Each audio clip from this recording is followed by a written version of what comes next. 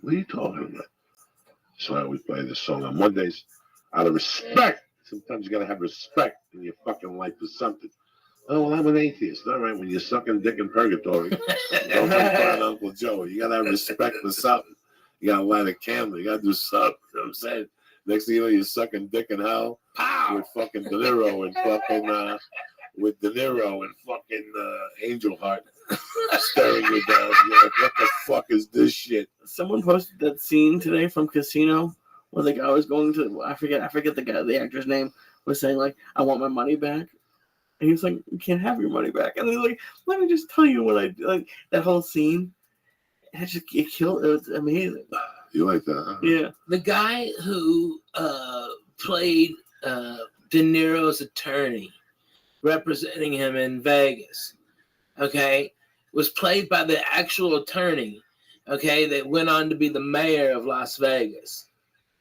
And he was apparently shady as hell. I mean, you'd have to wonder he'd sue if it was a gross, I don't know. It was pretty incredible. A little shady. A little mob lawyer. I love it. That's real. I don't know. Maybe I watched the DVD extras too much. What's going on with you, dog? Talk to me.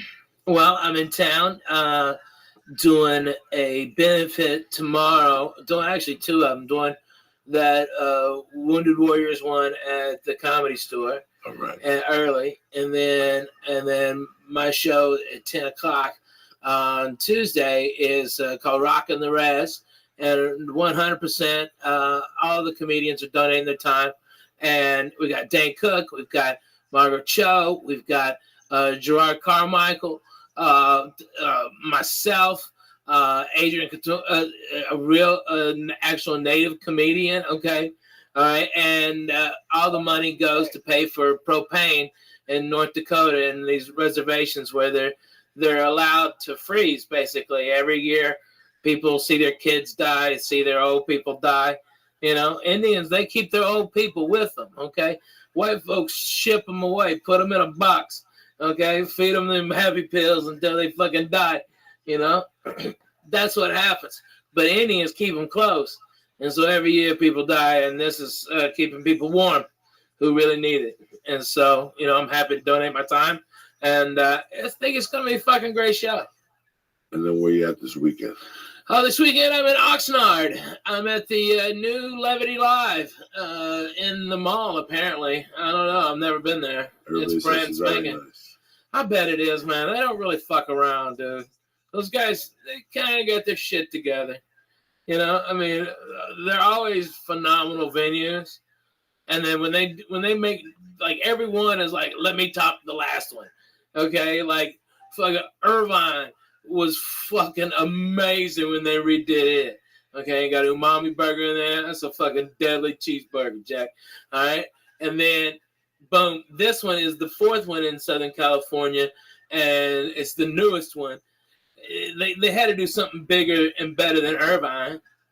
They got to step up. So they got another Copper Blues in there, which is fucking like 100 beers on tap and fucking like 300 Bobby Slater sells more tickets than the Copper Blues. The fuck out of here. No, but it's great. It's fun. They do 16 people before the show starts. And then the bartender sits in there like he's got the HIV. Nobody wants to talk to him for 3 hours. After the show, they look at them like, what were they going there for? And they fucking leave. I'm telling you the truth. You look at me all fucked up. I hate those copper kettles. They always got a cover band.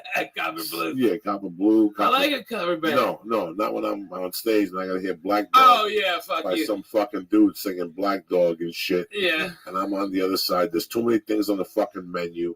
It's too big for Uncle Joe. I like simplicity. Anyway, I'll be at Oxnard. 28th of December, I'll be rocking the mic and shit. Oh, phenomenal. The fucking Wednesday after Christmas. I don't fuck around. I know. It's good for you. You get to be in town. Yeah, no. You got to stay in town during the holidays. That's what they shoot the planes down. These people are going to start taking planes down with fucking, what do you call those things? A fucking 50 cal Barrett? 50 cal? No. What's those It'll things? Take down an airplane. What's those things? Drone. Drones. Oh, yeah, drones are going to be knocking shit out of the sky. As the planes are landing, they're going to take them out of the airport. Why are you giving people anxiety now? I'm not giving no man. Are you giving me anxiety? Who flies more than me and fucking Ralph and Ray? Not you. What are you getting anxiety for? All you gotta do is be on the floor. I live near an airport. So I don't think they're gonna do that though. I think they're gonna. Honestly, I think they're gonna attack a comedy club. I really do. And then, like, blasphemous assholes like us, Joe Rogan, somebody gonna get shot. One of us is gonna get shot on stage. I'm calling a shot. It's gonna be horrific. I hope it's me, because at least I can take 42 9mm rounds to the torso without fucking stopping. I'll get over there to fucking Johnny Blow Up and fucking gut him with a Budweiser bottle. I'm a hero. You're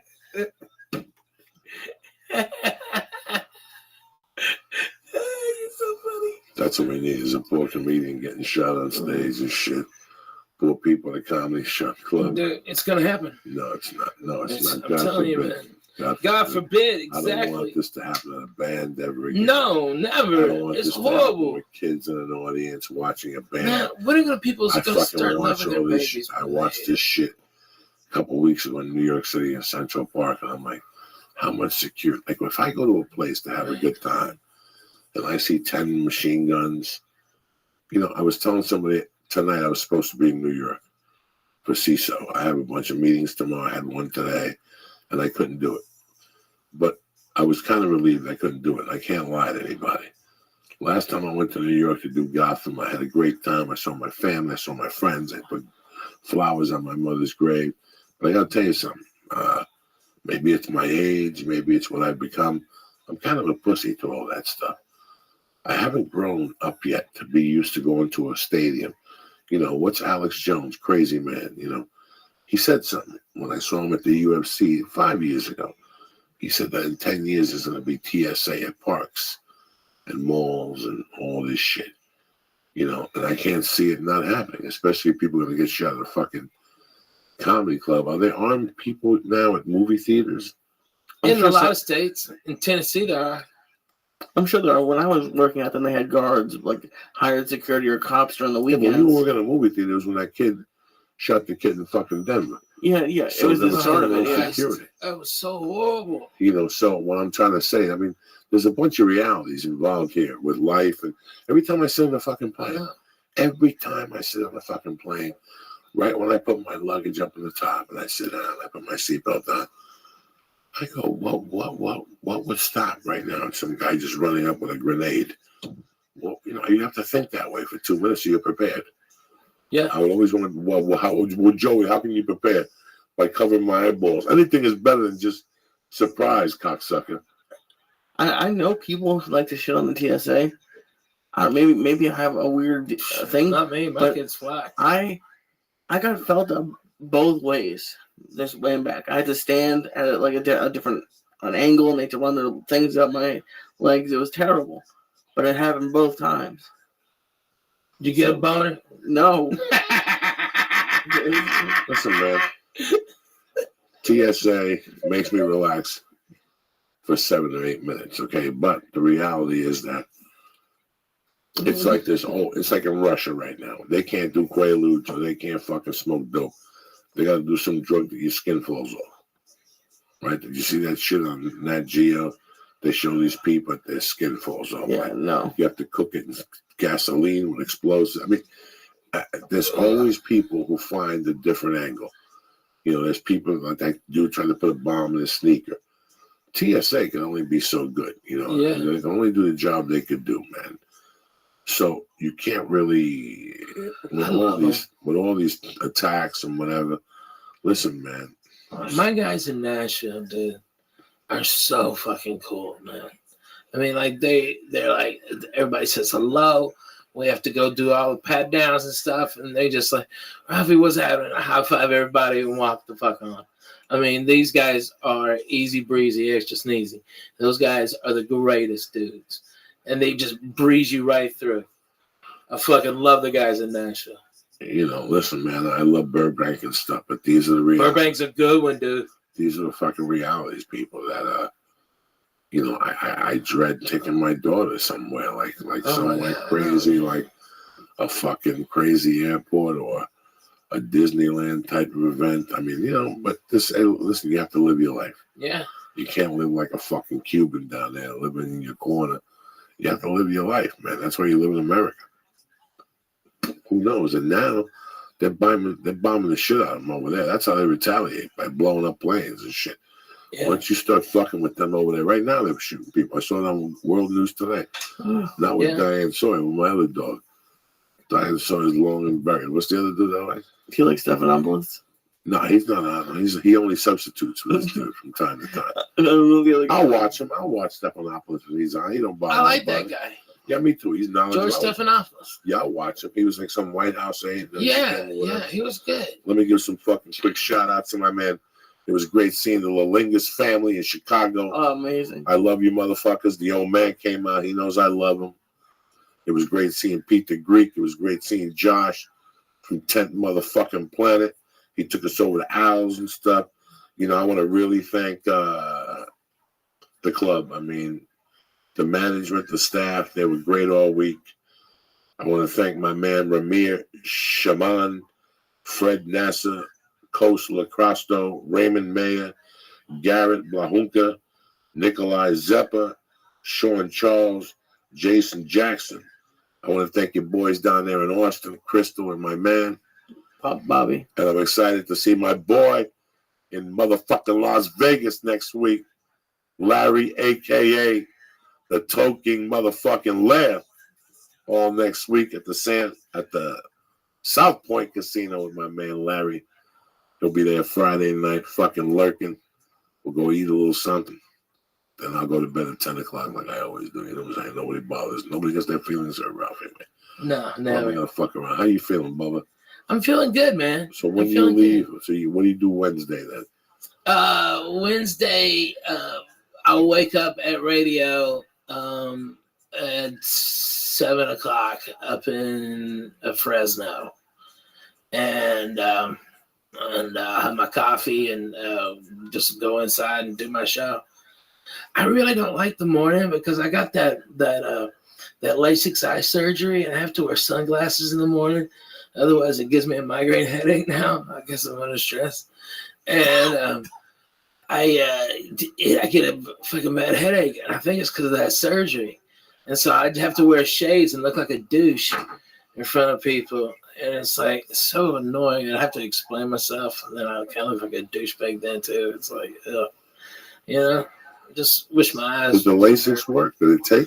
Yeah, man. I've got great vision. I'm a 2010. When I got it done, I was 2020. The next day I was 2015, and the day after that, everything was healed up, and it was 2010. I need to get that. I'm like 40 something. I'm terrible. I can't see for shit. Oh, really? Yeah. I can't see dick either. So and now I don't know what happened. I mean, I can see little things. I know this is Flo. I know this is Paris OG. What the fuck are you laughing about, Theodore Brown? It's just like funny. I know this is. I can't see Twitter, nothing like that. Like I can't see my Twitter feed or your emails. Oh, really? Yeah, I can't see none of this shit. That's craziness, but that's the reality. That's what happens. You really post fun shit, man. I mean, you got a very eclectic taste in music, but they're always jams, like across genres. It's really fucking, you put out good vibes. I love it. So when I get up in the morning, man, I get up like everybody fucking else. You get up uncertain. Like, what the fuck is the... Like, I went to bed last night, maybe 10 o'clock. Because I had it from the weekend. Like I slept a little in the afternoon. I kept dozing off on the plane. I got 2 hours before I got up Saturday night. That's not enough. I got up at 3 a.m. last night on the dot. 3 a.m. just got up. I laid there for like 7 minutes. I said, what am I going to do? I'm not going to go back to bed. I went and peed. I put the robe on. I went in the office. I did a few bong hits, right? Fuck yeah, what are you going to do? I went on the computer, so it was crack-a-lack, and I pulled out one of my notebooks. I wrote my agenda for the day. I got my week ready. Right? What are you going to do? I did a couple more. That's fucking amazing. Oh my God, I did a couple more. I didn't You even like make. the army, dude. I didn't even make coffee. I did a few more bong hits. Didn't even eat nothing. Nothing. You're better than me. I just went back to bed. I have a question though. About 5 o'clock. Sorry, go ahead. About 5 o'clock, I went right back in there like a Dr. Lisa had. It was freezing. I took that t-shirt off. My titties came out. I put that fucking blanket on with that sleep apnea mask, and I climbed under that blanket. I slept till that fucking alarm went off at 10 after 7. And I would have slept till 9. Trust me. I would have gone deeper than deep. What's your question? I'm sorry, sir. My question was about Saturday night. What happened? Because we talked after, and you were really pumped after. And I never knew did you what did it feel like? And when you finally got to the hotel room, what did you do? That's a great question.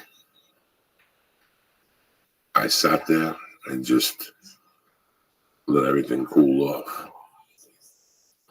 I didn't even know what was going on. I had no idea what was going on with me. I knew I just wanted to sit down.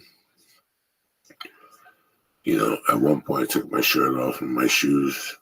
I wasn't getting anxiety. It's something else. It's a different feeling. I put the TV on and tried to get interrupted by the TV. I think I called you. I called a friend of mine, but nothing really mattered. So I got up and I went in the shower. I put the shower on as hot as I could. And I just sat there and let the fucking water hit me till I couldn't take it anymore. And I let the water cool off and I stretched my back. And I put shorts on and went right to bed like that. You just passed out? Just passed out. Whenever I'm confused and shit, I need to go in the shower. I just go in the shower and let it run on my head and let that hot water fucking rejuvenate my brain fucking cells and shit. And that's it. Because, Ralphie, you've done a lot of specials. Mm-hmm. And even your early ones all of them were amazing, are great, but this is Joey's first. So, going back to your first, can you think about, what that was like? Well, I've been running those goddamn jokes for 5 years straight. I mean, I had laughs every 4 to 5 seconds. And the album went platinum because people thought I got fucked out of Last Comic. We sold 1.4 million. And it was a big deal. And it was just out of the Laugh Factory. But the feeling afterwards, you're oh God, there's oh my God, there's you get to exhale, all right, and then you really take it in, and then it'll come, if it hasn't already, the panic that you can't do those jokes no more because people are gonna see all that shit coming, and you're not the type, because Joey's a real comedian. He won't allow himself, and he'll beat himself up to dig deeper and go realer. Okay, and that's what this is gonna do. It's gonna act as a catalyst to spur his writing. And in a fucking year, he'll have an hour and a half, and that's how it is. But for the next month, he's gonna be in a little bit of a panic. All right, and no, I'm in no panic at all. Good. Let it breathe. No panic at all. I'm in the state of. Where are you at? Where am I at? I'm in the state of. Because I know the whole fucking thing. No, I'm in the state of. It all came down to this. I enjoyed doing it. I definitely want to do another one. I know exactly when I want to do it. I know exactly where I want to do it. I know how much time I want to take. I know how I'm going to do it now. So you're ready with a whole nother special? I'm ready with another special. Not another hour. No, there's no hour. Not even close. I have minus 10 minutes for this special. You know what I'm saying? You know what I'm saying? You're at that point. I'm not worried about that. I'm going to take this week off and then start next Tuesday night. Man. And then go to Vegas, take a week off, go to Boston, go back. And I'm still going to have, I'll get some old material, put it together for these tours until you start to, I'm like Janet Jackson now. When Janet Jackson starts a tour, she lip syncs. She's got no cardio. It's tough to move and sing at the same time. So you start at 90% fucking lip syncing.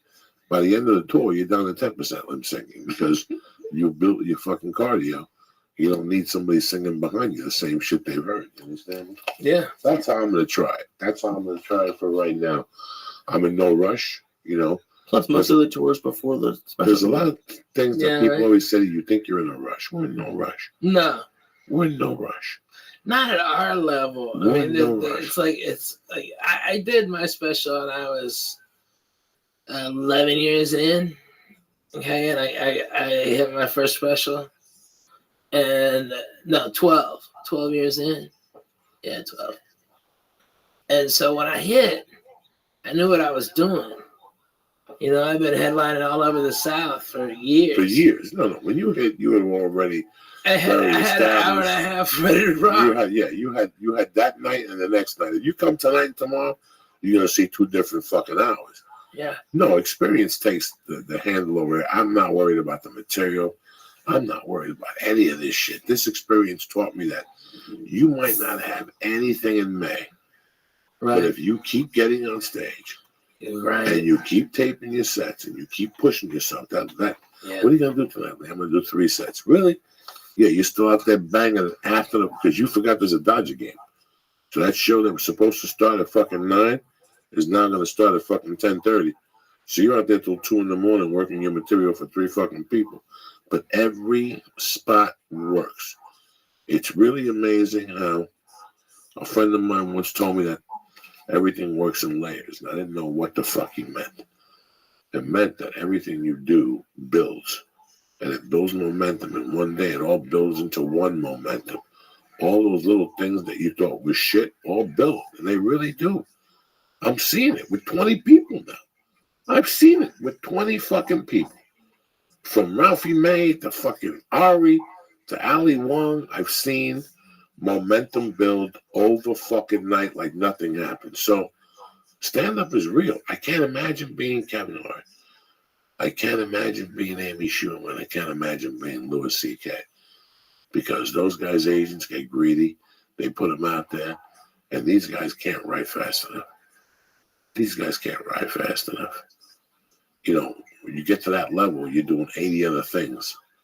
It's not you in a fucking room anymore. You're not doing bong hits with your friends and drinking coffee. No more. Now it's all different. It's all different. It's all different now. So people can't adjust to that either. I was telling Lee that one of the most important things is grounded. No matter what Ralphie had around him at all times, the 6 agents, the whole thing, I was always hawking him on the phone, tormenting him, making him laugh, keeping him grounded so he wouldn't buy into the fucking bullshit. You don't buy it, they're going to hit you with bullshit. That's it. There's a ton of bullshit that comes with it. If you keep your friends around, they keep you grounded. You know what, Ralphie, that joke ain't funny. When that agent tells you that joke is brilliant, we love it. You're up there eating dog shit like that poor kid on the Today Show, Corey Feldman, singing that fucking song. Oh, my God, you hear that? Can you imagine this poor agent? What do you do? I wish one of them Lost Boys would come and rip his fucking head off. What do you do when you're that kid's agent and he comes into your office and he sings that song to you? You can't sit him down and tell him the truth. Somebody's lying to that kid. Well, that's tremendous. Well, get me on the show right now. Let me call in 2 minutes. Let me call when you get out of here. No. I'll wait. Call right now. I got Corey Feldman in my office right now. He'd love to come on the Today Show and sing a song. Really? Tell him to send us a demo. They sent us a demo of that fucking song without looking at the kid. He shows up with the 2 broads dressed up like fucking Dracula. Yeah, dressed up like fucking a white Dracula. What about them? What about auditioning for that role? For what role? The 2 women. I know one of them was probably his girlfriend, but the other one, I don't know. Those poor girls didn't know what they were getting involved in. Trust me. Oh my God. Those girls want to shoot themselves right now. Those girls have changed their hair color.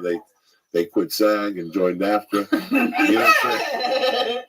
They fucking switched governments. Those 2 fucking little girls. Our generation had those chicks from the guy. You like me home when you're not home. Yeah. Oh, yeah. Not you. The guy those chicks were so fucking hot. Okay, it was a good song, good singer. It's a basic same formula, minus a good singer, a good song. Okay, if they just had a good singer and a good song, it would have been great. You know, that was music at that time was like MTV. The better your video was on MTV, the more tickets you sold. It really wasn't about the music, and the music was good. Yeah. The visual effects to the fucking videos in '83 and '84 were fucking brilliant. From Sledgehammer,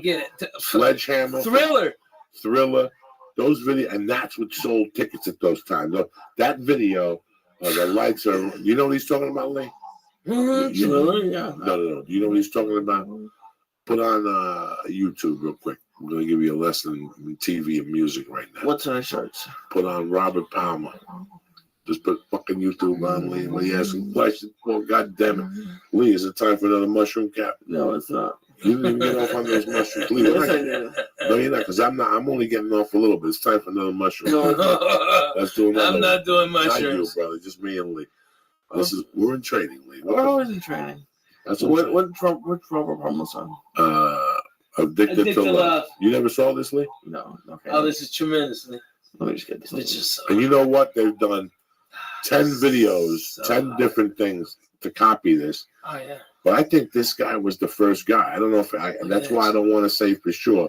This is the first guy I saw do it that really made an impact on me. You never saw this, Lee? Unless you showed it to me. Oh, my God. Seriously? Watch this, I Lee. wish This is I what was I'm talking you. about. Thank God. Watch this, I wish Lee. I was you right now. Hit it, Lee.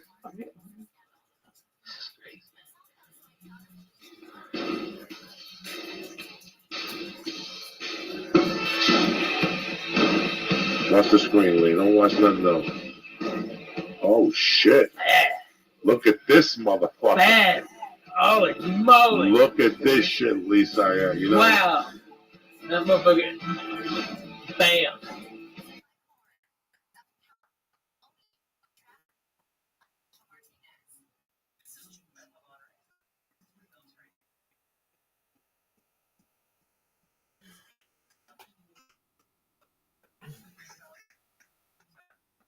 This is tremendous. This really is tremendous. Just And look at him. He's tied. such a bad A motherfucker. bad motherfucker. This guy's man. a bad motherfucker. Listen to his sound. Nobody's got balls like that. Nobody's got a sound like that.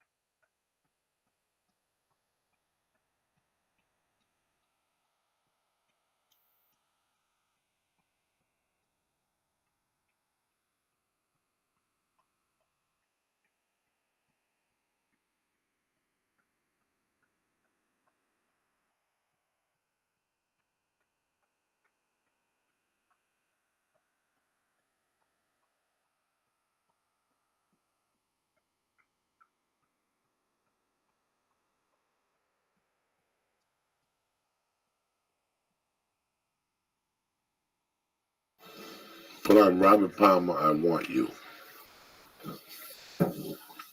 This is when you know this dude is dangerous. This guy has always been dangerous. Nobody knows about this guy. Nobody remembers this guy because everybody thought he was a pop dude. This guy was a pop dude, He was bad. but he went deep with some shit. Right there. Right there. Yeah. Listen to this. God, I wish I was you hearing this for the first time. So he went into this Marvin Gaye thing after Marvin Gaye died, right? And this guy was fucking pulling it off, Lee. A white dude took Marvin Gaye's music and flipped it.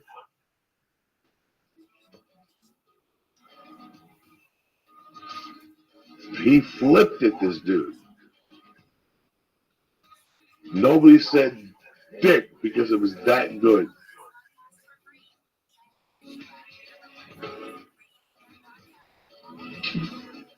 Is this the real music video? Yeah. This is early MTV. 82. No, this is a little later. I figure that other shit was 84, 83. This is after he got a little bit more popularity. Yeah. He wanted to switch it around on the motherfucker and show people how deep this motherfucker was. He's fucking bad, dude. Now speed this up a little bit, please. He really breaks it down somewhere. Here you go. Right there. There you go. There you go. Here's where he turns it up.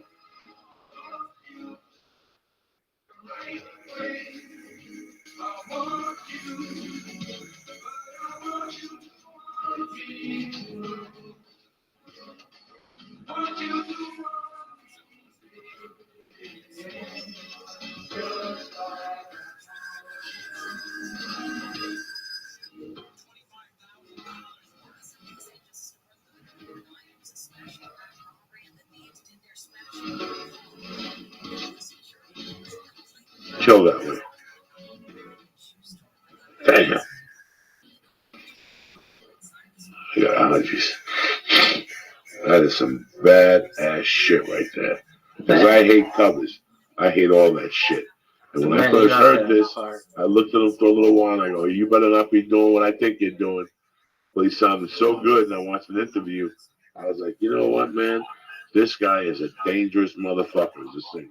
I like all this type of shit, people. I like when a guy takes a thing and puts a spin on it.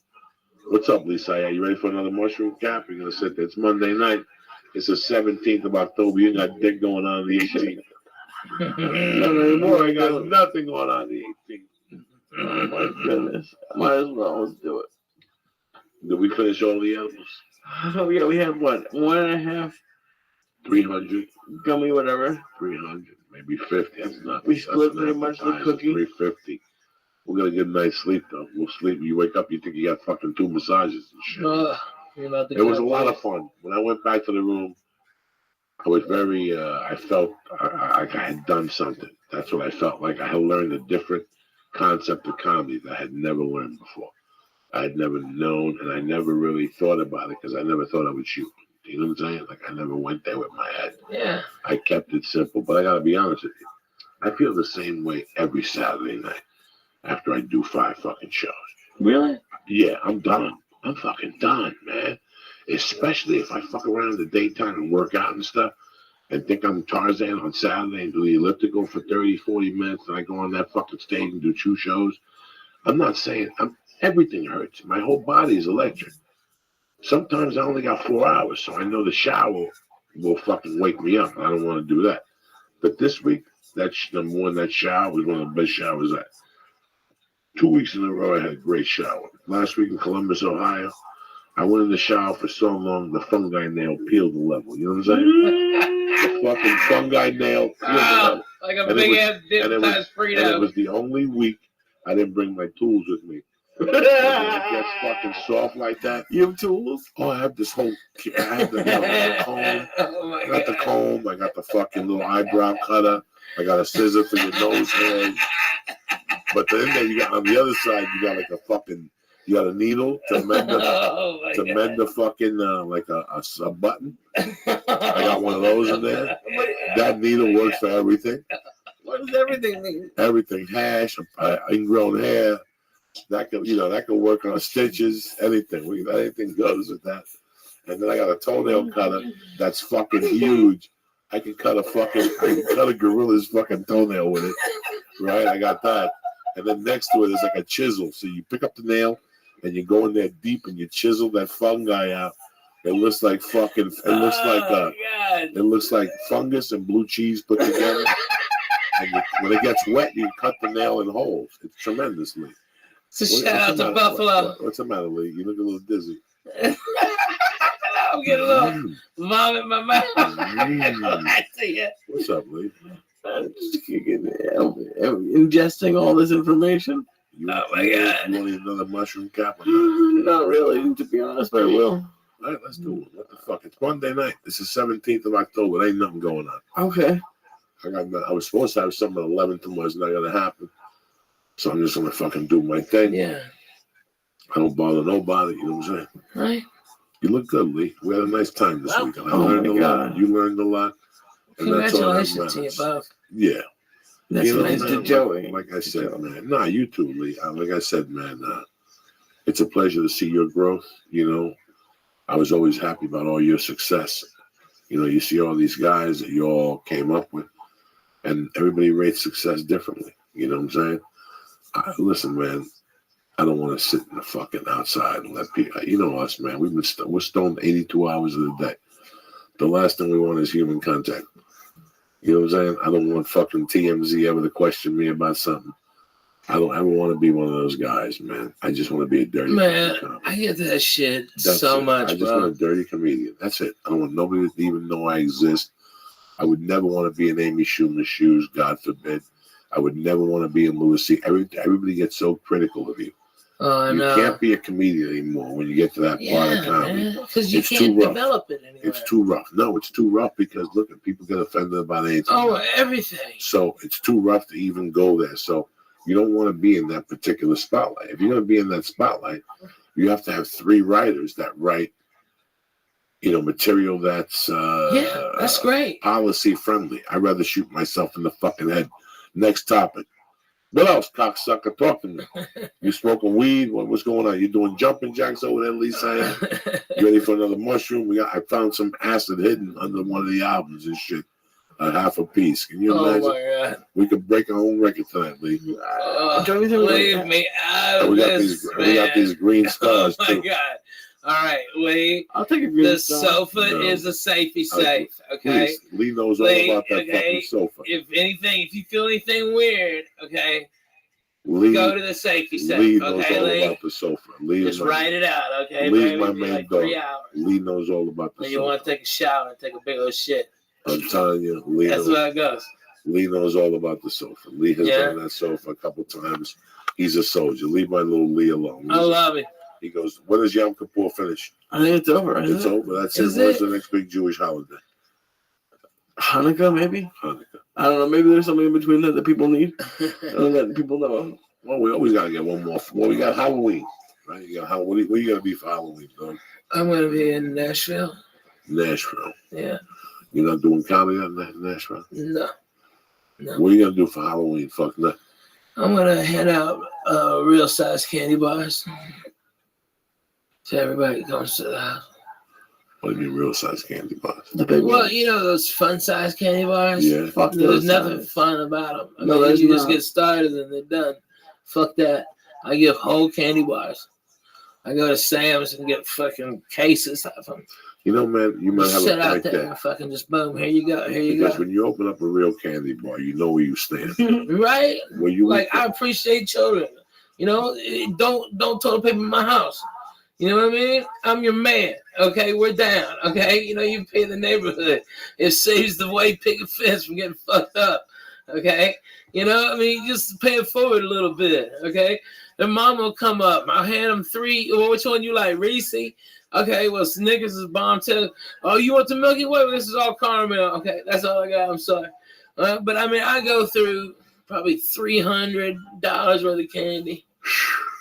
But it just, I mean, kids just light up and I get toys and stuff. Yeah, this now I'm in a neighborhood. I buy the pint-sized ones. But you're right. When you have the little fucking things, what happens is, like me this week with the Butterfingers. I just wanted a Butterfinger. Next thing you know, I was eating 22 of them, which meant I ate 3 of those life-size ones. If I would have just stayed a life-size one, I know where I stand. All right, that's it. I'm good to go. You know me. I have the control of a fucking savage. I could say, fuck it. That's it. I had a few of those Butterfingers too. I saw those. You were tearing shit up this weekend. I was not Tearing shit up, which I'm proud of you. I'm proud. And listen, you know me, dog. I ain't no Slim Jim McGill. I don't give a fuck. I want you to be healthy. But don't sit there, look me in the fucking eyeball and go, I don't know who ate these 2 pizzas. I didn't eat no pizza that 2 pizzas disappeared. No, There was 3 of us, 2 pizzas. I was on stage for 2 hours. I come back, he's sitting there with a big grin on his face, happy as fuck. no, there were veggie pizzas. There was no veggie pizza. They were all veggie back No, please, I'll strangle you. I was eating them. They were not veggie. Dude, I wasn't. There were cheese and prosciutto Not and arugula. backstage. What backstage? No, really? in That's the a green great room. one. In the green In the room. green room, there was Veggie. prosciutto, No, arugula. when I got back It there. was me, you, and Ask Willie. Willie. Ask Willie. When I got back there, I had no pizza. It was just veggie. Ask Willie. Get Willie on the phone. Wait a second. When I got back there, there was 2 slices of pizza because I ate one of them. Lee, stop. You're insulting my intelligence now. Get Willie on the phone. I wasn't in the He state, folks. He's saying the back room. There's no I back room. ate- There was no nothing. There was one fucking room. I Nobody ate could 3 come. slices in the main room. I did. I ate 3 slices. That was later. Yes. Yeah, no. Somebody ate the ones in the green room. Not me. When I left, there was a pizza and a fucking half. I was sitting at the There was table. none. I just saw a wink. No. I you wasn't and- winking you at and Ralphie him. are cahoots. No. I wasn't there. I was You in can't say. Portland. Yeah, but Ralphie, There was a we were whole pizza cahoots. that was Willie's, and there was a pizza. I took 2 little. Well, Ali, You know I those mean, little okay, fucking. I gotta be You know honest. those little with fucking pan pizzas. you. There Yeah. was 2 little strings that come back. 2 little slices when I left. I took both of them. He ate one. I watched him. And he ate a piece of chicken nugget. And he was eating them. He's saying, what vegetable? There were Joe Malash's vegetables. There are no veggies. No. Vegetables. Stop with the fucking vegetables. So next thing you know, I come back and there's no pizza. And he's sitting there with a grin on his face, high as fuck he was. And I go, what's going on? Blah, blah, blah, blah. No, he goes back to the hotel room. Next day he's talking about chicken cutlet parmesan. His wife just got sick eating shit on the road. Eating bad Poor Korean baby. food. And all of a sudden he's out there Poor baby. ordering to-go food Yeah, because at the hotel at 2 in the fucking morning. We're talking about 2 different nights now. Are we talking about Saturday or Friday? Where'd you go Friday night? Friday night was the chicken parm. And what did it come with, Lee? French fries? Just no pasta. Pasta? Yeah. You ate pasta at 3 in the morning? Just a little bit of it. I ate like most of it was left over. I promise. He always eats a little bit. Yeah. And what was it Saturday? The reason why I didn't was because I didn't include cheese, so I couldn't eat most of the pasta. And Saturday was because I had like 2 slices and he gave me fucking edible. Listen to me. No, Ralphie, they bought New Wave, bought 10 pies. Yeah, a ton of pizza. They're so cool. All those Their caterings pizzas. are always good. Yeah. Now, Lee was sitting right there. I had 3 slices. I had 3 slices. Plus the 15 slices No, inside. But that's like a pounded pizza, Dude, I was right? talking to the photographer. Right. Ask him. That's the whole time you were licking your fingers. No, it was not. Yes, you were. Yeah. Ladies and gentlemen of the court, I'm watching you like a horse. I was not even. He's sitting there. Listen, anywhere there was I just wanted to pizzas, take 2 slices. Lee was like me in the 80s with cocaine. If cocaine landed right here, I'd be sitting next to it, making believe it wasn't there. Like, I didn't know. Oh, is that cocaine? That's not mine. You know what I'm saying? Like, Lee was sitting there. At one time, Lee had 3 fucking boxes of pizza next to him, sitting there like Sinatra, mingling with the boxes of pizza. Hey, you yell at me all the time for eating garbage pizza. I'm finally surrounded by good pizza. And you ate that, and then on the I way want to home, take some home. I Well, you want to should- take some home, you and you should- say no. No, I didn't say no. You did too say no. No, I did not. I go, Lee, you're embarrassing me. Just eat the pizza here. Well, no. Then he goes, You always want to have a slice of Sports Center or something. then he goes back to the hotel room. He orders like Stamikya pizza. No, it was good. I went to the front desk. Oh, so it was good pizza because it was the front fucking Well, desk. at least maybe they would Who, recommend a decent what was place. the brand, Lee? I don't remember. And this It was one like 2 in the morning. 4 years. I got like the smallest one. It was so depressing. 4 years of college. It was like 8 inches. It was like 8 inches of what? Fucking dead. I'm just You were pepperoni. farting on the plane the next I day. So were you. No, You it wasn't. farted on the way there. We had a skinny dude between us who almost jumped out of the plane because you were farting, and then I had to fart back in retaliation. And he's not admitting to it. At least I admit to it. I love farting on planes. You didn't fart on the way there. That was all me. I Don't know. lie. I You were farted half a once. fag. Oh, God. No, you sat there like a half a fag. So I funny. blew this guy out the first time. My back was bothering me, so I bent over this way to fart to get the pressure. Yeah. But it blew out of my back. You ever had that? Yeah. It blew out. I heard it. I felt the back of the jeans flapping like a kite. And I sit back, and within 2 minutes, I see Lee look at me, make him believe like he's doing sign language, and he's inhaling that fart because the filter of the plane is under Lee's feet.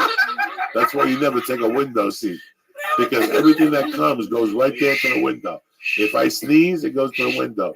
If I blow my nose, it goes through the window. If I fart. Amen to that. So Lee gets the first dose of the fart. This guy gets the second dose. Like that hurricane last week was supposed to come back. Oh, yeah, This fart comes back. This fart goes deep and it breaks. It's like a wave, right? It's like a wave. It breaks like this. Half of it goes Lee's direction.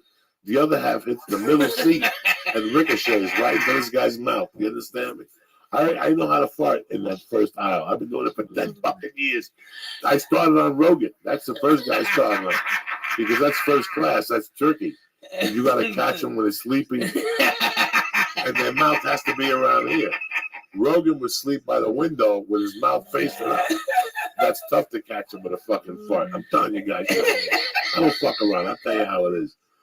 On the way back, I got upgraded to first class. It's Sunday flight on the way home. I always get upgraded. I walked back to check on my Leland. Oh, killing it. I give an edible before we get on the plane. We started the flight at 7:30 a.m.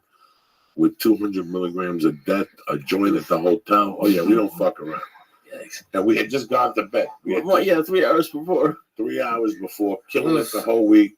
Kern Michael was there. The whole fucking, everybody's fucking smoking dope outside. And we get on that plane. I get upgraded. He goes back to 14D no, he wasn't really in the dungeon. He was in the middle of the dungeon. They charge you for those seats now from 14 I know, right? $50. If not, they put you in the fucking dungeon, dog.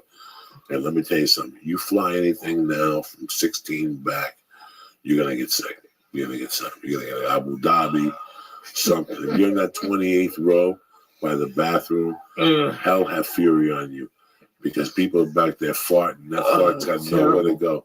You got to sleep with a blanket on your head and a straw coming out of it and shit. You think I'm kidding you? Listen, you get anything from 24 to 28. When you go home, you got to take a shower.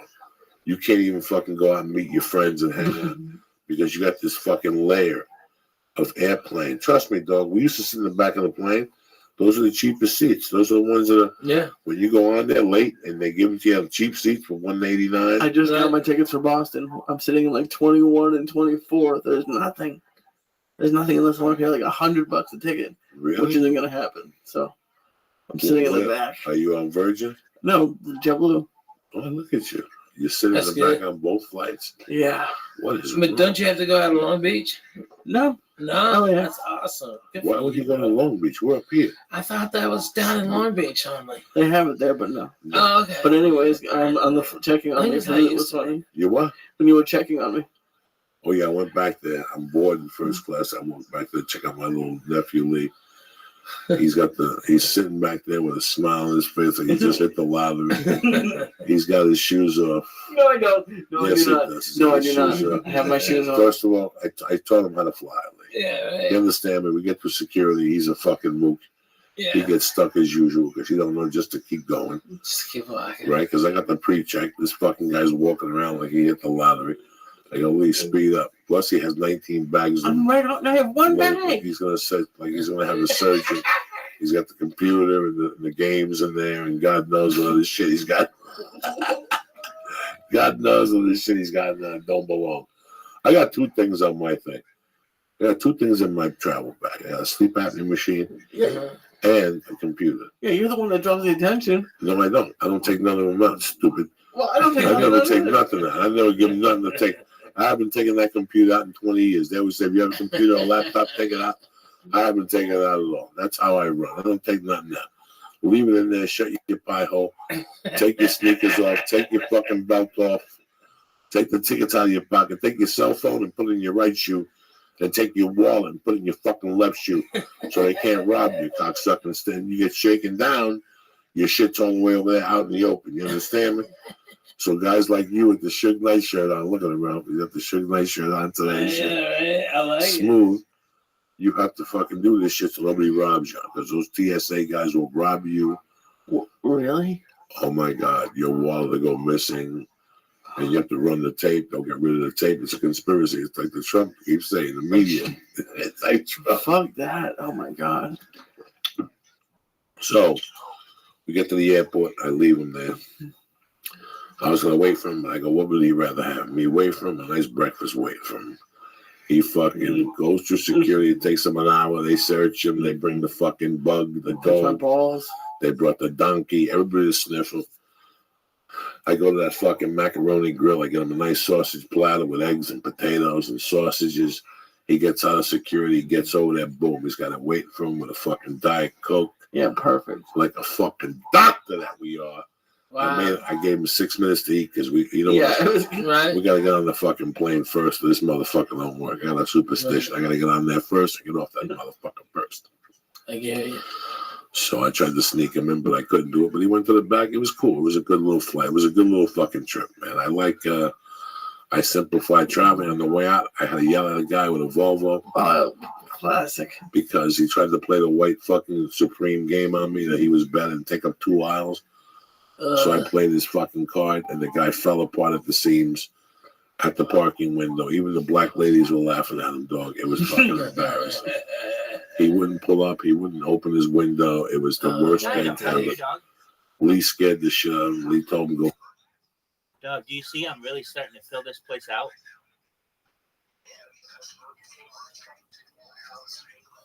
Oh, wonderfully. I am watching Joey Diaz, if you know who that is, and just excellent.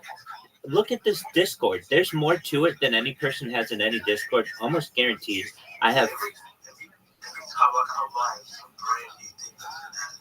That's exactly right. So here's the cool thing. Especially towards the bottom, like where it says postmodern orthodoxy or music or genres or music artists, click on the chat and you'll find a little blurb about all of them.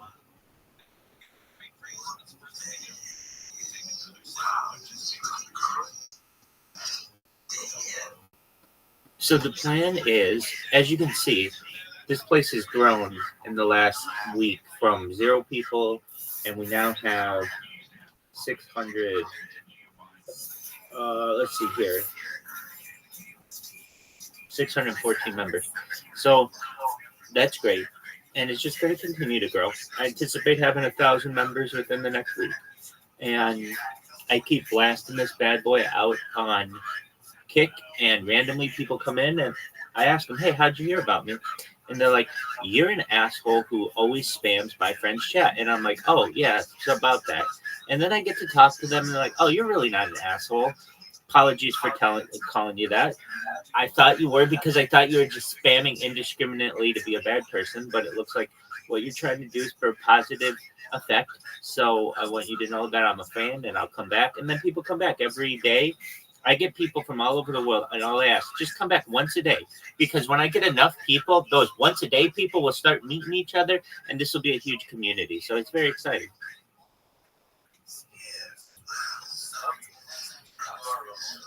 We're done. I thought of that. The reason why I use ohel is because it's a traditional Jewish word meaning tent. And I'm basically like in like a tent. It's like a circus tent. And thus, it's almost like the way it used to work would be you would have a leader and they would have a place of abode, basically a tent, no matter what the background was, whether it was Western or even perhaps, of course, Eastern, indigenous people as well. The tent is kind of one of those primal things that everyone holds in common. So that's why I use it. I've thought of Rabbi's World, and I think I will have Rabbi's World someday. But right now, this is what we've got, and it is my little place of enjoyment.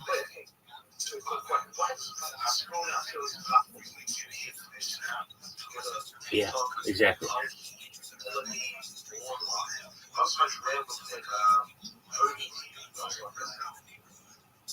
Okay, so that one I don't think has one, and here's why. I looked it up on Google. Do I have a description in there for Omi TV?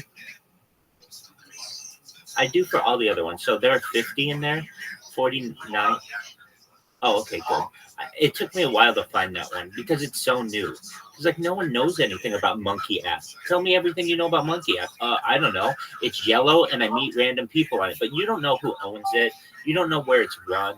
All that other shit. So I did my best to provide that information. And then within each one of those 50 areas that have platforms, I'm going to put all my different handles. You can find basically all of that on my link tree. But this way, if you're like really, really into, say, Reddit, and you want to see all my Reddit shit, you can just click there and see everything that's going on. That's how we do it, baby.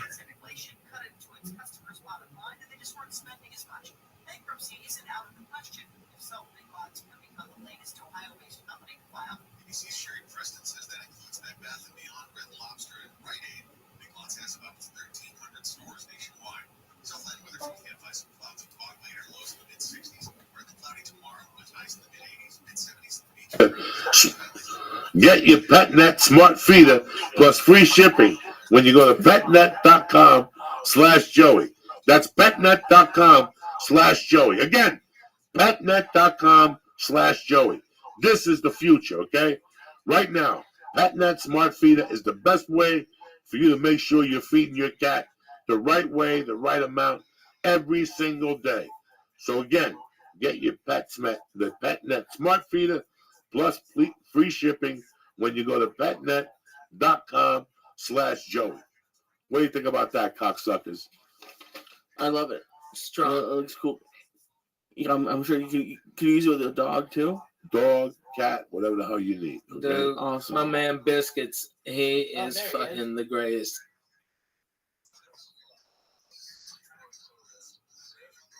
Yeah. You like it? So go to the music section, like music genres. Like this is gonna end the debate of who's the GOAT for rapping. You know who AI considers the GOAT? Tupac. I can see it. And since he's dead, no one really argues it. You know, like if you say, oh, it's Jay-Z. Well, people are like, well, Jay-Z's still alive. Other people be like, oh, it's Drake. Well, Drake's still alive. Other people be like, oh, it's Kendrick. Well, Kendrick's still alive, but Tupac's dead.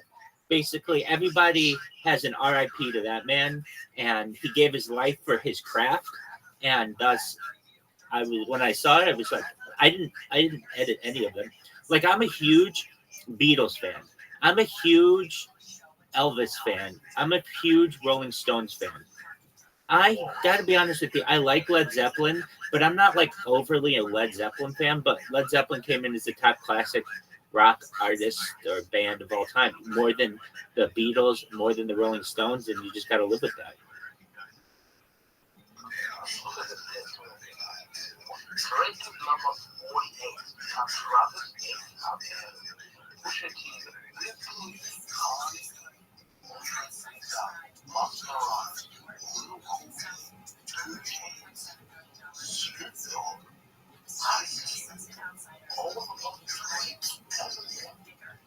Oh, I would definitely say Snoop Dogg's ahead of Drake, and Eminem probably.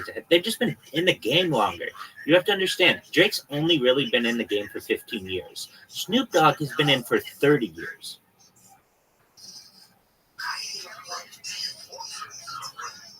Well, let me say this. I didn't put it. That's not my decision. That's what AI did. So apparently, according to AI, maybe he's not as... I mean, I like Drake more than 43rd as well. I didn't change the order. That's what AI considers him. And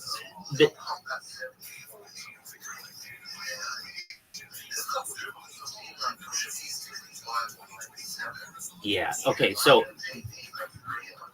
yeah, so those I just put whatever AI put.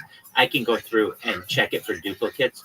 It was kind of like I just had for each of these sections 50 to do, and I figured, all right, I'll just do them.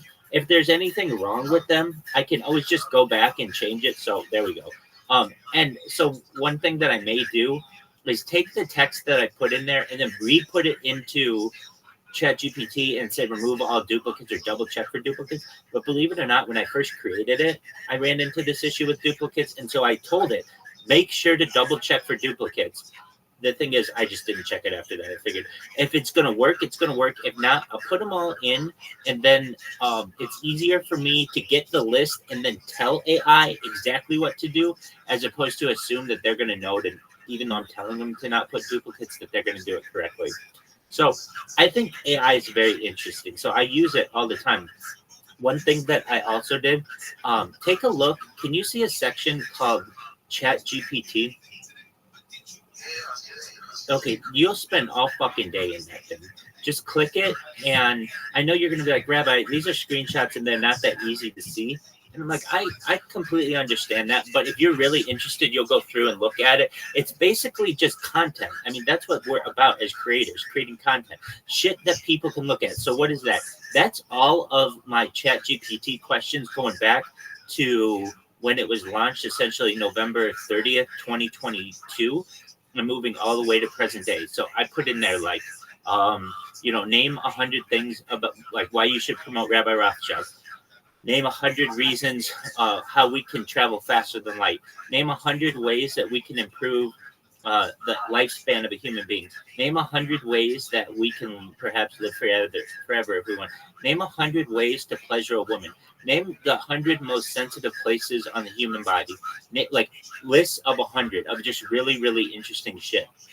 And so you can go through that and just be like, oh, wow, Rabbi has more content than really even we realized, even just within this Discord. You could seriously spend hours just in this Discord. It's like, well, Rabbi, how did you paste all that?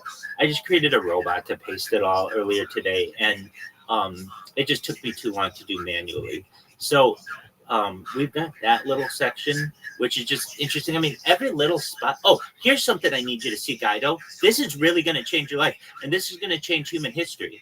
I want you to go to the section that says Rabbi's New Calendar. Like, Guido, when I tell you I'm a big deal, no other creator out there is going to tell you I'm such a big deal that I think perhaps one day I may have enough historical influence to be able to change the current calendar. Yeah, but it needs to be changed. It isn't consistent right now. And the big issue occurs not really with what we do on Earth, but I'm somebody who sees basically into the future, not like a prophet, but like I'm a futurist. I look and try to plan for the future. And when you start doing calculations of light years, you realize that, I mean, you'll realize long before then that the year isn't consistent. As you likely know, we have to make slight adjustments to the calendar every 4 years with leap years, but that's not all. People think leap years are every 4 years. It's not always that way, though, except in years that end in 0 but are not divisible by 4. Essentially, the year 2000 was a leap year, but the year 2100 will not be. The year 2200 will not be. The year 2300 will not be, but the year 2400 will be. The year 2500 will not be. The year 2600 will not be. The year 2700 will not be, but the year 2800 will be. It's like, wait, I thought it was just every 4 years. It is basically, except it needs to make a little bit of an adjustment. And so every 400 years, it basically makes another adjustment, which, okay, that's fine for us on Earth. But when you're calculating light years, and like, you can't be off by anything, as you know, especially if it's like part of a day. You can't fucking be off if you're traveling on spaceship and you're making a plan that you're supposed to land on this given planetoid at 10 p.m. your time, but it's really 2 p.m. the next day. All your calculations are going to be incorrect. So what have I done? Are you in that section that has the calendar? Okay, so what is it? Yeah, so just like we have 7 days right now, and there's a map of it below, or there's a photo of it below. So you have 3 days on, 1 day off, 3 days on, 3 days off. Okay, so it's just like any other week, but instead of 5 days on, 2 days off, we do 3 days on, 1 day off, 3 days on, 3 days off. Every month has 40 days. Every year has exactly 365 point whatever a little amount is. And so thus the Earth never has to go through a leap year. It's just always accurate to that year. And what else? There's a little section at the bottom. I call it Festivus from the Seinfeld show. But basically, it's just like a period of 5 1/4 days that the world could just use as a celebratory period, which it already does basically anyway. Most Fortune 500 companies are closed the last 5 days or so of the year. So we already have that. It's just more encoding it into the human society formally.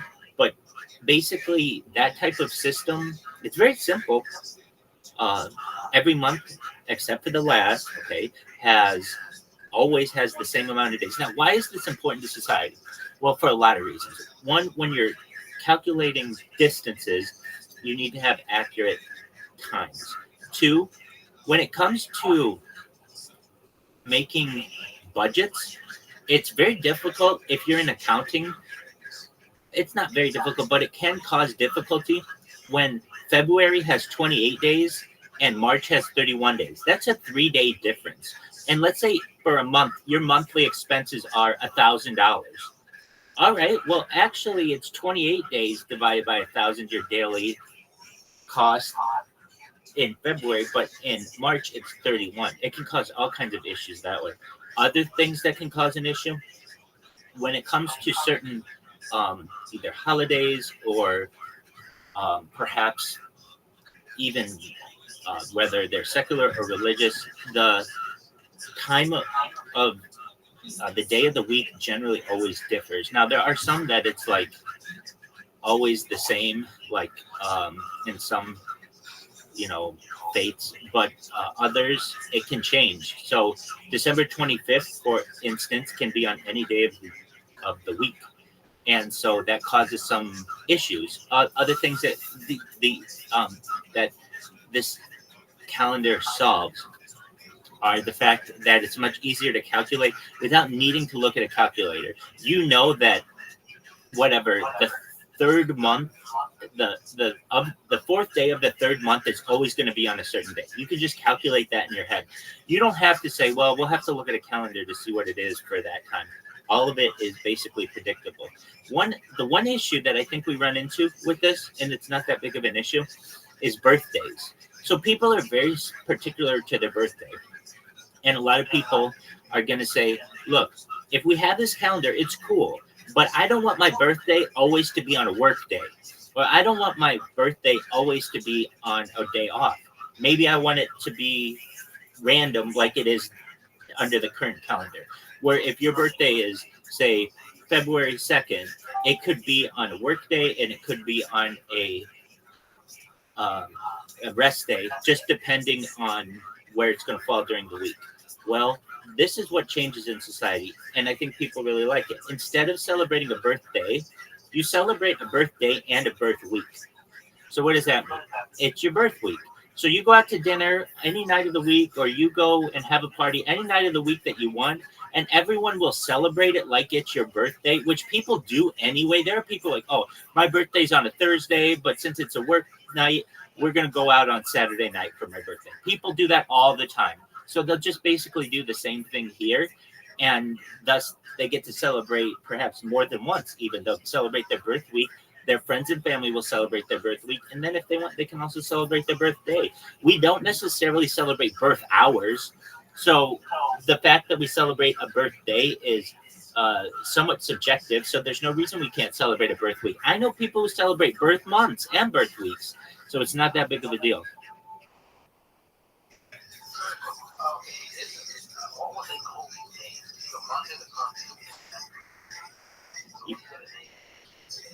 Yeah, basically, I named them a long time ago.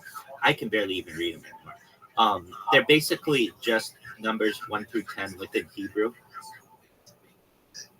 So, I mean, really, I care about getting the whole world on board with this, but it has to start small. So I think I can start it with Judaism. Judaism has a very complicated calendar as well.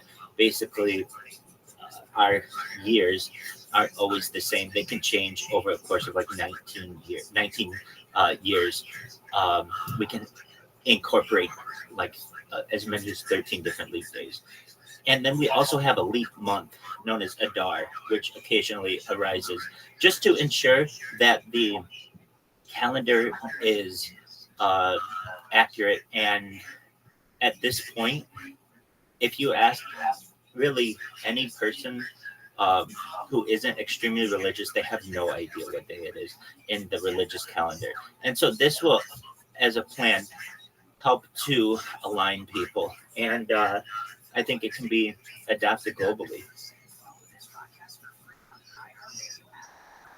So that's something that we've got for just a calendar.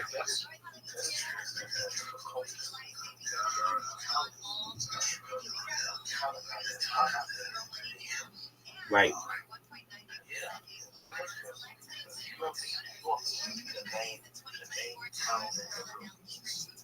Exactly. Well, and it's simple. It's all, see, here's the thing. In the future, everybody has to get aligned. Guido, imagine this. If you were going to travel to another star system, don't you think that you'd have to have everything on Earth aligned? Like, you can't have war. Everybody's got to be on the same system. Because if not, you're going to argue about that shit and you're never going to get off the planet. Does that make sense? Exactly. So currently, the world is stuck within some different systems, and we're going to align on them. The first one I think I'd be able to get the world aligned on, perhaps, or one of them, is the metric system. So, as you know, or as you may be aware, the United States uses the imperial system, as does Myanmar, formerly Burma, and so does the United Kingdom for some things. But aside from that, generally, the entire globe has adopted the metric system.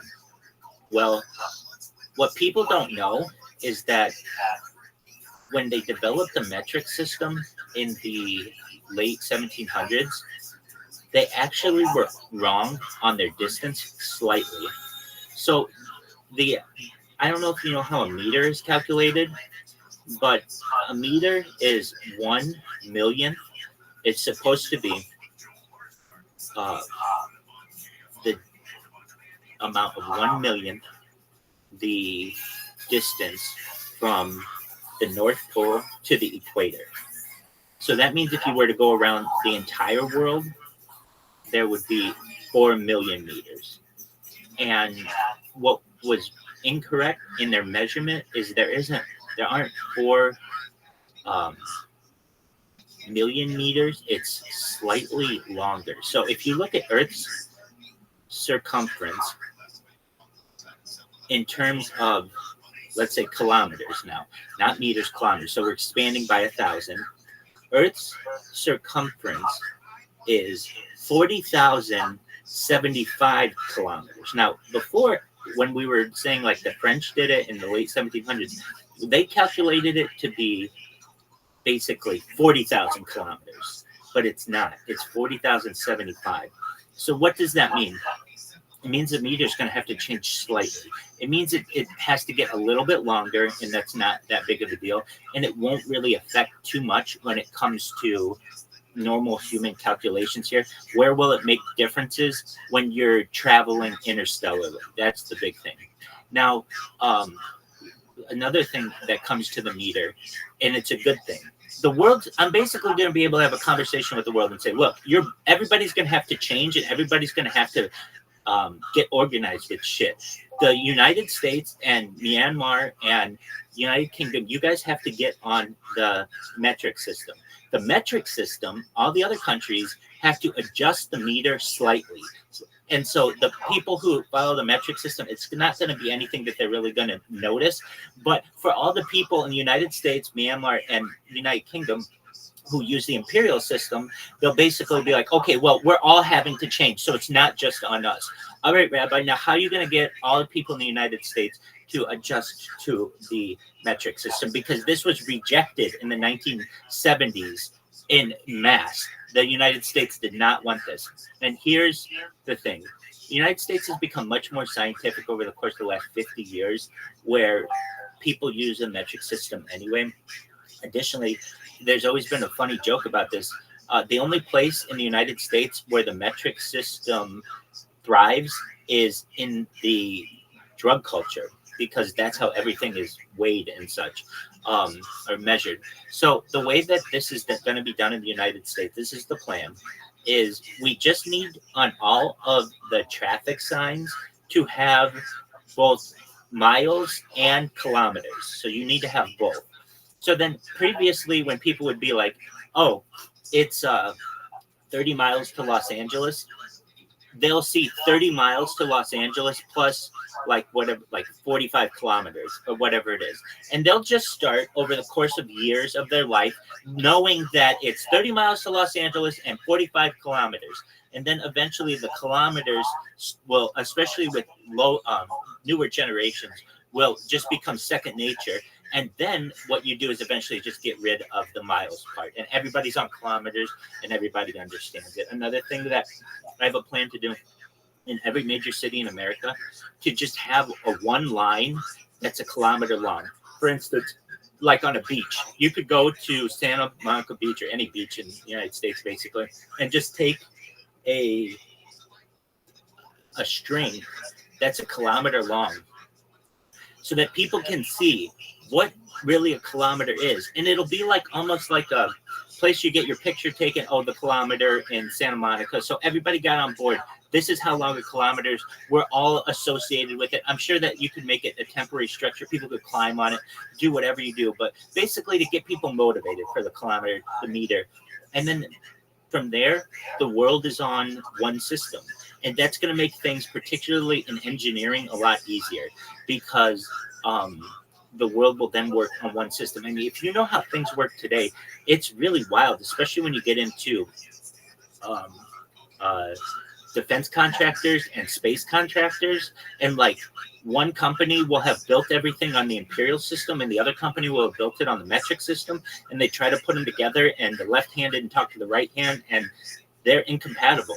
And that happens far more often. I think there has been a crash of a space probe because of this issue as well with incorrect distances. Fortunately, there were no humans on it, but still, that's a lot of money and a lot of effort that we want to align. So let me check on this. Space craft that crashed due to incorrect measurement, imperial metric. All right, here we go. How NASA lost a spacecraft from a metric math mistake. So apparently this happened in 1998. And Mars probe lost due to a simple math error. Let's see here. The 125 Mars Climate Orbiter. Oh, this one happened recently. NASA lost it because spacecraft engineers failed to convert from English to metric measurements when exchanging vital data before the craft was launched. So here, this even happened within the last 5 fucking years that somebody made a mistake with this and it caused $125 million loss. I mean, that's huge money. And so we can, that could help homelessness. It could help world hunger. It could help a lot of things. And so I want to stop these little mistakes from happening. And I'm getting people aligned. Look, if people don't want to do this, okay, I'll do whatever you want. I just want the whole world to do it. And when people start hearing a rational individual start saying, look, we need to start aligning on things if we're ever going to get off this planet, people are going to be motivated to do it much more than they were previously, I think.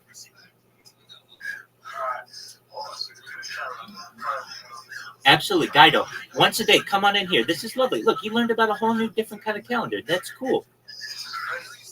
Excellent. Well, you come in tomorrow, and I'll have something new for you, okay? I'll have a topic for you every day that blows your mind, okay?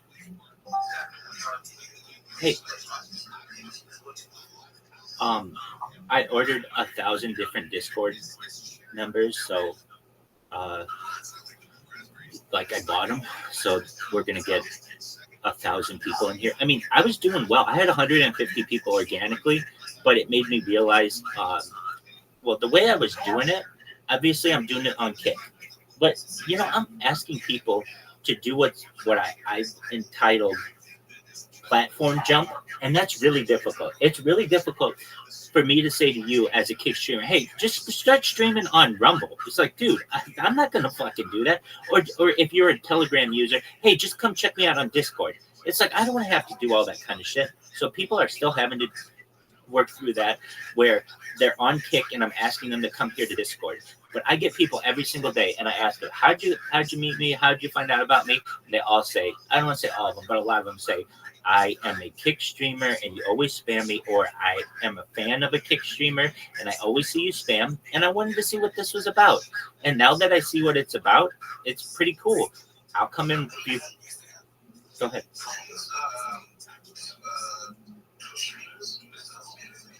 You know, that's a good thought. I've thought of it. Here's the thing. It's a more difficult sign-up process for Twitch. It's not hard, but they have a few things in it that don't make it as easily automated. So what else I do, though, see, I've only been dominating the people on Kick who do just chatting. I don't do anyone who does video games, generally. I mean, they do get a little bit of overlap, but what I can do is just change the category, and there's a whole new world out there of gamers, of cooking, of the girls who do it in their bikinis. Exactly. So I'm going to expand that a little bit. But as of right now, like all I have to do is just keep these bots going, and organically I get 5 or 10 new people in here a day from Kick.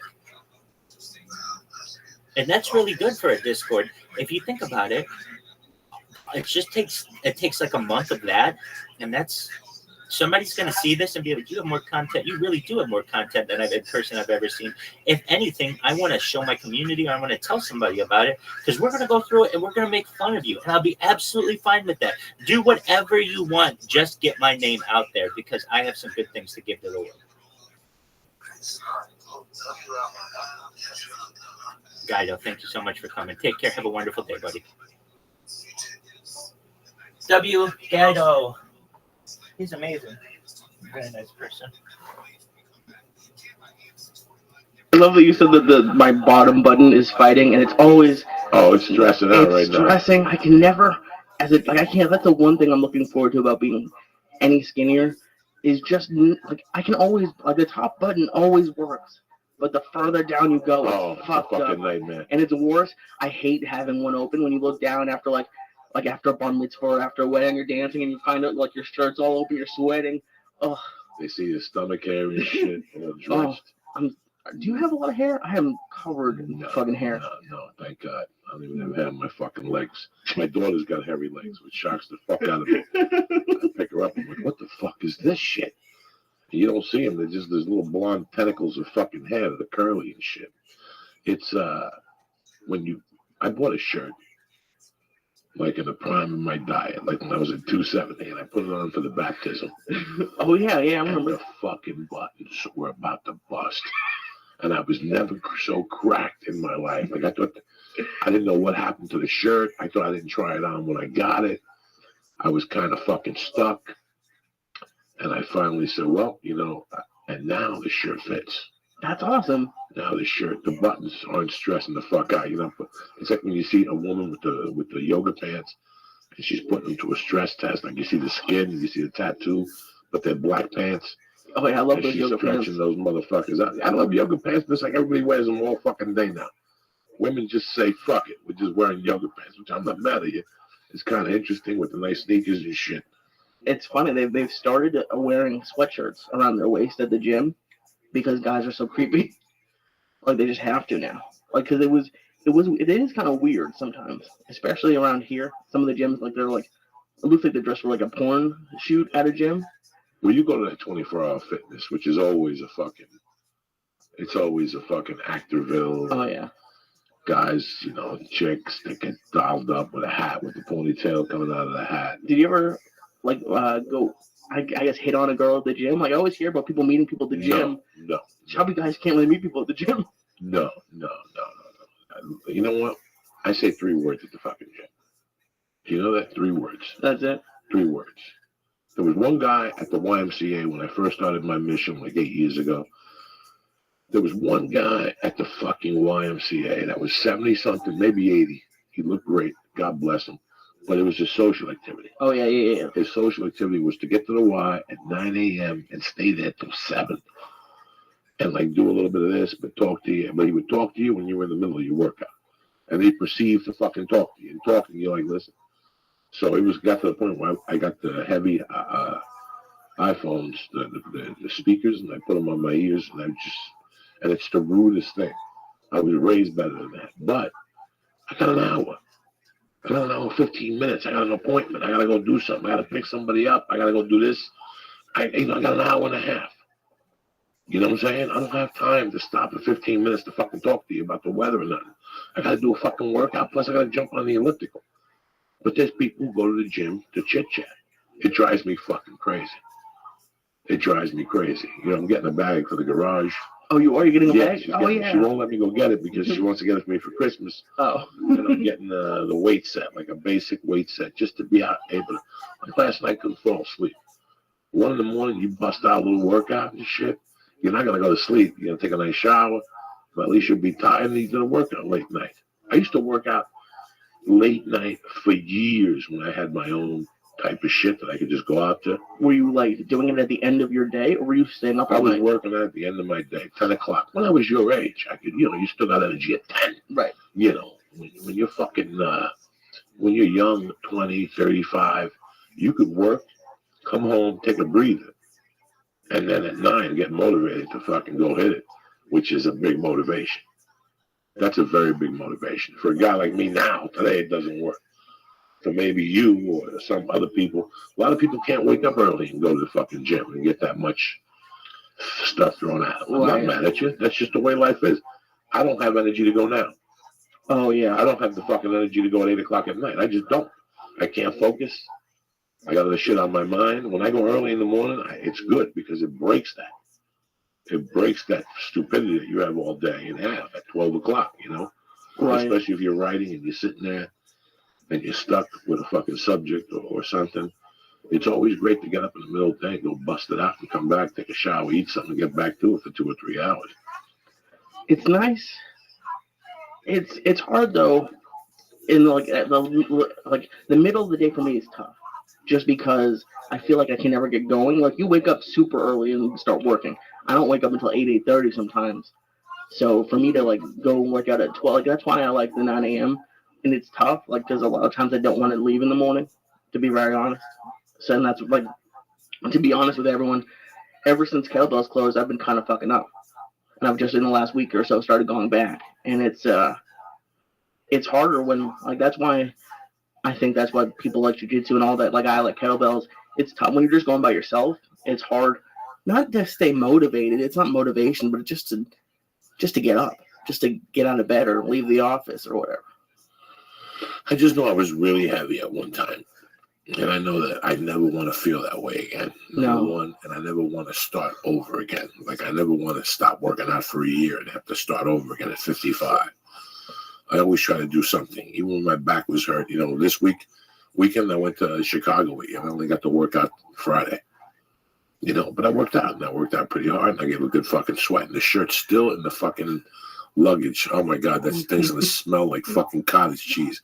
It was still wet when I checked out on Sunday, so I put it in the front. Oh, okay. So I just put it in the front. Now, when I didn't have a bag, it was right there. I was running out the fucking door. But I always try to do something. The last, I went to the chiropractor Monday, said take off till Thursday. But yesterday I walked, and today I walked like a motherfucker.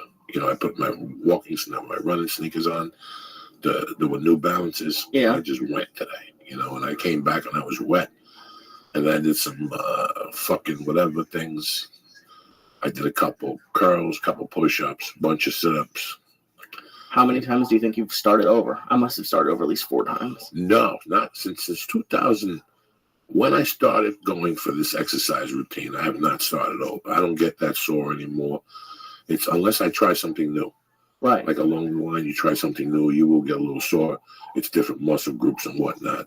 It's tough to stay motivated, but I know the other side. When you're in your late 20s, your mid-30s, you could take a couple of years off, and you could survive with just doing little things and keeping an eye on your diet.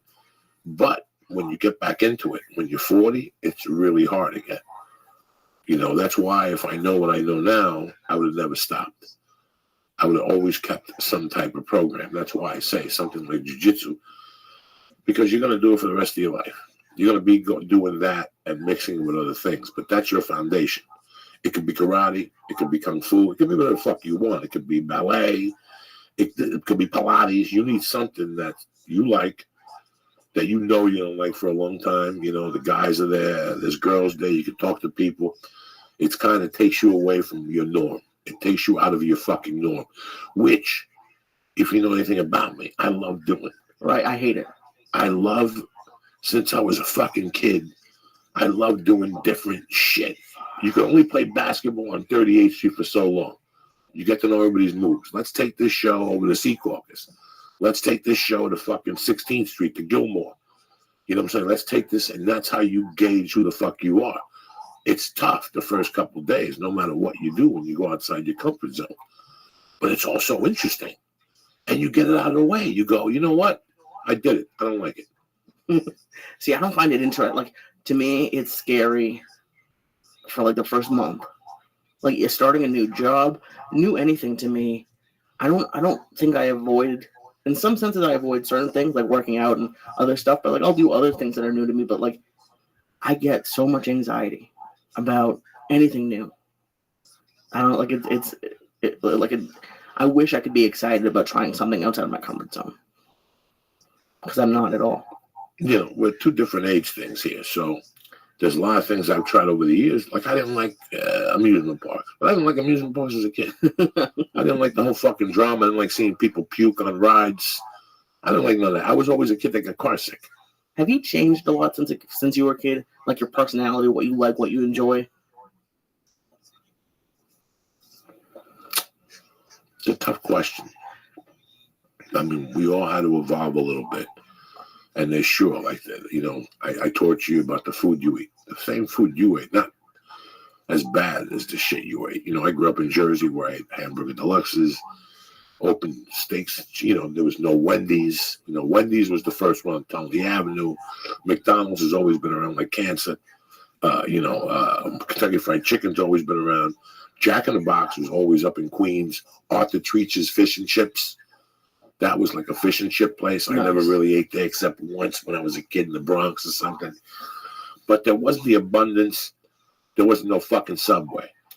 There was no fucking J&J Brothers. There was no Jersey, Pete's, Mike's, whatever the fuck it is, those sandwiches.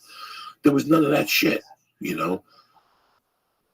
I was thinking about you today because I was thinking about my deepest moments. Even when I lived in that fucking rocket ship, I ate good. Like, I never fucking ate bad. Like, up the corner from me was the Palmers when I lived in the rocket ship. And the Palmers had, like, nice Italian bread and, like, prosciutto and ham. And I'd eat one of those. I never thought of fucking going to a fast food restaurant. And I never thought of getting, like all those years, I never thought of any of that shit. I got pizza. There was a place when I was growing up, the Midtown Lounge, and they used to have a chef. The one brother was a chef. And every day he served a fucking lunch that was superb for $8, $7. And I made it a point to go there because it was salad, soup. I got all the 4 fucking nutrients. It was a dessert. You know, I've never been a drinker with my meals. I fucking hate drinking with my meals. Right, yeah. You know, I hate anything extra, anything going in my stomach with food. But I never, it's like you said to me the one day, yeah, I like trying new things, Joey, when it comes to food. You don't like trying new things. Your girlfriend likes trying new things. And when you want to be suave, you want to, oh, sure, I'll try new things. You don't want to try new things. Food, I know. Here, I don't. Like, you drive past the shittiest restaurant, like where you go for chicken teriyaki. I'm surprised you haven't been dead yet over there. Like, I won't go in that. I won't go in that fucking mall. Really? Like, that whole mall gives me the creeps. Like, that whole fucking strip mall gives me the creeps. Would that give me the creeps? And I was like, yes, I didn't. Well, because it's more what the way I was thinking was just how you live your life. Like, just I was talking to someone today, and they were saying, like, you shouldn't fight who you are. You shouldn't, like, for me, like, what I've been struggling with a lot recently is part of me wants to be an entrepreneur. Like, I like it, but part of me also, I'm not sure if I'm cut out for it, to be honest. And it's not this, but just like running a business. And they were saying, like, I was talking to them, and they're like, oh, I ran a business for a while, but I thrive as part of a team. And part of what I've been going back and forth with is, like, would I be Like what should I do? Like, should I join a team? Like you said, when someone grow a podcast, or should I do something on my own? And part of me wants the challenge of doing it myself, but part of me isn't sure if I can do it. Okay. Here it is. Plain and fucking simple. Okay. 20 years ago, 10 years ago, I would say, you know what, Lee? Go get yourself a kid your age. And, okay, so you go get part of a team. Okay. Mm-hmm. First of all, what team do you want to be a part of? I don't know. Okay, right now, I know maybe 3 people, 4 people who know as much as you as producing podcasts. One of them is Redman. Jamie. Yeah. Vicky Pezza. We have a lot of people that have been doing this since day one. Okay. So now that's some options for you there. For you to open up this business or whatever the fuck you want to do. Now, at the other part, let's say you do find a team, like all these other podcast groups that are going on, they're popping up. The difference between you and I and Joe Rogan and Ari, we do the podcast. I love coming here. Oh, yeah, it's amazing. I wish I could come here 5 fucking days a week instead of going on the road. I just couldn't support my family 5 fucking days a week. So I need to go on the road, and I love doing this, but we have it down to 2 days a week right now, and it's the law of diminishing returns. I just want to do this for a while, so I don't want to saturate myself and starting 6 podcasts and trying to be a part of everybody's podcast. I'm happy just doing this with you. Your experience. Let's say you join up with somebody who's been doing it for 2 years. And I did radio for 18 years. So radio's dead. Radio's dead. Get rid of that fucking voice. Radio's dead, okay? This is podcast. And I want you to put your emotions, which a lot of people don't do. They still think this is radio. And that's why that podcast doesn't thrive as well, because they still think this is radio. So you have 2 options. You can go with some people who are not as experienced as you, and you got to split the money up the same fucking juice. Okay? How you going to feel about that? That's number 1. Number 2, I think the ideas that you have should be you, and as time goes on, you're going to hire somebody who, in turn, you're going to make to be a miniature you, and they understand the fucking what's going on here. But I can see what's the decision? Entrepreneur means I was doing paperwork lately. I was making copies and filing and stapling, and I enjoyed it. I was doing it for the podcast. I was getting IOs and doing this, and you got to open up your calendar and mark where it goes. Now I could take somebody and pay them $12, $15 an hour to do that. But you know what? I wouldn't know what was going on. I want to know what's going on. And that's the problem with me. I always want to know what's going on. Everybody who fails is because they spread themselves out too thin, and they don't have control of 2 or 3 things. And meanwhile, when you go there, they get $800 mics instead of $300 mics, and they're drinking fucking $22 water instead of regular water. And they got the extreme, you know what I'm saying? Like little fucking things that they wouldn't understand because they're not paying for it. Right, okay. There's little fucking things along the line. So these are the decisions you have to do. Mm-hmm. This is why I never spread myself thin. Because I want to always know what the right hand and the left hand are doing. You want to call me a control freak? Call me what the fuck you want. But show me a guy who's got fucking 19 things going on that could look at all of them, that could oversee all of them. And the only way you learn that is by losing it when you think you could do everything. I.e., I could do this, I can get on a plane, come back, shoot a movie. I got to have a blog on Monday. I told Timmy that I'll do his podcast. I told this guy to do his podcast. And your calendar is unbearable. Right. Oh, yeah. You have no control of nothing. It's the law of diminishing returns. You don't know what you're saying on these fucking podcasts. You don't know what you're saying on stage anymore. So this is what I did from 2003, from like 2000 to 2005. This is how I was living. Okay. You follow me? And I got my lumps. I made some enemies, okay, because I couldn't cover all these dates. I couldn't do this guy's movie and do this. I couldn't do 1,000 things. So now I stop, I take a deep breath, and I think. And I think a couple things. How is this going to affect my life right now? What's affect my life? Do I want to stay out of the house for 4 fucking days shooting your stupid movie in Marina Del Rey for $100 a day towards my insurance? Not fucking really. Right, no. There's 1,000 options in my life now. As you go along with your life, your options become less because you have more responsibility. Are you with me? Yeah. Right now, let me tell you something. Right now, You're 28 years old. If I came to you right now and said, listen, I got a Carnival Cruise Line. You go on a ship for 3 months of fucking time. You're going to do podcasts on the fucking ship. We're going to pay you $60,000 for fucking 3 months. You could do it. Oh, yeah, of course. You could give Paul a big hug. Big fucking hug. Give it 3 dumplings and say, I'll see you in 3 months, dog. And guess what? You're only going to be home for a week when you come back. And you're going to go out again. And these are the responsibilities. These are the things, these decisions that you make as a young man that caves your career, caves your life, because you think there's something at home. There's a lot of things. I had no responsibilities. I didn't leave North Bergen, New Jersey, because since day one, I was quested to head west. Once my mother died, and I saw where my life was going, I had nothing holding me there. A girl? I don't give a fuck. What girl? Between a girl and a life, you got to pick your life. Right. Oh, yeah. The girl will always be there. I left a girl in Boston. Yeah, absolutely. You know, it's kind of weird, all these things. So right now, if somebody comes to me and says, hey, we want you to go to South Africa for 6 months and do comedy, we'll pay you all big amounts of money, but you can't come home for 6 months. I can't do that. I can't do that. I'm trying to raise a kid and have a wife and have a family. That's more important to me than fucking anything. I can always make a living, dog. I can always make a living. Do you think I became, right now what I do, I'm an entrepreneur. For the last 26 years, I could look you in the face and say I'm a fucking entrepreneur. Did I ever tell anybody I was an entrepreneur? No. Did I ever get a business card and go to dinners with my fucking stupid friends and say I'm an entrepreneur, whatever the fuck the word is? No. Because I just did it. And I got better, and I failed along the way. You got to keep paperwork. You got to do this. You're going to be a good comic, you got to write. You got to write your dates down. And, you know, if you want to be a good plumber, if I say to you tomorrow, I'm going to hire you as a plumber lead. You know what, Joey? I'm going to work with Joey. Joey isn't rich. He doesn't struggle, though. He's got a wife, 2 kids. They're both in private school. Joey doesn't go out for expensive dinners every night, but he's got a nice plumbing business. You know what, Mom? I'm going to learn to be a plumber.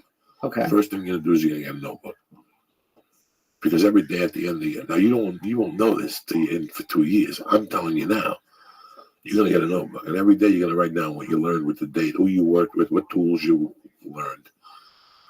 So you get everything you do. Remember, when you're a plumber, an electrician, a construction guy, they're basically paying you to solve problems. Okay, every day, what's a plumber do? He installs toilets. He can just come up and do 10 toilets a day. Don't work that way, because each situation is going to be fucking different. This one's going to need ladders to carry the toilet. The toilet don't fit through the fucking door. The old pipe was in there. There's always a by the way. Right. Stuff. Yeah. You don't get paid for installing toilets. You get paid to deal with the by the ways, whether you're an electrician, concrete, whatever the fuck you're doing. There's always a by the way. A job just does not go smooth. See, like there's that in life. Your experience is what helps that job move along. Oh, I know what to do. Cut that piece of wall off. There's an existing wall in there. And all of a sudden you sit there, you go, what the fuck does this guy know? He's been doing it for 20 years. He knows every wire in these fucking walls. It's the same thing as any fucking career. You know, I didn't know this when I became an electrician. Did I write this shit down? I started writing it down after a year. What pipes I bent, you know, how thick the pipes were. Just stupid shit. And you would like go over it at night, or what would you do? When I go over it at night, yeah, we go over it at night. I go over it at the end of the week, but that goes back to grammar school.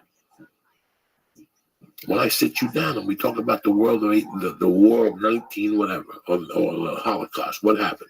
As the teacher's talking about it, you're writing notes. And when you go home that night, what do you do? If you're not me, I didn't do this. I'm sure you did. You're a nice kid. You go look over those notes. And every night you look over those notes for a half hour, 20 minutes. So guess what? When finals comes, you're a bad motherfucker. You know this stuff already. See, I fucked up. And we all fucked up, Lee. No. This is what I'm saying to you. We've all fucked up in that department. And it sounds like it sounds weird. I think I've talked about it before. Me knowing that I was kind of smart, I was smart enough not to study, fucked me up. I wish I never knew that, because I never would go over my notes, and I would never almost take notes. unless like I was interested or like it was a class that I was terrible in, I would take notes. But English, history, my last English class I took in college, didn't read one of the books. I would listen to what everyone else was saying. I would say, and I know a lot of people do that. I know that's not a new thing in school. But that's why it's hard. That's why I've been stressing about being an entrepreneur, because I feel like that work ethic, my work ethic is there when I'm working for somebody. When I'm working at like CVS, like that's a manual. I can do it. But for me, you have great work ethic. But it's your organizational skills blows, and it takes you too long to get up and get out. That'll always kill you. Get up, get out. That Bob Marley said that 22 years ago. Go out for, you're right. Whatever. Get up, whatever the fuck it is. Right. And that's a problem. Not with me. I don't really give a fuck. But everybody I've seen that doesn't have the ability to rock and roll in the morning, that's not a good ability. I want you to be able to rock and roll with the drop of a hat. I want you to be able to fucking, sometimes we oversleep. It's that guy that wakes up and goes, I got this.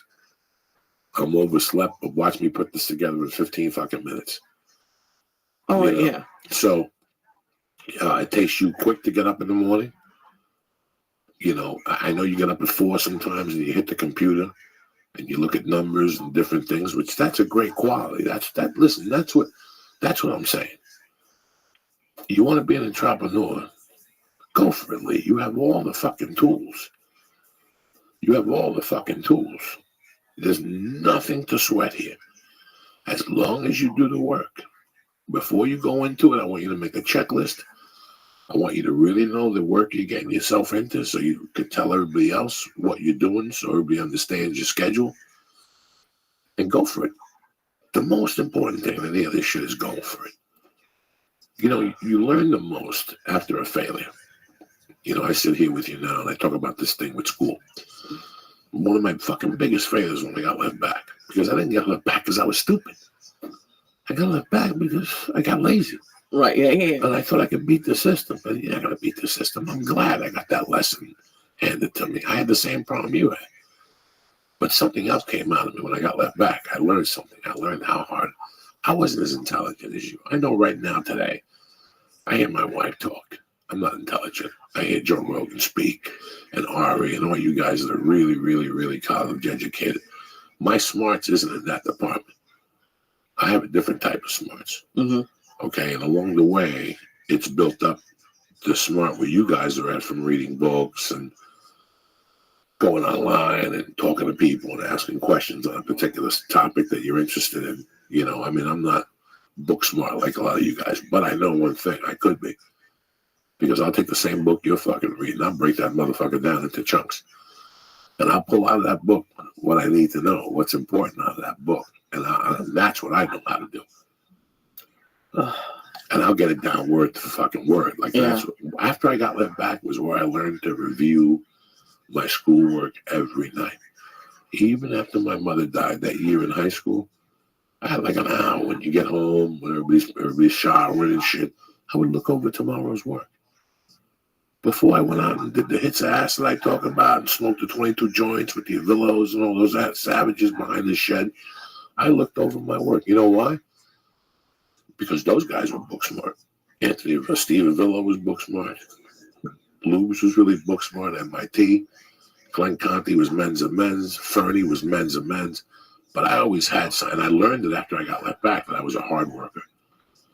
But I knew how to organize. And I listened to that fucking teacher. I listened to what was important to her. I got to learn what was important to her. And that's what I excelled in. And that's how you get A's and B's. Yeah. Well, what do you mean important to her? Like what she emphasized? You know when something's important to somebody.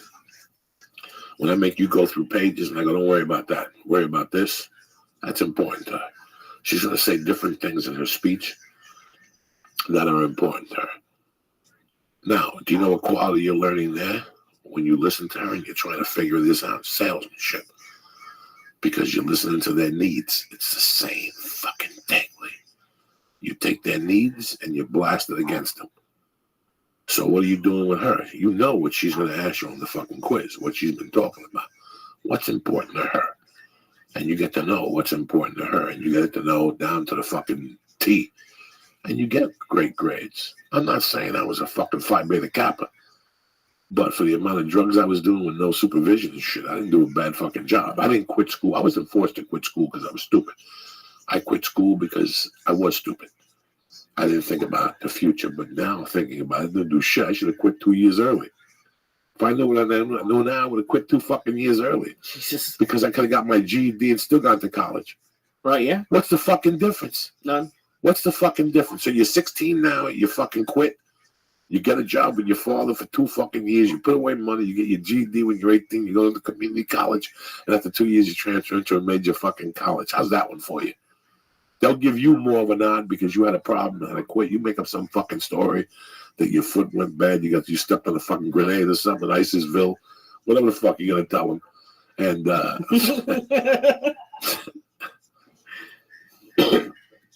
it's so weird how all these things I say to you, like the organization, I didn't know nothing about this shit, Lee. You learned this along the way.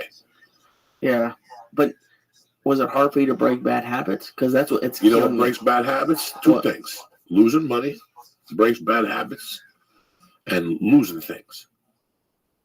Like if you come to me and I don't have the paperwork on you, like the first year I did the podcast, I would always get mad because I would always read the fucking things 3 times a week, but I never bothered to look at the IOs. Right. I never bothered to look at the dates on them. I just take them for granted. There was 2 or 3 times a month. And then I get pissed off when they pay me for one time. I go, well, what about, look at the IO. Oh, I never took the time to look for IO. So what happened? I lost money. That's how you learn. You learn by getting kicked in the fucking ass.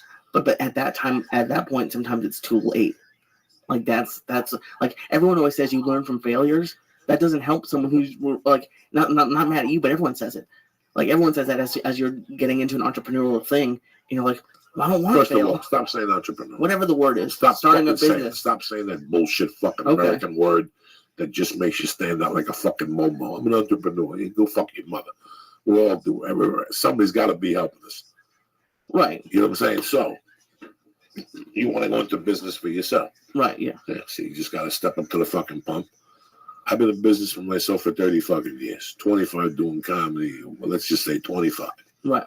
Well, okay. So just for your thing, since you said you went back and forth when you were starting comedy, like before you really jumped into it, do you think that time period was your not being sure, like being nervous about jumping into?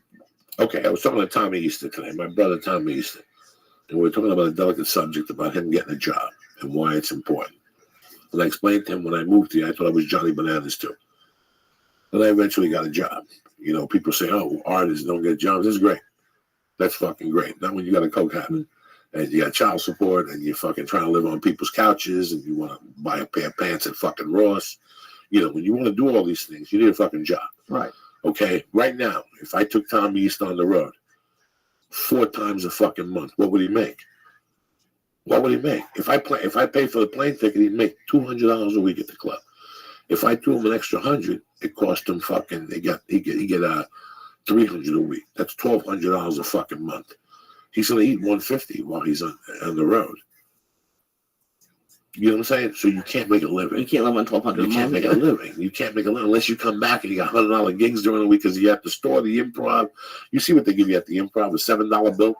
They give you a 5 and 2 singles. At the fucking comedy store, they give you $15. And at the Laugh Factory, they give you $25. But you get the check every fucking 2 weeks. So let's say you do 4 spots. That means you pick up $100 fucking dollars. Okay? You can't make a living right now at this situation. You can't get ahead. You can't put away money. So I told him, I go to one of those telemarketing places. They pay $15 an hour on Sunset. Inbound fucking calls. People put ads out in the paper, whatever, and you call this fucking number for a couch, or, you know, when you call the Sleep-Matic bed, you watch TV and they have the Sleep-Matic bed. Right, yeah. Call us right now in the next 20 seconds. Who do you think you call? Uncle Joey. Hi, how are you? I'm a Sleep-Matic professional.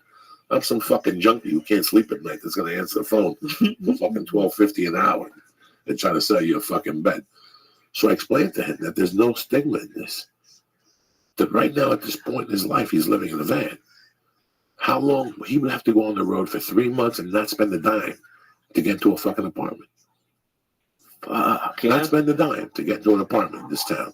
And like I told him, I go, you're not getting into the Taj Mahal. What you're going to do is get a job. There's a plan. And this is the same plan I had. My plan was cut short when my vehicle was towed. You understand me? So now I had to think a little quicker. Thank God I had people like Ralphie May and Josh Wolf that I could sleep on their couch. I always threw them a couple bucks. I always helped them out. You show up with a little fucking weed, and everybody helps each other out. But I moved in with Gavin. And I had to give Gavin rent money, and it was a couch. I had that because it was a couch and a shower. Wasn't the best sleep in the world. I didn't sleep comfortable. Wasn't great for my lumbar. But the fucking options were the street. So it makes your lumbar wakes up fucking perfect. You wake up in tip-top Magoo shape and shit. Yeah, well, this is couch or street. And then after that, you get a roommate situation.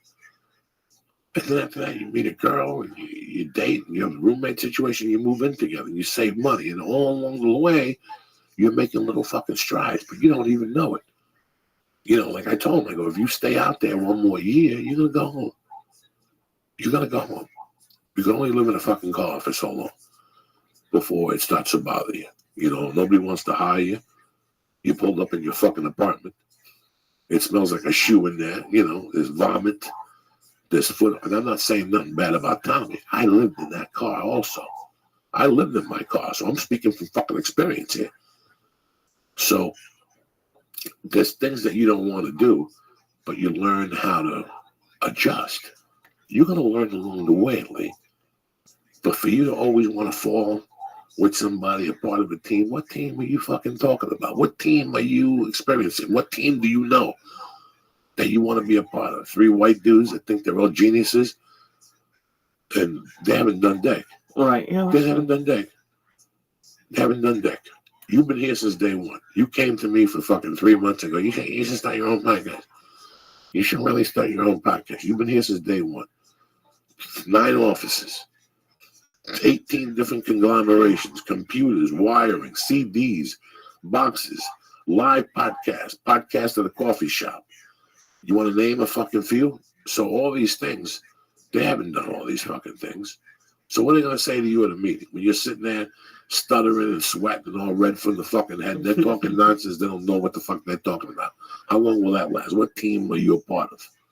Right, but then that's what I'm worried about, though. Is like I'm not a good salesman. That's not my strength.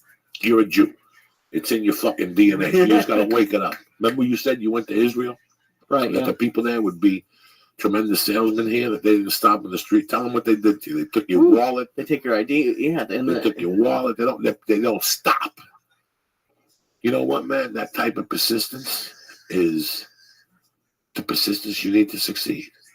If you really think about it. Like I need to eat today. This motherfucker's coming in here with money in his pocket, and I'm getting it. Think of that mindset. Because that's a mindset you have when you sell cars or vacuums. For you to be really fucking successful. Okay, I learned when I worked in Boulder. Okay, when I learned, this is a great story because the guy's a fucking animal. When I worked in Boulder, I worked with pure fucking sales machines. Normal Lead, Carlos Valverde. These guys could sell you anything. It could be a refrigerator, a computer. I saw it.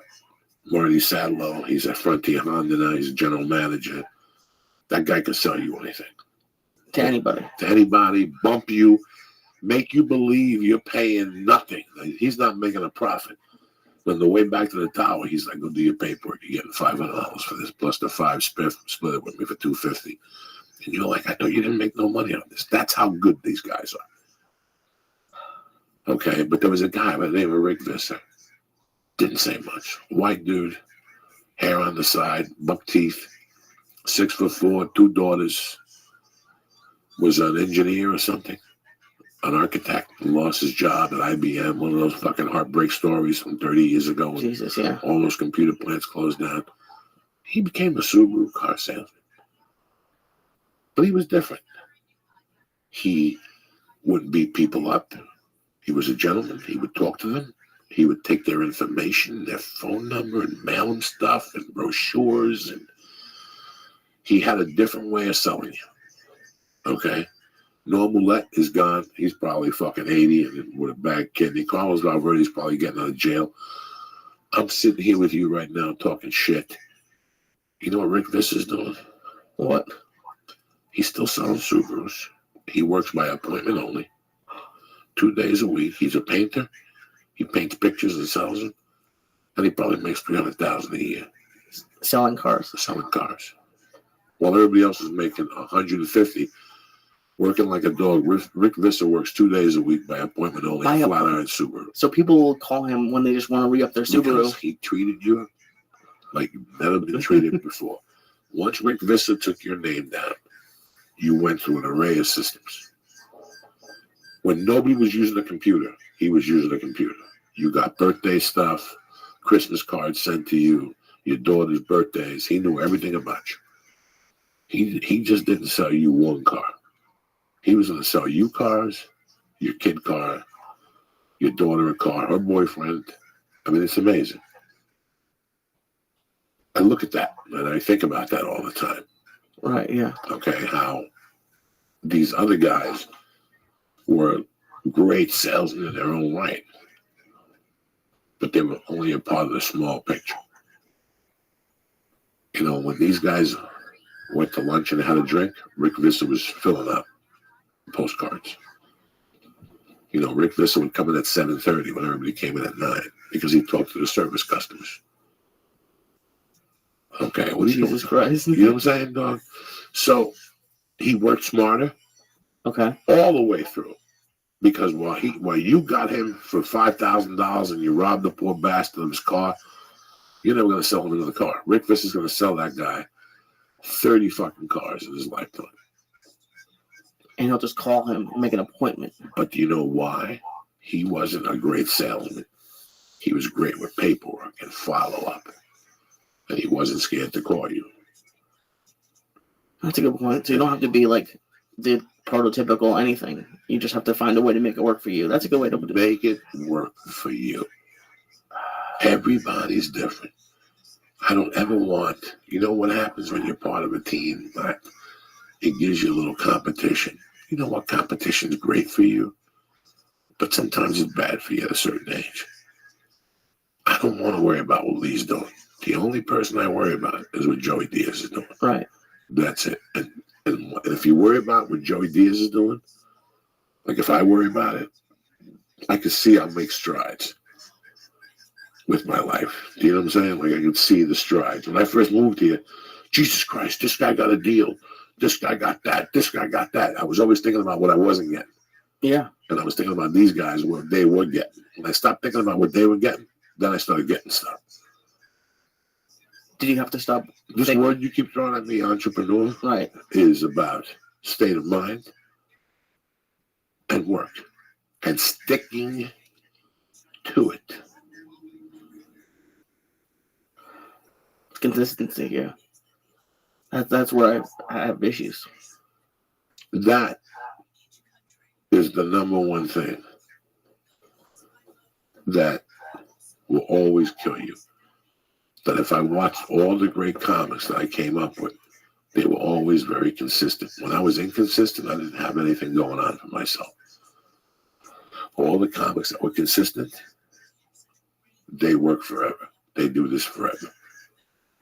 If I tell you I'm going to do something every Monday at 8, we do it. You know, there's a lot of times I don't feel like my wife was sick tonight.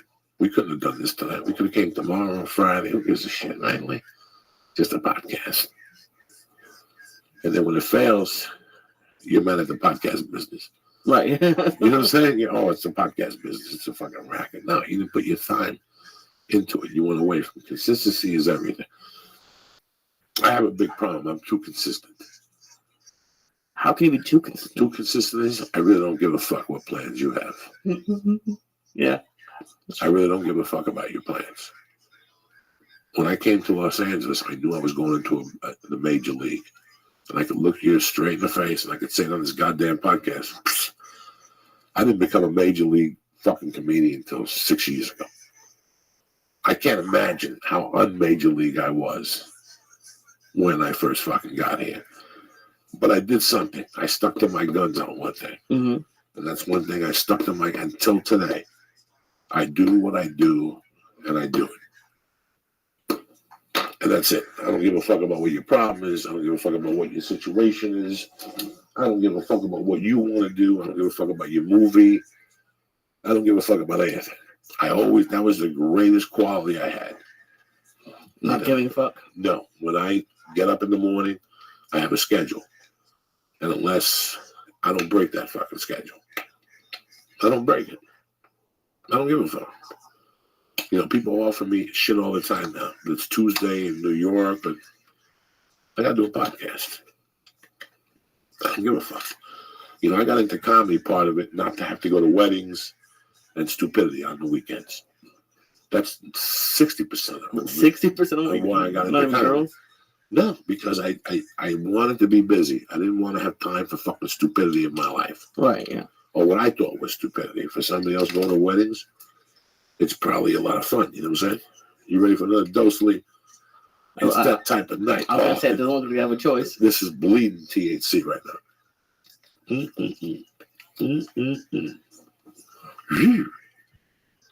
Consistency is so fucking important. So fucking important. It kills you. And I saw it kill people in comedy. And that's what made me even more consistent. How did it kill people? How did being inconsistent kill people? Right now, I got a bad back. And for the last 3 weeks, I've got a bad back. And I can't go to jiu-jitsu. It makes me very inconsistent. But it's a true injury that I have. I'm also thinking, if I was your age, I'd be down there. With nothing going on, I'd be down there. But right now, I got to think of the baby. I think I'm on stage. I can't go on stage fucking walking all crooked because I'm a bad back. Because I want to go to jiu-jitsu or do kettlebells or do deadlifts or whatever the fuck I want. You follow me? It's all these fucking things. You have responsibilities. I sat here over the years and watched different comedians and watched different people who said they were writers. And I watched their boudoir lifestyle. And I wouldn't do that move. But that's just me. I would never repeat to them that I wouldn't do it. What were they doing?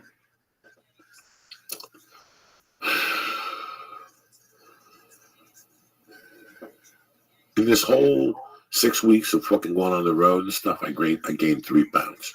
Nice. That's it. That was really good. I was really impressed with that. When I went to the doctor that morning, and he goes, "You're 303." I was like, what? With the shit I went to New York, the Cuban steak sandwich and everything. But I didn't eat sweets. Like, I just didn't eat sweets, okay? Okay. And I stayed pretty consistent. And you were walking. And I was walking. I always do something. I'm always doing fucking something. But with a diet, people always go, "Oh, the diet didn't work for me." But no, you didn't let the fucking diet work for you. Weight Watchers is fucking a great diet. I don't give a fuck what people type. It took 100 pounds off me eating that shit. Like that 1 egg with an English muffin with 2 pieces of bacon and water. All that shit. It taught me that I didn't need French fries. It taught me that I didn't need chips. That you didn't have them. You have a point system. If you stick to this fucking point system, the shit will fall off. It took about 4 weeks for chunks to start falling off. You know what I'm saying? So I could see where people get discouraged. Right, yeah. But the same thing happens with comedy. When you have different parts of your career, and there's different things going on when there's different parts of your career. Like Tommy Easter. Tommy Easter will be busy as fuck from Sunday to Thursdays. But Friday and Saturdays becomes a different town. It's a showcase town. So at that level, you're really not busy unless you're a feature act and you're opening up for somebody in fucking nice house. You understand what I'm talking about? Even at the Improv, they have 3-man acts. So it's kind of rough. When you live in Seattle or Michigan or D.C., when you're an open micer, you have all this work during the week. But on Fridays and Saturdays, they're prime nights. You're open. You can get a job bartending. And then once you start getting weekend work, you get rid of that work. So pretty much during the week, you work for free. And on the weekends, you get paid for your fucking work. Oh, God. So you would just bartend on the weekends? Okay. I wouldn't bartend that. Right, I'm just saying I didn't know even to get a job or not to get a job. That's how stupid I was. But if you think now in hindsight, every level along the way, and then it came a point where I was just working weekends. And during the week, you picked up one nighter for $1.25 or $75 or $65 or whatever the fuck it is. And that all adds into your monthly fucking spew, Absolutely, yeah. It's tough. How do you listen when you're talking about being scared here? I mean, the biggest fear The reason why guys like me and other guys, okay, so let's say tomorrow I want to sell real estate. Okay. Right. Yeah. Now for the last 6 years, I've been let's give me a fake occupation. I've been selling reefer at that medical marijuana store. I get $12 an hour. I work full time. You know, I'm single. I smoke dope. I go to the gym. I go to concerts, shit like that. Right. Okay. Now comes one day that my mom, at one of those stupid holidays, sits me down and gives me a little beat. Joey, you're not a kid no more. You got to think of something serious. Why don't you go sell real estate with your cousin Lee? Now, what do you think happens when you sell real estate the first 6 months? Not much. Yeah, probably. You know, so now when you sell real estate, which means you go to work for yourself. Right. Yeah. Which means you're an entrepreneur, whatever the fucking word is. Correct? Yeah. It's the same thing. Mm-hmm. Now, with those jobs, they give you like a base salary, like $500 a month during training for 6 months. You know what $500 a month does for you? Nothing. Those are those lunches, gasoline, and your dry cleaning bill. Yeah. Oh yeah. So how are you going to make a living? You have to do something else. You got to do something else, or you got to sell, bitch. Oh yeah. So what happens? You get your license. After the first month, you fuck around. How many people you know? Tomorrow, check the stats on real estate licenses. Yeah. Oh yeah. Compared to how many people are really fucking selling real estate. It's crazy. Everybody's got a real estate license. Right. Any fucking moron with a four-door car and a nice suit can sell fucking real estate. I'm not calling you a moron. I'm just telling you that's how simple it is. Right. Because I know 1,000 people have real estate licenses. But the people who actually do it. What happens when you get a real estate license? Okay, you go to work for Smith & Smith selling homes. You show 3 or 4 homes. It doesn't work out. It's a 90-day fucking paperwork. You got to do paperwork. Nobody just comes in and goes, I'll buy this house today. Here's an envelope full of cash. Right, yeah. And the next day you get a fucking commission. Has to go through banks. And so even if you start selling right off the fucking bat, like let's say now you're moving with Paula, and Paula gets an attorney job, and off the bat she makes $60,000 a year. You tell Paula, listen, when we started dating and you were going to law school, I was paying for all those cheeseburgers and shit. Now you got to take care of Lee. I got to take care of Lee. So for a year, Lee, you're going to go out every day. You know, if you don't sell nothing for 2 months, what are you going to do? You're going to get a fucking job. And then you're going to get that job until it takes over your real estate. And then you're never going to sell real estate again. And you're going to have the excuse that 4 out of fucking 10 people have, 6 out of 10 people have. It's too hard. Nobody's buying. No, you didn't Rick Visser it. You didn't dedicate yourself to it. You know, the reason why comedians get an outside job was because I didn't dedicate myself to it. You know, that much like that. But there's only so much you can do in the beginning. You know, he's been doing comedy for what, 4 years, he said? Tommy Eastern? Tommy Eastern. I think it's like 2 years. Yeah, I was doing comedy for 6 years here. You know, not in LA. When I got here, I was doing comedy for maybe 5, 6, 7 years, 6 years. Okay. When I basically got here. I was lost, but I booked commercials. And that's what I told Tommy Eastern today. You'll get yourself a headshot for $150 and go, and they'll take any. Lee, if you walked in with a headshot tomorrow that's halfway decent and said you do stand-up comedy, any of these agents in the Valley will take you as a commercial client. Really? Yep. They have nothing to lose. You're non-union. They have nothing to lose. Fuck. Yeah, why not? But now, let's say you go to 3 auditions and you don't get something. Fuck, this sucks. And you got a job painting houses. And I come to you and go, how was the commercial audition? Now, you know what I did? I went to commercial classes. I never really took a commercial acting class. I'm lying to you, but I took acting classes. After I went to a couple of them and failed, I went to an acting class and got serious about it. And that's when I started making money. Yeah. So, but how do you? Because it was really interesting a few minutes ago when you saying make it work for you. So how do you make like acting work for you? Okay, if you're 26, 27 right now, and you live in this fucking town, right? There's a lot of work for you. Okay. And if you're non-union, there's a lot of work for you. Okay, because they're shooting a lot of non-union shit. That kid from the Ice House, the bald-headed kid with the dog that we see walking around and lives across the street there, he's on fire right now. He hasn't stopped working. He shot Masters of the Universe, something else. Right now, there's a lot of work for him. There's a lot of work for that age bracket. You know, that's an interesting age bracket. You know, how many mafia movies they make a year? 2? How many times they're going to call me to be a garbage man or something like that? They don't really, unless somebody sees me as a co-star or somebody's fucking sidekick, I get dick. But a good-looking 28 years old with a nice body and shit, right now you're getting work, brother. You know, so you got 2 options. You could either be one of those fucking morons that goes to the standard every night and talks about his scenes, or you could be the guy that stays in every night and goes over movies and goes to acting class once a week or twice a week and learns his trade and just learns how to fucking work, okay? How do you get to work, Lee? I drive. No, you fucking Momo. How do you get to work? How do you get things in motion, okay? Oh.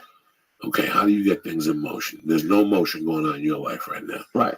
You know what? I think I want to do podcasts. You find out, you come into the comedy store, you come up to Joey Diaz and you go, hey, man, you think I can come in and sit down with you guys one day? I mean, I'm going to say no, you're a fucking lunatic. But you never know. You never know who you speak to. You know, Cassius Morris. You may talk to Tom Segura. You may talk to somebody, okay? And what do? You come in here for a few weeks.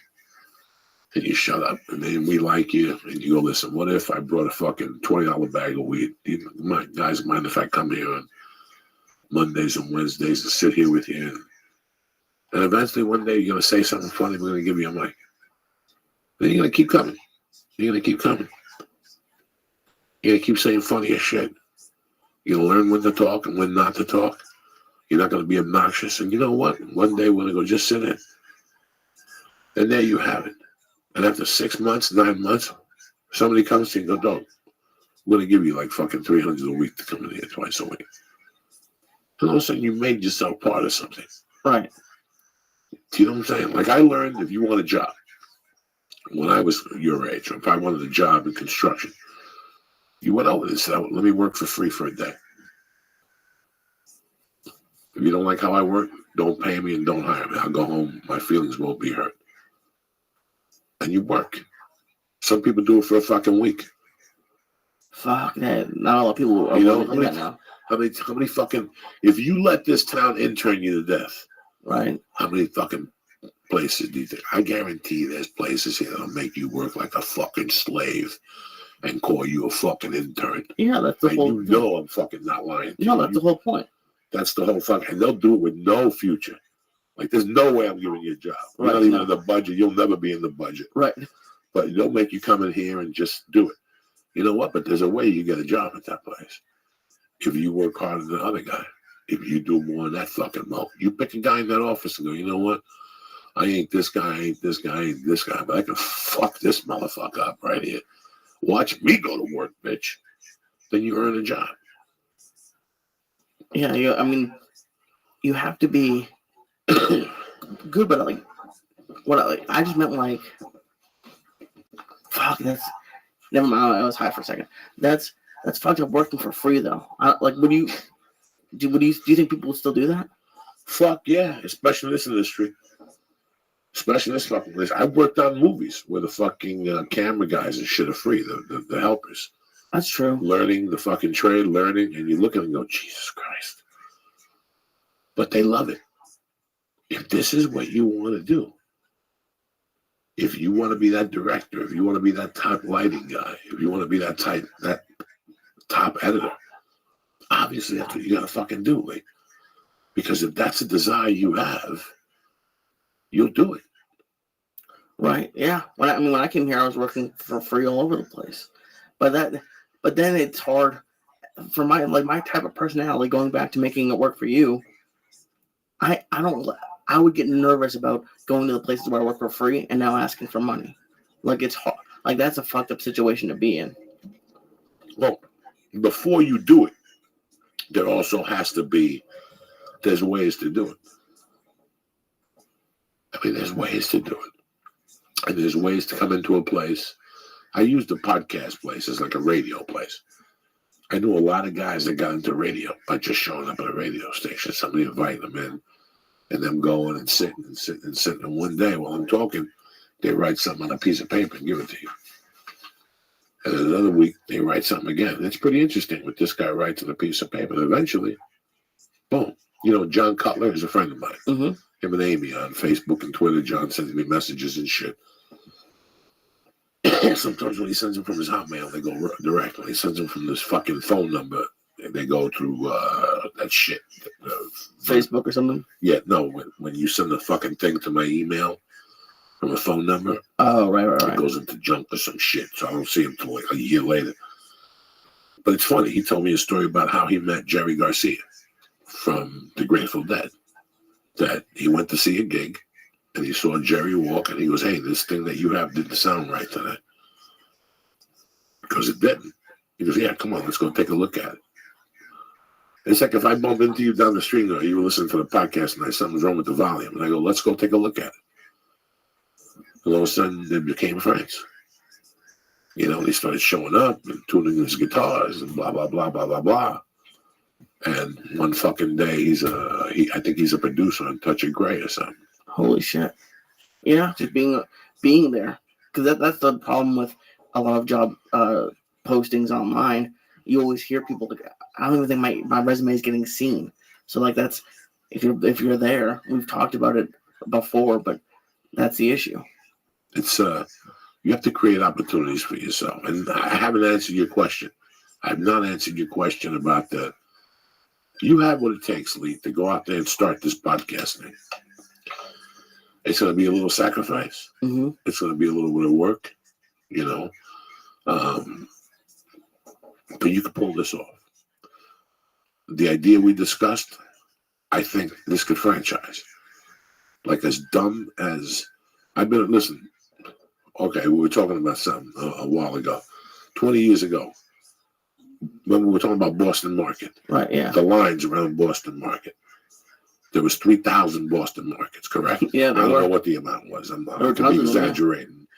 And all of a sudden, after the chicken crazy, after the $14 chicken frenzy went over, because pretty soon supermarkets were like, $14 for a chicken. We'll sell these motherfuckers for $6. And that was the end of Boston Market. People said no more Boston Market with $14. Because at first, Boston Market would hit you. And everybody was like, the chicken's delicious. Then once everybody caught on, then they started giving you those chickens that get kicked, and they kick them in the head and shit. Those chickens now are horrible. You go to Boston Market now, that chicken's depressed as fuck. I haven't been in years. Oh, I gotta go every fucking Friday if I'm in town. Because Mercy likes it. She likes the mac and cheese from there. She likes the whole experience. She kicks the fucking door and the whole thing. So I get stuck with that fucking chicken cutlets or the chicken or the meatloaf I had to stop eating. Yeah, that's just a horror show. The fucking pork ribs. I even pulled the Lee and ordered the pork ribs one night. I took a bite out of them, and then something made me turn them over. And it looked like somebody spray painted them, and I was like, "That's it. I ain't eating this shit no more." I'm surprised you let her eat the mac and cheese. That's my least favorite mac and cheese. Listen, I don't even like fucking mac and cheese. How old are we now? After you're fucking 20, you don't eat mac and cheese no more. Unless now they got like lobster mac and cheese, and you go out to your friends and they dope it up. But you're not gonna eat mac and cheese out of a box. I hope not. With that Stugatz cheddar fucking thing. I'd rather eat that than the Boston Market mac and cheese. Listen, I'd rather not eat none of them. Why can't you avoid all that cancer? I haven't had mac and cheese for a while. I can just tell. Yeah, I can tell you're sad about it. I am. I like that purple box, Auntie Anne's. Whatever. No, your whole fucking entrepreneur shit has got to just go for it. Go for it. Cut this shit and go for it. Yeah. I know you, first of all, you're going to spend $82,000 too much. Yeah. Okay, you're going to go to these places and say, hey, you need foot traffic. Right now, what you need is half and half. Because you don't need foot traffic. Who's going to be walking down the street going, oh my God, I'm in the mood to do a podcast. Right, yeah. Well, yeah, you're right. And it's just a lot of money. It's money. Like we were talking a while ago, and I was getting too Shark Tank in it. And I was like percentages, and I have to write a business plan. Like it's something that I've never done before. So I'm scared, and I don't run towards it like you do. I run away from it. So it's just. I went to a meeting yesterday, and we got to pitch something. Okay. And I've known this kid for a while. He's a kid from Newark, very interesting kid. And our buddy Matt Lotman was there. You know, Matt Lotman's an interesting cat. And I guess two guys from Matt Lotman's office were there. You know, the other two guys are very nice guys. And we were talking. And it's weird when you're trying to sell a show, okay? Because every show and movie you watch starts a certain way, but then they do things to it to make it sellable. Right, absolutely. To make it into a movie. Like if you go into whenever I watch the one with Leonardo DiCaprio and he plays with Jack Nicholson, The Departed.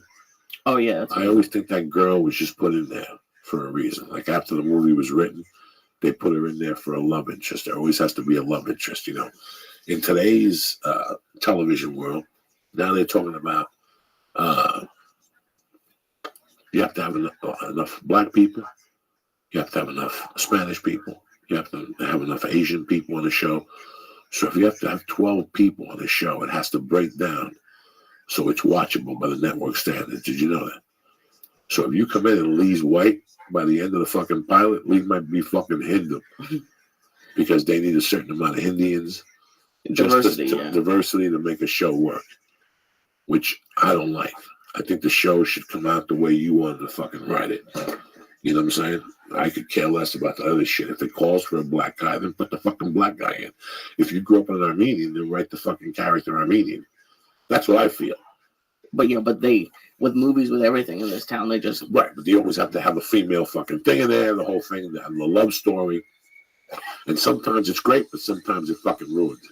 I don't know what my point was. What was the fucking point of this? I'm not, to be honest, after that last edible, I'm not quite sure. Yeah, I don't fucking know. But you always have to dress something up to sell it. Well, absolutely. Oh, yeah, we're selling a show. And it's crazy that these two guys are a lot more experienced than everybody else at the table. And they were making ideas, and their ideas were great. But I always knew to sell this particular show that these gentlemen wanted to sell, it was more of a character-driven show. This shows would be sold by the friends to this fucking guy. And the characters in his world, the characters in this guy's world are beautiful.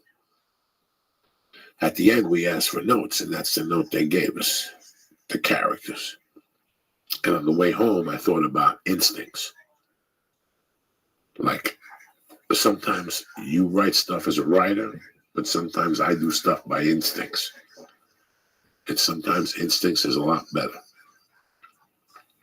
You know, let your instincts be natural with whatever fucking thing you want to do. Think it over.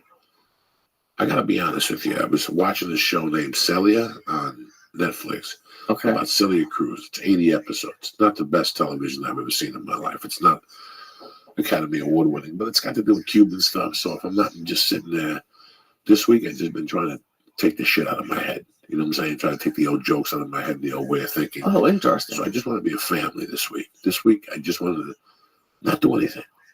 Sometimes your time, your life. I wouldn't think this way when I was your age because I always thought I had to get ahead and kill somebody. But now, for me to, listen, bro, this started in July, and then we had the move, and then we had the fucking jiu-jitsu, the blue belt, and then we had the fucking, mercy with this, and then we had Melrose, Austin, New York, Oddball, Ohio, Columbus, and Chicago. Just a lot of shit happened. That was 6 weeks of planes.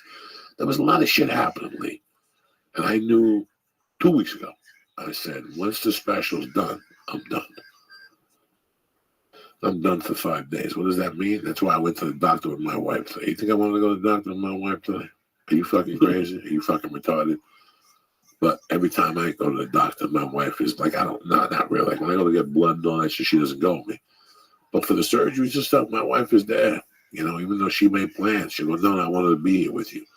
So I went with her today, and we went and got, something to eat after. I don't even know where the fuck we went. We went and got a muffin and a coffee or something. We went and got to look at where the fuck did we go? We went somewhere, and then we just went home.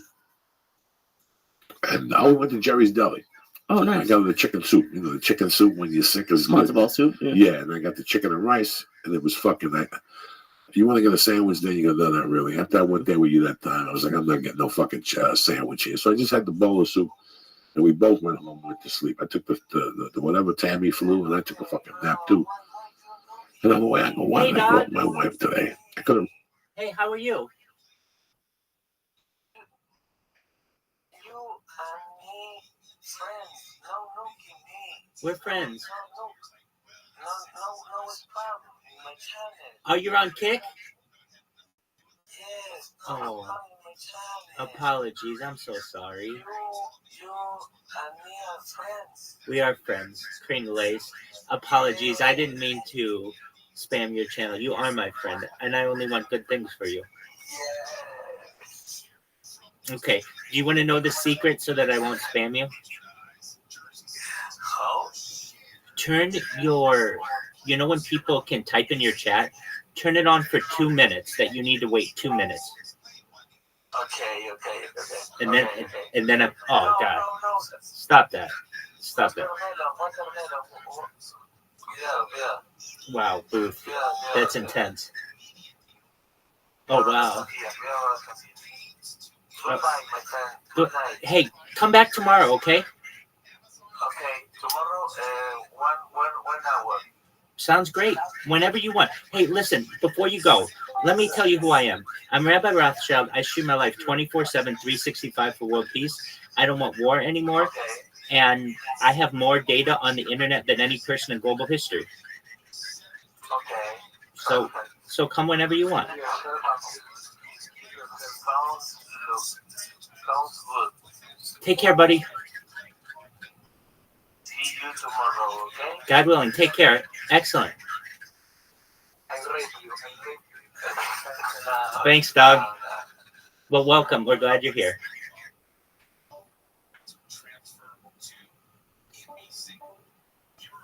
Wow. Oh, man. That one. Oh.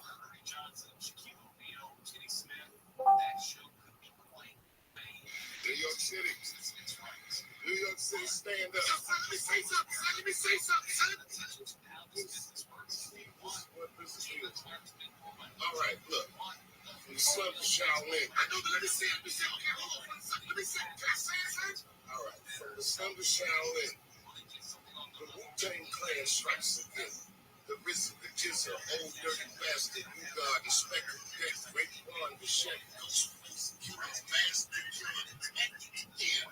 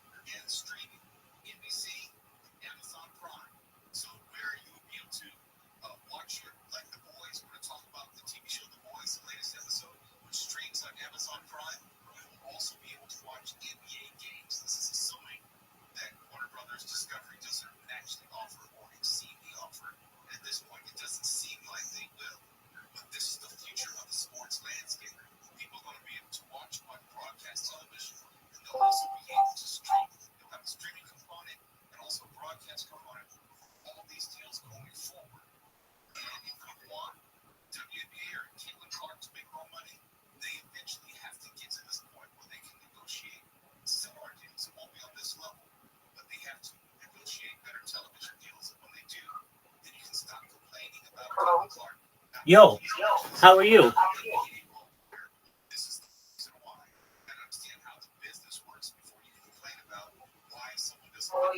I'm well. How are you? I'm Rabbi Rothschild. Pleasure to meet you. My name is Rabbi Rothschild. How are you? I'm glad you're here. I'm always live. I've been live for more than 3 years, 24/7. This is the biggest event in global history. Where are you from? United States, how about you? What? United States? Okay. What you do to like? What is your work? I'm a project manager. I'm a project manager. Oh, good.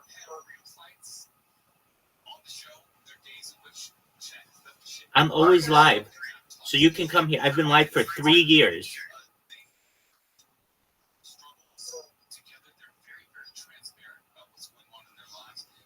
What are you doing now? Listening to a podcast.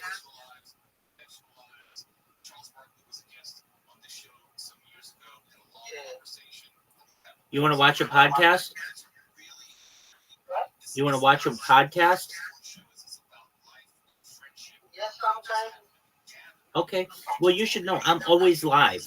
So you can come in here whenever you want and check up and see what's going on. I want you to know that I care about you and I care about your family. I have more data online, Rashi Kumar, than any person ever. So Rashi Kumar, you're going to go back on the internet and you're going to do whatever you want. But come back here once a day and just say hi.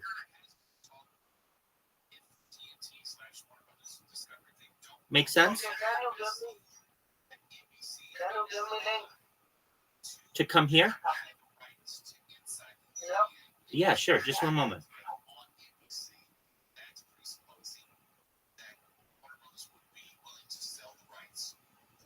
You're getting Do you a, have WhatsApp or Telegram? what's my Telegram number? Yes, your Telegram number or WhatsApp number? I'm on Telegram. Just one moment.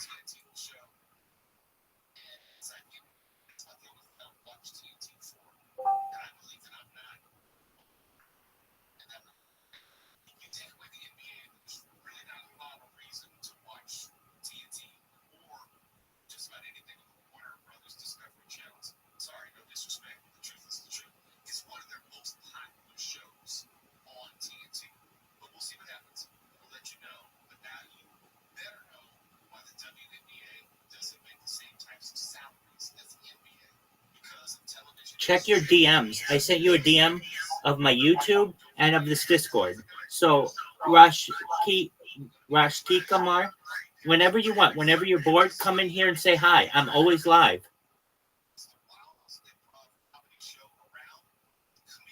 Whenever you want, okay?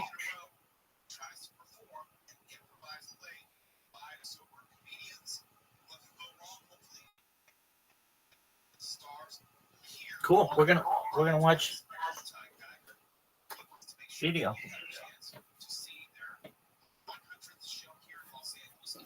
And that's the problem you have, especially here. You have these people calling to you, I'm a director.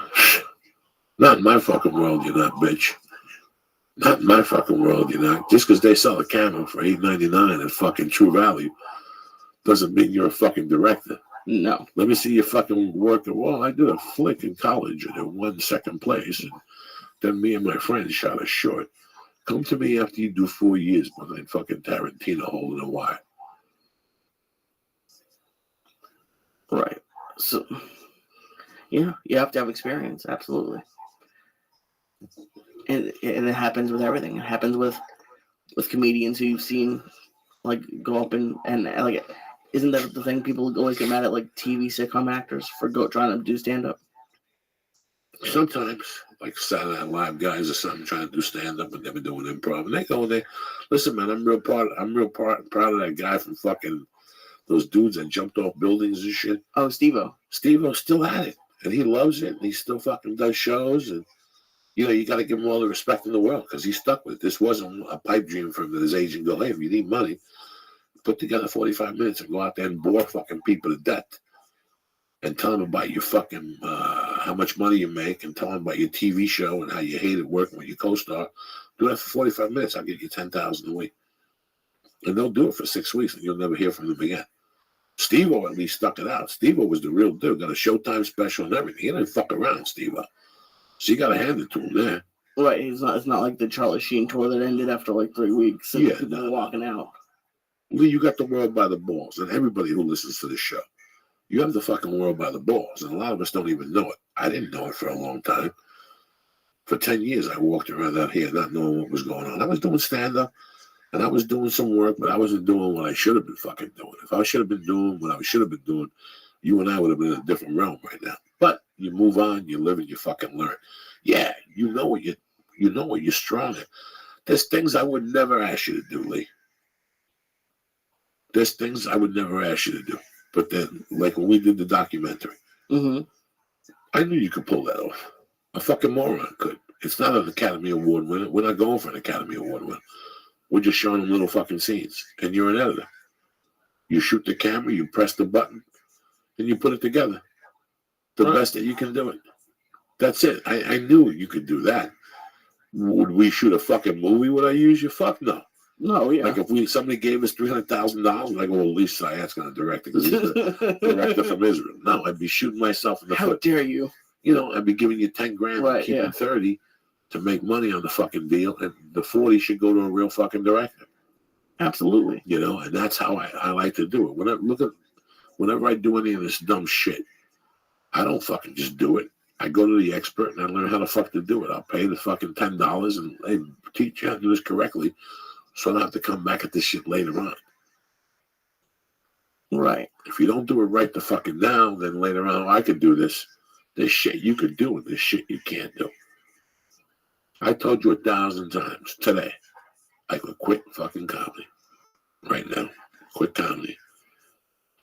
Quit this fucking podcast and go to a company and go, listen, I want your social media. And if your company does a podcast, I want to be a part of it. And this is what I could do. This is how I'm going to do it. What'd you say?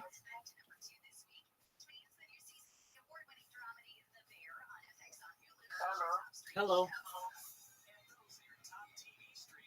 I'm glad you're here. You're amazing. Did you get my DM? Excellent. So you can always connect with me. But stay here as long as you want. I'm live 24/7.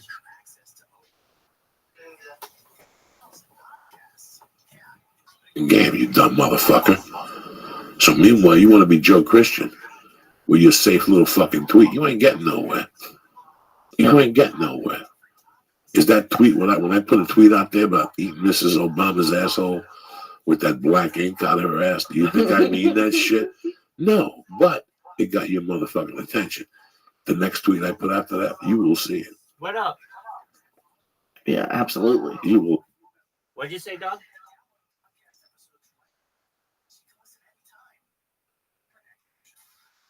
I'm always live. You can watch me whenever you want.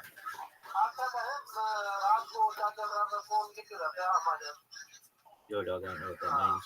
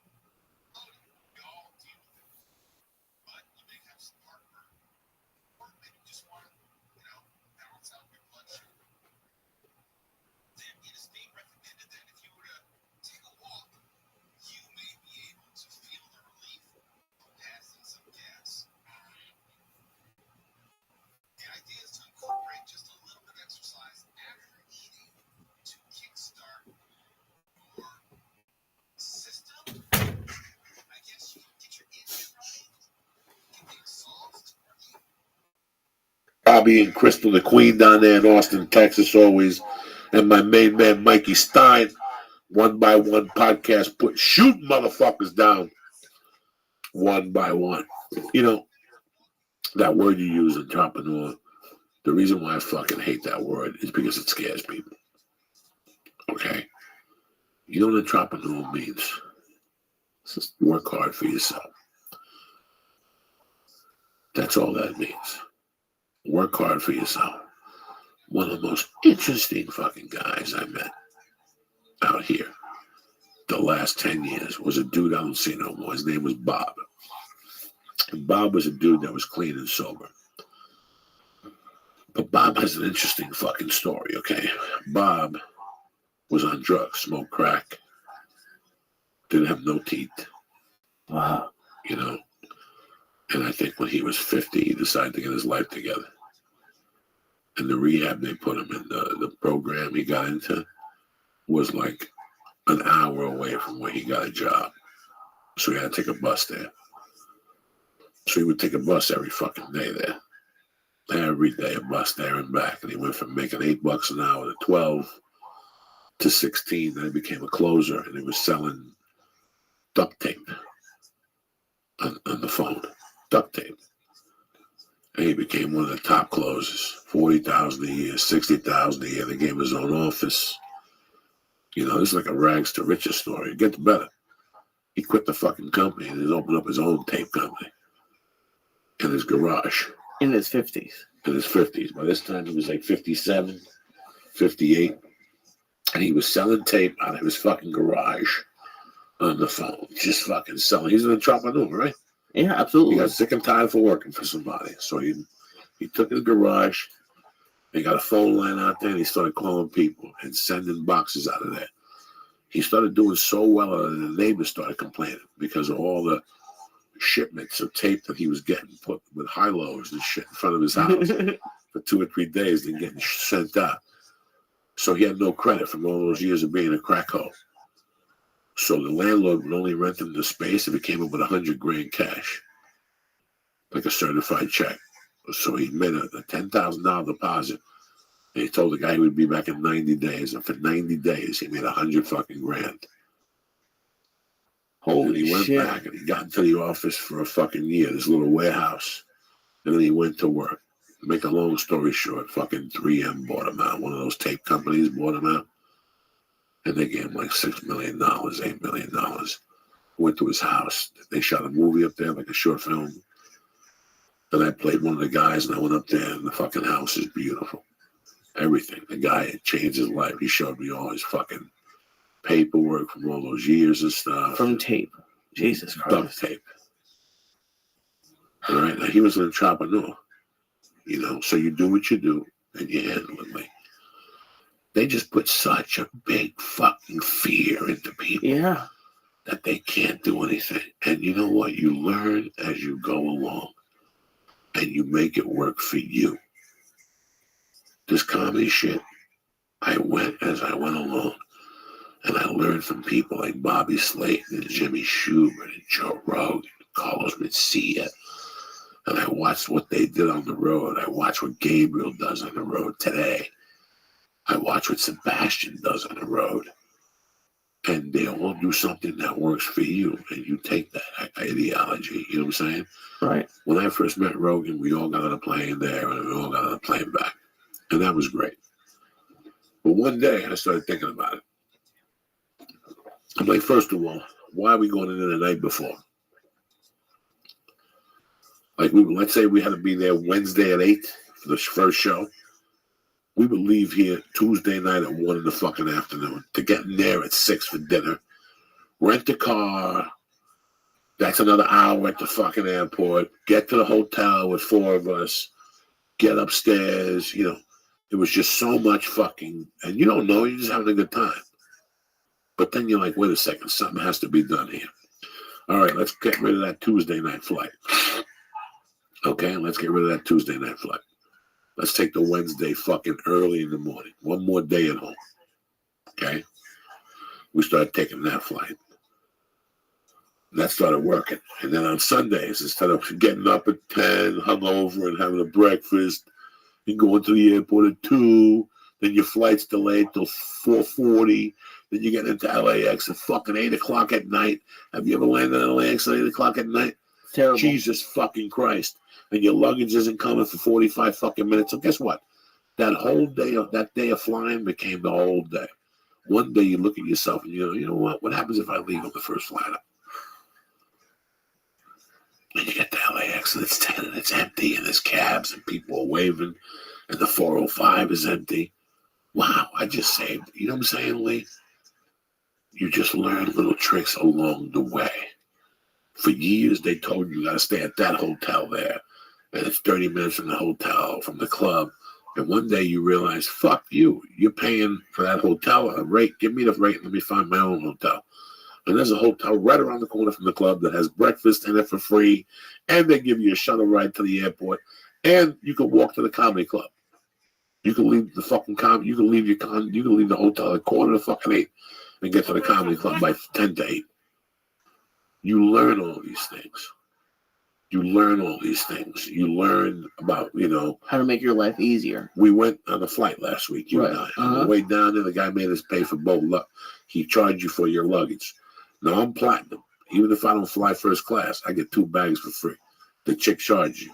Right, yeah, she did. On the way back, we both gave the guys the IDs, and I gave him a $20 fucking bill. And what did he do? He turned it back. He took your bag, didn't charge us the 25. Right, yeah. When he came back, I said, give him the 20 difference. He would have made 40 on us, and he'd remember us forever. He didn't take your 20. Oh, I didn't know you gave him a 22. What Okay. the fuck you think you're dealing with? Oh, yeah, he didn't take my 20. No, I gave him a 20 for me. Oh. But I gave him a 20 for me and gave him both fucking IDs. Okay, now you and Paula would have walked in and stood on line like Mama Luke's for an hour and a half and then gone through security. Not anymore. No, now you see that. A 20, and that's it. You move like a fucking soldier through that airport. You following me? Yeah. Did I know that when I was first flying? No, I'd stand in the airport with the other assholes and tap my knees against each other. For the extra 20, you fucking go right at the gate and bam, you walk in like a doctor. And I bet there's a lot of people who don't even pay the extra 20 for that. They probably stiff them. No, there's a lot of people give them $5 or 10. That works too. But you know, there's a black dude at Kennedy Airport that walks you through security. Did you know that? He walks you past the fucking line. Is it to the front right then? He goes, "What's up, Jerry? This is my dog, Joey. Get in there." For $20. That's all it costs is $20? $20. I would totally do that. He gets you, checks your bag, and goes, "Come on." And he walks you right to the front of the fucking line. He cuts everybody off like a stewardess. You ever been on a line and the fucking stewardess walks and she cuts right in front of you? Oh, yeah. He cuts right in front of you. And do people get pissed off at you? Who gives a fuck?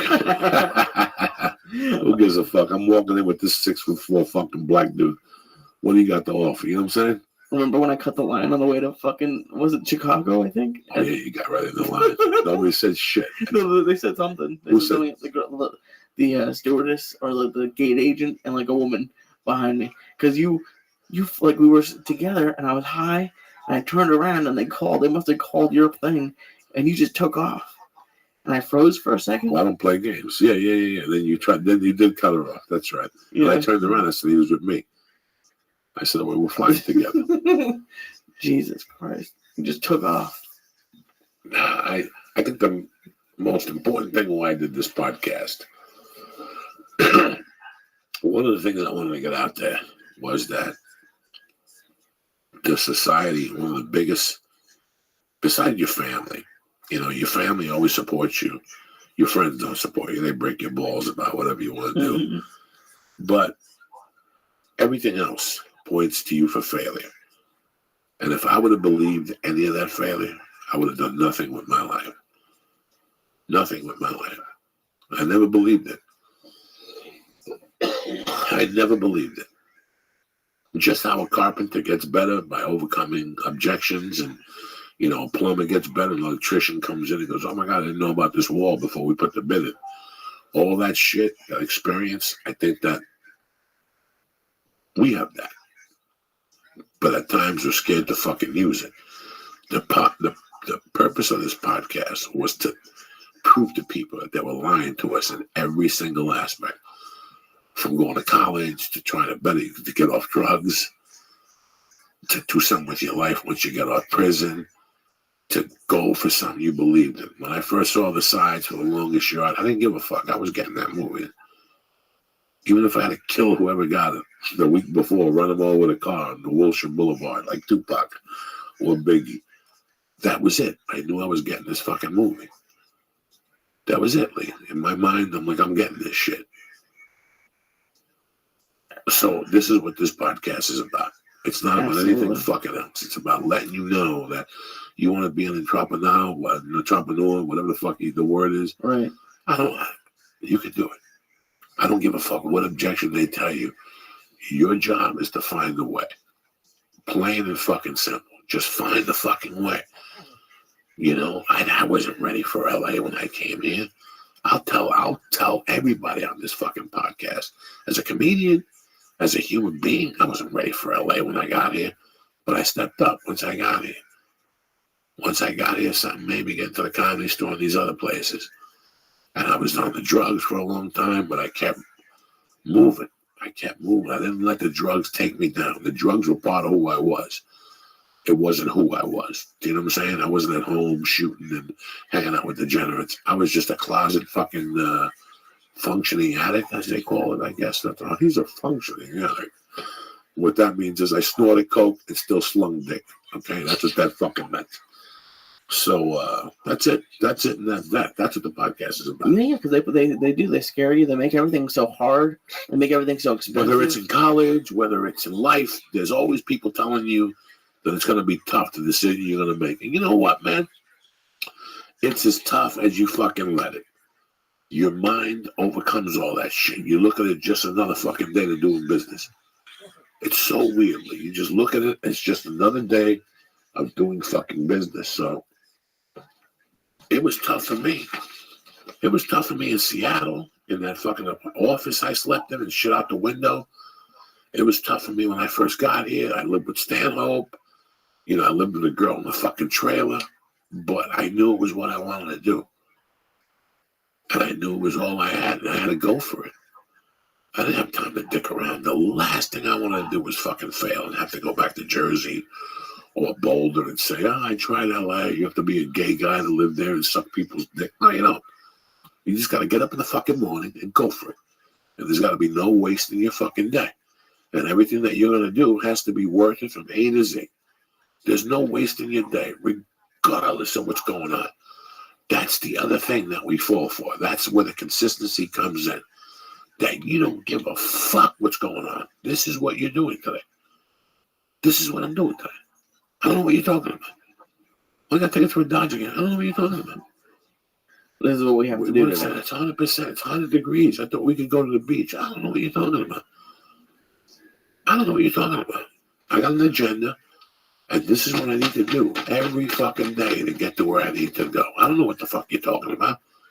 Who told you to whatever? This is what I do. It's so weird. That's the hardest thing. And that goes for girlfriends, friends, family members. You know, your mom calls you. Hi, Lee. It's Mom. I'm going to come out there Wednesday the 21st. And you're like, Mom, looking at my book. It's not a good time. You can stay here, but I can't go to politically correct with you. I can't go eat with you know. And they look at you wrong, but you explain to them and you tell them the truth. It's not like you're banging some chick in the ass and you're hanging out with somebody else. It's the truth. And you find, you know, you take 2 hours from one day, you get up 2 hours earlier, and you sacrifice. These are things that, and dog, it killed my relationship with the stripper. Because her family would always come out here, and I didn't give a fuck about her family. It had nothing to do with me. It had nothing to do with me. You're a comedian. Yeah, and she's one of those people that likes to have dinner parties and tell people, you know, let's meet at a restaurant, and you got to sit there for 2 hours at a restaurant talking shit. You know me, we get the fuck out of there, right or wrong. Yeah. When was the last time we lurked at a fucking restaurant? Never. We're eating the dessert, and the guy's already got our credit card. Like, we're out of here. I don't want to fucking sit there and talk like we're friends and shit for 8 hours. Ain't nothing to talk about. So I couldn't live like that. She got pissed off at me. That's why we broke up. That was one of the reasons. Really? Oh, towards the end of it? No, and if you ask Terry, next time me and you and Terry are together and we'll go dumb on his first 4 years. I didn't give a fuck. This is what I do. We don't have time to fuck around. You want a life, I want a life. You think we fuck around, we're going to have a life? What do you think houses cost? Cars. What do you think fucking... All this shit costs money. This is what you need, right? To have a good time. For us to have a good time, we need cash. But let's do this. Let's sacrifice 2 fucking years. Don't come home. Work till your face is fucking purple. Saturdays, get in there and work for overtime. I don't give a fuck. And you sacrifice for 1 or 2 years. And all that shit you want, eventually you can have. And that's at any fucking level. And that's what I did with comedy. I didn't give a fuck about your party. When I first got here, till this day, I've never gone to a Josh Wolf family party. Really? Yeah, because I always had them on Saturdays at 10. If you're a comic, you're working Saturday at 10. I got no time to go to your fucking family reunion, nothing like that. I never had time for none of that shit. I just talked to the fucking girl about the wedding in Jersey. I just put the cards on the table. Like last week, we had a nice talk, and she understands. And she goes, I know you're fucking busy. I got no time to fucking sit there from Wednesday to Saturday commiserating at a wedding. Are you fucking crazy? No. I would lose my fucking mind if I had to do something like that. You killed him by Thursday. Huh? You killed him by like Thursday or Friday. I killed myself. Anyway, as usual, my favorites. If you like lifting, working out, if you like your nuts in one spot, this is the fucking deal for you. Picture a world where putting on a new pair of underwear isn't just fresh. You're stepping into a better day. Can you picture that? You're like, when I get out of this fucking shower, I'm going to step into a better day. Think about it. Underwear is the first thing you put on in the morning and the last thing you take off. Why would you settle for anything less than the best feeling underwear on the planet? MeUndies focuses solely on producing the most comfortable underwear you've ever experienced. My friends at MeUndies sent me a few pairs a while back, and I can't imagine wearing anything else. And that's all I fucking wear. The lady at the massage, the chiropractor was giggling. I had the leopard print on the other day. I had to tell her. For the price of 2 cocktails, MeUndies will deliver your new favorite pair of underwear right to your doorstep. Better day guaranteed.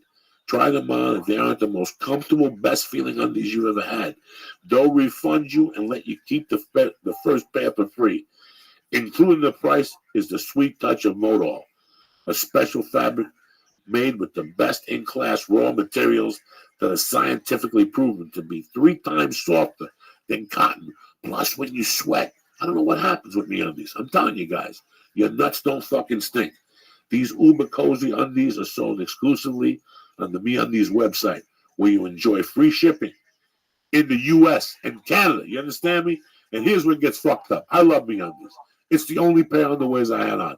I'm an old school motherfucker. For years, I wore the cotton whitey things. Fuck those things. Once they send me MeUndies, they're tight. They keep everything tight. They're away from your muffler, so you have no skid marks, all that type of stuff. All right, so let's do this. And for a limited time, everyone in my audience gets 20% off their first order. But you have to go on our special URL, MeUndies.com/Joey.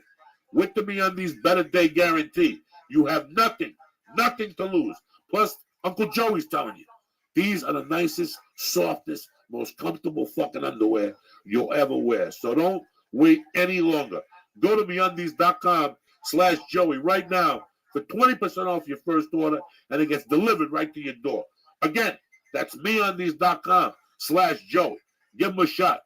Take a chance, Columbus dick cocksucker. It's a new year. You want to sling dick over the holidays?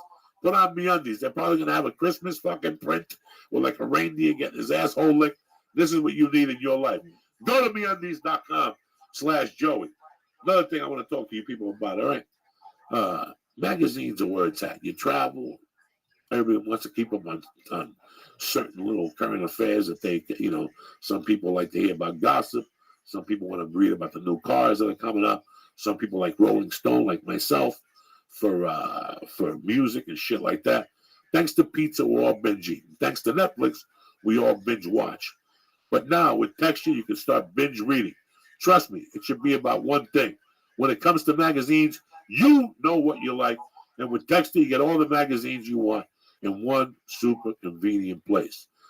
The Texture app lets you tap into the world's most popular magazines anywhere using your smartphone or your tablet. Breeze through thousands of your favorite magazines, including back issues, and pick the articles that interest you the most.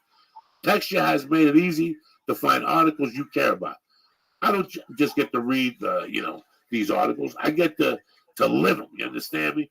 The Texture editorial team recommends content for me every day. Plus, I dive deeper with the personalized collections. Listen to these magazines, okay? You got Lulu French, House Beautiful, In Style, PC Magazine, 17, Shape Magazine, Sports Illustrated Kids, Sports Illustrated. You have Rolling Stone in this motherfucker. Hold on. With National Geographic, you got The Hollywood Reporter, The New Yorker, Time, Vanity Fair, Women's Day, Vegan Times, Women's Health, Yoga Journal, and the list goes on and on and on, all right? The best part is sign up for Texture right now, and you'll gain access to all the content in the world's best publications like the ones I just read to you. The best part is Texture's offering my listeners a free trial right now when you go to texture.com/Joey. Again, you'll gain immediate entry into all the top magazines, including back issues and a bonus video content. Start binge reading right now for free. Right now when you go to texture.com/Joey. One more time, texture.com/Joey. I want to do you guys a big favor. I've been learning how to use this thing. They sent me this little cat feeder kind of machine that I'm learning how to use it. My wife's got it down with the app. Listen to me. We're thrilled to partner with you. And listen, I am thrilled to have PetNet Smart Feeder for cats and dogs, okay? My wife just got it. We just got it last week, and my wife is learning the app and how to do it. Do you ever wonder if you're overfeeding your animal? If you're overfeeding your pet? Sure, studies show feeding your pet the right amount every day will help them live longer. But how do you know you're feeding your pet the right amount of food each day, all right?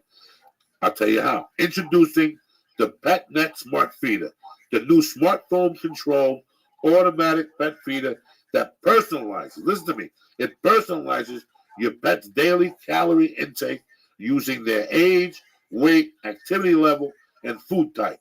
With the PetNet app, you can schedule and monitor your pet's meals all from your smartphone, meaning your pet is always fed, even when you're running late, even when you're not home, You can stop worrying about feeding your pet the wrong amount of food every day. The PetNet Smart Feeder will feed the healthiest portions at the right time, every time automatically. Listen, we all love our pet.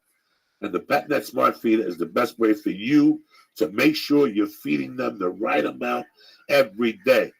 But these things are popular, and since the PetNet Smart Feeder is produced in a limited quantity each month, you need to get yours before they sell out. Do me a favor. At shoppetnet.com/Joey today, and you'll get free shipping too. Right now, go to shoppetnet.com/Joey, and you'll get free shipping too. Personalize the way you feed your pets with PetNet. So do me a favor. Get your PetNet Smart Feeder right now, plus free shipping when you go to shoppetnet.com/Joey. Again, that's shoppetnet.com/Joey. Go take a look. This is the future. This is my cats love it. My cats love it. My wife's got it on a timer. I'm going to ask her this weekend exactly I don't use apps too much. I'm not a big fucking app guy. I don't know what I'm doing. Lee always has to help me with fucking apps and whatnot. But this is the future. If you love your animal, this is the way to go. All right. Again, go to shoppetnet.com/Joey. Take a look. See what you like. I'm going to give you free shipping when you go to shoppetnet.com/Joey. All right. And that's it. I want to thank my little brother, Lee Sayat.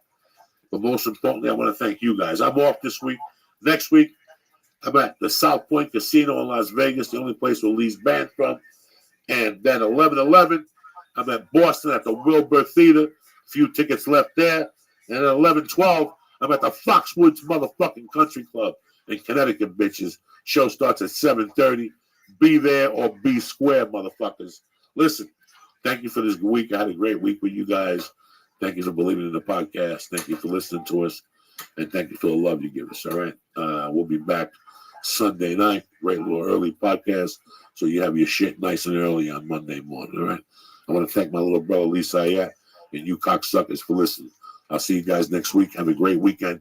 Stay black, bitches.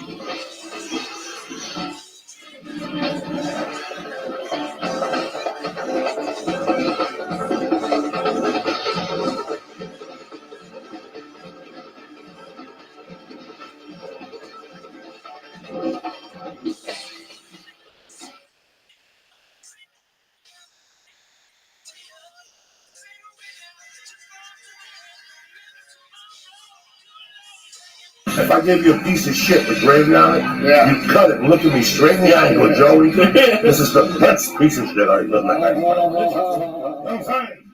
You're coming to me with that fucking story that the shit ain't fucking good. I love it. Is that what you're trying to tell me? It's delicious. It's fresh. It's fucking delicious, nutritious, and ambitious. You know what I'm saying? Look at this. We got the weed of fucking Brad Pitt don't smoke this weed. Weed dog. Huh? Brad Pitt don't smoke this fucking weed. This shit we got here. When I do things. Yes, this. Weed dog. Oh. You got the fucking Joey in the house. That's right, cocksuckers. Yeah. We're about to go live. How do we watch it, Lee? YouTube.com. YouTube.com/C/Doritos. All right. And Joey is on the fucking. As usual, we open this motherfucker up with a bong, bitches. It's Sunday night. You sitting there. Should I watch football? What? The church is on, cocksuckers. No matter that Uncle Joey's on. Grab that fucking bong. I'm gonna give you 2 minutes. Grab the bong, fill it up with fucking water. Tell Mom to get the fuck out for 10 minutes. And we're going deep tonight. You understand me? We got all the utensils. You see what this is right here? This is a strip of the fucking, look at this, autograph from England. They sent it. This is the acid that fucking Sid Barrett did and left the fucking Pink Floyd. We're doing it tonight. Look, autograph. You know, like when you go on eBay and they sign something, look at that. There's the Sid Barrett acid. Look at this shit. We got Stars of Death coming back tomorrow. So, you know us. Just because you ain't fucking playing your game, we're doing our thing. Edibles from the heart, cushy. These things will kill you. We got 1. We got 2. We got 3. We got 4. We got 5. We got 6. It never fucking ends here. This is like a bad habit here. It's time for Lee to do a bomb. Hold on, I gotta get this fucking thing ready. Lee Dog's gonna go deep. The return of Lee. I never left. How you like me now, cocksuckers? We got Made in the Shade on 1972. 3 Rolling Stones. The album, I got it for fucking $8 the other day. Look at this. So good. Look at this. Look at this. Oh, Look at this. mint, clean. Look at this. How much was it? Fucking $8.99. This is like the greatest. It's pseudo. Let me tell you what's on this fucking album right here. Explain to these cocksuckers what's on this album here. That is a fucking record right there. You got Brown Sugar, Tumbling Dice, Yeah. Happy, Yeah. Dance Little Sister Dance, Yeah. and fucking Wild Horses. That's for one side. Oh, Let me hit you with the other side. Yeah. Angie, yeah. bitch, Yeah. Bitch. it's only rock and roll, Oh. and rip this fucking joint. Oh. Are you kidding me or what?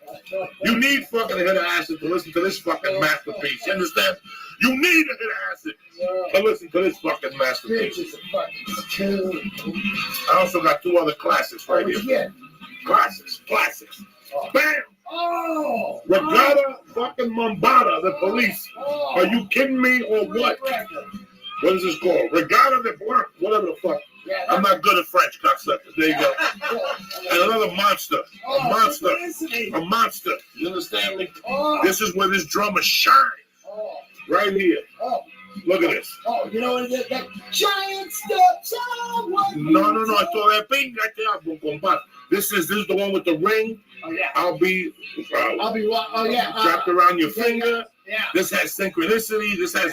Oh no, it doesn't have Ghost in the Machine. No, that's on Ghost in the Machine. Oh shit, Ghost in the Machine. That's the next one. Yeah. What the fuck you people think? I've been fucking around all weekend, going to farmers markets, drinking Perrier water like one of you fucking mupiaks.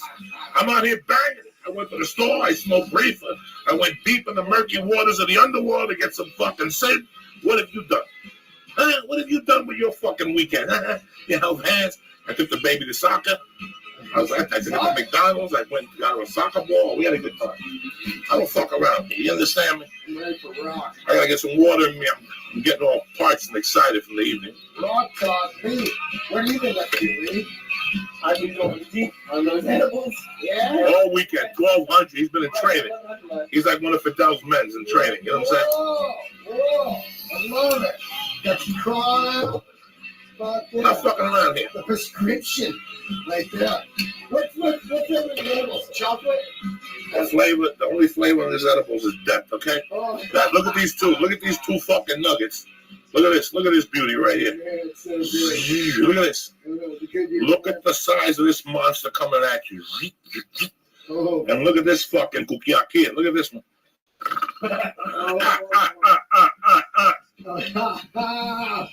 Oh shit. Oh. Oh shit. Oh shit. Where's the fucking the record player, Lee? Oh, volume? Oh shit. Dance, sister. Justin, you thought it was safe, cocksucker. Here you go. Yeah.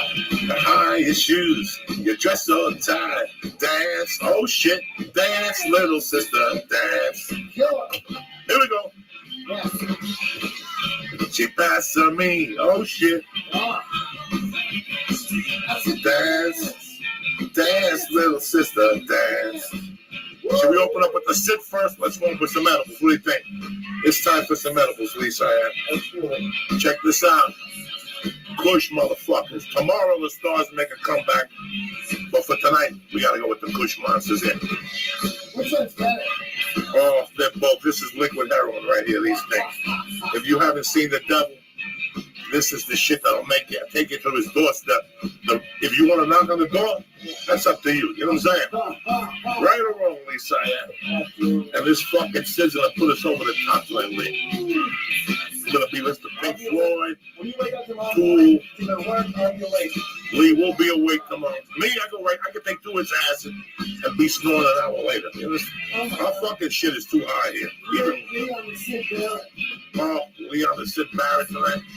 We're gonna fucking turn the lights out and shit. Fucking sing to you. Who the fuck do you think you're dealing with on a Sunday? Huh? Look at this. I'm emptying edibles as we speak and shit. When they do it, how we talk. Oh my god, I don't know what's going on. We got 300 hits today. Oh shit. Let's do one more pocket out of respect for the soldiers that are not in the room today. One of my friends, it's Sunday. It's the Lord's Day. All Souls Day is coming up. You gotta think of the soldiers that ain't around from time to time and do a bong hit for them. Long hit for the soldiers. Bong hit for the fucking soldiers. Here we go, cocksucker.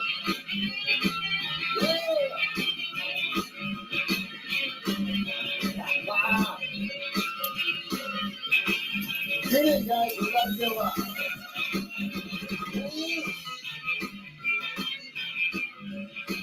Now, if that's not a bong hit, I don't know what the fuck is. This is the type of reefer the month to smoke, cocksuckers. This is the weed the Dodgers smoked last night after they lost. They were like, here's the weed they smoked before they went to the pizza. Maybe we left some last week. Motherfucker ate 18 fucking. You ate 3 slices. You ate 3 pizzas, cocksuckers, 3 slices.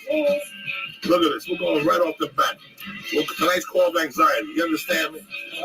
And they're nice and fresh. They got a little hardness. No, I gave them to you to save till next fucking year. Look at these cubes of death right here. Look at it. Oh, shit. Look at it. We're going deep, man. We're going to open up with 600 right off the bat and hit an acid. If that don't take you down, I don't know what the fuck will, ladies and gentlemen. Dance, little sister. Dance, little sister. We don't beat one at a time. This is a fucking, gotta eat the Beatles all at once, cocksucker.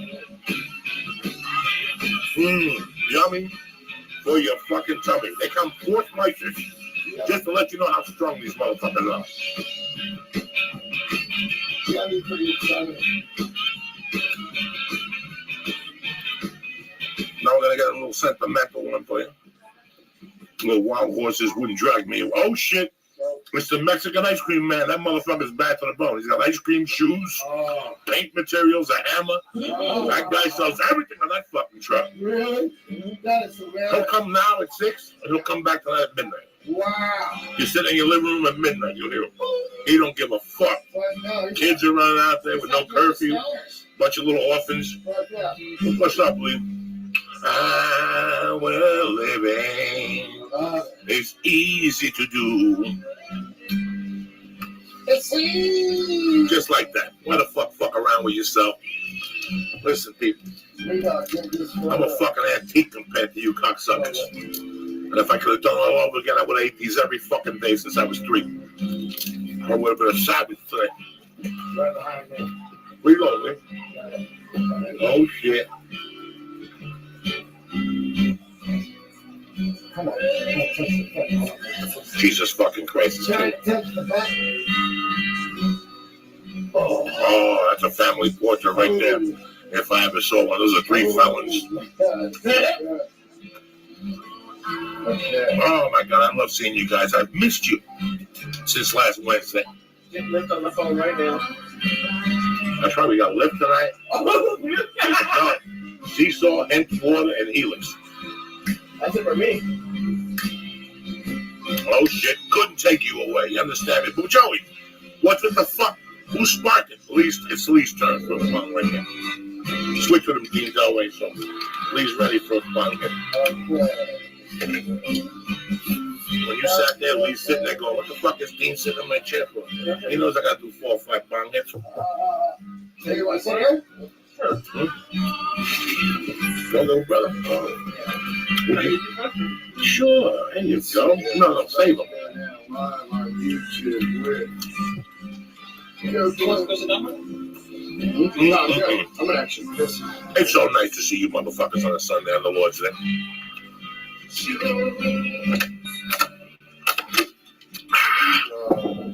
You ready, Lisa? Almost. This weed has your name on it. When I walked into the fucking one-eyed Jew's house today, he said, I got Lee's favorite fucking reefer today. Oh, shit. Who loves you more than me, cocksucker, huh? Nobody. Wait, what's the story here? Look at fucking Dean Delway. He's a burglar tonight. Fuck yeah. Look at one of the guys from Watergate. Watergate. Lee, I got people here waiting on you. Just swallow the fucking thing. Don't even have to chew it. Just go whoop like a shot. Like a good snot. Remember how I ate that snot that night? I just tossed it back. Like a clam. You ever eat a clam? Look at this. Look at this shit. Look at this. 4 years of college. You see what I'm saying? Look, he's still pushing stuff. And make believe that taco's Dorado. Look at this beauty. You're chewing them. Why are you chewing them? It's a quick swallow. Quick swallow. Would you eat mushrooms or with? Oh, I got mushrooms too. Oh, we can go to the triple decker for that. Shit. We need a little stem leaf to get the blood going. Oh, there it is. The blood's going. Oh my God. Okay, let's do this. Oh shit, motherfucker. Oh, I've never had 2 of these. I never had 2 of these. I'm having 3. We're going deep today. Sometimes you gotta break your own record. You know what I'm saying? Sometimes you gotta break your own record, cocksuckers. That's what I'm telling you. Look at this fucking beauty. Wild horses. Oh Jesus. Let's do this.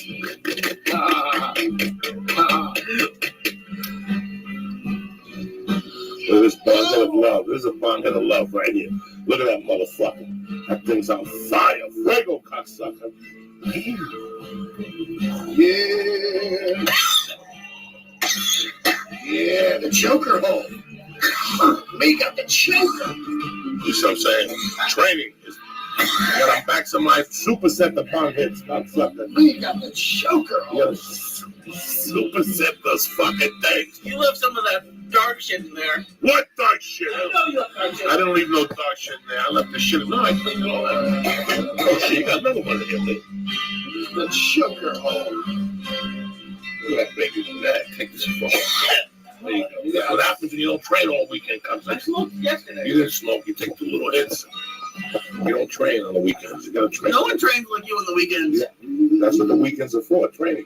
Anybody can train Monday through Friday. Training day. Training day.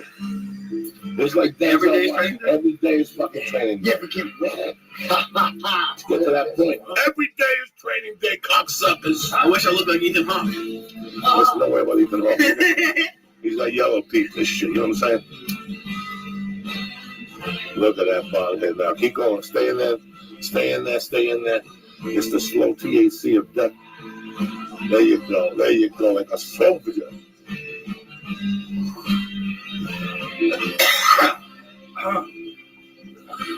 That's why you gotta train every day, people. I don't care what they tell you. I got no credit. Whatever you I got no credit for finishing that. You got no fucking credit, right? You got no credit here, cocksuckers. Ain't no All you're credit showing here. is when I do a bad. Ain't no credit here, cocksuckers. Oh, God, I have a whole nother one to eat now. Oh yeah, we got a lot of things to do. Oh, That's the least of your worries. Tonight's one of those nights. Everybody loves Sunday night football. Tonight's Sunday night fucking terror here at the podcast of death. Here's the last fucking remaining. There's a great jam. If you're too young to know this jam, look it up. It's called Angie by the Rolling Stones. Mick Jagger fucking drops it on this. Unfucking believable. I want to cry. how you finish yours yet even? What we're talking about.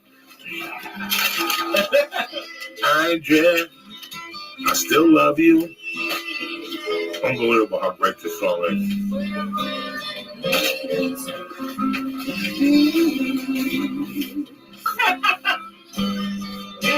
You know, that's what we do on a Sunday night. I'm happy you joined us.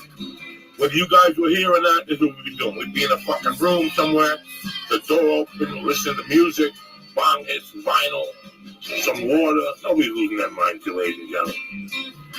We're just doing what everybody else does, and nobody wants to show you. We don't give a fuck here. I got one for the grave with a banana peel. You think I worry about fucking? Who gives a fuck? Have a good time. Enjoy your life, you fucks. Write your goals. Do your 22 fucking push-ups. Very important. And if you're under 18, get off this fucking line right now. I don't need you cocksuckers. You little adult pedophile looking for us.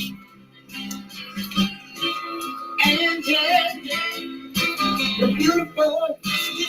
I love it. I love seeing you motherfuckers. Now is the moment you've been waiting for. The Sid Barrett Memorial Acid here. Oh, shit. Look at this shit, Lee. What are you gonna do? How you gonna act? What are you gonna do? How you gonna act when you get there? What's the sticker on your shirt for? Angie. Angie. It's time for some fucking perennial, all right? Let's do this fucking perennial. These buds are delicious. We got a lot to talk about tonight. Yeah. Lot to talk about. That's it. You're going to vote next week. Who gives a fuck? You already made up your decision. Not one more tape of Trump grabbing some chick's pussy, a fucking Benghazi bitch doing something. The Benghazi bitch. There you go. What? He's beautiful. I love this ginger page. Little St. Lazaro coming up December 17th, motherfuckers. Get it together. Look at this thing again. Look at this meteor. Timmy Holloway gave us that thing for the fucking studio. So cool. Little Timmy out of Secaucus, New Jersey, the Captain Kirk of the Enterprise. Timmy Jr., Timmy Sr., doesn't fucking matter. There's like 80 Timmys. Timmy, who gives a fuck? You know what I'm saying? Look at that lead. Look how it breaks in my fingers like gold. This is liquid fucking gold. You understand? I know idea. 600 milligrams. Here. Who's better than you, Lisa? Nobody. When you finish your dinner, I'm happy you tapped in. You're a little late, cocksucker.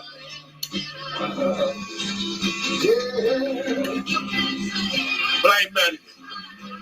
Dinner with the family is everything on the Lord's Day.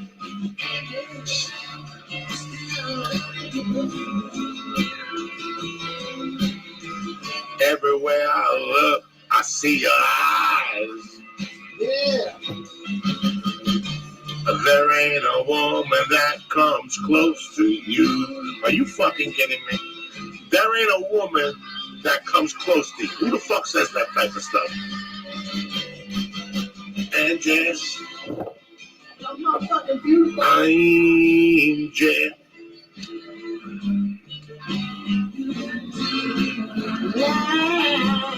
Ain't it good to be alive? You with your Uncle Joey tonight.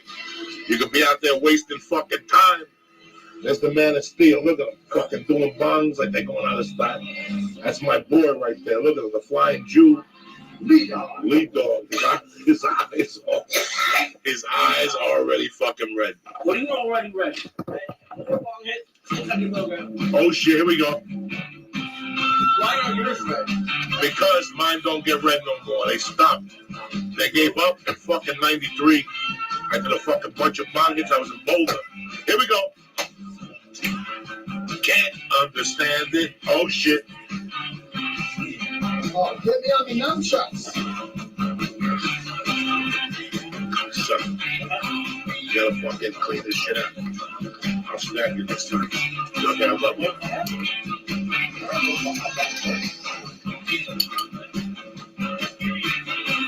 Like that, motherfuckers.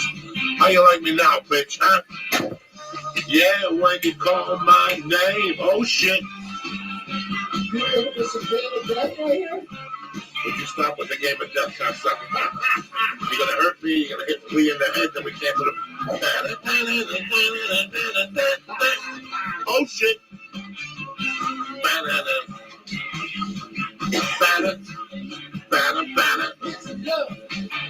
It's a bitch.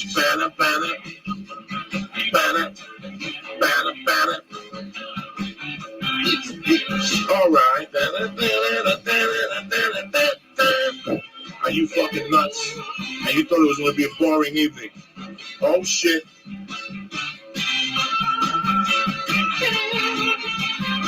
Sometimes I sex it. Move like a stud, like a what?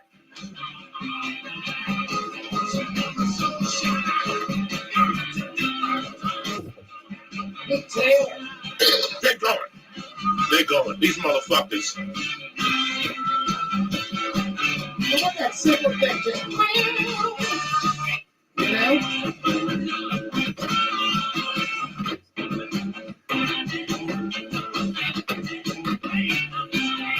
This is too much. This is too much, this fucking jam.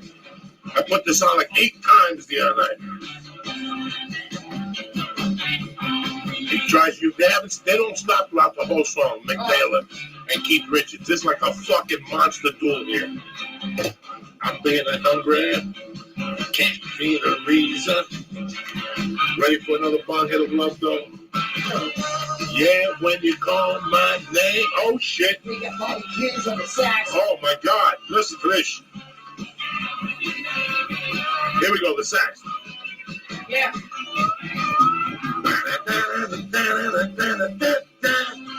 Jesus fucking Christ. This will never happen again, cocksuckers. Ever. It's love. It's a bitch. This is heroin mixed with fucking talent, mixed with fucking passion. Are you kidding me? This is too much, cocksuckers. I don't know what you're thinking about.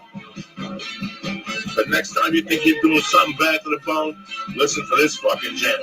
They don't stop.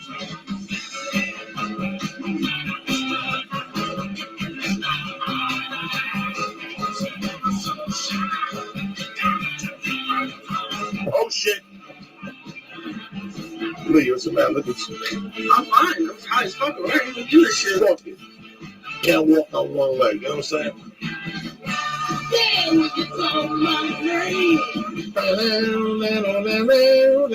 Look at that. That's fucking beauty right there, Lisa. You look right to the camera and said, fuck you, motherfuckers. Look at them. You understand me? You tap out when your eyes look like that.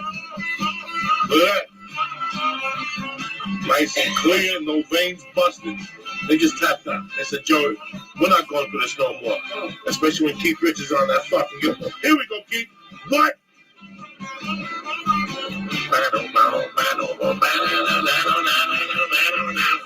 This is too much, motherfuckers. Break up the syringe with the goat. Here we go. Lee, kick the mule. Oh, shit. I said, hey.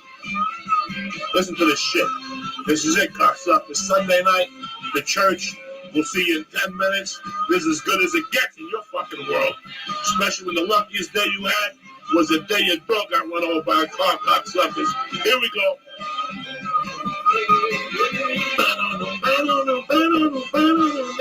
Look at this smoke over here. Yeah. Come on, get it. Right here. Hey, yeah. The last of the original rockers, cocksuckers. The church YouTube.c slot fucking mad flavor. Just wait for the tweet from Lee. I'll retweet it. And you guys are ready to rock. All right, stay black. Uncle Joey loves you. Thank you for joining us.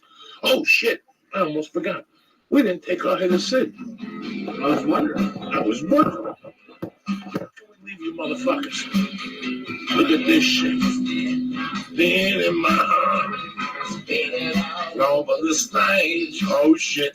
World is satisfied. World is out of mind. I gotta put my glasses on for this shit. You gotta go deep sometimes, you gotta put the goggles on, you know what I'm saying? Oh, shit. He just messed with me now, guys. You see this? He just messed with me now, guy. He just messed with me now, guy. Oh my God. It's only rock and roll, but I like it.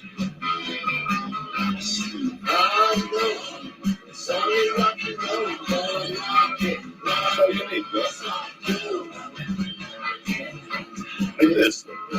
Oh, you ready? Okay. That's it. Who loves you more than me, cocksuckers? Nobody. Jesus gave you his blood. I threw a hit of Sid with the fucking, look at, he's getting sick on the fucking Sid. This is what I'm talking about here. What happened? Oh, I'm about to give you another piece. No. Right, we'll give you another piece just in case. Nah, we'll give you another piece just in case. Here, take a little piece there. Did it go in there? What happened? No. We don't know nothing. We don't know nothing. We don't know nothing. All right, cocksuckers, we'll see you in 10 minutes. Be there or be square, okay? And remember, don't say Uncle Joey don't love you. All right, that's the last thing. Without you, I got nothing. Stay black.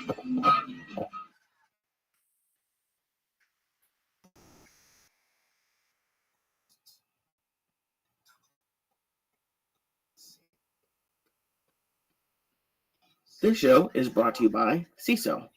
CISO, SEESO, is the new ad-free streaming service bringing you hilarious original series, hand-picked classics, weeks of stand-up specials, and more. Bingeable comedy. Anytime, anywhere, CISO. SEESO. And right now, our listeners get a free trial for 2 months of CISO. You get CISO for free for 2 months when you use promo code Joey at checkout. So go to CISO, SEESO.com right now to sign up for 2 free months with promo code Joey at checkout. That's CISO.com, promo code Joey. This show is also brought to you by Hint Water. Hint Water is offering our listeners a single variety pack shipped directly to your door, including 3 bottles of Hint's 4 most popular flavors: pineapple, watermelon, crisp apple, and blackberry, which is normally $24 for only $15 at drinkhint.com/church. That's drinkhint.com/church. drinkhint.com/church. Show is also brought to you by Helix Sleep. Go to helixsleep.com where you can buy mattresses online, customized for you for hundreds of dollars instead of thousands.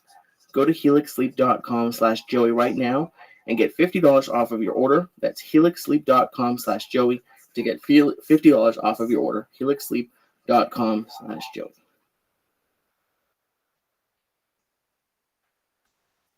Kick that fucking mule, Lee. It's early Monday morning. Uncle Joey, Dean Delray, my Jewish Goomba, Lee Sayat, the Church of What's Happening Now, cocksuckers. Kick it, Lee.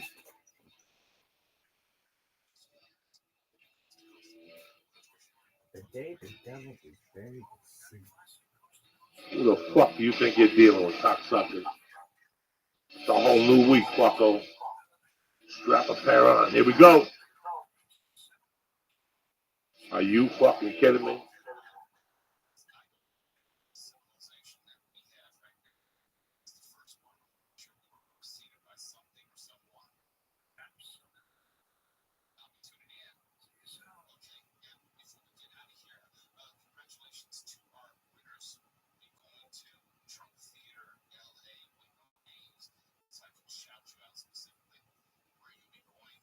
Oh shit.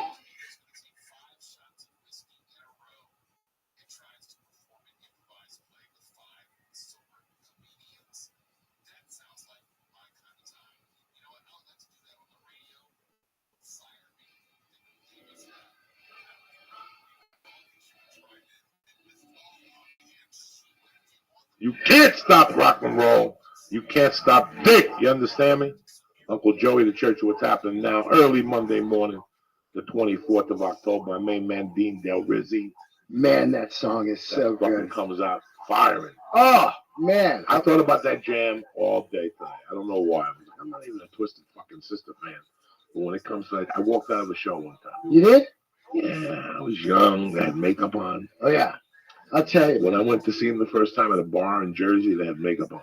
Wow. And the guy I was with didn't tolerate none of that shit. I didn't tolerate none of that shit. Oh. We looked at each other and went to Chance drag it in. Called it a night on a Friday night. That's it. Wow. This band, they just called it, that's it. They ended it about a month ago. They did like 3 shows in Jersey, New York, and Queens or something, and that's it. And last week I was asked to host this 30-year anniversary of the best club ever in LA. It was called the Cat House, and Ricky Rackman ran it from, the MTV, Ricky Rackman. Where was the Cat House? It was on, there was 2 locations. It started on La Cienega at this place, and then it moved to Highland at a club called Probe. And it was the hottest club ever in LA. And it's like where Guns N' Roses played, and Faster Pussycat, all Ground Zero, Jet Boy, all these bands, Junkyard, Motorhead, and everybody hung there. It was a Tuesday night club. You had to have a $1 membership card, because they figured out if you were a membership, they could turn people away at the door without being rude. Yeah. So Ricky had the 30-year, and he asked me to host, and he booked 5 bands and didn't tell anybody who they were. It was the fastest sellout last week on Sunset at the Roxy ever. 11 seconds. No one knew who was going to play. So I go and host, and at the end of the night, Ricky Rackman scores Twisted Sister. And I sat on stage. I posted some footage of it on my Instagram. And I liked Twisted Sister when I was young. The Stay Hungry record and this record here that Lee was playing, I was into it. But then over the 20 years or whatever, I checked out. And I was bummed that I did. When I watched him play this night, I swear, D. Snyder fucking, Fucks it up. he fucking crushed. He always does. Wow, man. I give credit where credit is. It was just, I was young and I didn't know what, we were fucking impatient. I get it. Didn't really want to be there. And, it wasn't really our scene. So, like, how important to you, when I think of music, since I'm not a huge music guy, I think all that matters to me is music. How important were those other aspects, the costumes, the stage, how important was that to you as a fan? Sounds like it was very important. No, at that time, I walked out of Tull. Oh, yeah. When I saw him play the flute. Yeah, flute rock. I walked out of a few movies by that age. Yeah. And the guy I hung with at the time, I still hang with him. He's my daughter's guy. He doesn't have patience for that shit. He never really was a pot smoker. He did acid and went home and had a freak out at his house. He never really liked that shit. So it wasn't his. That's why I kind of dug him. It wasn't really always my scene either. Right. There was some nights I just want to smoke a joint and just go out. And I went out with him and with some of our friends went to see Twisted Sister. Let's go down there. We walked in and they came out and said, "Twisted fucking Sister, man." And they had makeup on. I think during the first song, we just looked at each other and tapped out. Wow. There's an incredible documentary. On Netflix. Ooh. About how nobody wanted them. And it was just fucking one thing after the other. One thing after the other. A friend of mine was explaining. And saying they become, in the tri-state area, before they were even a record deal and famous, they started making thousands on the bar circuit. No one would give them a record deal or anything. So they're like, fuck all you guys, man. And they just selling out everything all over the place and eventually become the kings, man. And I think that's around 84, that Stay Hungry record. And D. Snyder wrote all that stuff. And fucking, man, that guy, he had a vision. They were way into New York Dolls, and I never got into the New York Dolls, you know, and that was their thing, New York Dolls, and with some Kiss, you know, and I liked Kiss, but not New York Dolls. But Twisted Sister Boy, there was a time they were the biggest band in the world with that I Wanna Rock. Yeah, that fucking thing. With that guy in the video, what do you want to do with your life? That was 84. I think so, yeah. All right, Dean, when you were in a band, and I guess you guys are both comedians, so it might be the same. When you get to that pinnacle of like you're the biggest in the world, do you think it's gonna last forever, or do you think even like if they like you always hear about one hit wonders? Do you think they know like all right, this is probably like only like do you think they prepare for it, or do you think they're just delusional the whole time? Well, I think that if it's so fucking hard. It's a zillion to one to get where some of these bands got. And you got to know that you can only be there for so long. Now, if you're delusional, you're just all on drugs or whatever. But Dee Snider is a very smart man. And he parlayed that into, what are we looking at, 30 fucking years right now on a band that probably people thought would last, you know, a week. You know, so to me, that is still, they've made it. In my eyes, if you go out, you could sell out like theaters and shit right now, 30 years later. Oh, yeah. That doesn't sound like they failed at all. No, how many bands got a record deal? Taped the first album and fell apart. Oh, you have no idea, Lee, the stories of this, the same stories that go with comedy. Nobody knows. You see Gabriel Iglesias. Why do you think Gabriel Iglesias every night's a picture of him in a theater with people? Nobody goes out on the road like Gabriel. And if you talk to Gabe, he'll tell you the same thing. This ain't going to last forever. Yeah. I'm going to get a piece of this. Well, he's very smart about it. He knows exactly. There's some people that go into, then you have people that go into with their 20s. Everything falls apart when they're 30. Nobody knows who they are. And they still walk around with that fucking attitude. Oh, that's crazy, right? That's like, crazy. You know who I am? You know who I am? That's fucking crazy. Well, if you had 10 years of that, like, why wouldn't you? Yeah. Like, you almost understand why it happens. Music, comedy, acting. It takes a certain thing not to fall apart. And some people are falling apart. Britney Spears fell apart for fucking 2 years and came back. The little chick, the Disney chick. Miley Cyrus. She fell apart for 2 years and somebody had to pull her aside and talk to her. Yeah. This Justin Bieber, whatever. Everybody has a point. You know, Guns N' Roses. Yep. I remember Guns N' Roses on national television on heroin, nodding, smoking a fucking cigarette at the podium. Like, they didn't give a fuck. Yeah. When I think of Guns N' Roses, I think of that. That's how big they fucking were. Like, they were walking around fucked up, Lee. I mean, drooling, heroin, blow, alcohol on their breath, cigarettes in a fucking building that said no cigarettes. We don't give a fuck. Guns N' Roses. Yeah. We're sparking. You know what I'm saying? You want to give me a ticket? You want to arrest me? Don't matter. We'll be out in an hour. In an hour, you know, so there's a certain mind thing that goes with it. Well, you probably have to have that certain mindset to get to that level. I would assume. Look at Axl Rose went off the deep end. How long did he disappear for? Yeah, 15 years. 15 years. He went to Arizona and was living with a guy that was reading Stones to him and shit. Remember, reading out of Rolling Stones.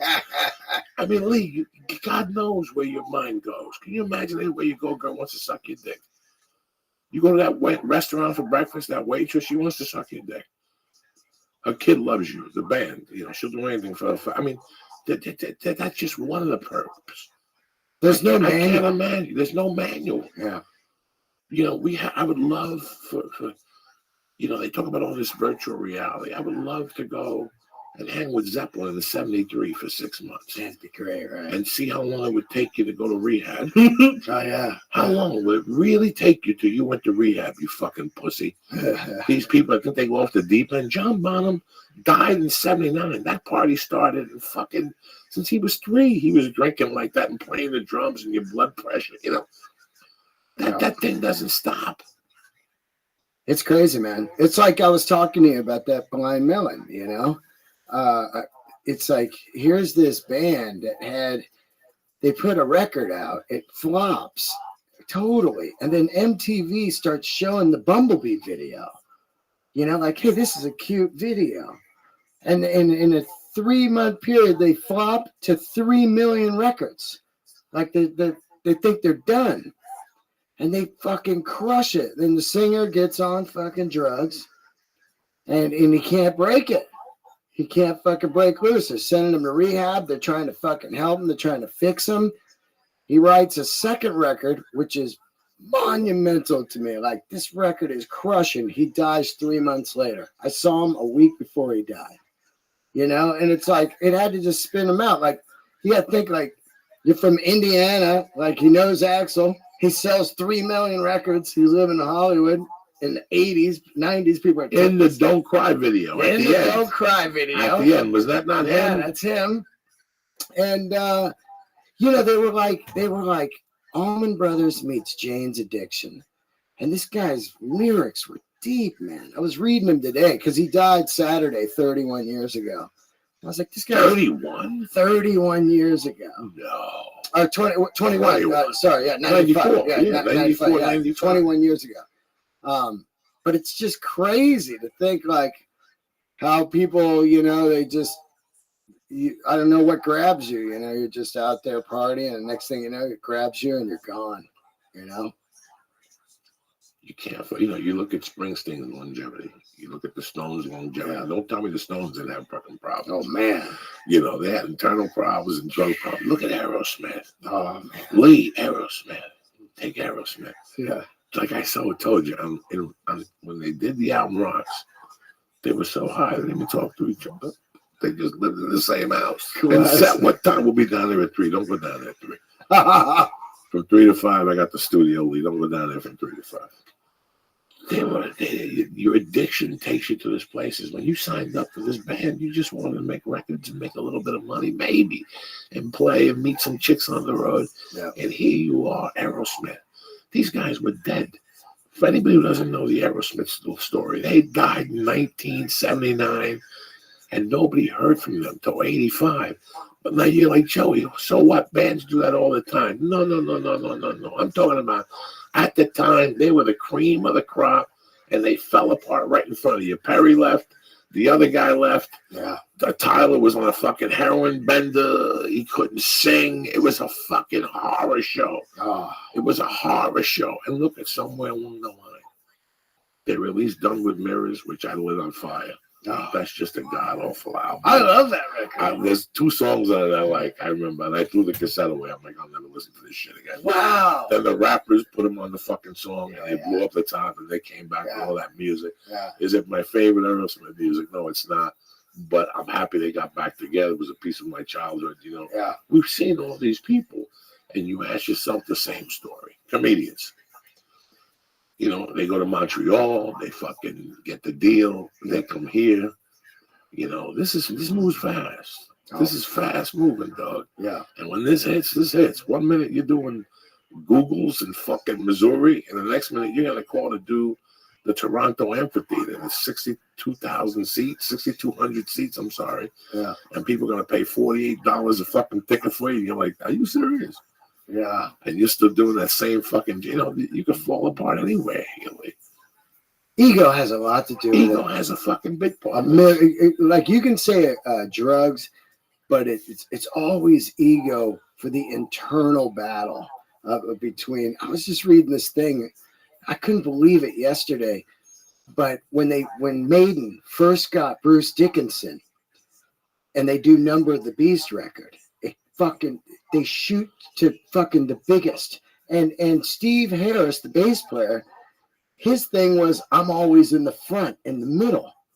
And Bruce Dickinson was like, third show in, like, hey, fuck this guy. I'm the singer. He started going over and just fucking smashing him over, like, you're over there, dude. And and Steve Harris admitted they got a #1 record out, and he's like, I'm thinking of firing this guy. Ego, because he wanted to be dead center in the stage. It's unbelievable when I'm reading this. Like, who's heard of a bass player dead center? You know what I mean? As you know, I'm an emotional guy, and I get emotional with dumb shit sometimes. And my internal mind, sometimes you're just pissed off for 2 days. And you go, what am I pissed off about? Yeah. So the other day, I go, what the fuck? I'm not doing that. Let me go buy some albums. I go down there, and I see 10 great albums that day. But 2 albums jump out at me. Synchronicity. Oh, yeah. Synchronicity turned my life around. I was in a fucked up spot in 83. That summer, I was a burglar. Yeah. I was going to college. I was working as an electrician. And that album used to soothe me. I don't know what it was. Yeah. That and the Pretenders, Learning to Crawl. Awesome. At that time. And I got Regatta de Blanc. Yeah. All right. And I got the Stones and Made in the Shade was one of my favorite of all time because you don't stop. The fucking album just don't stop. I like albums that don't stop sometimes. Yeah. And I'm on my way home. One of my buddies called me from Jersey, and we had been missing calls for a couple of days. And I called him back, and he goes, "Where you coming from?" And listen to how much of a child I am when it comes to music. About a week ago, his brother, the guy I'm on the phone with, his brother flew out here and met with another guy from where we're from San Diego, and they went to those concerts. Oh, yeah. Now, I grew up in this kid's shed of music, and we used to have arguments about music and shit. The one that came out, I think it was older, Anthony Avillo, and he posted a picture of Pink Floyd on Sunday night. Oh, yeah. Of Roger Waters, yeah. and it says Dogs. Tremendous. And I fucking get furious. If you play Dogs, David Gilmour better be on that stage. Okay? If not, don't do it. You're just killing me. Don't fucking do it in front of me. I'll tell you that. What up? And I'm driving and I'm thinking about all this shit. How are you? Yo, can you hear me? Yo, Allie, 401. How you doing, girl? Hello? Yo, Allie, how you doing? It's good, girl. Yo, Allie, what you doing, girl? How you living, baby? I hope it's amazing for you in your life, and everything about your life is amazing. No, it's Which One's Pink? Wish You Were Here. By the way, no, Which One's Pink? No, it's from Wish You Were Here. So it's got to be some melody from that album, Shine On You Crazy Diamond. No, it's something. It's the one man. We were just talking about it, you and I never knew that Roy Harper sang that ever until like 3 months ago. And I was like, wow. It was something weird. They had to take him out of like he just couldn't hit it. Yeah. He couldn't hit it. An hour. Yeah. An hour, Roger. Yeah. An hour. How long is this going to take? And he couldn't hit it. So they sent him out. Roy Harper was next door. He never got paid. Have a cigar. Have a cigar. That's it. Yeah. Yeah. By the way, which one's pink? He says that in there, right? Like that, yeah. By the way, which one's pink? Have a cigar. You're gonna go far. Isn't that weird? Because something crazy. He couldn't hit it. It sounds just like one of those guys. Roy Harper came in, nails it, and when Fucko comes back, now they interview him then and now, and he's like, right there, I just fucking a whole thing of hate came over me because I knew Pink Floyd just didn't break up because they were four geniuses. There had to be a fucking reason. Yeah, and he said, whatever sang it, but till this day, I think I still could have done a better job. You know what? Fuck you, punk. Fuck you, punk. I love Don Felder. Yeah. Okay, I love Don Felder. Yep. There's a big deal with them and the Eagles that on not the long run. Yeah, he was going to sing a song on Hotel California. Yes, and they took him to lunch and they take the song with Don Henley, and that cost them their fucking life. But again, you're not going to pull it off. They eventually let Keith sing. Keith Richards, when you hear Keith Richards sing, you want to shoot yourself in the head. You're like, what the fuck is this shit? Before they make me run, whatever. But give him the song. He wrote 18 fucking hits. Yep. What's up, Lee? You always hear comedians wish they were rock stars. In a band, does everyone wish they were the singer? Because I've never. I think everybody wishes they were the star, okay. Not necessarily the singer, just the main guy. That's how it gets into that. I think you know what I mean. Especially with drummers, because they get such the short end of the stick. They got to play drums, the fucking physical and shit. And then at the end of the day, they don't get any glory unless you're, Coach Bonzo or Keith Moon. But and then they get cut out of royalties because they didn't write the songs and all this shit. That's why I always get drummers on my podcast, because without a good drummer, the band just sucks. I'll show you. Every band that's great, it starts with a great drummer. You know, that's the bottom line. So you gotta fucking keep that guy happy, man, because the chemistry is there. It's weird, man. When you got chemistry of 4 guys, you can't just go like, well, us 2, we make all the money. You know, it's gonna blow up. That's crazy. I never thought about that, how drummers do get caught up. They do. The music business is just as ferocious It's gross as any other fucking, and people think that it's that glamour thing, and you still get robbed somewhere along the line. Like there's always a theft. Years ago, I don't remember, and I said this on this show, somebody lived in the building that was on tour with Limp Bizkit. Yeah. They were opening up for Limp Bizkit. They were telling me their story, that they don't get paid on the tour or something.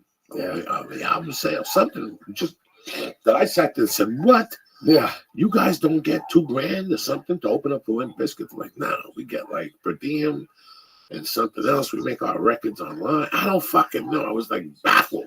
And you took this deal. It's crazy. Called a 360 deal. Where the record companies, they figured out, well, nobody's going to buy the records anymore. So we're not making any money on these bands. So what we got to do is do a 360 deal, which means we get a piece of everything in the pie. We get a piece of your touring, we get a piece of your t-shirts, we get a piece of your, if you're on TV, we get a piece of your songwriting, we get a piece of your record sales. 360 deal, and it's fucking gross. You know, it's just insane, man. But that all trickles down from people stealing records and everything, you know? It just, the big wigs, they're not going to give up their cars and mansions. So where do you think they're going to get the money? They're going to keep digging until they get the money to keep the fucking, it's not to keep the lights on. It's to keep the 4th car on and the 5th house. And the, you know what I mean? It's insane. I never, like I said, I that was one part of me. I'm an only child, and that shit runs deep, like psychologically at times. Yeah. You know, I always bust Lee's chops. Lee always says to me, well, I'm thinking about my girlfriend moving. I go, Lee, I've known you from the outside. And I could tell that you're a really personal guy. You don't like people touching this shit. He's never had a roommate situation. I'm the same way. Since I met him, he never had a struggle and go to meet Joe. I lived with 3 guys and shit. He always opened his home to you. But I could tell that at the end of the week, as long as Lee knows you're going home, he's happy. Like, this ends like in a week. You can stay on my couch. Lee, you only child too? No, I have a younger brother. Well, where does that stem from? You know, I've always been, for me, the thought process of always wanting to be the star is so foreign to me. Like, I can't even comprehend it. I don't know. I don't want to be this. I never wanted to be the center of attention. Yeah. I'm nervous. I'm shy. It's just who I was. It made me uncomfortable. I always wanted to have more friends and be more liked. Yeah. But it like when I found out that people in college would come and knock on your door and just come in. Yeah. I was like, fuck that. There's I don't want anyone just knocking on my door. I want people to call before that. I didn't like that at all. So like I only lived on campus for a semester. I couldn't deal with it. It was people would knock on your door. Well, they wouldn't. They would there a little bit, but the reason just at the dorms. Well, yeah, I just moved off campus because let's say I was a pot smoker. I'd knock on your door. Fuck no. I know you're holding some sandwiches or some salami. You know, I think it's funny because I'm an only child. I'm 50, and it's funny you said that because recently I was like, man, maybe I'll move to New York, you know, because I've been going a lot lately. I was there all of August. I was there last week for 8 shows. I'm loving the stage time, and I really want to become a better comic. And part of me, my whole life, everything about me is from being an only child, but also it has the bad side of, well, New York, you got to get a roommate. And I'm just like, fuck, man. I can't live with someone, man. It's so fucking weird. Because when I want to go to sleep, I want to go to sleep. And when I want to be awake or play records, I want to be, and it's like, am I willing to sacrifice my comfort to become a better comic? You know what I mean? Well, here's the roommate situation. Okay, so we get an apartment. We got a 2-bedroom. You know, you're 2 doors apart. Right, you're trying to save dough. Yeah, $1,500. You want to get $750 out of somebody. Totally. and you got like a girl in there or a friend of yours in there, you know, and they party or whatever the fuck. See, that's where it ends bad. Yeah, if you don't right, party absolutely. right now, let's pretend I got a house. I got a 3-bedroom fucking house. I got a back room in the back. And I know that Dean is struggling as a comic. 500, as long as you clean the kitchen, Dean, listen, do me a favor. You're not going to see me. Yeah. Unless you hunt me down on the other side of the fucking crib. Yeah.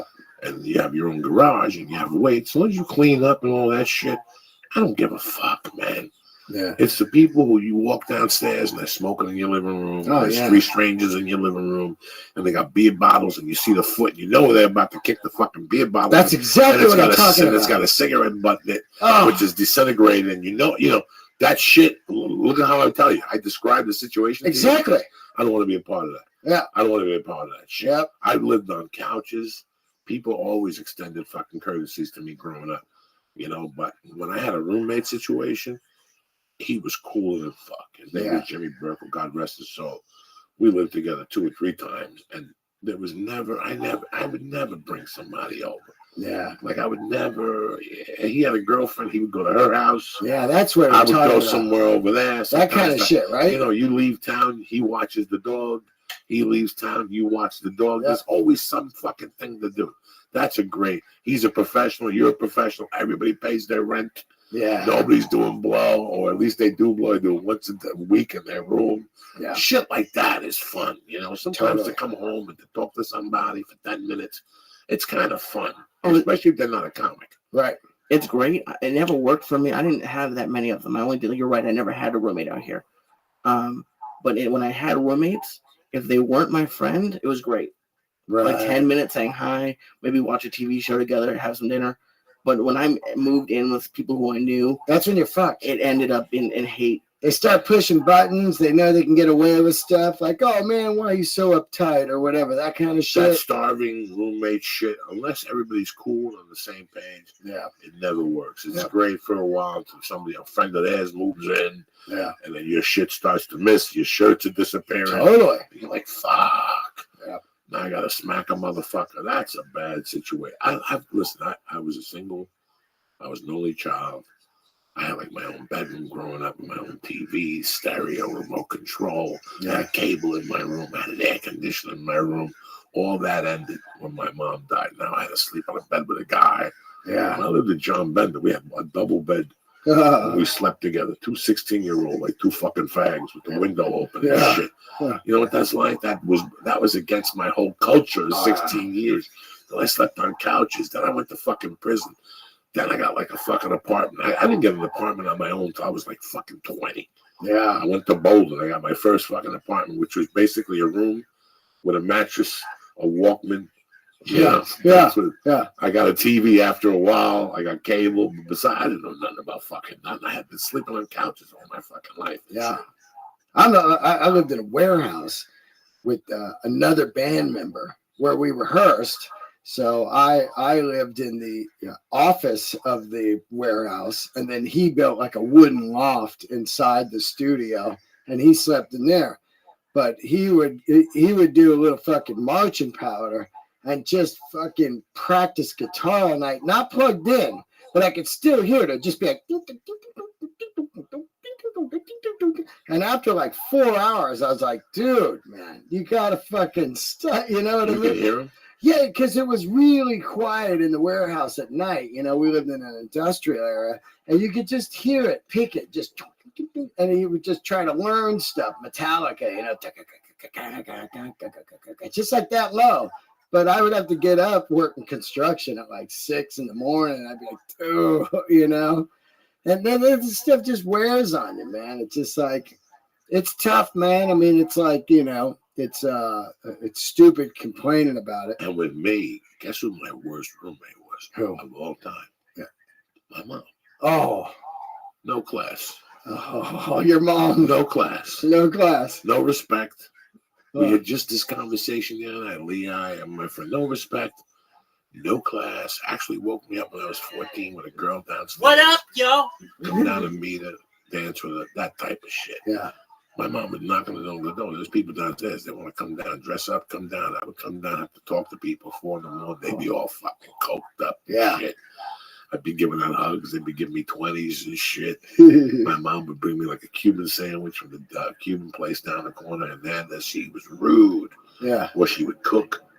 At 4 in the morning, people come over and she cooked. Loud laughing. Loud music. Yeah. Rude. My mother was rude. Fucking. Yeah. In fact, I went home, but not this time. Maybe 3 times ago, 3-4 years ago, I went home and I went to see a person that had grown up around the house. And she goes, you know, when I think about your mother, I think of one night, like in 1970. She goes, my kids were fucking young. You know, she goes, young. They were like 14, 11, 8. And he goes, I heard my husband, Renee, your mom, and your stepdad come into my house. And your mom's tone in her voice, she thought it was 1 in the afternoon. Oh, yeah, right. She goes, he goes, that's the night I understood your mom. Like, I always liked your mom because she didn't give a fuck. Yeah. Like, she just didn't give a fuck. I had the same scene, man. I A lot of late night parties at my house, you know. Just Carole King on Sunday morning, you know. That meant the all-night bender was over, the Boone's Farm and the fucking Colombian weed and the you know what I mean? I remember my mom, we lived in this house, man, and my mom had another woman living with us. The woman died in a fucking Corvette car crash, drunk driving. This chick named Cindy. But we had like a roommate. You know what I mean? Like an adult, my mom had an adult roommate, like, you know, so it was like another person living in our house because we needed to make ends meet. And it was just weird. Like, I think back in my childhood, you know, I said this to someone recently. I was looking at some paperwork my mom sent me, and there was a stepdad I didn't even remember until I was looking at the paperwork. It's like, holy shit, I forgot my mom married this guy when I was like 5, maybe 6. How long were they together for like a year, you know what I mean? I completely don't even remember that. Isn't that crazy? It's just like, it's just wild, man, when you look back at how everybody, the people, my friends that see how they grew up and then how I grew up. I love how I grew up, but it was pretty fucking... she'd be out a lot, so I'd be alone. That's why I don't think I can deal with roommates. I learned to be cool with being on my own. I love it. Mm-hmm. I do too. I love it. I do too. That only child shit. I would wake up at 6, and that meant I would be alone for like 3 or 4 hours. Yeah. And that's always been my world. Like last night, I got up at 5. This morning, Sunday, I got up at 5. I was up for 2 fucking hours before anybody got up. Yeah. I smoked some dope. I drink some coffee. I take a shower, you know, and it's your own little fucking world. You put on some soft music, you write a couple fucking segues, a few jokes, you look over your podcast, whatever. Yep. I've always enjoyed, I love it. I tell you what, guys, I like going to movies by myself. Me too. Mm-hmm. Me too. I've been married twice, and I've had girlfriends, and I got great friends, but I think at times my best friend has always been my solitude, and I'm embarrassed to say it. What up? Listen, there's nothing better than me going through a movie by myself. And before I go, I roll a joint. I get a Chinese, one of those lunch specials. Yeah. How's life?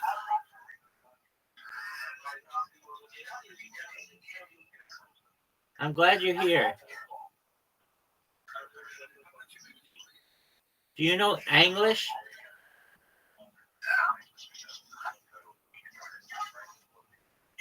That's cool. Fucking call from Lee. Yeah. I'm 3 blocks away. The lady in front of, you know, and I'm not saying Lee. I'm just saying. Yeah, I get it. It always works out like that for me. Late. You know, or you're late at the China. Listen, They talked during the movie. I don't give a fuck if you say something during the movie. I'm too high. I won't even hear you. I'm deaf. I'm deaf, and I turn the deaf button on. That's the least of my problems. You know, I make sure I sit next to the door at that level. It comes with one of these art students comes in there shooting. They gave him a D in fucking design. I don't need to be shot by some fucking art student with a BB gun. Yeah. So I sit next to the door, but I love that shit. And, Me too. And I heard that people who eat by themselves die. Like they die of heart attacks or they die younger. And listen, I'm going to die younger. And I'll tell you what, because first off, when I eat, if I see Lee order ranch, I'm already upset. You know what I'm saying? And if I'm a general for years, I wouldn't say nothing. In my mind, I go, look at this mutt. Like, not only does he owe me $25 fucking, not only is he a fucking mutt, But on top of that, he drinks ranch dressing. Yeah. Like, I'm judgmental. Yeah. This shit, I don't want to know about you. You know what I'm saying? I don't care how you eat. I don't care if the food drips down your fucking face. Yeah. It's what you invite to that fucking table that depresses me, okay?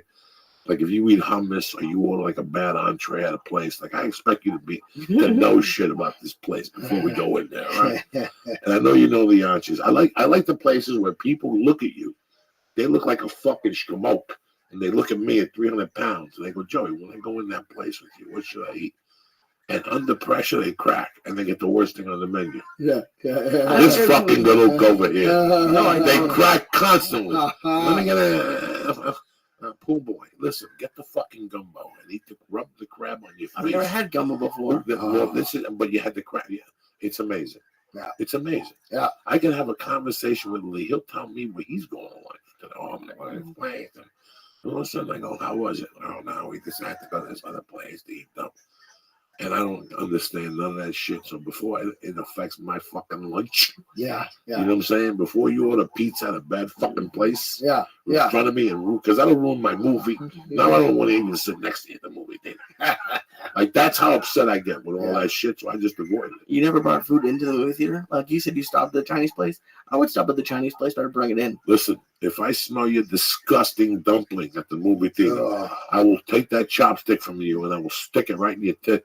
You understand me? that's the gross. That's the gross. I don't want to smell food at a fucking Just movie because theater. food always smells like foot in a movie theater. It always On a movie smells like a theater, foot. on a plane. People yeah. have no idea on a plane how Oh. bad that fucking McDonald's smells at 8 in the morning. Oh, dude, I was flying first class once. I got lucky, and then they were like, "Oh yeah, you're upgraded, and I'm first class." And on comes Michael Bolton. He was married to that star that was on like just Dallas. or one something. of those shows. Yeah, so they come on, and we're flying to London. And I just sit down, I get my fucking headphones on, I'm ready, and they whip out their McDonald's, right? Like nuggets and all this shit in first class. And then they must have been like on some sleeping pills or something. As soon as we took off, they fell asleep in the McDonald's. The bag, the shit was just rolling around in first class on the floor and stuff. And it just smelled like fucking death, you know, like just foot. Smelled like foot. You know, the onions in McDonald's, like those onions grown like a radiation farm. No. Like the onions at McDonald's, when you Yeah. eat the onions at McDonald's, they have a different taste. And if they touch your skin, it's like getting fucking Hindu sweat on you. You never get that off. You know what I'm saying? It's like getting fucking disgust. It's something that you cannot describe. It's What happens when you get no disrespect to Hindus? You know, I love you motherfuckers. When we were kids one time, it's a long story. But anyway, what the fuck are we talking about? The onions at McDonald's? yeah. So people don't know that those dehydrated type onions reek differently, even like White Castle. Yeah. Like, you don't know what life is till you wake up in a room where they had White Castle. He wasn't my roommate, he was my brother. And this motherfucker used to bring White Castle home and eat it. And I'd be sleeping. And I'd wake up in the morning and I'd look around that room and the smell between your pants and your shirt from the bar. Yeah. You know, because we grew up when people were allowed to smoke. Yeah. So when you walked into a bar and it already had the smoke in it from the night before, plus 80 people smoking a fucking cigarette. Even if you didn't smoke, you'd walk out of there next morning hungover. You don't know what life is, Lee, till you're hungover. You get up, you go to put your pants on, and you could smell the cigarette coming out of your pants. I used to hang my jacket in the garage. Guys, it's fucking horrid. Oh. Thank God they stopped smoking in those places. No Oh. way. One part of me is like, you know what, man? I would listen. Why have a cocktail if you can't fucking smoke a cigarette? Right. You know what I'm saying? I'm looking out for the fucking guy who goes out and does a bump of coke. I don't want to fucking leave. I've tried to do a bump to go outside to smoke. Yeah. I don't want to do that. That's annoying. That's fucking annoying. Especially if you get a little paranoid. You're outside, like cops are out there now. When you're in a bar on coke, you feel like you're in the submarine, like in a safe zone. I would wake up in that basement apartment, had a little window for ventilation, and between his feet, my feet, the jeans, the shirt, and the White Castle. Oh, God. It was fucking horrid. Just a shit stew. He would get onion rings to really make it bad. Those fucking, you know, it's just all that stuff makes me sick. Yeah. So as I got stronger in my life, You know, I mean, I remember in Seattle, I went to call for a roommate situation. The girl I was dating was a fucking nightmare. And one afternoon, I go, you know what? Now I'm going to do this in the middle of the month. I got to stop what the fuck I'm doing and go look for an apartment with no fucking car. Wow. And I'm asking Josh Wolf for rides. And I remember going to one place that was great. The only problem was the guy had like a great name and he had shit everywhere in this fucking house. I'll tell you how bad it was. As the guy was showing me the room, in the corner, there was a piece of shit that had dehydrated from one of those 9-inch horse shits to like 3 inches. And he didn't pick it up before the roommate came over to check it out? Nothing. And I said, you know what? That's fucking weirdo there. And I go, you know what? Yeah, I'm moving. Oh. I liked the place. It was really accessible to me. How was it? Something. I went, I got my bags. I went over there. I put them down. This fucking room, this house, the more I walked east from that room, it got worse and worse. And it was like the horse was pissing, and they would let it sit there for 3 days, and then pick it up. And finally, I looked in the living room, and sure enough, my suspicions, there was a puddle of fucking piss that they had left. You know, and I went, I got my bags. I think I called Josh Wolf. Yeah. And I go, Josh, you got to do me a favor. I can't live with this fucking kid. And when I lived here in LA, oh my God, when I moved here in LA, me and the girl broke up, and there's always one of those things. You break up, and now I got to go get a new pad. Yep. And some guy at the comedy store that I kind of knew from the comedy store was like, man, me and my wife just broke up. This is the perfect room for you. I go, where is it? He goes, it's like on Vermont. Oh, yeah. In Wilshire or something. Area. I go, what? He goes, yeah, you're going to love it. Oh, my God. I get over there. It's one of those, we don't have air conditioning apartments. We just open the windows. Whoa, right fuck there. You. See you later. See you later. Can I even put it up on the air conditioner? He goes, no, the building's too old, so the thing will blow. That's why we had to take them all out. Wow. The circuits will blow. They took me into the back room, and it was just fucking disgusting. Did they try to lie to you? Like, we opened it, there's a great circulation. Oh, they always say that. I remember a chick told me that when I first came here. I was in Silver Lake. Place was blazing. She goes, we get a nice cool breeze off the reservoir. It's like, what are you talking about? It's only 70 out right now, and I'm fucking burning up in here. No. At one point, I don't know what happened. I had a roommate up to 19, maybe, in the comedy game. Listen, when you get here, when I first got here, I lived with a girl. Then we broke up 80 fucking times. She was a dirty whore. We broke up 80 fucking times and got back together. So it was always a dilemma. So for a while, I just lived on Josh Wolf's couch. Yeah. And I threw him a little cash. I bought groceries from time to time. You're a fucking feature act, bro.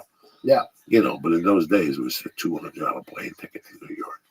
Oh, yeah. 200 flat round trip league. Right now, $249 Virgin. I've been flying it nonstop.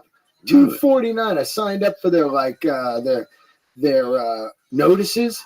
And they'll just hit me. Sail tomorrow for 2 hours. And I'm grabbing these flights. $249. Round trip. Round trip, man. It was $249. To Newark? No, JFK, dude. Come on. I'm flying from LAX to JFK on Virgin twice now. $249. You get your number in. You register as a frequent flyer. Yeah, just signed up as a frequent flyer. Okay, so next time you fly, buy a ticket for $249, and then tell them you want to upgrade to main cabin select, not first class. Yeah. Main cabin select. I saw it. It was like $49 to upgrade. You're crazy. Great. That's what the pimps will say. Fucking great. If you're a real pimp and you don't want to fly first class, you ain't got the pocket, you buy a cheap ticket at Virgin, register. If you fly a lot, always look at Virgin's routes. It's great. Register. And then just buy the cheap ticket, and then the night before, 12 hours before, even if you got to get up at 3 in the morning, who gives a fuck? You get up 3 a.m., boom, call them, and go, I want to upgrade to main cabin select. What do you want? Give me an aisle window. Boom, that's a great bargain. It is, dude. You sit there, you don't get up one time. They give you quality food. Oh. You press a button. There's movies. They got the killer lighting. Killer lighting. Yeah, guys, always. Become a frequent flyer on fucking Virgin. And you know what? Their flights are difficult sometimes for me. Yeah. Like, I really wanted to take them to Boston. They only go to play like 5 places. They wanted $6.99 for Boston. Wow. I think they got my cookies leaked because they wanted $19.99 for first class. Whoa. I always look at the regular ticket and I look at first class to see what the difference is. Yeah. Delta wanted like 7 and 2. Some plane tickets are cheap. The weirdest thing was, I called Delta, and Delta had a plane ticket when I had to cancel for oddball. Yeah. But they reused it. And they said, we found some other money. So the ticket is free, and we owe you a check for $13 to Boston. Wow. So I'm going to Boston for fucking 1-8. I don't know how I scored it. Wow. So now I think maybe they made a mistake, but not Delta don't make mistakes, bitch. They don't make mistakes like that. It was too much of a mistake. So I keep checking it. No, it's that Virgin's great, man. Fuck, they got a flight on their red eye is at 11:30 at night. It's great. One thing I like about Virgin is they only have a few places they're going, so the flights are never late. You know, they show up, it leaves at 11:30. So you get there, you get into New York at like 7:30 their time. In the morning? Yeah, slept the whole way. That is not a bad time to get into New York. Not at all. It's perfect. Especially if you can eat breakfast at JFK. That's what I did. Who the fuck you think you're dealing with? Yeah, right? Because you're going to have to steam it out anyway. Yeah. Your luggage is going to take 45 minutes. Yeah. And your hotel's not going to be ready. No. 7:45. Yeah, that's a long fucking wait for your hotel, though. I know, but you know what?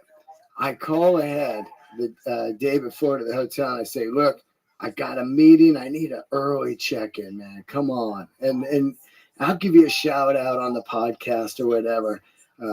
One of the guys in New York was telling me that dudes tell the hotels, look, I got the big podcast. I give you a shout out or whatever. They goes, all right, yeah, and they early check-in. So I got a 10:30 check-in last week when I was there, and I was like, this is great, you know. I was only in a hotel one day, and then Ari let me stay at his house while he was on the road. So it's just perfect run, man. You're living a good life now. This is nice what you're doing. Oh, You're 50. You're trying to become bi-coastal. Just listen. You got to do what Ari does. Just eliminate the winter in New York. That's what I'm doing. Eliminate the winter Totally. in New York. Because June is great in New York. Yeah. May is sensational. April is tremendous. September is brilliant. I was there last week. Yeah, October is brilliant. October, September in New York City are brilliant. You can still move in, light jacket. Once November comes and that cold weather, and I know these guys, it gets like warm in January. Joey, it was 63 today. It's January, bitch. February's still around the corner, motherfucker. Never fear Rome. You know what I'm saying? Yeah. The snake lies coiled in Naples. Fuck. You know what I did? I was with my buddy Marcus Price, who works for Hannibal, and he had 2 Italian scooters, mopeds, the ones with the wheels, the 70s ones, those crazy ones, you know, the Pooks. And he said, yo, I know you love Coney Island. So it's Sunday, it's open, it's a 75 out. He goes, let's ride these out from Brooklyn. We rode from Brooklyn to Coney Island, surface streets, like a Beastie Boys video, just seeing all of Brooklyn, pull up to the Cyclone, parked them, locked them up, rode this fucker 2 times, took some photos, got back on and rode back in this perfect weather, and then did spots at the stand that night. I was like, this is fucking great. You know, like life is good, man. You know, there's a couple parts to comedy, and I know that there's a couple parts to music. You know, I know that there were bands that went on tour for 2 years, didn't stop touring and recorded while they were on the fucking road. Then one day there's a thing called The Kid. And you're like, listen, this is ending with or without me. You guys can keep going. Yeah. But I got to go home and make a pit stop for a few weeks to see the kids and whatever. And you really, you know, so there's 3 levels to this. At this point right now, let's pretend I lived somewhere like Tennessee where I had Terry's parents there all week and Terry was entertained with his sisters. And you know what I'm saying? I can leave for a couple of days. I can go leave. Let's do it Monday. Fuck it. I get on the red eye Monday night till 11:30. Do 6 on a Monday and get the fuck out of here. And spend a week in New York. First off, I would miss them too much at this point in the game. Like I like what's going on right now. I like my road, how I keep it. It's very simple. I'm not trying to kill myself. I'm not trying to prove nothing. You know, we were talking about ego before. We're talking about Roger Waters and how to this day, every time I see Sting in an interview, I think how he took one of the world's greatest band down because of your fucking ego. And you think of, you know, Roger Waters is as war with everybody. And I think about Mick Jagger. He's as egotistical as they come. Totally. But he's like, business is business, man. Yep. Yep. You know, business is business. Yeah. You know, and even in comedy, I've never let myself get into that dumb shit. I keep that out of the way, man. I took that out of the way as a young man. I got that shit out of the way, ego. There's no reason to have ego. It's not gonna fucking do nothing for you, you know. Yeah. I don't give a fuck. I go and I do some shit that who gives a fuck, bro. Yeah. I'm just trying to be funny and have a good time. That's all I'm trying to do too, man. That's it. Yeah, that's why I'm doing New York a lot. Because let me ask you something about this, Joey, because I don't get to talk to a lot of guys that work as much as you do, like, you know, Bird and Marin and you and guys like that. But I find that as I travel around, does this happen to you where your stuff works a lot of the time, but then you'll get to some rooms and your stuff's not working? It's like medium laughs, you know, just and somewhere around 30 minutes, they're kind of out. Does that happen to you? Absolutely. Is that for headlining, you mean? Yeah, headlining. Absolutely. Lee, we've had discussions, Lee and I, Mm-hmm. of what happens during a special. Yeah. Okay. 20 years ago, when you first started watching specials, you took a ride with the special. You took a ride, but always remember, at about the 30-minute mark, shit starts coming into your mind. Where's my daughter? Yeah. Am I going to do the homework tonight? That's where all the other sensory shit comes into your mind. Totally. And you disappear. Now it's up to the comic. Living like a pimp. You know, how many specials do you watch? Rate 10 specials. Yep. Whether it's Andrew Yo, Dice dog, how Clay, are you? Delirious, take a George Carlin one, CK. take whatever. CK, take Pryor. I love you. At some that point, you're no here. matter how funny they are, life comes back to you. The Nah. coke wears off. Yeah. The joint wears off. Yeah. Well, the comedy, you don't get sucked in anymore. The excitement. And somewhere for 8 or 9 minutes or 10 minutes, you lose them. Now it's up to the comic. It's up to the comic. Now, what made it? Listen, we all headline at the 6-year mark. Yeah, that's where I'm at, right? Okay, but you say to yourself, you know what? I was pretty good as a headline. No, you're not. Yeah. Wait till you get to the 10-year mark and get a little bit better. And the 15-year mark, and the 20-year mark. Like I tell people, I didn't become a headliner for 17 years because I didn't become a headliner until 4 years ago. Yeah. And I've been doing comedy 20 fucking years. I didn't become a true headliner where you have them. And now you become a professional. You're a boxer. It's a 60-minute bout. Yeah. Okay. Which means I got to have endurance. Yeah. I got to learn how to keep range in the fucking... This guy's dangerous between the 4th and the 7th round. That's why I start to taper off. Yeah. I got to get momentum again in the fucking 8th round. You know what I'm saying? So this is what becoming a headliner does. Yeah. It teaches you when to be aggressive, when to bob and weave, when to stay back, make believe you're entertained. You just got him. You're just playing a magic trick. You see this right hand? It's a magic trick. He's looking for the, you know what I'm saying? Yeah. And then you beat him up again, and that's it. You get the fuck out of there. Yeah. Wow, that was amazing. No, it really wasn't. Big closer at the end. Yeah, something to knock Story in the middle. Yeah, something to lullaby. Always acknowledge the waitress. Acknowledge 52.50.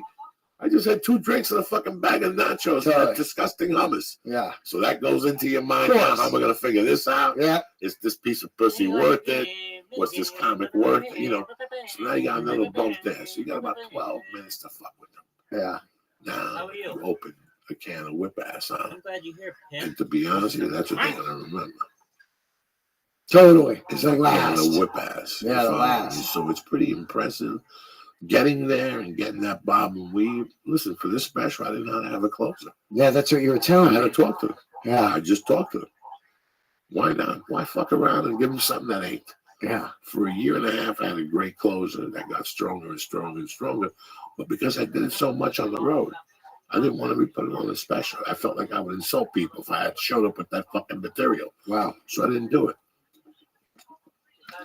And even today on the road, I will hit you with 45 minutes of new material. Yeah. But I used that closer because it was a joke. We all had a great time from the podcast. And a lot of people that start liking me is because of that story. They acknowledge that story. Right. So Lee was Tony Bennett, cocksucker. Lee dog. He's got shit to do with people to see, fucking Dean Del Rizzi. Oh, fuck. Spotify won't let me play the song. Hold on. Jesus, Lee, you're slipping. You should have been on point with this. No, I have it already. Watch the bag. You're breaking people's earlobes. Oh, shit. Sorry. These people are complain. Fucking Dean Del Rizzi fucked up my fucking earlobe. He grabbed the water. Thanks for having me again, man. No, we got to do you once a month. I was going to call Raymond. I forgot to call Mr. Bazio. He's been doing a lot lately on Facebook. Yeah. He's got a little band going on. It's pretty impressive. Listen, yes, Lee. Always gets me on a Monday, cocksuckers. 4 or 5 years we've been doing this podcast. We stay consistent to Tony on a Monday. Tony Bennett. What do you think you're dealing with, Lisa? Lee, how's that acid? It's going pretty good. You feel it? I'm starting to. I feel little chemicals in my stomach. Yeah. I feel like I I got a had a fart. big lunch, so That first it's taking acid fart a might take you. Acid farts. Lee's in much better shape this time than last time. Oh, that was strong Last time Linda Blair came and visited him, his head was turning backwards. That was a lot last time. I loved it. Oh, It was fun though, but that was just the first dose I gave you. Oh, yeah, We're fun. going deep in 10 minutes. So before that happens, and I lose it completely. No, I'm just teasing. No, well, before I lose it completely, regardless, because we had a lot. Didn't you said you work construction? Yeah. I know Joey did too. They're building a place across from my house. They're building a new house. I don't know what it is. Right. But it's pretty. I've gotten to see the whole process. Like they tore something down, they got the thing level, and then they've been building level by level. And I'm not good at that. Yeah. And just like normally I'll look at it, but sometimes when I'm stoned, I look at it. I'm like, it's pretty cool to get to like see. Like you're doing something like that. You're building a house. I hated it, but it was the only job that you could have with long hair back when I was young. I was telling people this. There was 3 things: you couldn't go in Disneyland with long hair. There was a rule, like no men with long hair, like and you couldn't get a job. So it was construction or landscaping or telephone sales. Those are the 3 gigs you could get with long hair. In the 70s, 80s, man. Now, like I always say, I don't even think I got enough tattoos to work at Chipotle now. You know what I mean? I remember when I got 1 tattoo, my mom was like, "You're never gonna have a real job," and I was like, "Good," and she was like trying to scare me, but I was like, now at Chipotle they got the menu on their neck. You know what I mean? It's like, holy shit, the world's changed. But I hated construction because it was like. You had to get up at like 5. Oh yeah, I'm sure it sucks. Like I'm sure there's a lot of people who listen who work construction. I'm sure it's not fun. A lot of people love it. Well, I mean, they take pride in their work. I'm sure it's like very hard, but it's just cool to see the whole process. I loved it. I loved it. And the messier, the better. Oh, yeah. I was a stonemason in Aspen, Colorado, up in high altitude. You get there, you got to take a tarp off the brick, and there's 3 inches of snow on it. You got to take the tarp off the fucking concrete. You got to take a tarp off the sand that's held down by cinder blocks. All right, then you got to get a bucket and turn that around. And you got to fucking get a machine and get that, put gasoline in the thing, and then get that fucking started. And that's what you hear. And then you get the hose, you throw it in there, you throw a fucking scoop of rocks in there, 16 scoops of rocks, a bag of 80-pound fucking concrete, and fucking 16 scoops of sand and shit, or whatever the fuck you make. I'm sorry. No rocks. You throw like 1 thing of rock in, 16 scoops of sand, and a bag of 80-pound concrete. And then once it was great and mixed fucking up there, 3.5 minutes, you took it out with your hand. You looked at it, you gave it to the stonemasons. Then you had to empty it, make another one, empty that one, make another one. And while you were emptying it, getting 4 wheelbarrows and sand and shovel 4 fucking wheelbarrows and then run them over for each stonemason, empty them and bring them back. And then have his fucking bricks cut up. So I would have to have the whole row of bricks for him, especially whether he was left-handed or right-handed, all set up for him with his tools. Yeah. All right. I would have to have that, like, let's say the job started at 8. I would have to get that 7:30 and do all that. I was a lone warrior. Like a pre-med 19 years old, stoned to the gills. Yeah. With a fucking Walkman on, with those thick speakers with the cushies. Oh, yeah, With yeah. a fucking hooded sweatshirt, a hat, a fucking winter jacket, gloves with the fingers cut out. Some Judas Priest going. Judas Priest going. And I'd go out there every morning, start up all that shit. And then Lee, why are you doing all this? You still got to build scaffold. So you're building scaffold for the other side. You're cleaning off all the rocks. You don't want ever in your life want somebody to go, Joey, more mortar, cocksucker. Oh, yeah. That's embarrassing to a guy like me. You shouldn't have to tell me to do fucking mortar. Yeah. So the mortar always has to keep coming. You're always scooping. You know, you're looking at the end of the day, you've picked up 30 bags 80 fucking times. You know, and I did that with roofing. The only thing that made me quit construction was money all the time. Yeah. Money. At the end of the week, you looked at it and you said, you know what, I helped a bit. Now, 30 years ago in this country, you learned to trade, Lee. Totally. So once I grabbed you, the first year was going to be $8 an hour. But after the first year, I give you 12, 15, you know what I'm saying? You get some tools, and the more you show me is the more I show you. If you want to come to work and pick up paper, then come to work and pick up paper. Good luck. But if you're going to come to work and go, boss, can I put that TV up today with fucking Dean? Yeah, put it up. You're just saving me $800. I could throw you an extra yardstick. You follow me? Yeah. That's how you make money. And you get in there and lay the brick and learn how to do that. There were schmucks that they'd be giggling, man, last night there was a great party last night. What are you talking about? You're giving out your wages here, and you're behind us talking to bricks, smoking cigarettes with this idiot, talking about twisted titsa. Yeah. What to get in there? Go pick up those bricks, you dirty cocksucker. Fuck yeah. I got that. I was framing. It was piecework. So you got paid by how many fucking sticks you put up, man.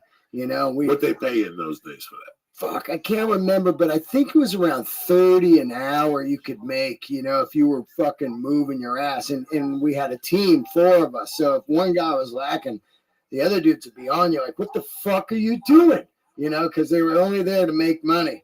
And if you were just like slow, you know, because we're like, we'd be going as a team and we're building condos. So it'd be 4 of us and we're building this whole section of these condos. And, you know, and the faster you work, the more money you made. And to me, man, most of the times I'd be hungover, played gigs the night before. 14-hour day. You didn't give a fuck, man. Nah, just Anything to fuel that addiction.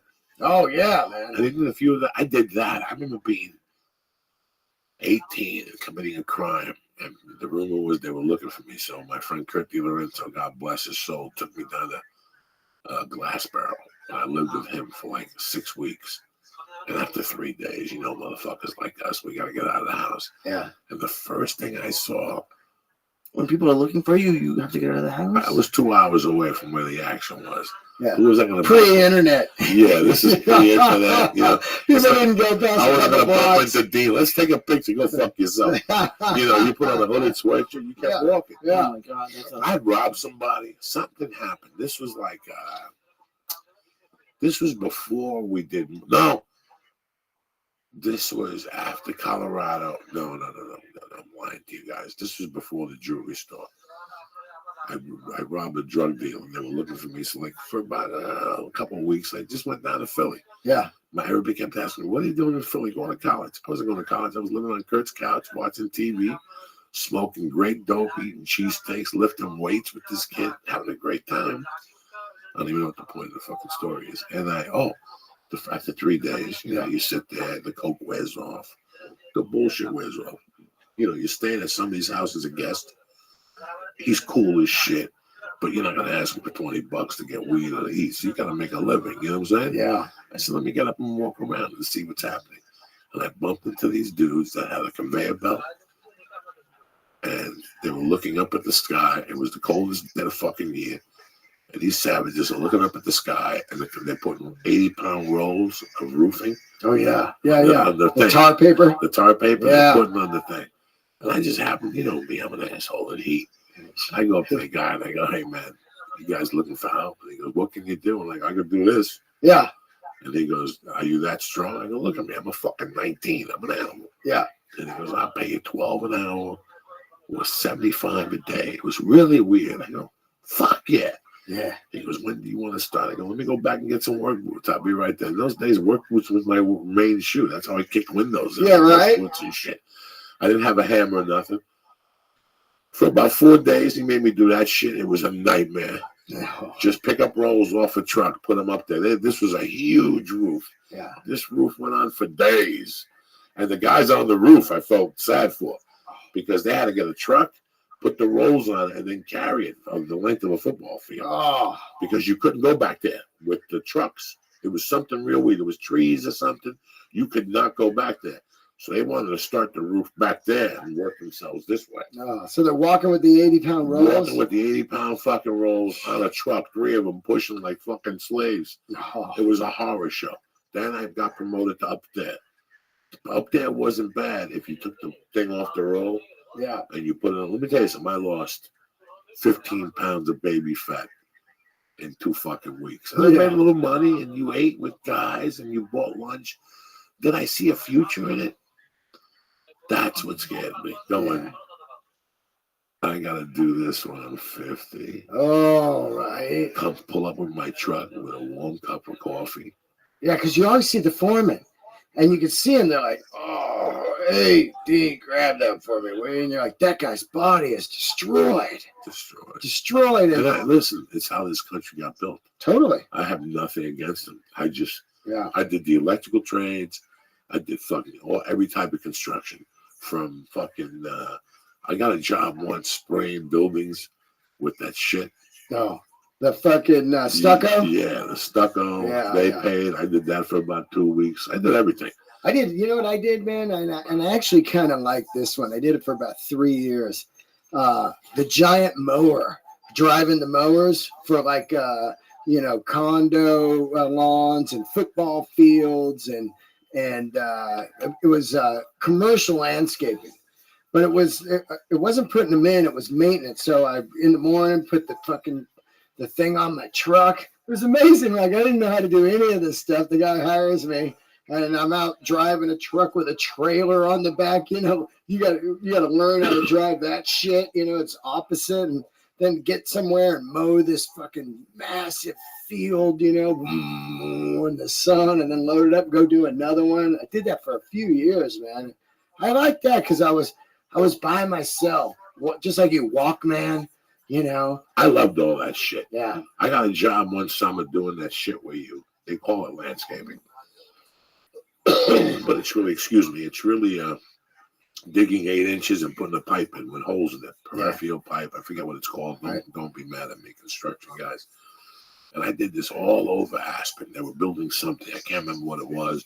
This guy was paying me great. Like irrigation lines? You put that shit in? But it was small pipe. Like, I don't remember what it was. 2-inch, 3-inch, 4-inch perforated pipe. It's called. So the water leaks out of it or some shit. And the guy, at that time, everybody paid you 10 up in Aspen. He started me at like 12, and he shot me up to 15. And he goes, "Listen, do you mind if I leave you alone?" And I'm like, "What do I need you here for?" And watch me do what? Dig and go all the way down the block with this pipe all day.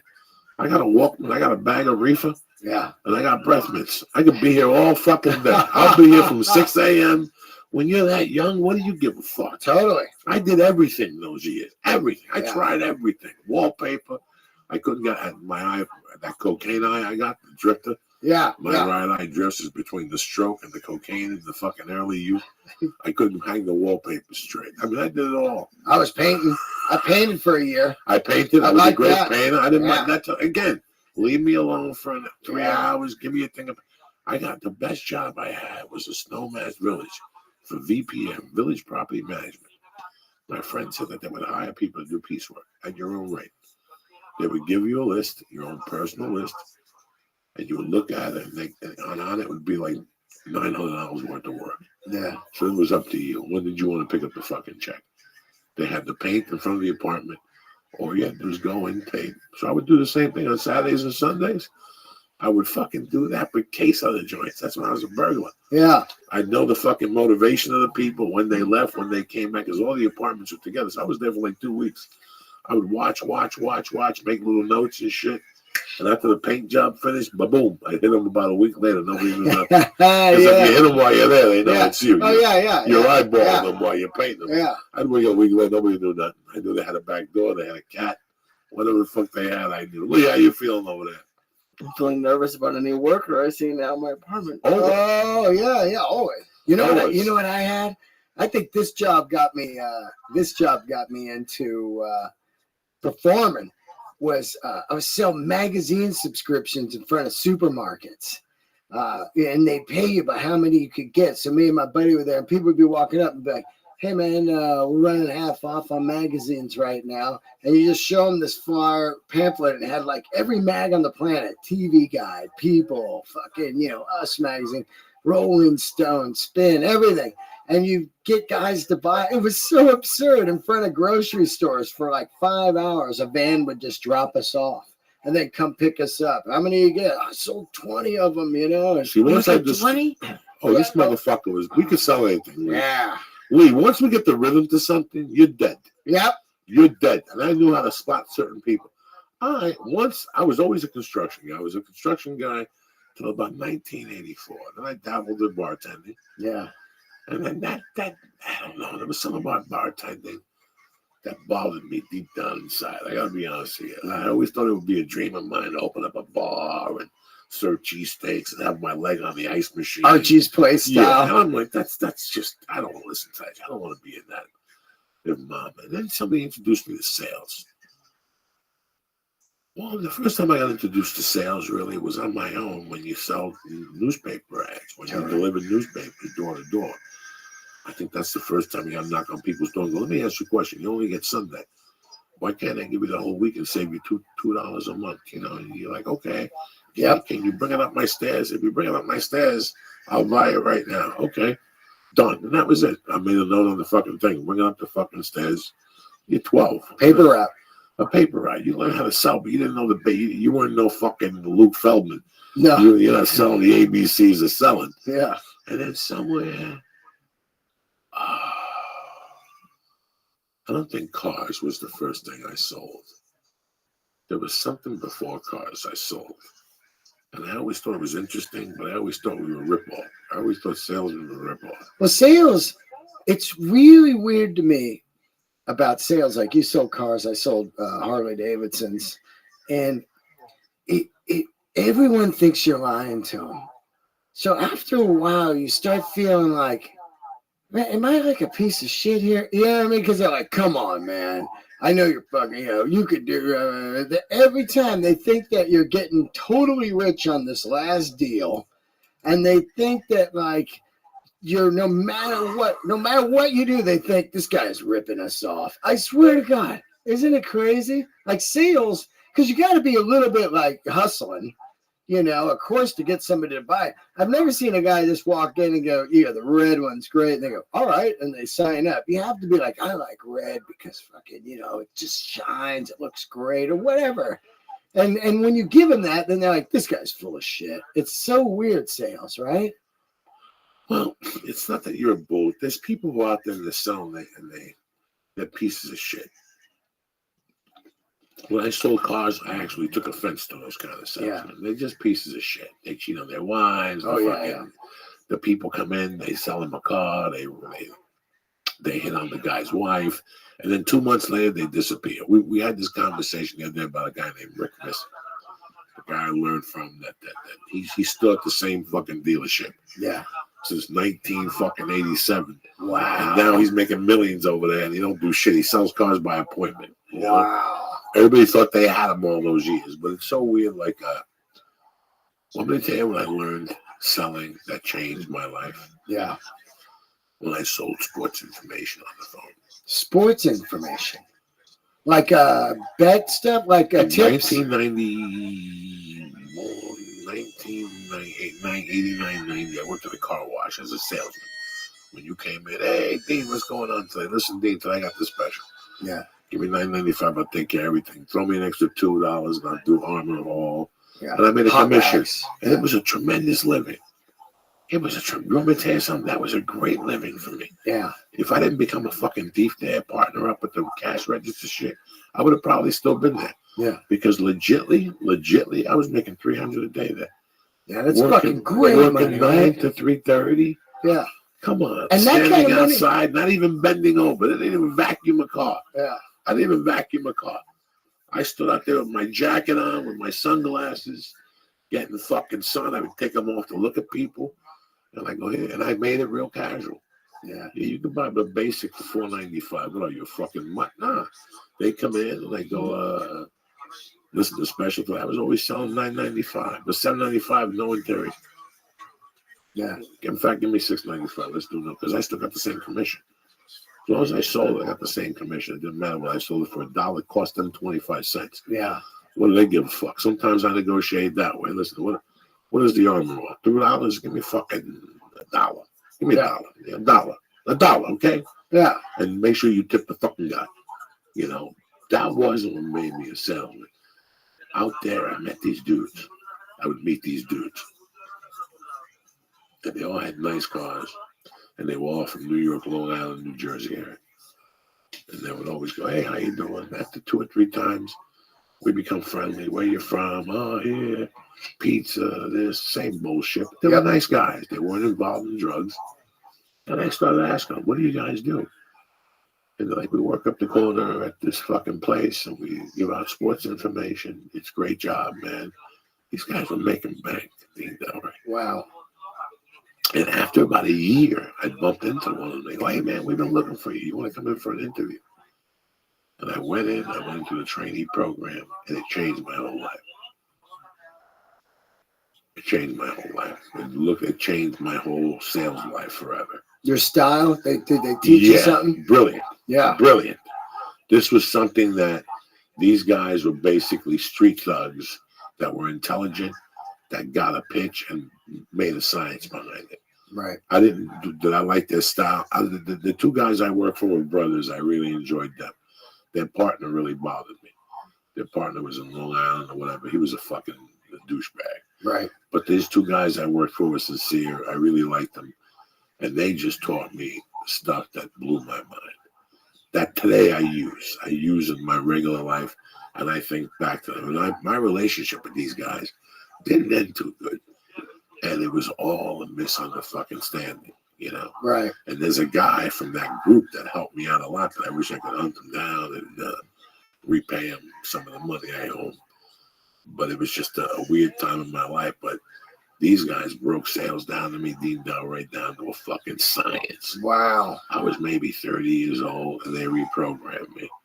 Until today, ask Lee. Lee, when I tell you to go pick up the 15 grand, Lee looks at me with his mouth open. That's what these guys taught me.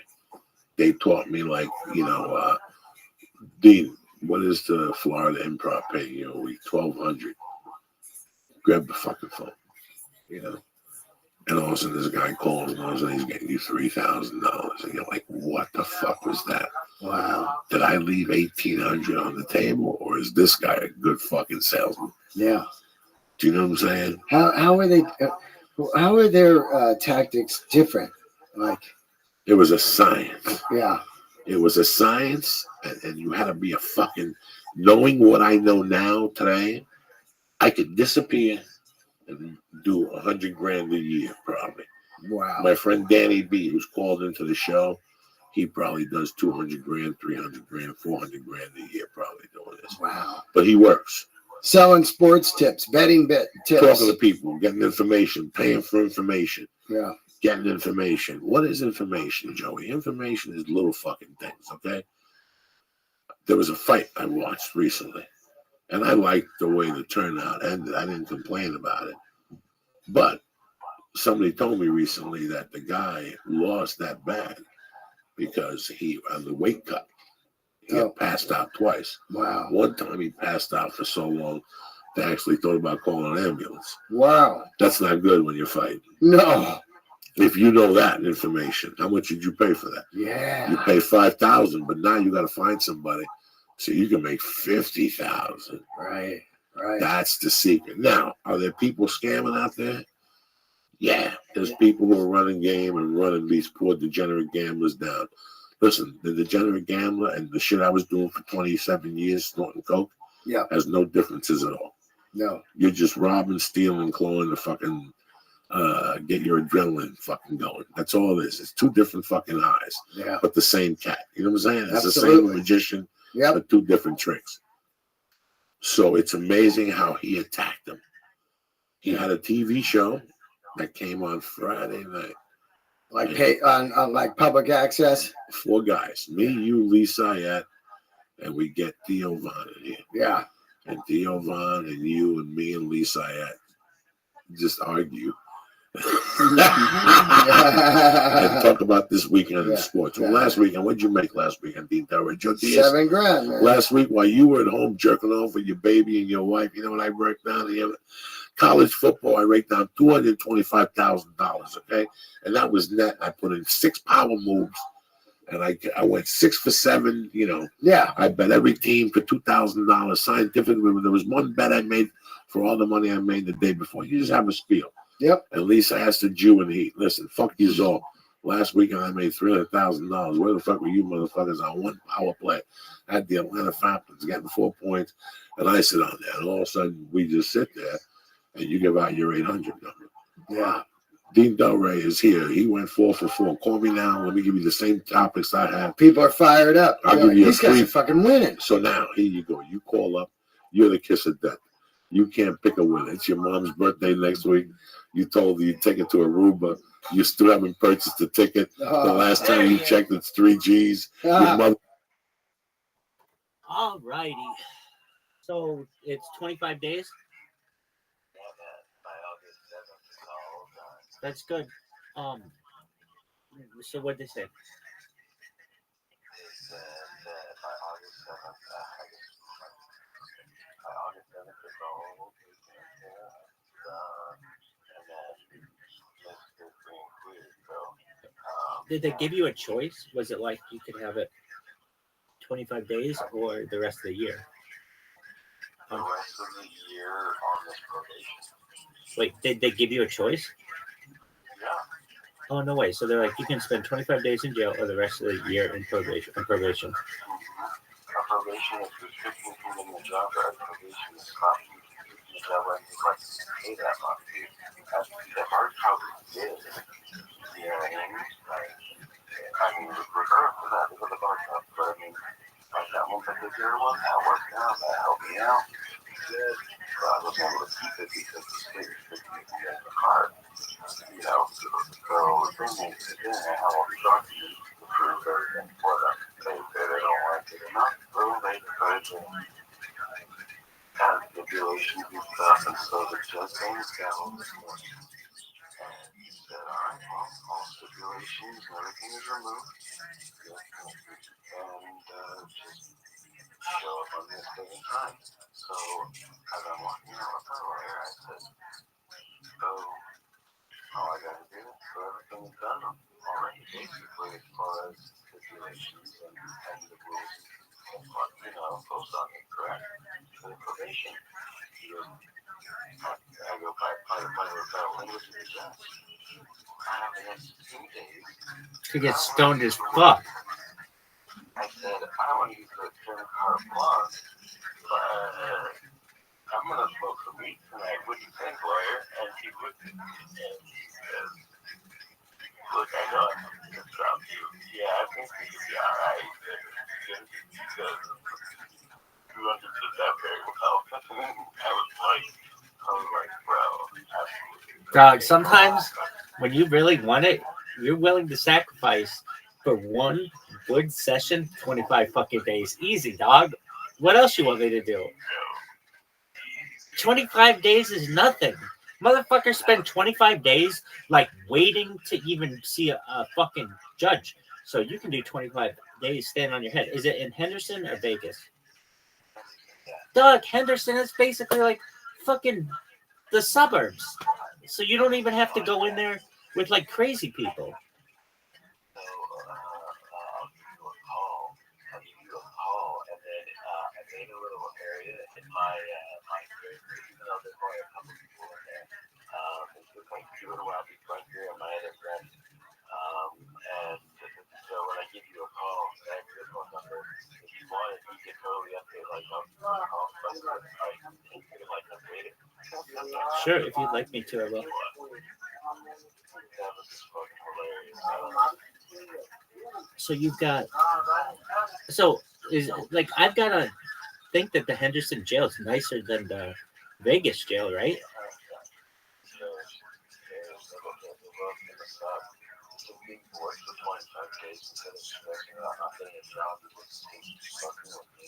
It also means that the state's not allowed to be in charge of the drugs that I take. Right. Which I'm talking about the pharmaceuticals. They can't impose psychiatric work on me. So I can, I can start having that. And the drugs they give me, because even my fucking Guinness sat down today. And I could tell off the bat, like, he's going to talk to me about something that I think is like, it's one of those, it's one of those things that, like, when you tell somebody, like, something, you expect them to probably be mad, probably expect me to not be happy with what he said, but he kind of, like, explained to me, like, his perspective on like, my life, like, as he's known me for, like, 8 years, and so, like, the amount of time he's known me this year, and some shit, man, so, of course, he's trying to force get the contact no matter what, and so he's like, he let me know that, like, and I said, it was, like, kind of evident for when I was trying to I had drifted about my country, and I did, hopefully I can get back on the right thing, because when I was on the right thing, I was at a job that was going well, but I could do it, get done.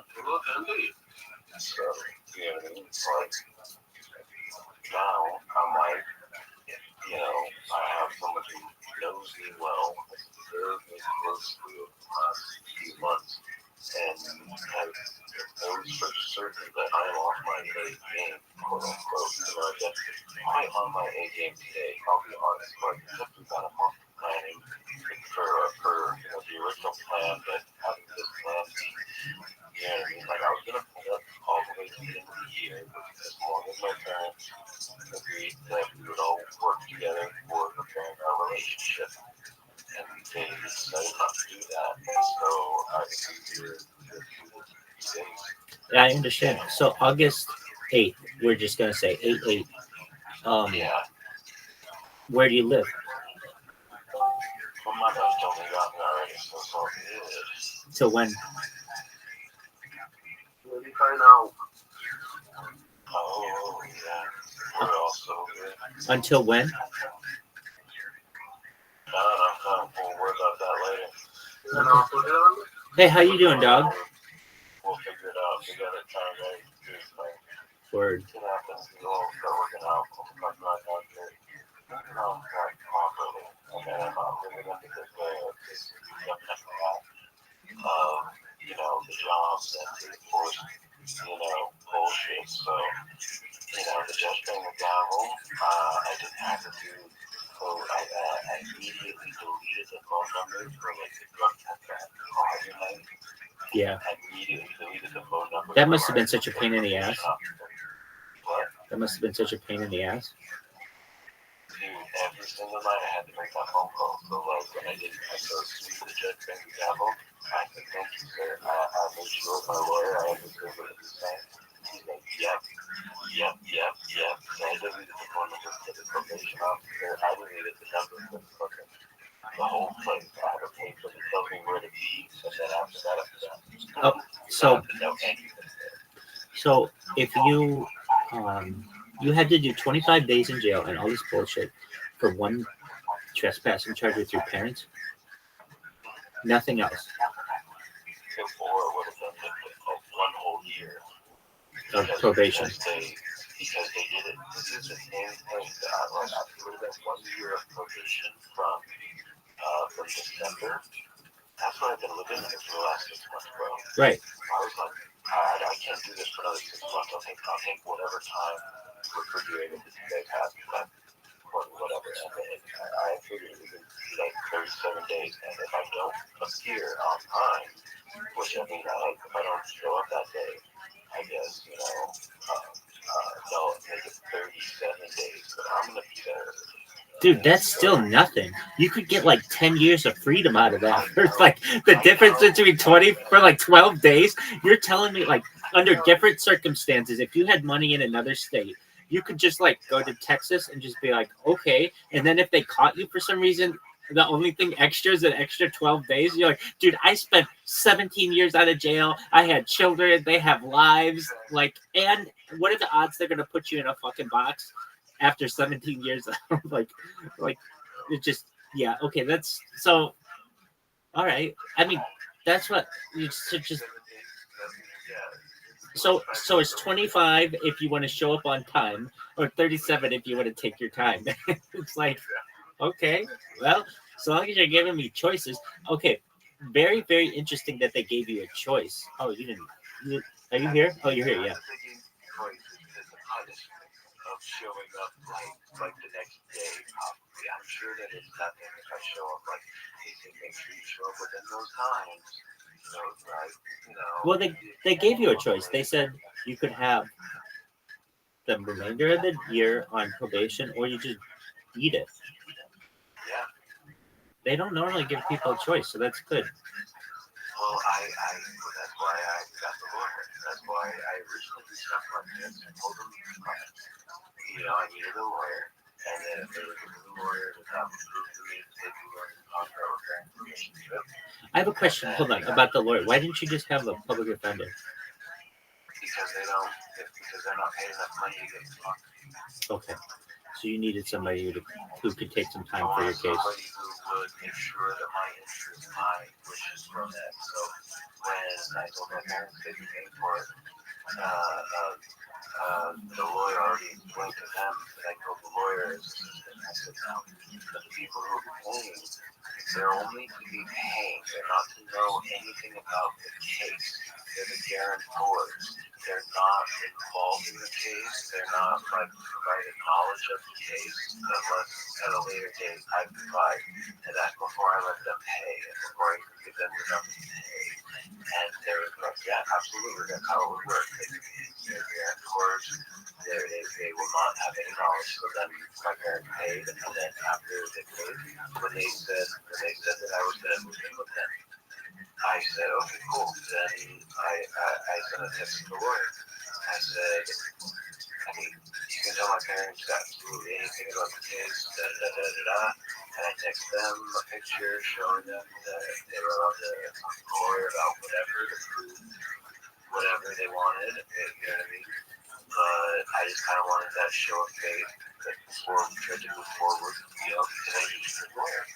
You know, like law and pharmaceuticals are the two biggest fucking industries that are both corrupt, you know, and so it just is what it is, and I needed a good lawyer to fight the city. And at least expressed, like, I don't know how to file an appeal. I've never been in these situations before. It's bullshit to me. Okay, so I have to take care of it. So you basically, a better deal than I would have got myself. You had a misdemeanor, trespassing without intent. You had a misdemeanor, trespassing without intention to steal or something. Yeah, we got no intention of stealing anything. Okay, and so for that, like basically, just take me to the night. Were you over at your parents' house and then your parents called the cops on you, or did they say don't come here and you came anyway? Now,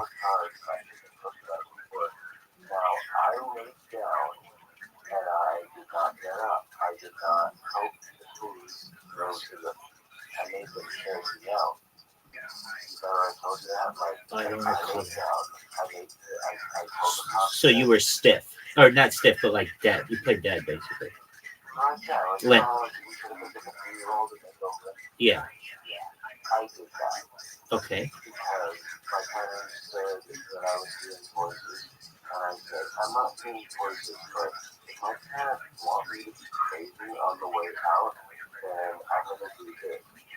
And, you know, and so I'm going to make sure that all of our neighbors have to see me being carried out in a police car, because it keeps a family discussion that is not violent at all.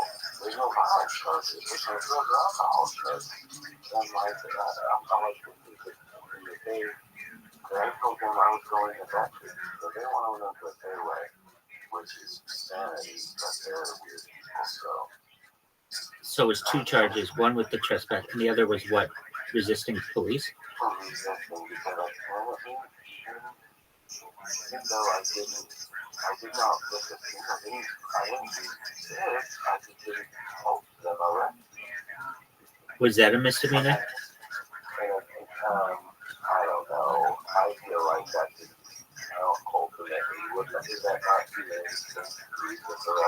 Yeah, no. Completely understand that. And actually, in Germany, it is not against the law. In Germany, it's not against the law to try to escape jail. They consider that to be normal human behavior, and I feel that should be the same. I absolutely agree with that. It's absolutely normal behavior, not normal things. And I felt like that's both. And like, it's just no real stage where all I have to do is be bored and get it, dress it out, like, and then I'll save the money I have, and then, you know, like, it'll be great. So the night in December with your parents, you guys were just chilling at your parents' house? I was at my parents' house. I was probably actually a little bit erratic, but... Okay, who invited you, or did you go over on your own volition? We had talked before, and I said, can I come over? And they said, yeah. Okay, so you came over, and then what? And then, you know, we were talking, and we were hanging out all day, and then I asked, like, just stay the night, because I guess I wanted to repair a relationship, and then, you know, one thing turned into another, and they called us to do it. It all freaked me out, because I think I may have a bit of a moment of, like, heightened emotion, maybe because I, like, got maybe panic, maybe too rapidly, stopping. You know what I mean? That's the only explanation I can figure. You know? And so they call the police. Police come, and you're like, you just go limp, and so they throw the other charge at you. I told them, I said, look, my parents called. If they want to really put the charges on me, then I'm really just going to let you arrest me and carry me out of here. Because I think it's ridiculous for this to happen. And so I'll make sure this is ridiculous. And I know that that may not be the most what everyone thinks is right. When we really were grown up decisions that I don't think it ever, but I don't think it's grown up for them to call the police on me right now. Yeah, I'm explaining to them, you know, quite the opposite of what they're telling me. I'm basically telling my parents that, like, you know, they really kind of telling me I was like evil, but I was like, my religious belief or whatever beliefs I have, it means I cannot hurt other people. You know what I mean? Like whatever it is, like the basis is, like, keep studying a lot of different religions. And there's so many colors of truth everywhere. I can think of one for as long as you keep it and studying to be just not, because I can just get God and be there's a lot of different things everywhere that is kind of interesting. You know, they pulled me out of the store or something, and then they pulled the cops, and I hear voices. So do you think your relationship with them is done? Yeah. Well, because I was saying that I don't think it matters. I said ultimately, I think we're family, and God wants family to have peace, and we should work together. And I told him, I go, look, you guys kind of haven't worked with my contract, and they didn't. And this one guy's really, like, I was willing to put up for 6 more months of this ridiculous probation if you would be there for me, and you wouldn't be there for me. And so I'm going to go with my MD, which is me, baby. And if there's one thing I know it, because I didn't see them for 7 years. I just went off, I did my thing, and I lived in LA for 8 years, and I just done it before. I've been far away from my parents many times. So you guys know that it's harder for me to be like around family because it's much more emotional. You know, being like my family, especially with parents who have basic beliefs like them. I'm like, it brings a lot of weird emotions. You know, so like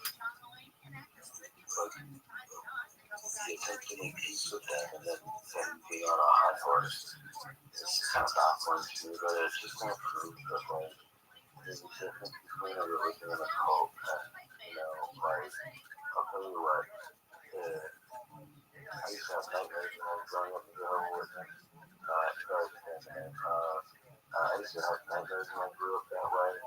That like they started giving us guns, people taking Armageddon. And I was like, I had this money contribution, but they would like talk that somebody higher up gave them the message that it's time to restart Armageddon. And I was like, that's not what you were saying last week. And I was waiting for a cold sweat. Like they're fucking world cult. Don't get me wrong, there's a big difference between the religion because it's different between those people and knowing that you're true or whatever. But it's like it's different in the religion that focuses on the world on doing it in a way, you know? Yeah, that shit is wild. What's the big number in that one? 400,000, 444,000 or something? 144,000. There you go. And 144,000 human beings throughout but only after Jesus died. No, from all time, I don't know. But anyway, there's 144 humans who are going to be raised and they follow the path very similar to the course of David. And now it's only the J witnesses who will be raised. There's many people from before that were J witnesses, right? They were on the right path, blah, blah, blah. You know what I mean?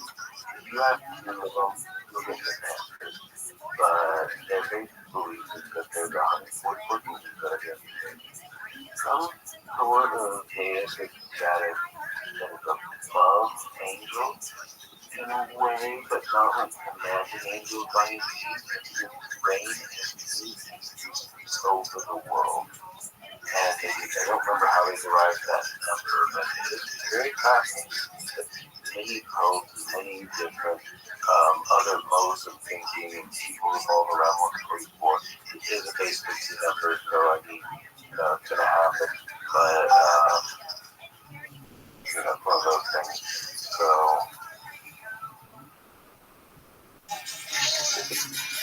what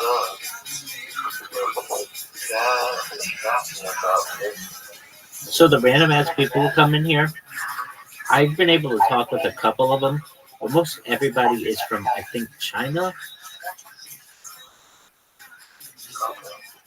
And I don't really know what it's going to do with them.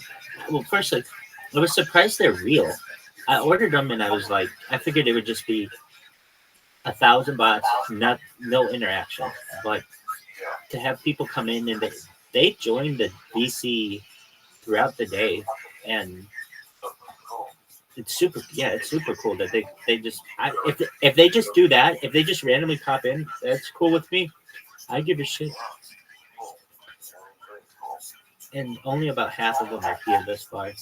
I was looking at some. Yeah, I mean, we had, I think the most I've had in here was 11. And I was actually getting to a point where so many people were coming that I thought if this VC gets too big, they'll just have to go into all the other ones and I'll just, they can do whatever they want. But I thought they were going to just keep piling up basically. But what ends up happening is people just either come in, they just join, but they don't leave. That's the interesting thing too. They must be paid by somebody a certain amount of money to do all this shit. I mean, I don't really know, but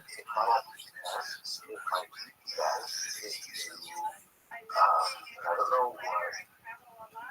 And I know it's actually a double entendre about why I think that because it's have to be the joke that everybody misses me.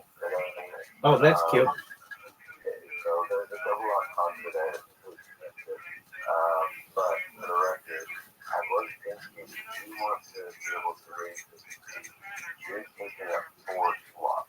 Oh, yeah, I know that. If there's a way you would make two where one of them was a compilation of all the angles that you want to feature, and if you're able to make the font being that as the video.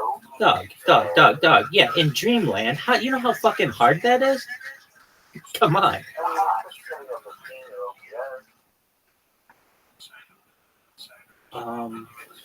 I mean, firstly, I'm not going to do that with the computers I have currently because I'm using those for bots. But if I were, you're right, I could. Why wouldn't I just have the cameras go on themselves?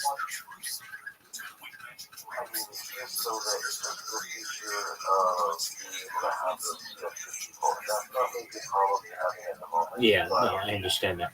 Once we get to that point, we go to a stage because a stage can have up to 10,000 people. So if people want to hear me blab at that point, go for it.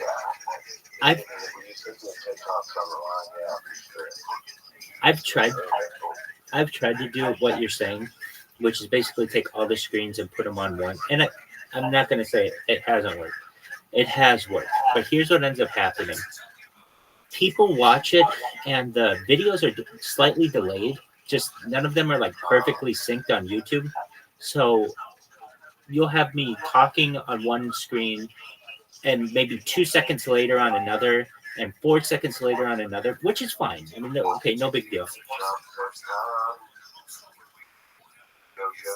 Yo, John said, Khan, we've been waiting for you. Where in the fuck have you been, dog? We're so happy you're here. We could scream.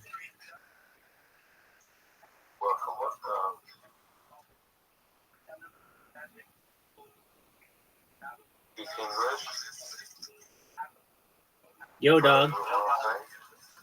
Some of the people are Indian, too. And then I was looking at another service. Yo.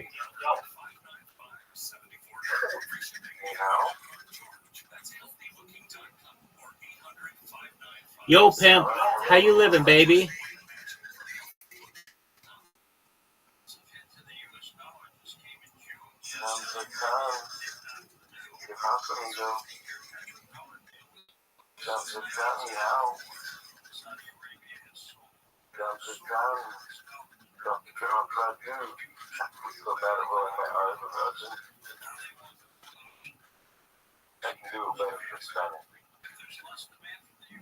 Do you get a TV? And where you're going?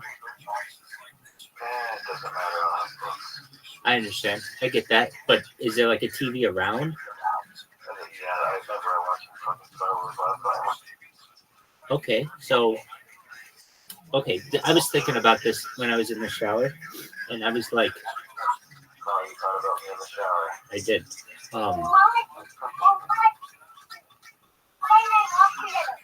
Yeah, you're gonna get that little kick, dog. Just a moment. I'm gonna kick this person. Yeah, exactly. Because this one sounds like a.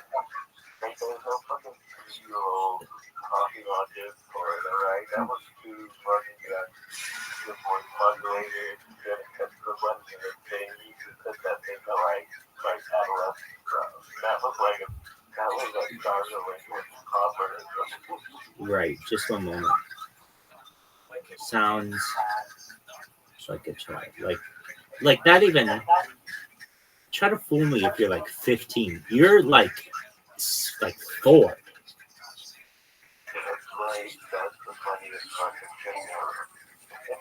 Right.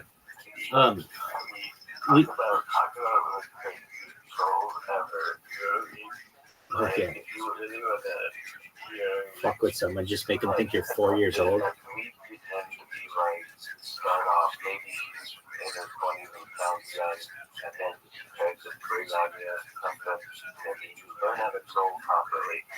Yeah. We had a situation, Zilly. So I hadn't booted anyone, and I knew I'd have to ban people or boot people at a certain point, but I was really against it. And Zilly has always been like, I'd just tell Zilly straight up, dog, you want to ban people, and I understand it, but for the same reasons. Yeah, exactly. Billy is, I don't know if he could be the ringleader, but he can tell people. Sometimes he's the one who brought from that night where you were singing in your head, grand. When you were doing that was a fucking fun. When you were doing that, you brought all those guys, and Billy was XYZ, and that's why I started this name. I said, but I started doing some renaming, and somebody else who has more access. Wait, what are you saying? Hold on. You're saying that Zilly is also XYZ? Yes. What makes you say that? It's the story I'm telling you. So, alright, so Zilly is also XYZ. This is what I believe now. The only people who should have access to change nicknames are mods, correct? Oh no, so because I have so many rooms in here, I didn't always change every single one of them correctly to have all the right permissions. So for some time, I think you could change, modify members or something like that. Like one of them wasn't selected. But they were all changing their own nicknames. Still not as fast as mine. Mine were all new and clever, and they just kept saying and I just kept saying like that went out the milk. And then, like, I have a father, and I was doing some cashew junior. I said the other day was like, XYZ changed his name to I Love Hitler, so I changed it to I Love Israel. And every time they would try to say I Love Hitler, Oh, that's how that happened. I wondered how they did a change of face where it was like, I love Hitler, and then they went to I love Jews, and then they would be posting really terrible things in the free speech channel. And then I thought it was only on that, and so I looked under your list, and I thought it was sitting a lot, and the huge goal. So I renamed Billy LOL, why Billy? And then that's when you left the chat and Billy showed up. And said, hey guys, what's going on? All right. I mean, I get that, but don't you think Zilly would troll me every day? I mean, look, I've had like long fucking conversations with this guy. 3 hours, all we're doing is fucking gaming. I would think that he would bring those people in and fucking troll me. Also, he's been watching me longer than anyone. So, I mean, if anyone knows who I've been dealing with trolls, he would know. Not to say that he doesn't troll me and he doesn't sometimes annoy the shit out of me.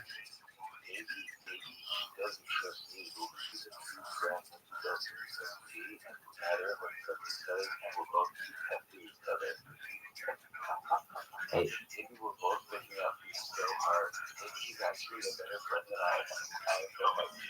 Hey, we never know.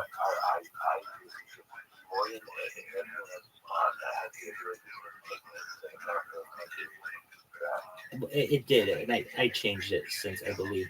Dude, there's some guy earlier today. I can't get this fucking picture out of my head. Oh my god. A bunch of people came in, and this guy live streamed a circumcision. Not a baby circumcision, a guy circumcising himself. And it was so fucking bloody. And I didn't know what was going on. I just saw it was like, it said like, watch. And I go in there and I'm like, what is this, a beat? Oh my god. This is terrible. And yeah, and that person, yeah. So I have found that I haven't have I banned anyone? Yeah, the person, somebody said they were like 7 years old or something. Have I muted anyone? Yeah, some guy who kept playing some German national anthem or something. And then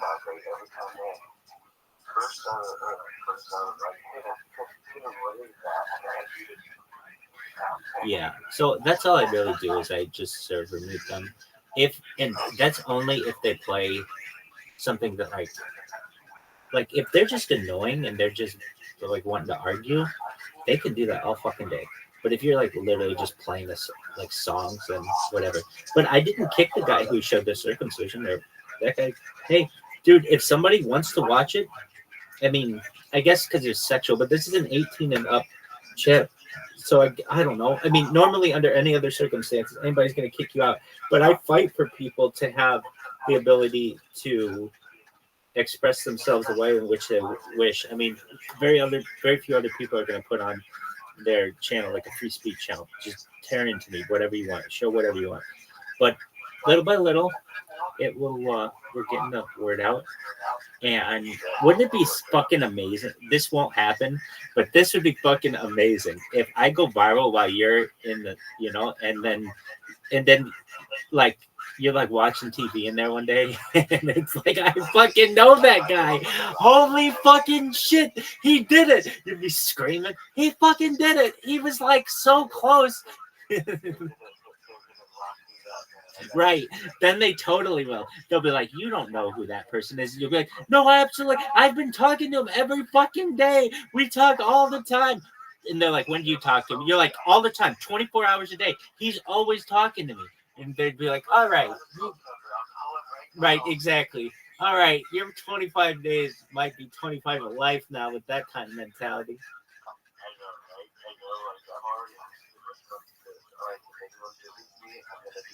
Yeah, so let me ask you, get somebody to visit you. I know, right? That way we can do a freedom of information act and chop it up. Well, wait, I don't even think you have to do that. I don't know if you can do this, but couldn't you have somebody they probably take their cell phones from them, don't they? Yeah, no. It's better to do the freedom of information act first to get like the concept. Anyway, that's what makes it funnier, and I don't have to do it. Is anybody going to join you? Is anybody going to visit you? I have a couple friends who already said they were going to throw some money in the company for me, so I was like, oh yeah, I guess they have that thing too. I was like, I don't know this is how this. But hey, I wanted to ask you because it's a serious question. I don't want to be offensive, but what do you think about me going and getting up to the club and really pissed off and doing it with me? If you're not Jewish, it's not something that you do. It's not a good idea, right? Yeah. If you're not Jewish, you don't do it. It's basically against the law to do so, against Jewish law. So what you can do. I mean, I am not the right path, not my mom, but what if I wanted to? That type of discussion to Orthodox Jews is offensive. Okay. I understand what you're saying, but even just hearing it, when I see, like I've had friends who have gone through. I understand, and you're absolutely right. I have friends who have been in your exact position. They had a Jewish father and a non-Jewish mother, and I've seen them have to go through Orthodox conversions. So when I've seen people go through the Orthodox conversion, I can't just say, well, that was all unnecessary because now it's for fathers too. It doesn't work that way, at least within Orthodox Judaism. So if I were you and I was really interested in this, then I would convert to Orthodox Judaism. That's really your option.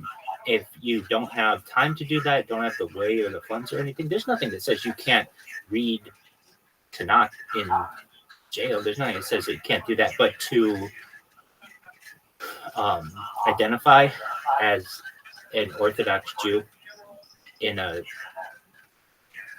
jail, I don't know if that's going to be so good for you personally, but also it's not considered to be, I mean, just frankly, it's not of an Orthodox fashion.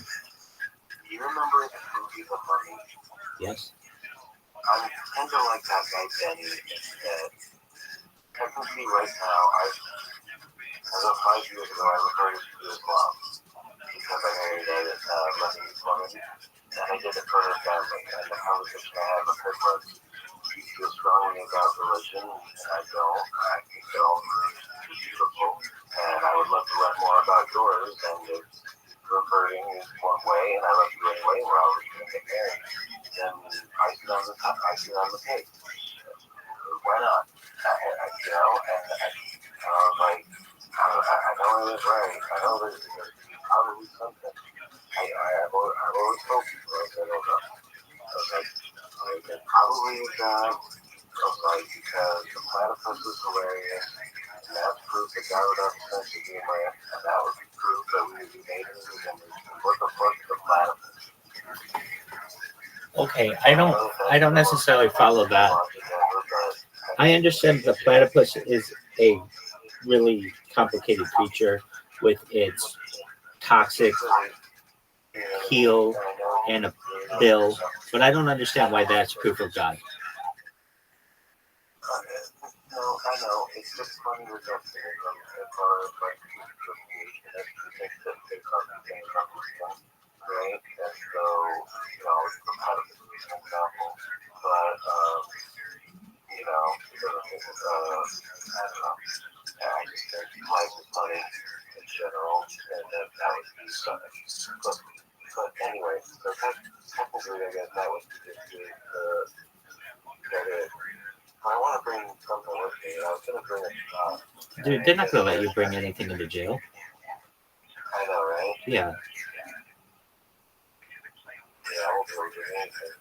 So the programs that I know that at least are outreach for Jews behind bars. You have to be Orthodox. It's kosher only. Is that wrong to say?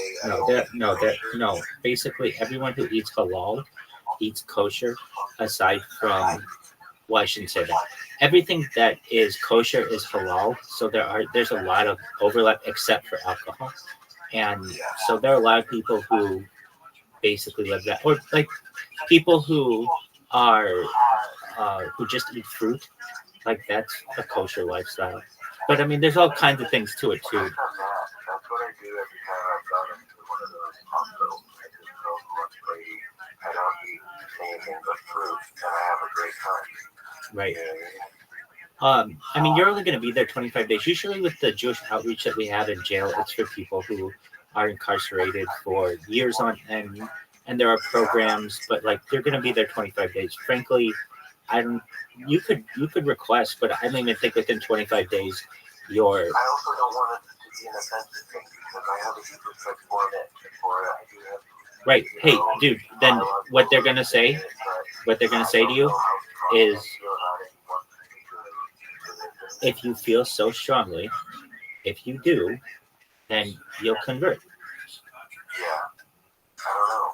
Like, I think I have a sick pleasure in converting to all the religions, but I have Judaism, so I think I would, and that'd be the weird thing. People have done that. Do you know who Jim Croce is? I'm an occultist. Ultimately, I'm an occultist, and that might be like the thing that makes me not want to. Like, I can see myself becoming like Orthodox Catholic just because they would be very mystical.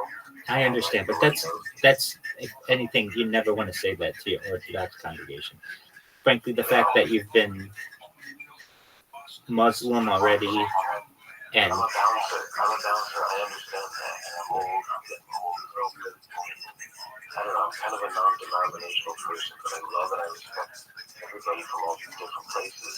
And I love heritage. I love Jews. I'm half myself. It's just if a lot happens, he's already a Jew. right, it's a 50-50 chance. So they're not going to let you bring anything in, most likely. So the thing that you could. That's why I thought because that would be the one thing, and that would be wrong. So that was why. Yeah, but I mean, let's say you do it. Okay, then you're going to sit at a table and somebody's going to say, hey, you're a Jew? Number one, they're going to fuck you up. And number two, they're going to say, all right, tell me everything you know about Judaism. And you're like, well, actually, and then they're going to be like, wait, so now you're just pretending, or this is like cosplay? No, it's not that. You have to understand. And it's really, really deep with you. I understand. But That's not the message you want to send. Basically, being in jail should be no different than how you live your life than how you normally would. You have your beard the same way. You have your, like, you just have to eat 25 days. I mean, basically, I hate to say it, but there are some mothers out there particularly who would do anything to be able to get away from their kids for 25 days and just be able to sleep and rest. And it's perfect. It's like the perfect amount of time for you to just like get a solid, I think you could do that in a day. I don't think you need to do this. But if this is what they want you to do, then go for it. When you're there, see if your parents can get, I mean, I don't know if they would, but you had made some requests for some books. And if you want the Tanakh and you want Dune and all that other stuff, that's when you make a request for it. But that's after you come in. I mean, think about it.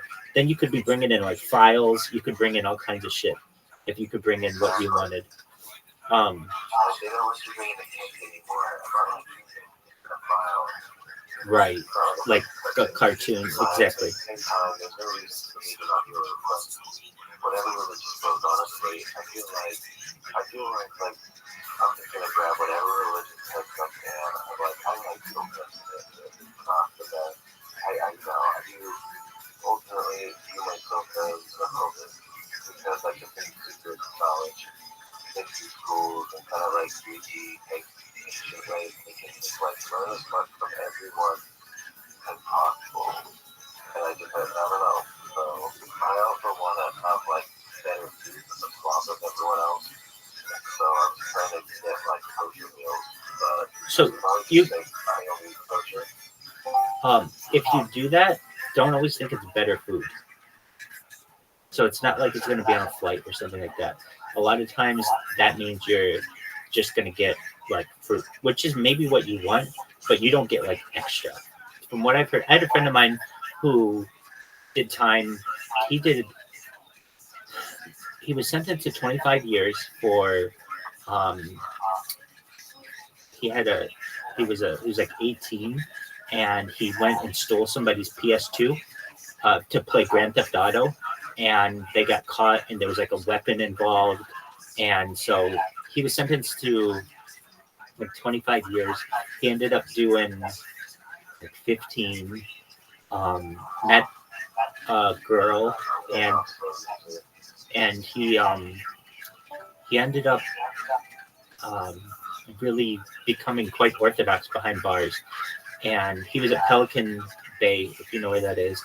And yeah, and so then he ended up moving, getting out, getting married, having a child, all kinds of nice stuff. So now he helps with the outreach program in LA, and for people Jews behind bars who are doing what they can to, preserve their religion or our religion within the confines of a cell. And from what I've learned, unless you have like an advocate there for good kosher meals and such, it's not always going to be what you want. I'm not saying don't request it if you think it's going to be better. Request whatever it is that's going to make you comfortable. But just know that if they say no kosher meals, or if you say you want kosher meals, that might mean that you might be even more limited. So, for instance, if they give you an apple and orange, they're going to look at you like you're nuts. So, just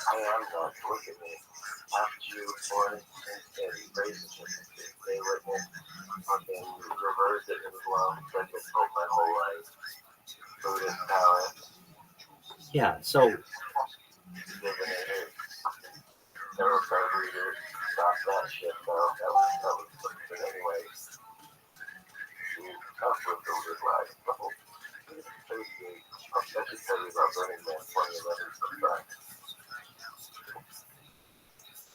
You've got 25 days. I don't know what the book situation is, but you're not Andy Dufresne. You're not going to have a whole life behind bars. You just are going to, I mean, it's less. Yeah, I mean, if you think it's better, go for it. If you think that is a request, I think it sometimes takes a couple weeks to get that too. So, you know. Look, and maybe they just tell them I'm vegetarian. If they give a fuck, you know, I don't even know. Yeah, I mean, do you not like the food there? I mean, is it terrible? I mean, it's jail food. Okay, I understand. Just sometimes, like, if they give you Last time I was in for 2 days, I came out and I had to go get like a shot. I got like, I didn't have it, but I was exposed to it. And my body was so strong and fought it off, but I had like the antigen. So apparently, I don't have it, but somebody, it's like a TB test, you know, you've been exposed. in my opinion, probably the thing that you should say to them is that you have SABAC now. Then you get a cell perhaps by yourself. And you don't have to worry about another person hurting you or another person shitting in front of you. You get like your own fucking apartment. And we said something else. Oh, you had back pain. So I don't know if that one's going to get you anywhere. But you could also say you need a walker, like we said. But those kind of things are going to get you. Well, if you're in just Henderson jail, Henderson City Jail, I don't think they have those kind of offerings. Maybe they do. You're not going to be in county, are you? No, it's going to be down. It's going to be right there at the food. So it's going to be really easy. It's going to be really easy. Okay. Well, you can request all that stuff. Go for it. Request anything you want, and see if you get it. But just know that it's not always what you necessarily want. I've heard of situations where.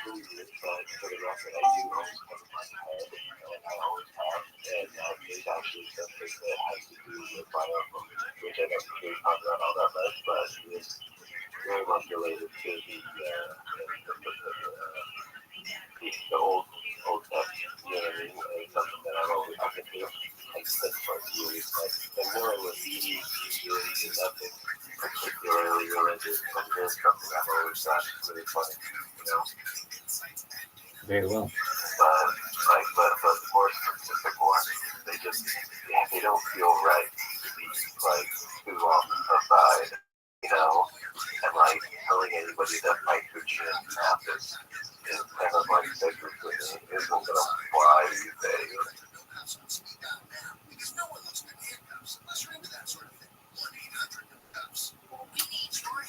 Have you been in this jail before?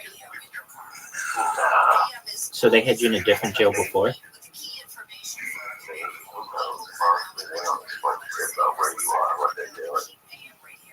And Henderson is big enough to have its own like full-time jail?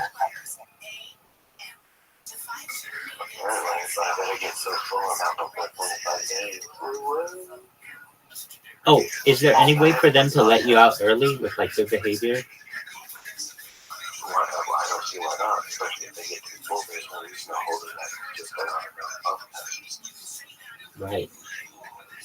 on the no contest for a petty fucking trespass that never did that. They just talk. My favorite part is that my parents went down there to fucking play with me, which I didn't understand why. Wait, he made an appointment for the 17th for you? With me, my dad and me. And I told my girl, I don't understand why you would make the appointment. And, you know, they didn't ever respond to that. And so, by today, they said, they go home check, you see what their phone appointment is. And he was able to clear that and write it right now. So they cleared it. But it's like, hey, you can confirm with the court of the lawyer. You don't gotta go to court on the 17th. I made a decision, a very easy one. I saved you money, and we both saved headache. And look how easy this is. I called my guy up and I said, "Can you make a decision?"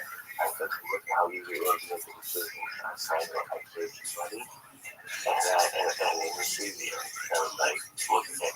That's the best family. Have a good day." And so I thought your parents had to meet with the judge on the 17th. They no longer have to do that, right? Because you said all that. Okay. I gotcha. Okay. and then you don't have a no contact order with them. So once you're out, you can talk to them again. Yeah, but why?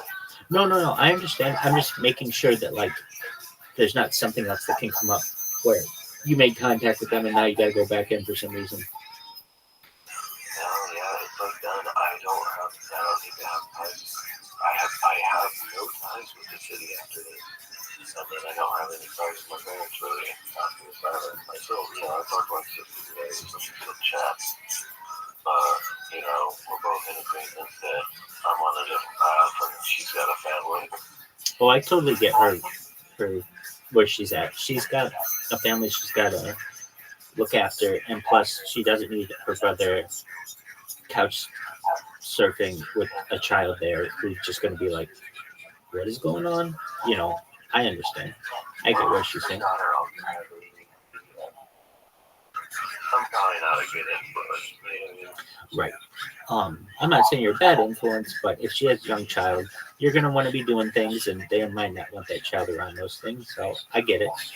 I still hope for your parents. I know that that's like out the door somewhat, but I still put myself in where we were like a week ago, where you had said that your dad said he was thinking about it. Now I understand he's not thinking about it again, and it might go 6 months or 6 years, but that doesn't mean that anything is permanent in this world.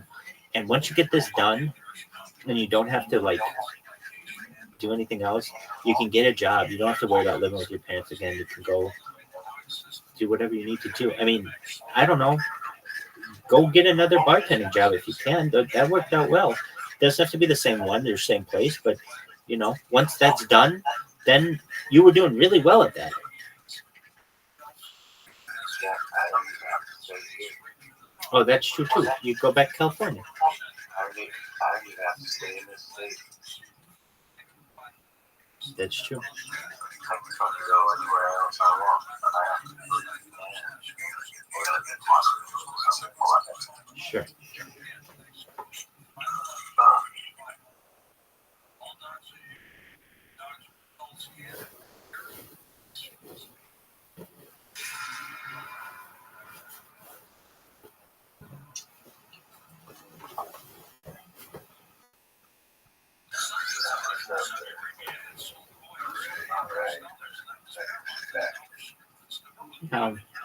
When they let you out, you're gonna have your friend pick you up, or you're gonna walk to their house or something.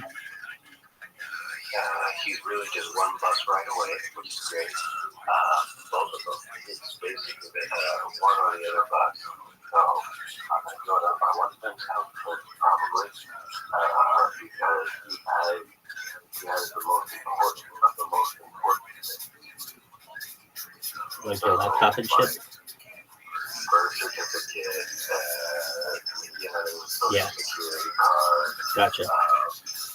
I haven't said, I have one backpack that has new laptop, HDMI cables, a nice outfit, a change of clothes, I have tired. If I had to restart my life in a new country with just what I have on my back, I also have a hoodie, I have a rain slicker, and I have a backpack. Right, for the largest water reservoir for walking around. And so it's like, I'm like, if I was going to go like backpacking and I need to just stream it, I have a mobile studio. You know what I mean? Yeah, that's cool. And the box there too. So I mean, like I have like the big studio, the PCs, and the card table, like POD stuff. I have monitors with my friend, the one who's the host of the podcast. Yeah. He told me onto that. And so. And he's in Las Vegas? Yeah. Cool. He's in Las Vegas. So, met up and his crazy son is like 17 now. So I was like, and he's bigger than me now. And I'm trying to say that this backpack is the most important thing in my entire life. Yes, I invested your club and I will guard it well. And I would know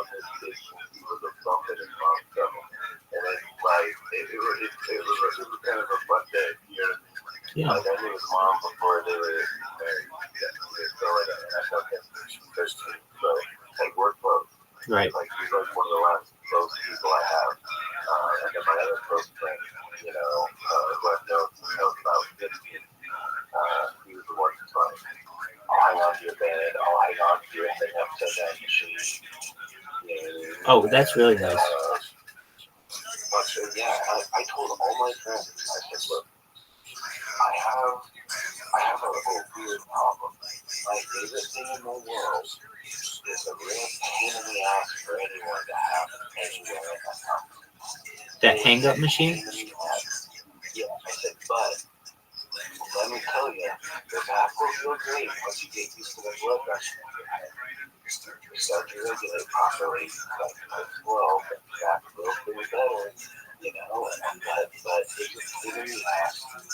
And I would have brought Belgium, the guy who's holding up the electronic co-host, but he already has one, and he's fucking big. So I'm like, I'm not going to make this guy have to do with his house and drinking like the Right. Exactly. All right. Does he string? No, I'm the one who wants to, but he's so good at the real world with these service technicians that he's a six-figured man when it comes to home repairs. He's a six-figure kind of guy per year, but he has been for many years. You know what I mean? Yeah, so he's doing fine. I'm sure in his lean years might be like 60, 70. And, you know what I mean? So, and that's just because he's got a family though, and everything is expensive as fuck, so it's like, you have to get by these days, you know what I mean? So, but he has some cool toys, and there's some other industries as well, so, the mover and shaker, in the old-fashioned sense, and he's been in this town so long that everyone knows him in the garage door industry and many other industries. He's well known here. He has a great reputation. He's well established. I call it Big Papa Vegas. You know what I mean? That's my joke for him. It always makes him laugh because he is a big man. He has all the things. If you need an AC guy, you have a friend. If you need an electric guy, that's fine with him right now. Like, if you need, I'm talking about churning, and I'm talking about real, but I know, all my friends together, I'm trying to put them together so they can start their own business. They know how, to do things correctly and properly, not cheap, but properly. So even if they have to do it cheap, they wouldn't cut corners and make it wrong. You know what I mean? Because they know what they're doing. And on the other hand, some big things. They're all really good at what they do. They're all okay. The guys who go faster,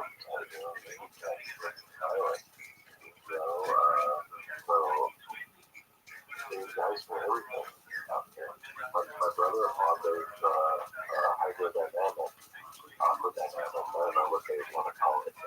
The reason why the water pressure for the showers are opposite the hotel, same as the water pressure at the bottom of the hotel, because the inner workings of the plumbing for large places, and that takes hydraulics and knowledge, and so there's different blueprints. This is the place we want to build, and this is where the electric guys need to play their electric, and so we need to build the pipe. I'll do like where you guys fucked up, you guys want to be right, talk to electric, and then go back and forth, kind of like they go through, have a properly run everything on the computer before you start building it, right? So, you guys, I know out here in Vegas, they built the world over, you know what I mean? So, from start, if we fell back into the dark ages, the friends I have out here, they could build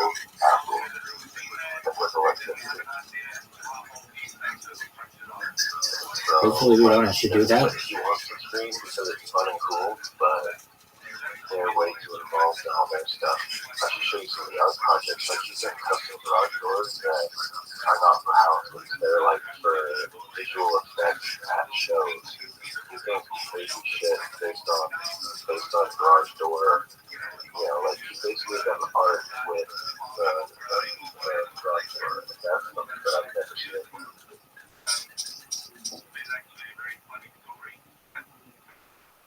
I don't know. I like people who like this kind of thing. I can have it too. But never did that. I'll say that now. Thanks, Dog. I appreciate that. That's very nice of you. I do what I can. I don't like to put my back on people as a joke. That's not my thing. You know, I'm so cool for a great fucking job. A job that sticks out the way and for everything I needed for the last 5 months. Was it technically the state? What? Was it technically the city or the state? So what? Was it technically the city that said you couldn't work there or the state? One or the other. Nobody will give a straight answer when it comes to government. They all have to walk away and get somebody else somewhere else said something and then the answer is no.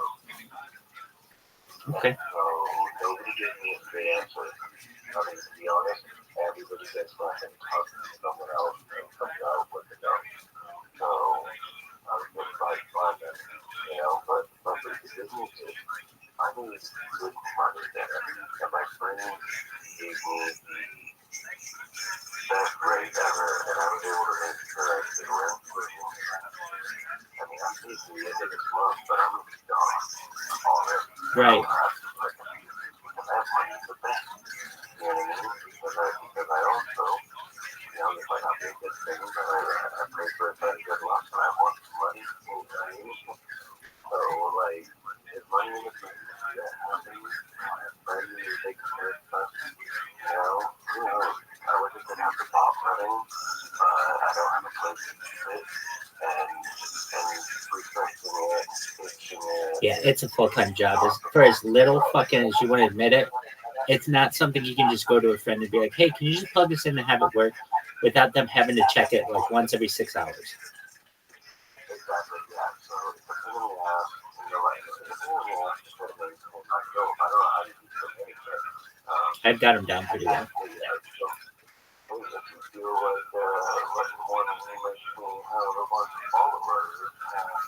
Dog, I'd love to do that, but I need these things to fucking stream as much as possible.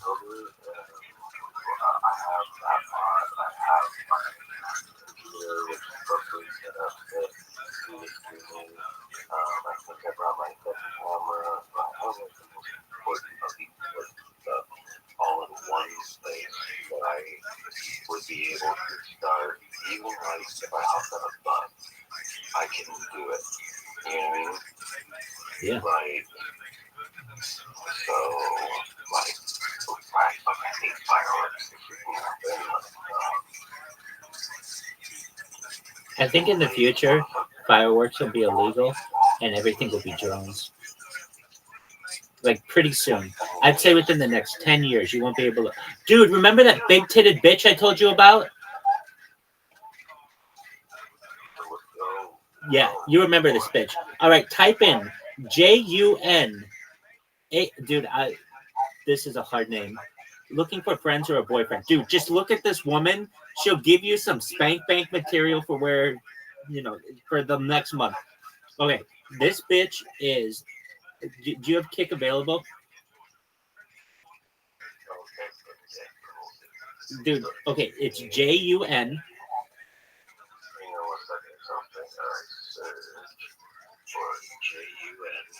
HYO ANO.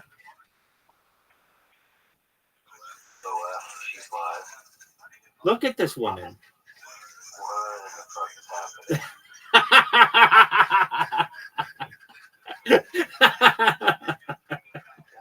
Like beach balls fucking beached on her chest. What in the fuck?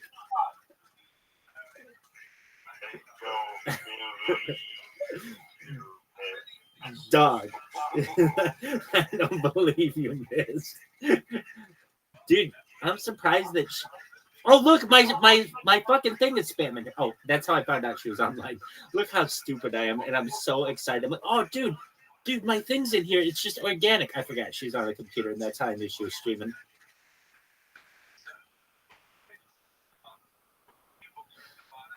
Dog. Am I wrong? Is this not like, look at her. Am I wrong that this is like does not compute? My head looks at this. Yeah. Every time. That's what I'm saying. It looks like she has on like a chest prosthetic.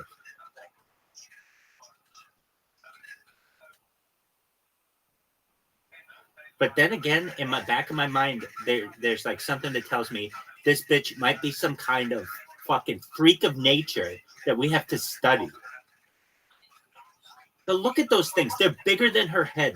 I've never seen this that isn't on one of those people who's on like Maury Povich, who's like 7,000 pounds and gets breast implants. I've never seen anything like this. This bitch she's like longer than she is tall.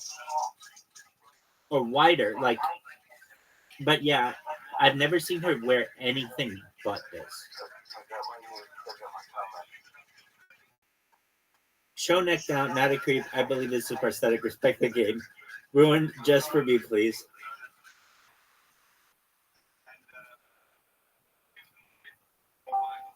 Dude, I want to see what this bitch looks like. Okay, so you see her like, what do you call it? Her profile picture is like a chick's in a bikini, but that chick isn't as big as this bitch, or it doesn't seem like it. Now, get this. This bitch has been streaming for like, I don't know, like 2 months at least, and damn, these things might be real, dog.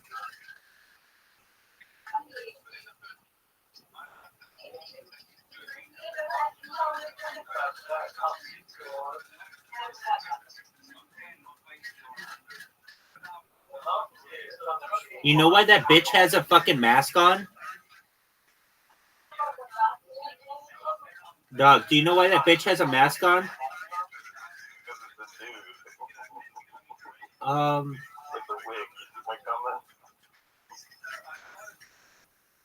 Let's see.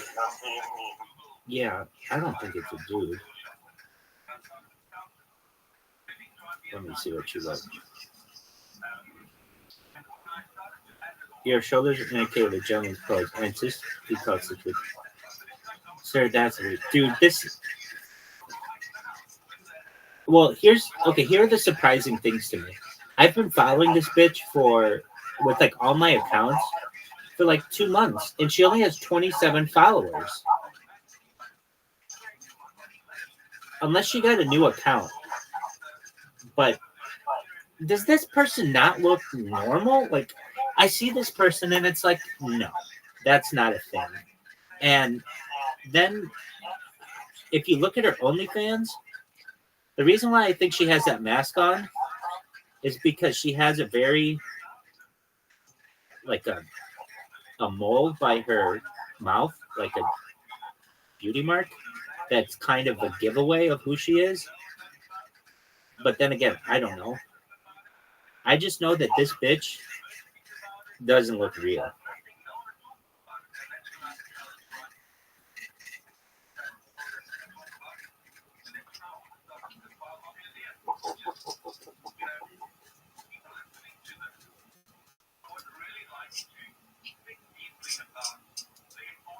I wanted to say that this bitch has another account, but she doesn't. Man, that's fucked up. Outfit show options. Hell yeah. Are you AI? Those are not real glasses. What? She's like a really innocent. Oh, hey, dude, remember I told you I would show you what it looks like when Kick banned your account? Yeah.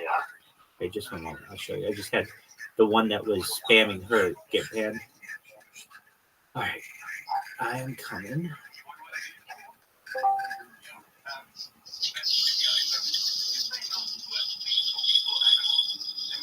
All right. This is what it looks like. It says your account has been temporarily suspended. Please check your email. Isn't that a scary message? That's weird. Yeah. What just happened? What'd you say? We're both reverbing. I know. Just one moment. What'd you say? Am I reverbing? Yes, you are reverbing. I just think it's interesting that they said your account has been temporarily suspended, which tells me it's like, dude, fuck you. I can do whatever I want. You're gonna say I'm temporarily suspended, then it can be reversed. At least when you do it on Twitter, they say this account has been permanently suspended, and then when you appeal it, it says this account has been permanently suspended and will not, under any circumstances, be reinstated.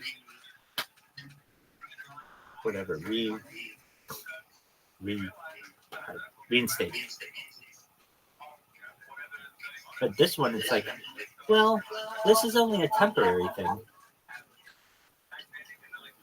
turned it off, but they kept doing it.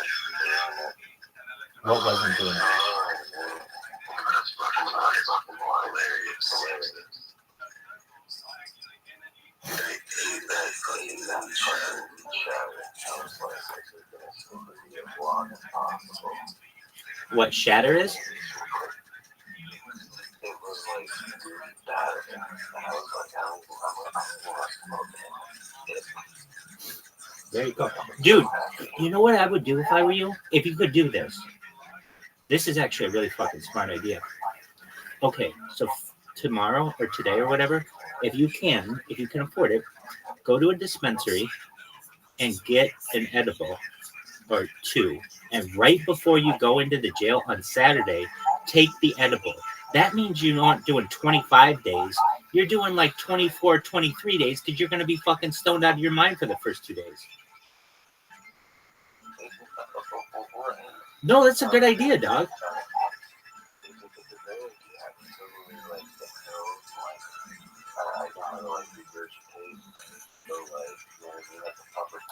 Well, dude, you don't have to fucking feed baby birds. I'm just saying get stoned as you walk with edibles. But you know that like an edible is going to last like 24 hours or perhaps. So at least like when you first get there, it just takes it might take a day off. Yeah. Dog, I would do that. And depending, I don't know, I might even pull one up my ass, but I don't know if I'd want it that badly.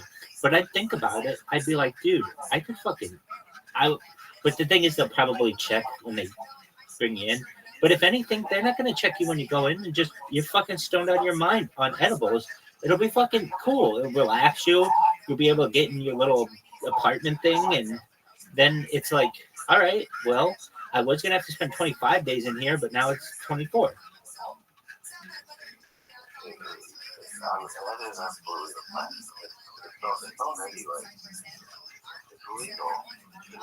Right. My lawyer laughed at me because he's like, you understood that very well. Definitely. So that gets you another day of like, you just be like, okay, well, like it's gonna alleviate your stress, hopefully, and yeah.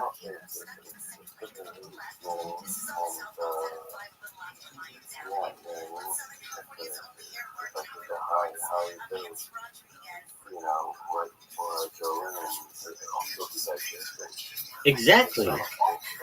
So then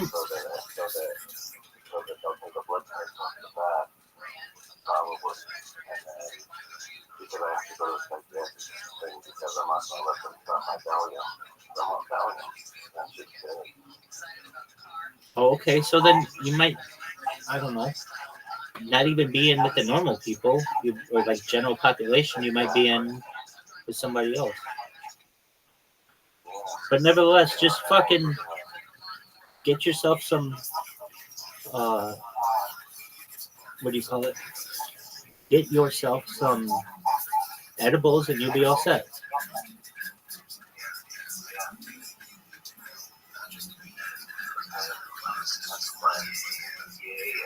Hell yeah.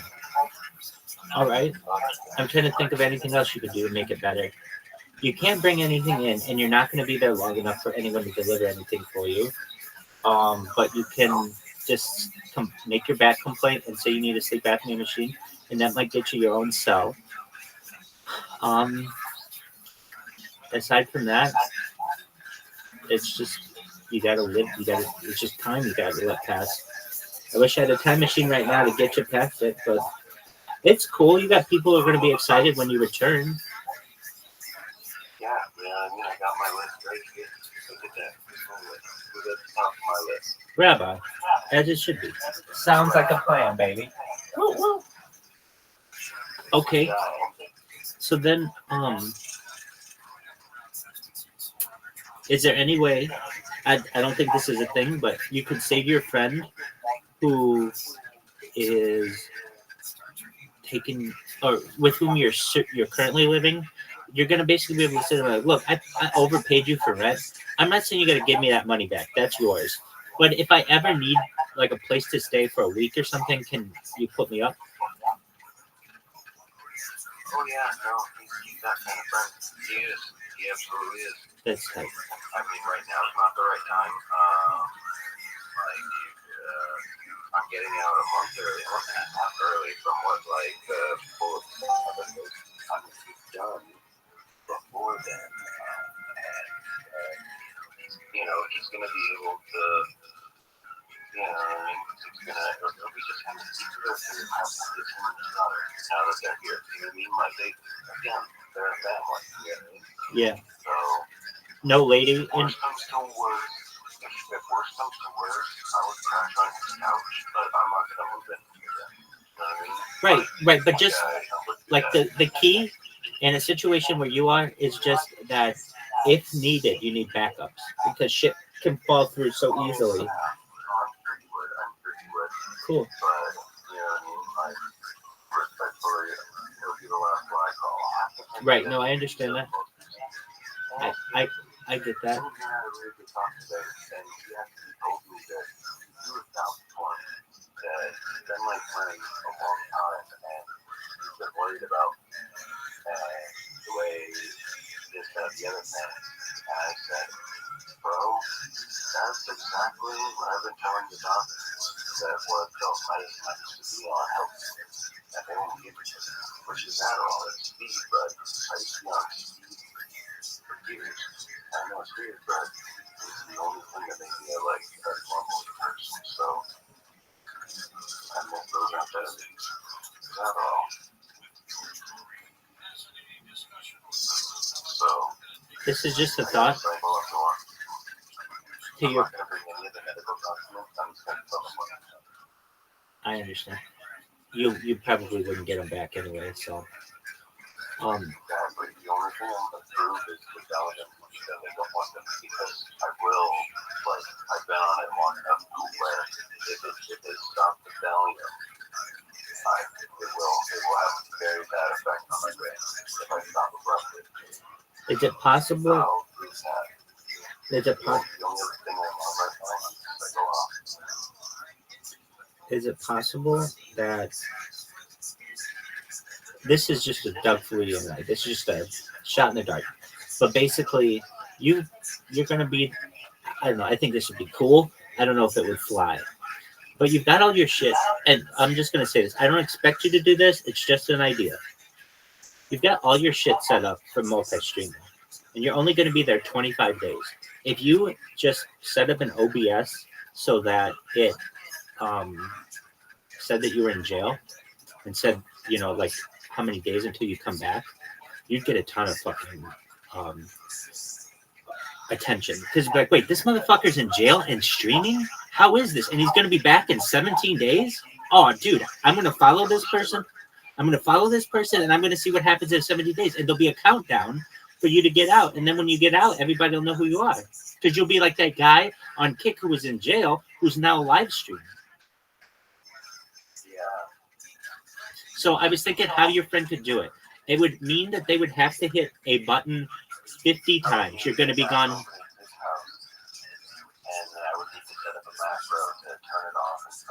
That you could do. Why 3? Wouldn't it just be twice?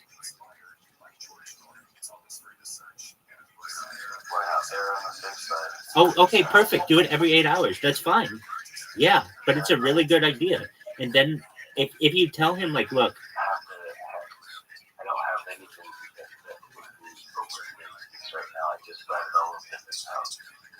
no, but that's fine. You could go to his house today, or and be like, hey, I just have to set this up. All I need you to do, dude, is check on it once a day, and if it's any reason not working, you hit this button and it'll work again. No, I don't have that situation going. Okay. That won't work. Okay. All right. How I should get it to go. So you mean you don't have that set?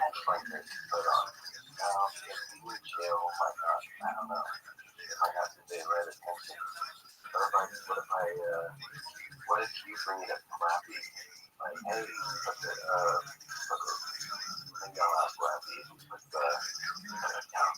I'll totally mention it to him, but I don't think he wants anything to do with me. Every time I talk to this guy, it's about illegal shit. Hey, dude, remember when you shot that guy? Hey, dude, remember when I took over this fucking platform with my bots? Hey, dude, our mutual friend is behind bars. Do you mind promoting his kick on your kick? Like, my big player's gonna be like, seriously, I just want normal friends. I just want people who are like, hey, we liked watching your stream. That's it. You don't have to fucking subscribe. You don't have to like.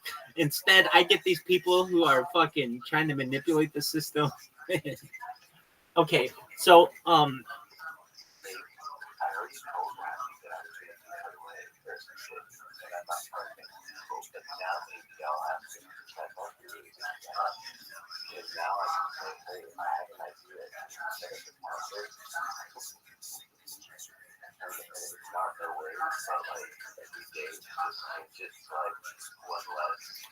I'll set up a counter for you.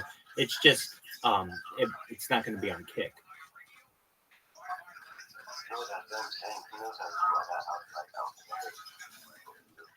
Right, he could do this. He could say days until Caspian Sea is back.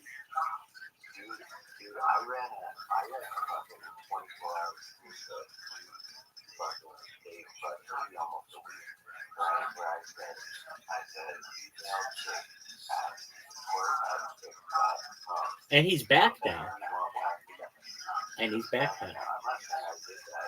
You helped. You definitely helped. Okay. So it worked. So your friend who has your computer, there's no way you could set up. I know you said there's no way I can do this, but there's no way you could set up a macro on his computer.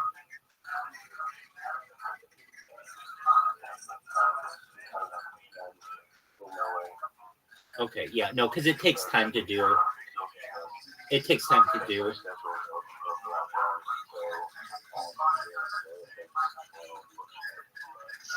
All right, it's no big deal.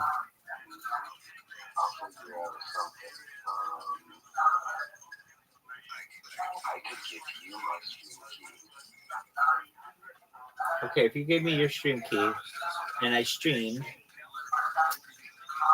well, I would be very cautious if I were you, having me do anything on Kick. I mean, I just showed you what the screen looks like that banned you. So if anybody you don't want messing with your stream key, I'm probably the last person.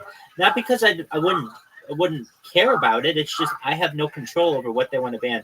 And I know how I am. I would start with 25 days until Caspian C's back, and then I would end with follow Caspian C, Henderson jail.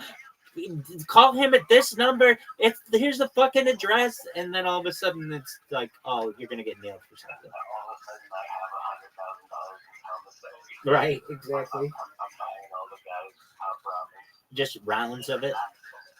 Exactly. Eating all the top ramen. Top ramen on YouTube, Right. Like a round of top ramen for the guys. That would be fucking. That would be great.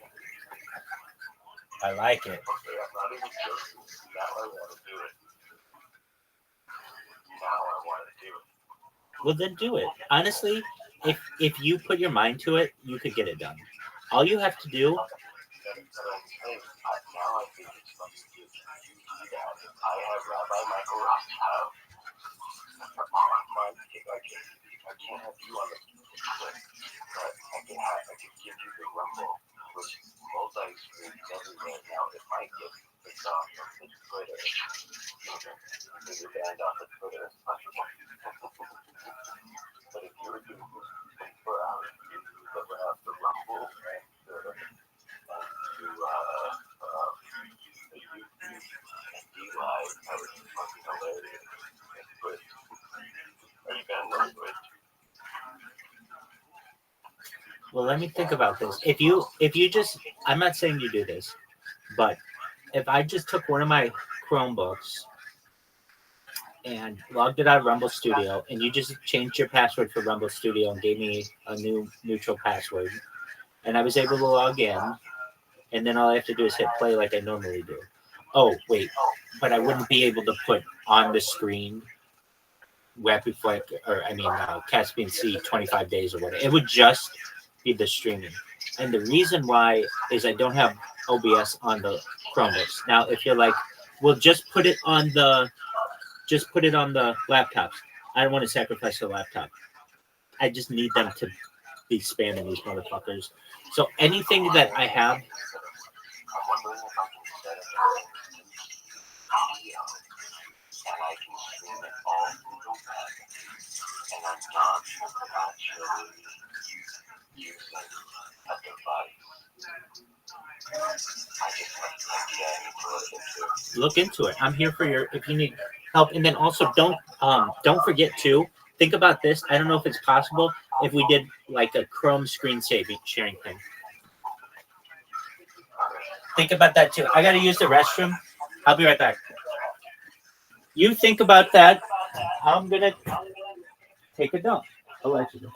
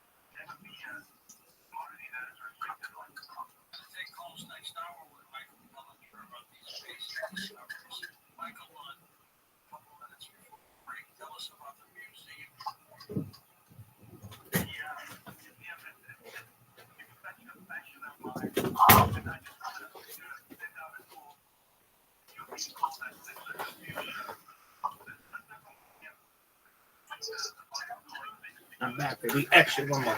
BRB. BRB, as they say.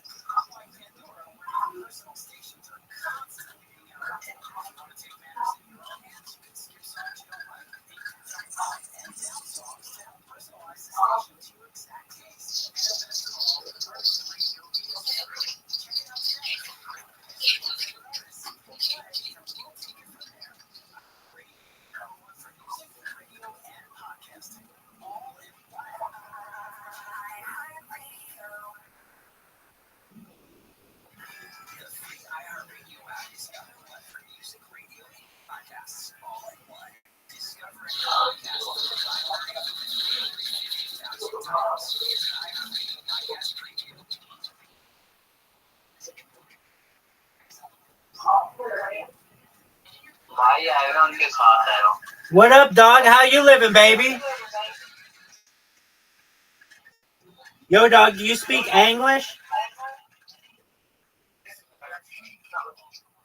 Dog, do you speak English?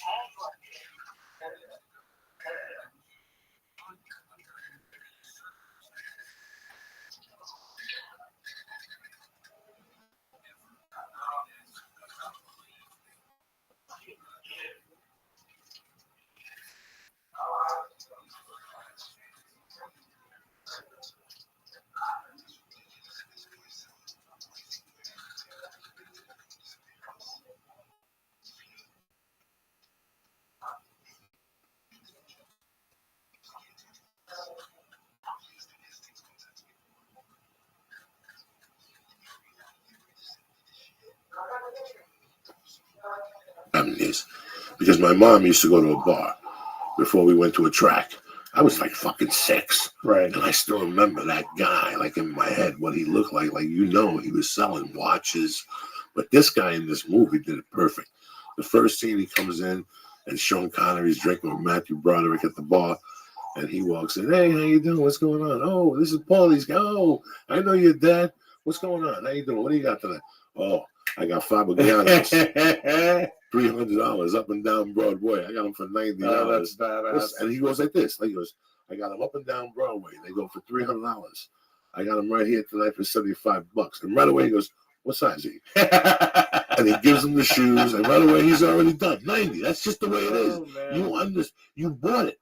You took it. He knew. And if you didn't have the money, he was fine. He'll catch you next week. He'll get you next week. He'll get you next week because he's coming back with a suit. Right. But you know that and they were. For you to have these shoes, they were really $300 plus tax. He's got them right there for $75 fucking dollars. Hey, think about that. Like you were getting the best sale of your life. And then you look at the other guy and go, what are you, a 9? Yeah. I got you. I got you. I got this shit. It was fucking beautiful. Then he shows up at the wake.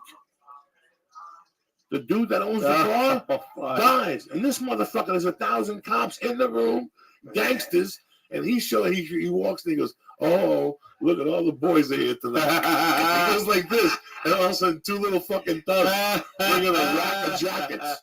And he's like, how you doing, boys? I got you. He's like, how you guys doing? All right. This jacket, this is a fucking Italian weed. It goes for $800 all over the east side. I got it right here for $200 cash. What size are you, 42? Gotcha. I mean, he always had your number. And then you see him later on at the fucking, when they dump the ashes. He's carrying like a load of TVs and shit. Fucking 5 floors. Those guys are relentless. Those guys wouldn't exist out here. You know somebody would call the cops on them. You know who replaced him? And this is what I really think. And the modern day version of heist guys are the people who do the storage auctions, who own those fucking storage facilities, and then the people can't pay them, and now that shit's theirs, and they just sell it. Like how is that any different, really? You know what I mean? It's just a legal way of robbing people. It's just say, here, put your shit in storage. Yeah, $80 a month. Oh, whatever you don't need, just put it in storage. And then people forget, they don't make payments, then they lose all that shit, and they just sell it. They just auction it. There's even a fucking TV show about it with that fucking Storage Wars, you know? Like where people, I mean, that's that modern day heist. You ever lose the storage? I did. My mom did. I was so pissed. All my concert t-shirts were in a box. And I was it was like, come on. And it was Sony Trinitron, a weightlifting bench. I had a fucking mattress that was tremendously comfortable. How many months did they give you to pay rent? I paid it for 6 months. And I called. I didn't fucking know the game. I thought you could, I was trying to chuck and jive. Joe, that shit's like Vegas, dog. Those storage places are like Vegas. I didn't fucking know. The house always wins with storage. They always get you, dude. And I've never heard of a good story with the storage. Someone putting shit in storage. They always end up like, I fell behind. Fuck it. And then all your shit's gone. It's just, I'm telling you, dude, that's the modern heist. That's why I'm never going to do this. Fuck it. I'll just throw it away. I'll sell it. I'll give it to one of my nephews, one of my cousins, something. But that storage shit, you're just asking it. You're asking to be somewhere in Laredo right now. There's some motherfucker walking around with my Nirvana concert T-shirt, my Faith No More, my Octung Baby. Like they got all that shit. It's man, it's that's the worst when you. I had to start from scratch 2 or 3 fucking times. The one time after you were laughing at House MCs, I was a House MC in Miami for 4 fucking months. Yeah, but you weren't a bitter comic. You were just starting. That's a difference. No, I wasn't starting. I was here already.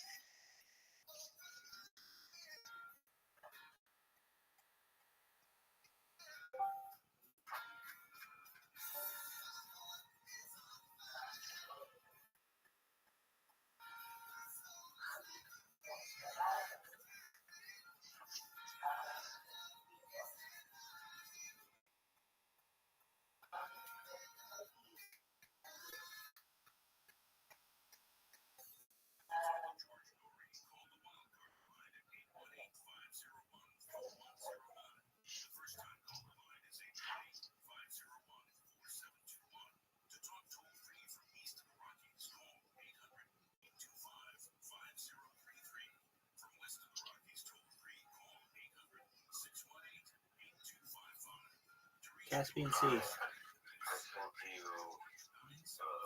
pieces on what I was able to accomplish so far with my phone. A thesis? It's not a thesis, but there are 3 links that do different things. Technique, the director as a room. As the director, I would just say, don't change the invite link. I also say the proper invite link that will make it so that nobody sees each other or hears each other and nobody can mark off my channel. Most importantly, right? So, basically, anybody can use that link as big something. I need to figure out a countdown and OBS. Doug, you have a Discord that I've been a member of, right? What? Didn't we start this with being in your Discord? Yeah. What is your Discord? Can you send me an invitation? You're in. I know I'm in it, but I can't find it.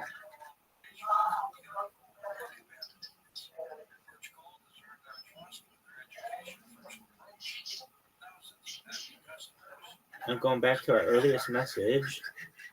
Oh, I could do that. I could see what ones were commonly in. I just. Oh, okay, I see it now.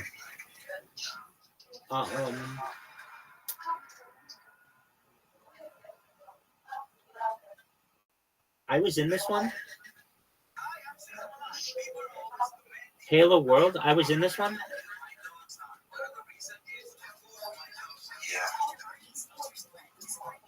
Huh. Did you change the icon? No, it's been Okay. Why did you change your icon from Kick to this one? good luck. Just for this. Oh, okay. Just for the next 25 days. You got it. So let's think about that. So your friends, let me just ask this. None of them are going to press a button for you even once a day. Yeah, I'm not going to be able to get that. Okay. I understand, and I don't think it would. Okay. We don't have kids. Once we had kids, it's over. That, Exactly, like they're kids can find the fact.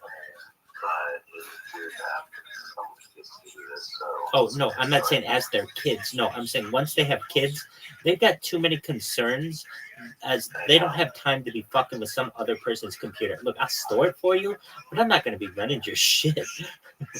Like, here I am, the one suggesting. I'm like, oh, that's preposterous. But no, it's not. It's just something that I would say it's a big ask.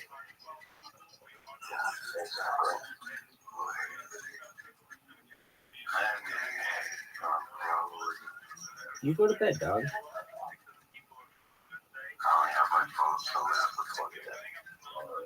Do what you need to do.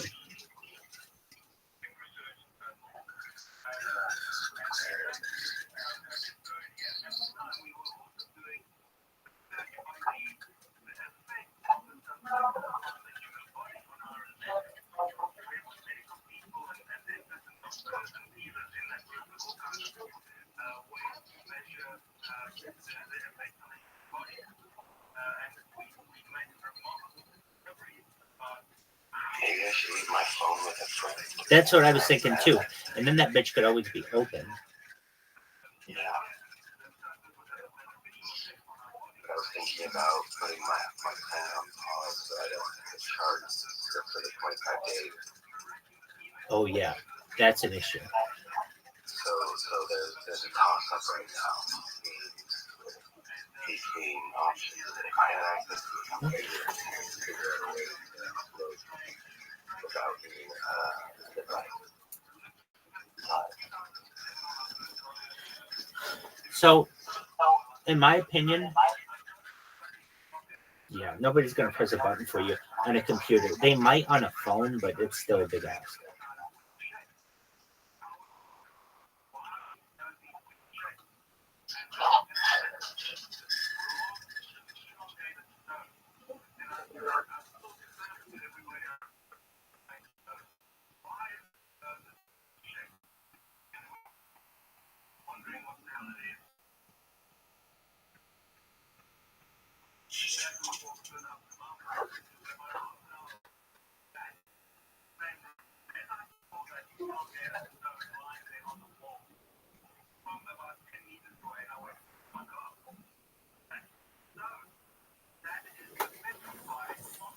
Dog.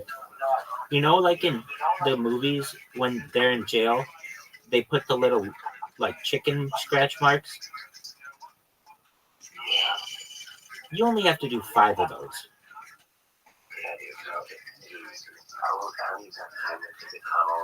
Right. Exactly.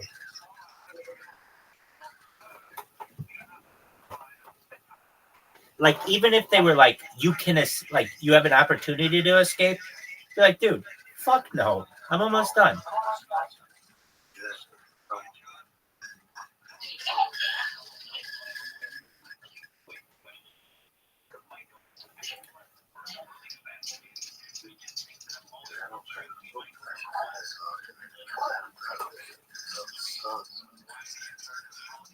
Because I don't have to set an alarm. I didn't have to call the drug place. The alarm went off, and it put it in the sofa, and the alarm goes off, so you call the drug place. And I said, I need to delete this alarm right now. I don't have to go anyway. Right. It's a good feeling. And let them try to like, let them figure it out themselves. You know, like they can try to put a word out, and by the time you get there, no, it doesn't have to be there. So some of the paperwork that's wrong isn't there anyway. It's fine. Dog, you know what's gonna happen? Dude. They're gonna fuck up and try to get it. Dude, they are, dude. You gotta call them tomorrow and tell them what you're doing. Don't fuck around, man. You don't want to come out of jail and then get picked up for a warrant and have to go back and have to have the judge say, oh yeah, this was a mistake. Apologies, sir. The only address they have will be completely moved out of. There's no testing. Maybe there is, Dude, all you have to do is call them tomorrow or today and say, hey guys, I just wanted to let you know that I made this agreement with the court, so please take me off the list. That's it. That's all you have to do. Instead, you're going to fuck around with it and you're going to play with them and they're going to be like, oh, dude, this guy missed his date. You're going to be in the system as having missed your date. Then they're going to come and look for you and then they're going to be like, wait, he's in jail? Okay, huh? Now they're going to have a warrant out for you and it's up to them whether they actually got rid of it or not. They may just want to be dicks and say, you know what? Let's just keep the warrant out. He did miss the date. We do have that he was supposed to be here. I understand he was in jail, but we had no notice of that and he didn't provide any. Like, you know that the right hand doesn't talk to the left hand during this shit. So just don't.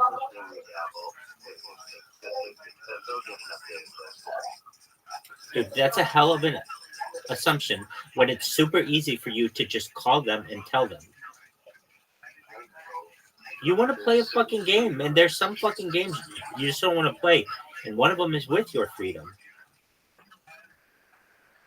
There's a high probability that they will put a warrant out for you starting tomorrow if you don't fucking call that number or whatever, or they're at least going to contact your probation officer. Probation officer is going to be like, wait, what's going on? Even if they get to that point, they may not be like, oh, what's going on? They may be like, oh, he's just MIA. We need to find him. Get a warrant out for him.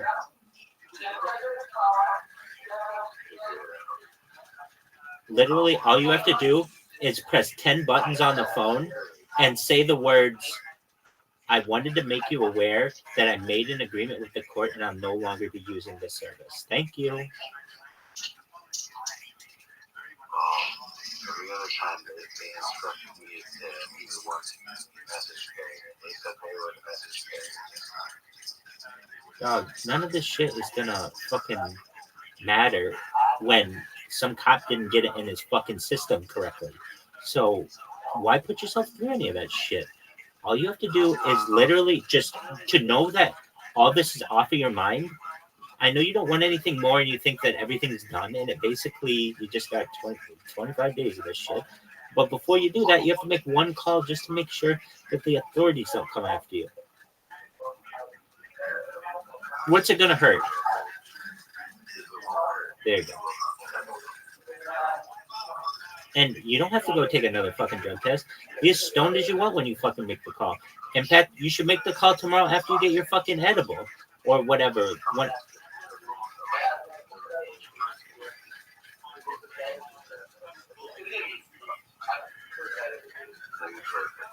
Dog, like if you really want to get viral, I mean, think about it this way. When you get out of jail, I'm not saying that you're going to be like, I don't know, like no one's going to consider you as someone who's like a hard criminal or someone who's been like incarcerated where you're doing like 8 AMAs for like how long you've been in jail. Nobody's going to do that.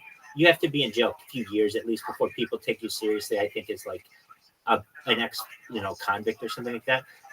But you will have this as your, you will. I mean, you could make it that. What I was thinking is this: you could make a viral video where you're calling. I don't know if you can do this because you don't have enough devices now, but maybe you just called the place while you're high, and you say, "Hey, I won't be needing this service anymore. I worked it out with the court," and then just made a short video like that and fucking upload that, and then go into jail. I love it. Like literally, you're like outside Henderson jail, and you literally have the fucking brownie with you. You eat it. You call that fucking number. And you say, "Yeah, I just want to make you aware I'll no longer be needing your service. I've worked things out my own way." You hang up and you walk into the jail. I can't record myself. I'm using phones. Yeah, I know. That's the thing that sucks. Oh, yeah, you can. I know how you can do it. On an iPhone. No, you just you do the record button, the record screen feature. You know how I was doing all the screen recordings while recording myself for all those shout outs to people? So you record the screen. The recording the screen will record everything on the screen and also will record the sound of the call. Then you go to the camera app so that your app shows. Then you make so that your camera shows. And then you just make the telephone call. And while you're on the call, you go back to the camera and just look at yourself as you're talking to them.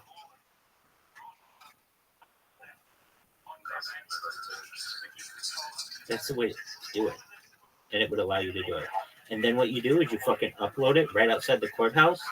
Once you do, if you text me, "Hey, I did it," I'll blow that thing up for you for 25 days. I could pretty easily just take a bot. So I can do phones much easier than I can do. Hold on a second. Let's think about that for a second, though. Hold that thought on the phones.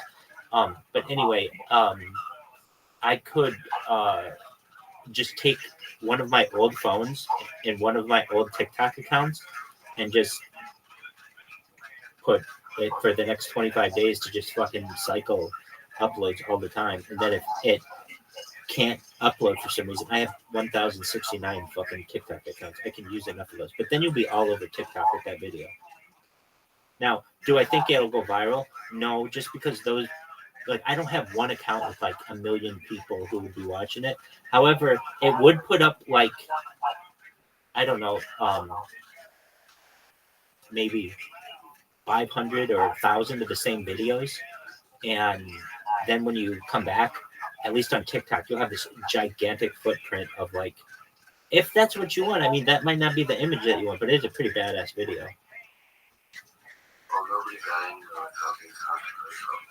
Exactly. And if you just came up with the right thing, I mean,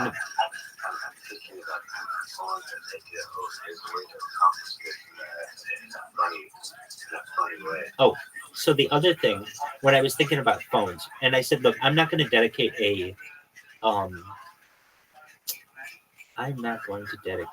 computer to anything but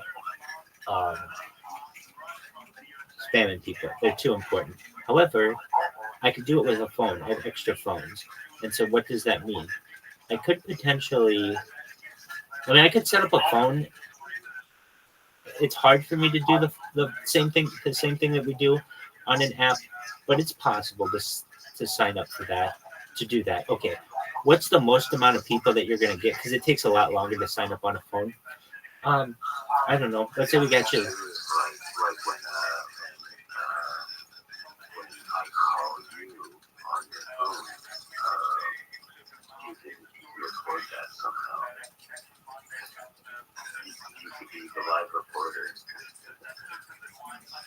Do you get a call from jail? Do you get a call from jail? Okay, well then fucking call me whenever you want. Okay, well all of those will be recorded.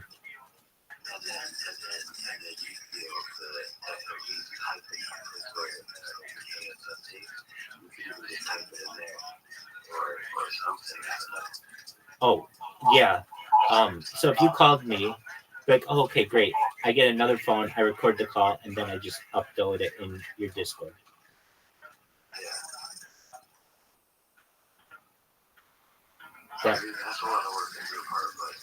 I mean, if you called me 3 times during the whole time, that's no big deal. Over 25 days, that's not a big deal at all. If so, here's the thing. I don't think you're going to be able to take that note in. So you better start memorizing. The note that has everybody's number?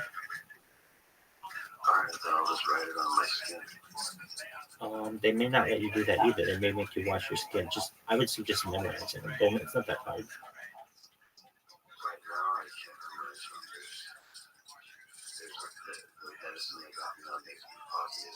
Okay, then take that piece of paper and put it in your beard. It's a fucking brilliant idea, dog. You're rocking with the best. They're not gonna let you bring in a fucking piece of paper, dog.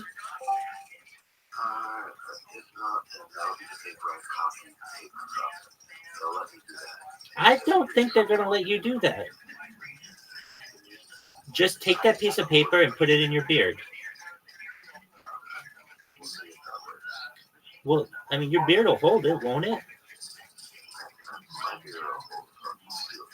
Exactly. So just take that piece of paper and put it in there. Now, think about this. Is there anything else you can put in that bad boy?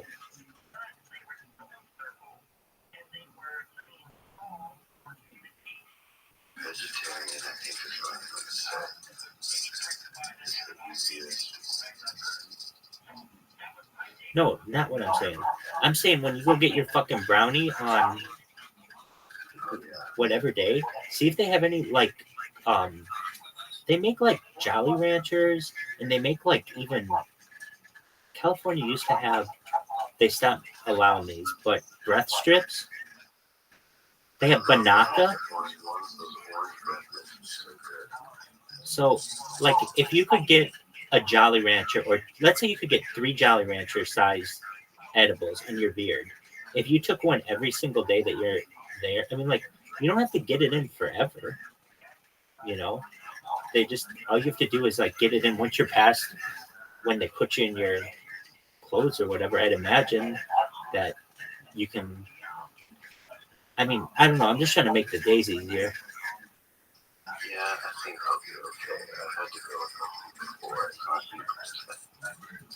Yeah, I'm almost at that like idea that like, how could you what's the maximum amount you could get in?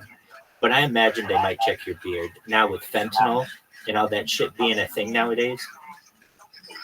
Oh, and they might have those naked body scanners too, like they have at the airport. Exactly. So, like, it's one thing to show up with a full stomach and then it's full stomach. Yeah, exactly. They're not going to do anything about that.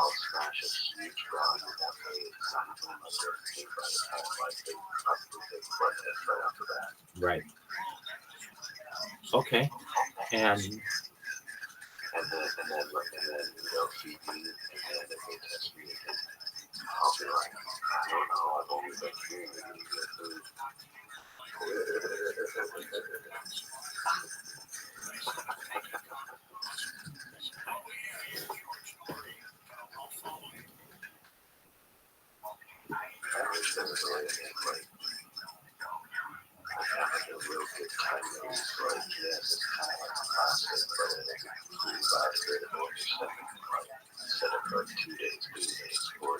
Right. Like time release capsules. Dude, that's a really good idea for like a pharmaceutical company, which I'm sure they worked on that time release because they do that. But like mega time release. where that shit stays in your, like you can have it come out in 15 days if you want. Exactly, like it's in there forever though. So, Dude, I saw this thing on TikTok. It's not the same. I almost don't even know why it came to mind, but I kind of know. Okay, so imagine. Oh, yeah, okay. There is a way to do that. So essentially within a certain amount of time, it's like a 3-day window or something. You take one drug that is like basically dormant, and then take another drug that is a catalyst to do whatever the other, like it's a combination basically. like I don't want to. I saw this thing on TikTok last night. This wasn't really, it was just something I'd never seen before that I thought was really cool. And I'm really not usually into this, but it just showed up on my feed. There's this Asian woman who is doing manicures on this other person. And the thing is, as I watched this person, that caught my attention is the nail, and the nail was changing colors. And I didn't know how it was changing colors, but it was almost like magically changing colors.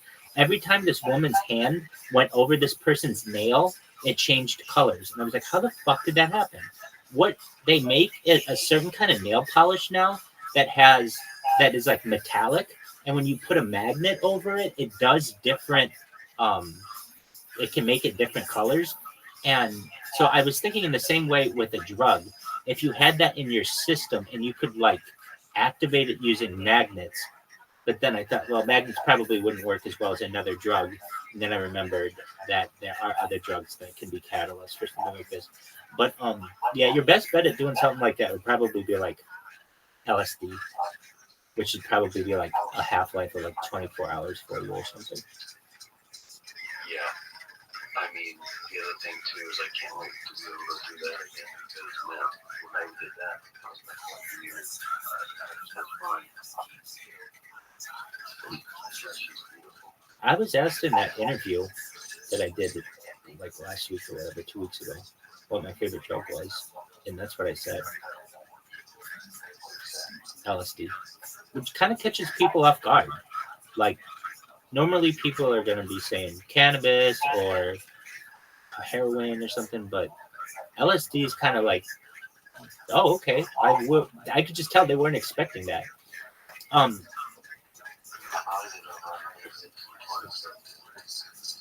You did over 100 hits in 27 days? 2017. Oh, in 2017, damn. 100 hits in a year, you're saying, right?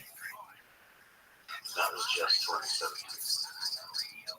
That was a big year. That was my most recent year. I was so good. Like I was moving within the company and almost every event crying hard. It was cool. I got a lot. I know that sounds crazy, but I created my job. I got stock options that year. There may be something to it. I'm telling you, that should be good. It was super. I was on LSD and oil. Pretty much all of it.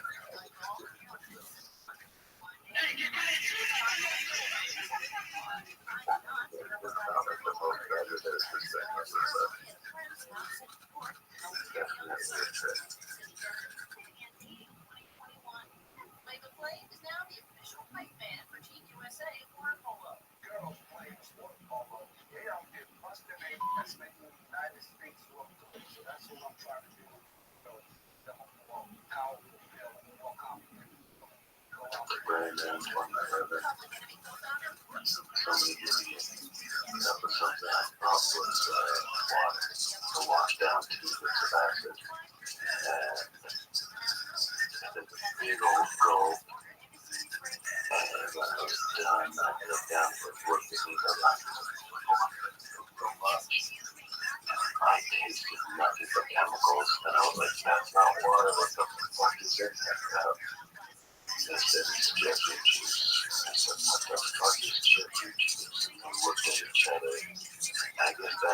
then just a bunch of different drugs to do it. That'll do it. I had it absolutely. I had an 8 hour techno rave like you don't understand. Because I was given one of two fucking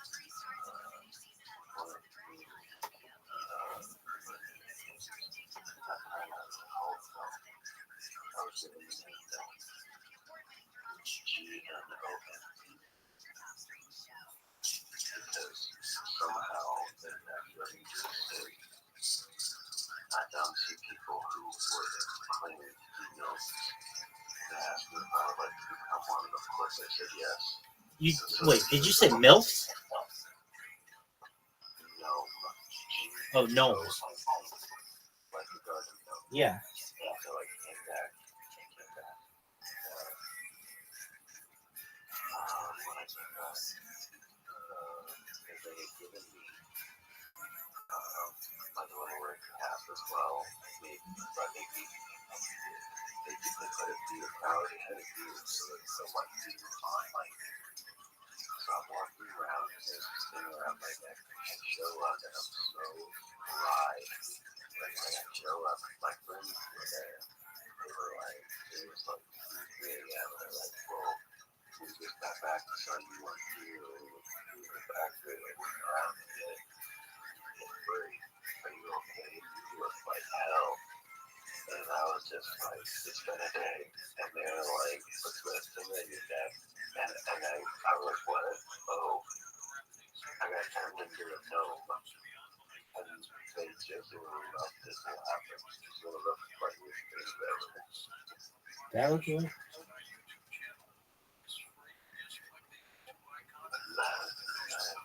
Stories from that one. I spent 2 days at a 7-day party.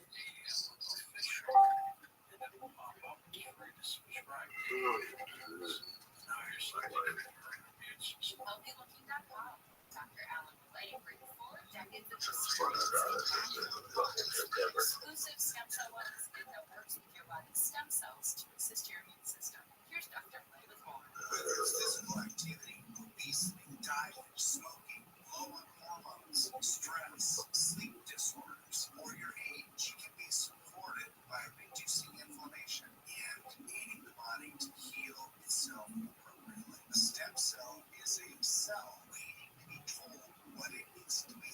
If there is inflammation, that inflammation needs to be stopped. High blood pressure, high cholesterol, kidney disease, various types of cancer, depression, autoimmune disorders, osteoporosis, even fatty liver are chronic signs of inflammation and can be aided by supporting the body's ability to protect those cells that it needs. And that is the purpose of Immustab and Adaptostat together, supporting the body to be the best it can be. Dr. Malay, how will it feel after taking Adaptostat and Immustab? Immustab is going to have an immediate effect, but I tell you, your immune system is starting to function better after 24 hours. You put Adaptostat along with it, and most will feel it within 30 minutes. Order now at healthyliving.com. The stem cell wellness kit from Dr. Malay protects your body's stem cells and will make you feel better faster. The stem cell wellness kit with Adaptostat and Immustab and your free gift Relaxon is only available at healthyliving.com or toll free at 800-563-3980. That's 800-563-3980. Don't forget to enter promo code George for free shipping. George's stem cell wellness kit at healthyliving.com. That's healthyliving.com. Thank you, my friend. There you go, yeah. Right. You're a gentleman and a scholar. Look at you, Mafia 3, dude. That's We don't fuck badass, around man. here. Was it fun? Caspian Sea? I mean, I don't know if it makes you feel any better, but aside from the discomfort and a lot of other things, the lack of entertainment and shit, what you see anyone do in their life is basically in jail, whether they're in an office or whether they're fucking at home with the kids they hate. And so, like I said, I bet there are a lot of people right now, if I were to ask every working class mother in the United States, without telling them, if I said, look, if I could give you 25 days, about a month off from your family, they'll be taken care of. You get to relax, meditate. If I were you, the big thing that I would do for you is, I mean, meditation's cool, but that gets boring after 1 minute. This is what I would do. This is actually a really fucking good idea. You take a video of yourself showing your flexibility today. So, like, trying to touch your toes and, like, trying to reach your back, everything. You show how flexible you are. Then when you get in there, aside from the meditation and the reading and the contemplation, you also do like an hour or 2 hours of stretching a day, and see what 25 days of just solid stretching does for your body. You won't be able to do the splits, but you will seriously be the most flexible person on your block, and you'll be a better person. But you might say to yourself, you know what? Like, let's say in 40 years, you'll be like, I had to do a little bit of time, but that made me so fucking flexible for the rest of my life.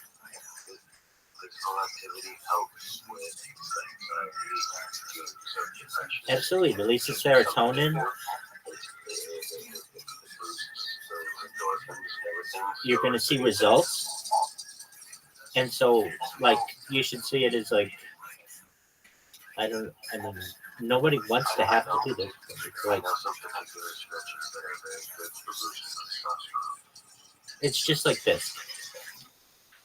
You can't touch your toes, or maybe you can't touch your toes. See how much you can do, and then when you're fucked. If you've never seen me do yoga, I'm actually like, I can do a lot of yoga poses. Excellent. Well, then you know how to do that. I can do completely straight leg, and I can palm the ground, and I can completely bend myself in half. Excellent. So then you're already very flexible, but that doesn't mean that can't certainly get to be the most flexible you've ever been in your entire life because of this. You're going to be able to focus 24 hours to flexibility. I'll work on my abs, tell them I don't need these, I don't want you to get rats, just probably just brown rats, but I'll tell them I'm vegetarian, and they keep putting me on my plate, I won't eat it. Yeah, why don't you tell them you're vegan and not vegetarian?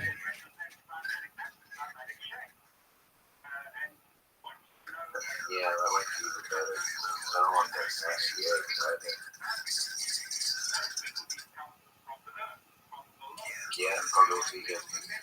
I've done it. I was vegan most of my life. Well, at least half my life at this point. I was vegan. It's easy. I just like the taste of meat, so I go back to it, especially if it's Yeah, aside from like Texas, probably one of the last places around that's gonna fucking. It's made me hate bacon. I don't like bacon. I don't like bacon anyway. I don't like it anymore. Something that probably goes down in a lot of different reasons, but it's never my favorite. It's never something I enjoy. My friend doesn't eat bacon. That sounds really cool. Oh, it's phenomenal. So, my Beef bacon's phenomenal. Turkey bacon's phenomenal. I had an idea at one point to make a kosher deli and serve cooking meat that are not typically available to kosher diets. So it would serve exclusively kosher salami, kosher pepperoni, kosher bacon, kosher cured meats that the reason why people cured meats in the first place is because pork is disgusting animal and we have to soak it in salt for fucking here before all the bacteria is killed. It's disgusting. But if you do it for pig beef and everything, like corned beef is 30 times better than ham. It's the same process. Good corned beef is phenomenal. Good crispy corned beef is delicious. But you can take that same approach to like the belly and then you make beef bacon and make it completely kosher. That way, it offers the same variety. Turkey bacon is disgusting. I'm sorry. You don't like turkey bacon? I like it. I don't like it at all. I don't like the texture. I don't like the flavor. There's something off about it. I like beef bacon more, but I like turkey bacon, and I am not quite about it. To be honest, so like bacon has never been my favorite thing. Well, everyone talks so much about it that it's like, okay, I can see. And to me, the like beef versus turkey bacon, at least, there's like the beef bacon's definitely like how do I want to say? It has more of a how do I want to say?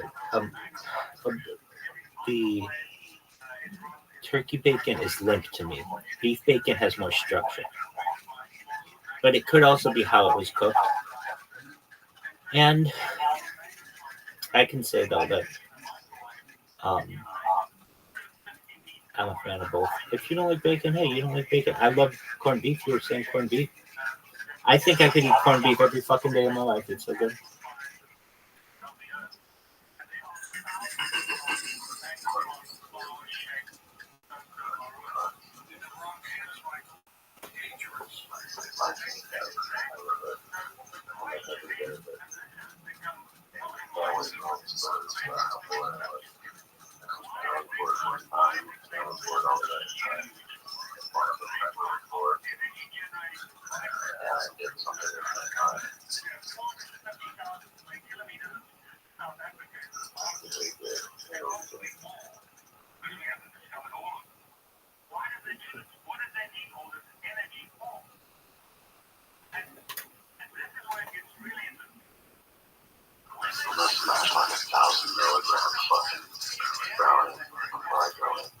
Yeah.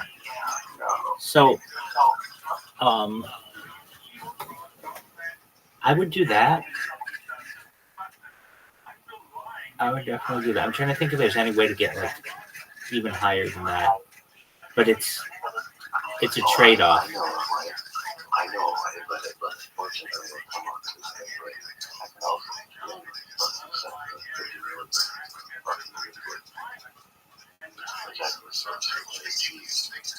Like alcohol?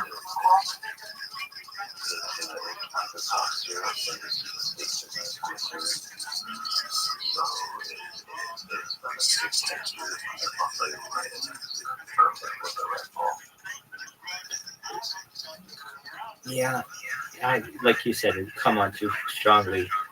I mean, you're getting. There's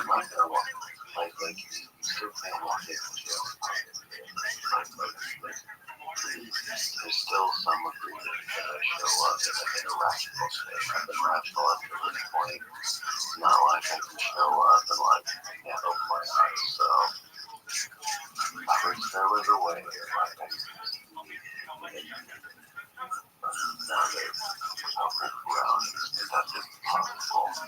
Yeah, well, you could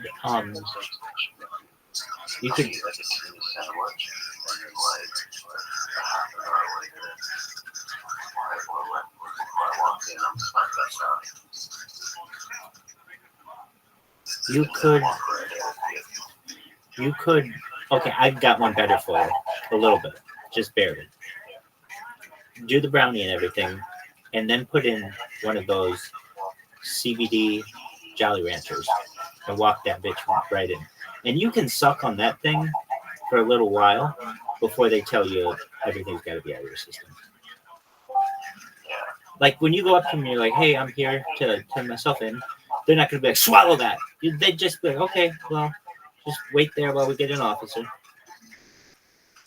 Swallowing hard candies might be the best way if I can find it high. Yeah, exactly. That's what I'm saying. If you go that route, you're going to be able to get more hard candy in versus brownie because there's just a lot of filler in brownie. So if you just get like a box of like jelly.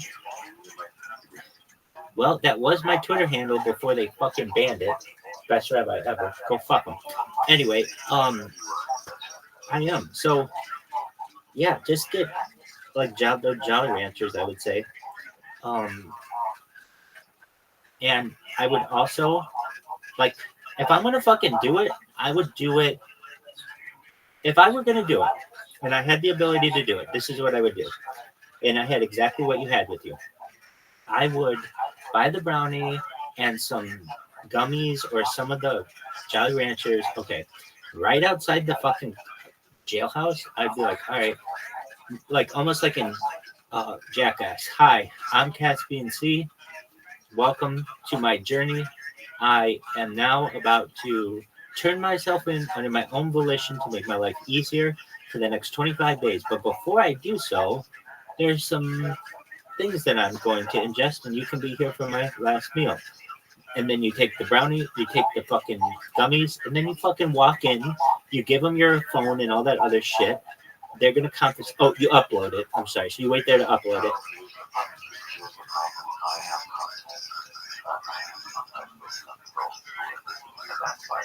With who?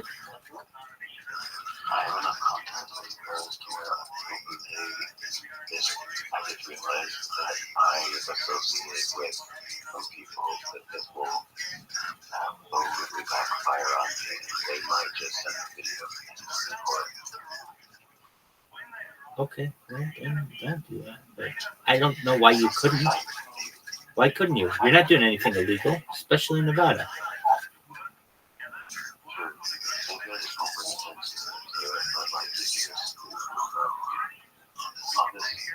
I'll say something cryptic. I'll be cryptic.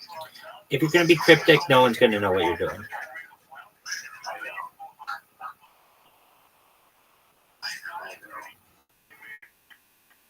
I'm going to give this some serious thought. Well, I mean, it's just something that could.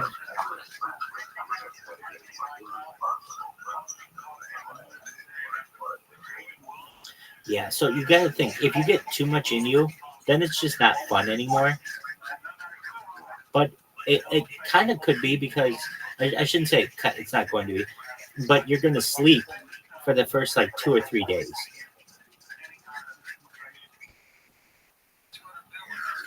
I mean,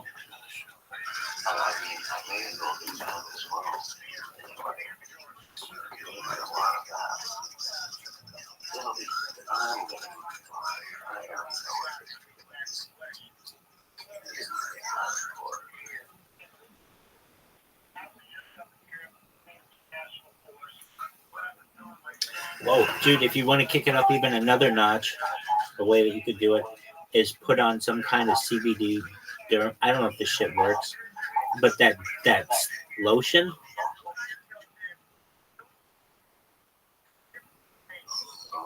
You know what I mean? You just put that all over your fucking body before you go in. Then, I mean, I'm just trying to like get absolutely every fucking amount of gram of fucking CBD in your body possible. But like, that would do it too. You can't probably get like a transdermal patch in, but you could, you definitely could get that fucking like a cream on you. I think that's a good idea, though. If you wanted to. I mean, I don't know. Did they sell CBD suppositories? I'm sure somebody's got them, but I don't think it's a big thing.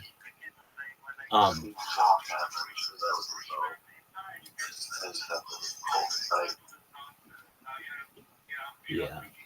But, I mean, just like, okay, I listen to Joey Diaz all the time, and all these fuckers do is edibles. And so when I hear them, and I'm like, oh, well, if you want to be fucked up for like days, just do massive amounts of edibles, and that'll knock out the first half week for you. I'm actually very high tolerance to edibles, so like I'm pretty over like the worried about like how much gas I can put in my body before like I'm like actually full. Well, you won't get full if you did just gummies.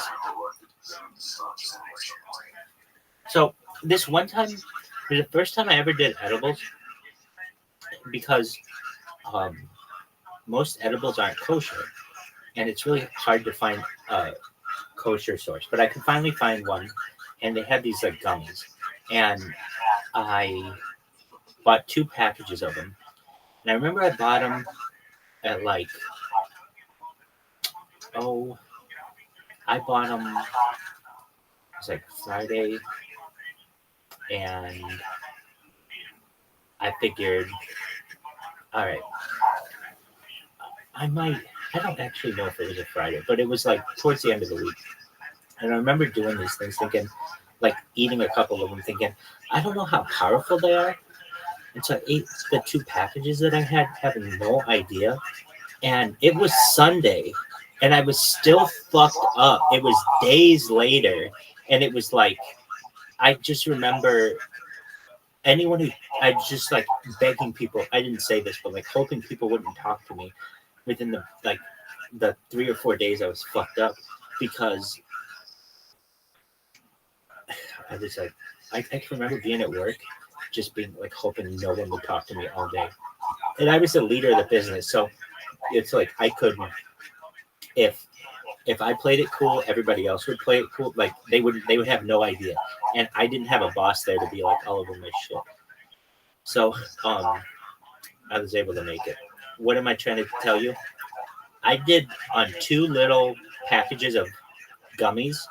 It fucked me up for 4 days. Now I know I said this is the first time I ever did edibles. No, I was able to make them one time, but they fuck you up, man. They fuck you up hard. They are the most underrated type of drug on the market today, I would say.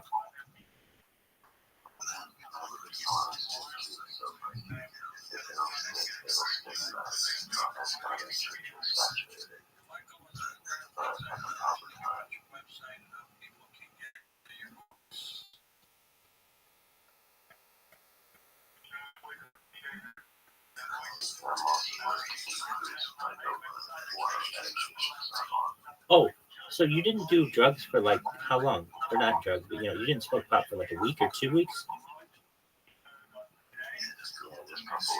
Okay, but did it hit you hard? I mean, like, I'm sure because you had a tolerance break that it came on harder, right?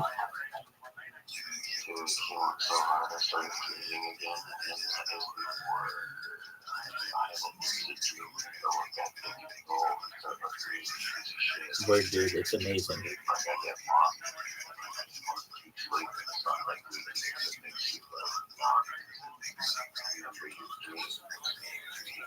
Mm-hmm.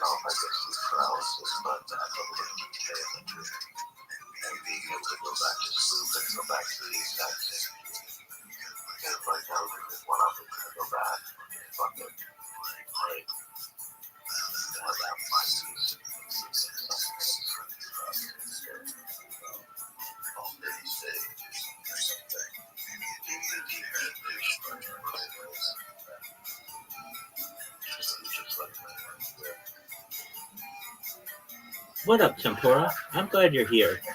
We were able to get Tempura to platform jump.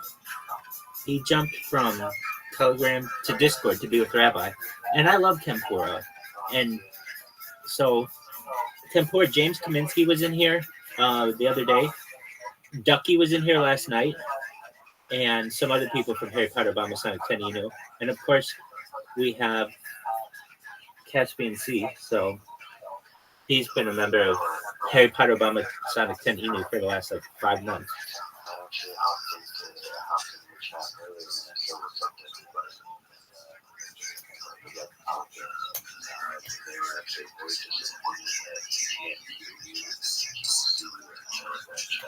No. miss you. I miss you a lot. Okay, well, I'll be back there. So Like, I literally I was like, hey, I haven't been found, but I'm bullish on retweeting every Sproto I see on that. Like, but I follow the Rabbi over there with Discord.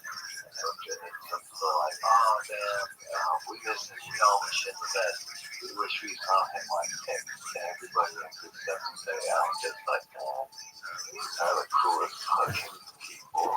well, they're very sweet, and I'm still there if they want me. I mean, it's not like I still don't have a device in there. It's still an open chat. I still have it open. The only thing is the camera's not on, and I could change that. I choose not to. Why? There really isn't a reason. I could fucking be back in there right now, and I probably should. Here's the thing. Here's why I don't do it. Nobody fucking comes in there anymore. It's like, I don't know. Maybe they would. They used to come in there. There was a little bit of a war, I would say. I don't know if it was a war, but in my opinion, what hurt it was when they started to have like branched off coins, and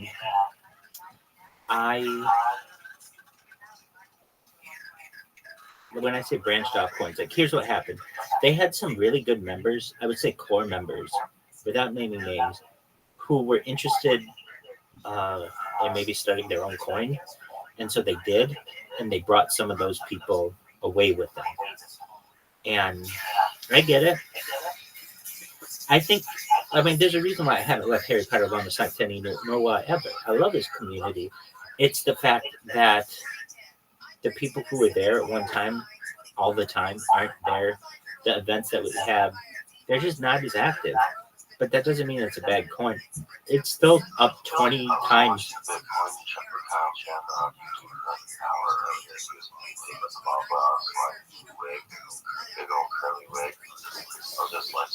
Just watch them because he was just chill. He was acting like Bob Ross. And he was super chill, and it was just like Bob Ross. And like, I love watching Bob Ross and just hang out. So it was really funny. I was watching the Bitcoin Down channel right earlier today. We're done. We gotta get word out for his channel too. He's only got 50, like 52 subscribers. Is he on Kick or YouTube? Oh, okay.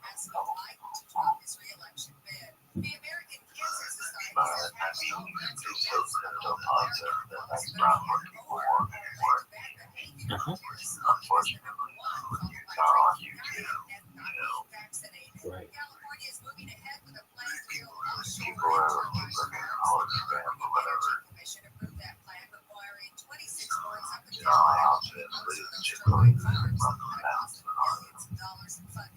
And did you see it? SpaceX launched another Falcon 9 rocket from Vandenberg Space Force Base Thursday night.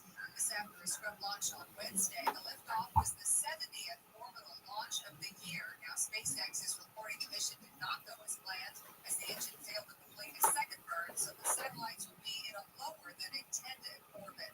Southside weather from KI5 will see highs in the 70s for the beaches, 80s and 90s inland. Right now, 65 at Mission Viejo and Placentia, 64 degrees on Catalina Island, and 70 in Van Nuys. Really local from the KFI 24-hour newsroom. I'm Free Tennis. In Valencia, it's installed a motor home along the right shoulder of the McBean Parkway off-ramp on the 5 northbound. Stopping no traffic, Santa Clarita 5 northbound between Cal Grove and Lyons Avenue. We've got a lot of construction in place there.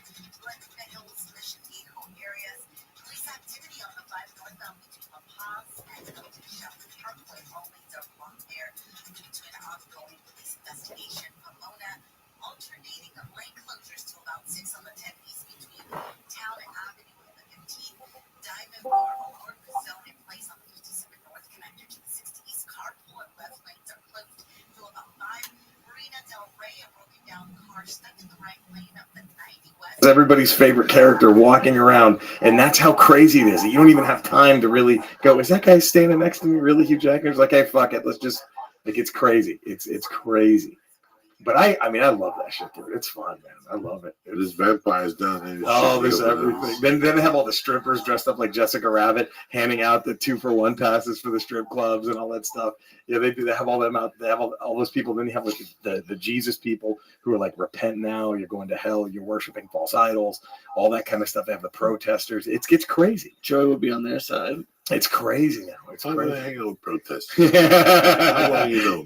I'm in the mood to get hit in the head for people to hate me. I got enough problems. I got problems. That's what I want to do. Go down there and protest. Fuck fair trade.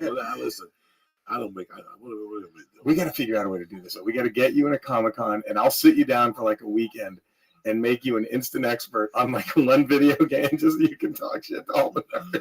I'll do it. That would be the best. Oh, fuck. That would be so funny. That would be great. I wouldn't even know where to start. The lingo, the jingo. You know, I wouldn't know where the fuck to start. I've seen these things for years. They've been around since I was shoplifting at Toys R Us. I used to look at this shit and go, what the? That's the truth, bro. Hey, you know what's amazing too is that you think about it, like, oh my god, like how much worse games were back then than they are now, like visually and all that, but they were still $50. That's almost never changed. They never stopped getting paid. Yeah, those guys. Okay, so Tom writes in his book that he went to go interview the creator of a popular franchise, right? And had a little office up in Silicon Valley, right? He goes up there, he pulls in, and the office just all the people who work, and this is from the top of the company to the bottom of the company that all work on this one video game. He said literally every car was a Lamborghini in the parking lot. Those dudes are making so much fucking money. It is unbelievable. Literally every car was a fucking Lamborghini. These guys were just ballers. And that's, I mean, they make, I mean, that industry makes more than Hollywood. It probably makes more than porn. Like, it's crazy how much and it's funny because a lot of people like you, like, I could never get into that. It's not for me. But there's even people nowadays who have never played a single video game in their life except Madden. And every year they're in line at midnight to go buy the new Madden. You know, or they go buy the new NBA game or their new Call of Duty. They might not touch any other fucking video game, but they're going to go buy that one. You know, it's so ingrained in everything now. It's fascinating. Like, you just missed it by a couple of years, dude. Had you been born like 4 or 5 years later, you would know everything about video games. It's crazy if you think about it. You would know it would be because you would have started right when, like, you know, Atari started taking over. And all. I mean, it was crazy, man. Like, it was like, that was just what we did. You would go hang out with kids you didn't like just because they had a new game that you didn't have and you wanted to go play it. Like, it was just, that's it. Like, it was like, oh man, we would go around and every kid in the neighborhood had a different game. So I got to go hang out with Tommy today because he has Metroid. And, you know, this kid over here has got, you know, and that was what we did. I always had bad luck with games. When I was a kid, I always lose to my mother in Parcheesi. And she let me I stuck a bean from Please Don't Spill the Beans in my ear. I had to go to the hospital. I didn't have patience. You know what I got into? I got into shooting pool. I realized how crazy I got one day. Right. Just competitive, you mean? Yeah, I got very competitive at like a young age. And I said, I can't feel that way. Well, see, that's why a game like this is no competition. It's all by yourself. That's why you would love something like this. Or you could do something like this. So if you get crazy, then stay away from like the Madden games. Stay away from like because those are like the deathmatch games, like Call of Duty, where it's like you and 5 other people against 6 other dudes, and you're just shooting, and they're all talking shit on the headsets, and yeah, you know, that's what you're like, I fuck you. Yeah, that's when all that shit happens. Now, can you just play by yourself? Absolutely, that's what this one is. No, what about the Call of Duty? A couple of them have some online single player campaigns. Yeah, but right now there's a game called Overwatch that I'm playing the fuck out of, and sadly that one is not. You have to play with other people, but it's the best. Like, it's like crack that game. All I do is play it I wake up, play for a little bit, then write some jokes, then come back and play. Like, oh, it's amazing. Like, it's how many hours a day you play it for? Yeah, at least because I'll be up until about 3 a.m, not, you know, playing for sure. Oh, and I love it. It's 20 hours a week plus. Oh, no question. It's like a job, dude. It's what I'm saying to you, cocksucker. I love it. That's why I knew that was like I had to pick between all my vices. Right. If I play games, ain't nobody gonna suck my little nuts. No, it happens. It'll happen. On the headsets. Oh I bought a game and come over my house. You know, dude, several people have gotten married playing that game, Warcraft. Like, it's just an online Lord of the Rings type game, right? And this guy, they got married in the game, and then people end up getting married in real life from it. Like, it's crazy, dude. It's a culture in and of itself. Our video games. It's fascinating. I'm so happy that you're in one now. This is great, dude. I'm gonna play this, and I'm gonna hear you. Right, let's play after. Let's shut this down. We'll switch over to Periscope, and we'll watch Jerry LaRocha play the game for a little while and teach me how to fucking play. I've never played a game before. I've never played this one, but I can. Once you played one, you can get them. It's pretty good. Hey, ladies and gentlemen. All right. I want to thank Blue Apron. I want to thank Primal Fuel. I want to thank HelloTushy.com. I want to thank my main motherfuckers over at Onnit.com. Always, never forget Onnit. I love their supplements. I love Alpha Brain, the Shroom Tech Sport, the Shroom Tech Immune. Always go over there and check out their monthly. Get 10% off. What do you put in there, Lee? you put church. CHURCH. Knock yourself out. Have a great weekend. See you in Las Vegas, or see you November 11th at the Wilbur Theater, or November 12th at the Foxwoods motherfucking casino. Stay black. Have a great weekend. See you on Monday. Thanks for having me, dude. Jerry Roach, I love you. Where can they find you? Just find me on Twitter at Rocha, ROCHA Comedy. Rocha Comedy, my website, jerryrochacomedy.com. Lisa, have a great weekend, my little brother. Be safe. I'm going to miss you in Vegas. Have fun, buddy.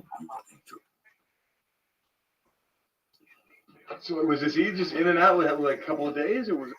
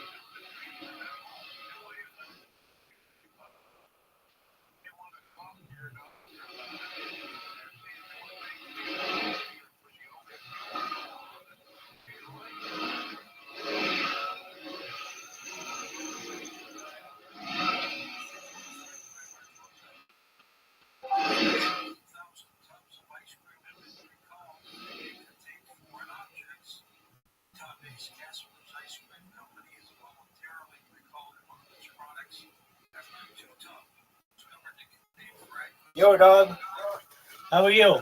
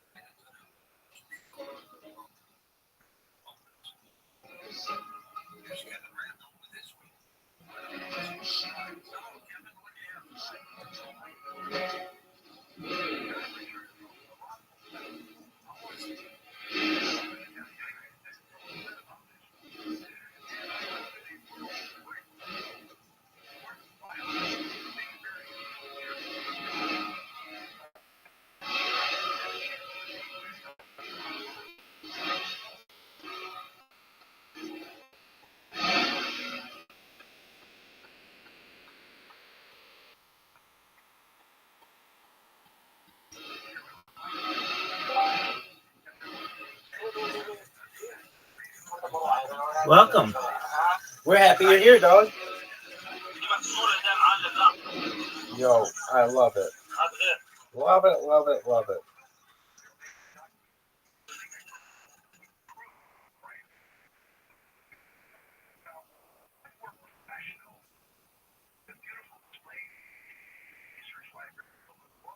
How come there's any more dumplings in our future? After that. No, you'll put it there. You'll encourage it. Let's go get dumplings. Down where Anthony Bourdain does it.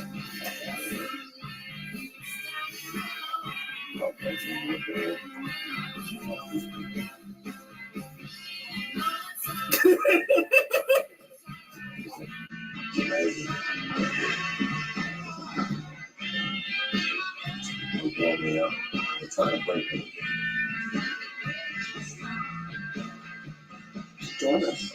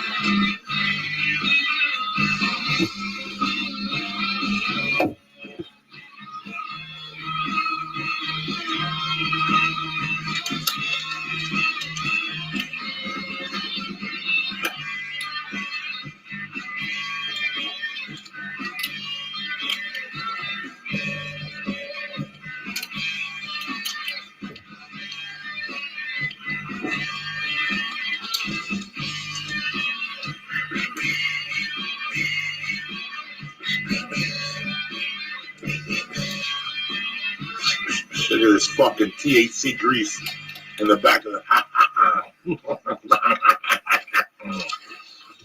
Ain't nothing to say. TKO, bitch. 200 milligrams. Taking it deep to the hoop. Lee's about to eat one. We're gonna split one. That's it. It's gonna be a mild Monday night here in the office.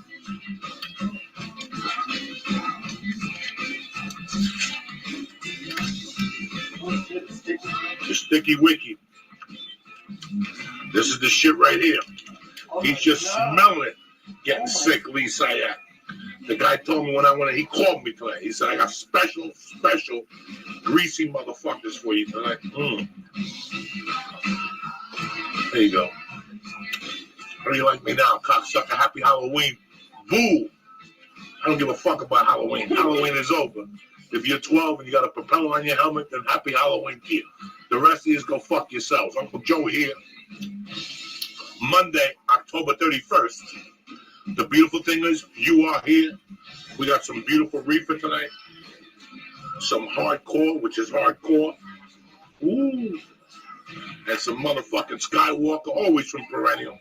Supplying me the strongest, best reefer for my fucking mental state right now. It was a great weekend in Las Vegas. Thank you for coming out to the shows. If you came out, my man Talking Leo always represent. It's my man. Look at him. Cobra Cast. Go check it out. Cobra Cast. Look at him. It's time for some many bong hits tonight. It's early still. I'll wait. Put some ice in the fucking bongs and let's get this fucking party started. You know what I'm saying? Uncle Joey's miss you. I miss you. Sometimes I miss you, motherfuckers, from the bottom of my heart. I really do. I just ain't got time to be smoking dope all day with you. It's a quick fucking movement. Sometimes I don't have time to give you a 5-minute warning, set it up. You know, I don't have the time. I got to smoke on a fucking run here.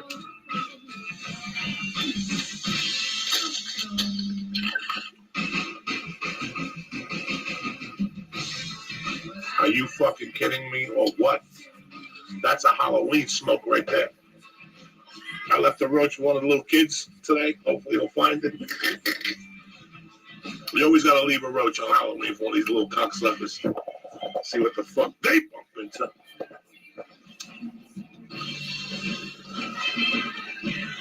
Oh shit! Look at Lee Syatt going deep into the mercury coming out of his nose early on. There you go. That's the one. That's the one. I knew that would kill him. I knew that. That was heavy. That was heavy. Look at the color of his face matches the Cobra Kai shirt and shit. That's a good fucking bong right there. What have you done with your life, bitches, huh? Just kicking back. House of the Holy, Uncle Joey, Lee Syatt. No big deal. There's no celebrities here. There's nobody with cameras. There's nobody hugging. None of that bullshit here. I don't want nothing. I don't want nothing, all right? I just want to be left the fuck alone. I want to do my bonnets. I don't bother nobody.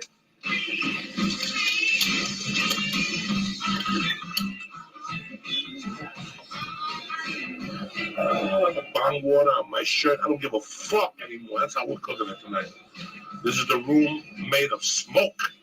That's what I have for Halloween. Smoke. The smoke of the ghost. You ready for another hit or what? You can't walk on one fucking leg. You know what I'm saying? Tomorrow, All Souls Day. Oh, shit. Wednesday, All Saints Day. That's right, motherfucker. This is a big month. I shoot once. I shoot somebody. That's what I fucking do, right here. Yeah, sure. We're going deep tonight. Gotta sweat that big burger juice out you ate this weekend.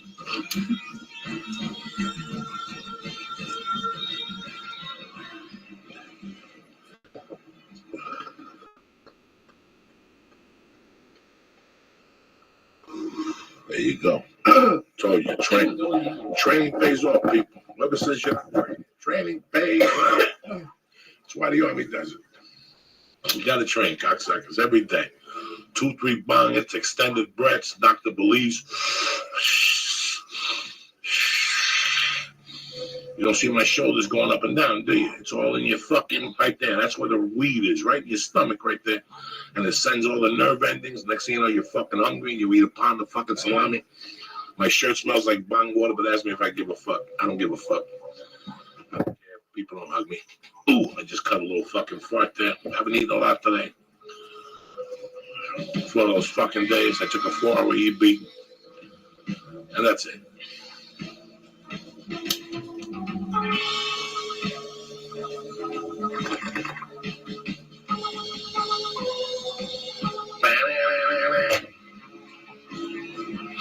Start this podcast in a few minutes. Just wait for the fucking album. Here's one of my favorite album sides of all time. Houses of the Holy, Led Zeppelin, side 1. Dancing Days, No Core to the Ocean. Don't get much better than that, people. That elbow's good tonight. Those are strong fucking gummies. When they're fresh, they're really fucking delicious. You understand me? When these things are fresh, the bongs are strong tonight. Everything. It's Monday, cocksucker. They're supposed to be strong. Monday's the day you're at your strongest. All the powers around you, your senses. Well, at least that's what you strive for, so nobody can pull a quick one over you.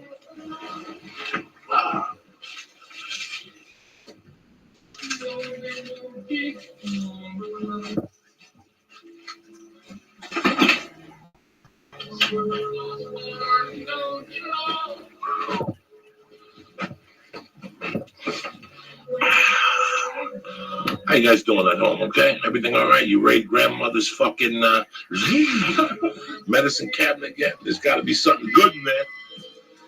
Boy, I am fucking high. Lee was right. That bong was very good tonight. Well, guess what? It's time for more bong hits. We'll put this Skywalker away, and we'll break up this other shit I got here. Oh, shit. Break up the Chinese heroin. Tonight's the night. You might stab your grandmother to sleep tonight. How you feel? The Chinese make the best heroin? Fuck yeah. I'm going to do some Chinese heroin soon. It's on its way. Ming Melsting.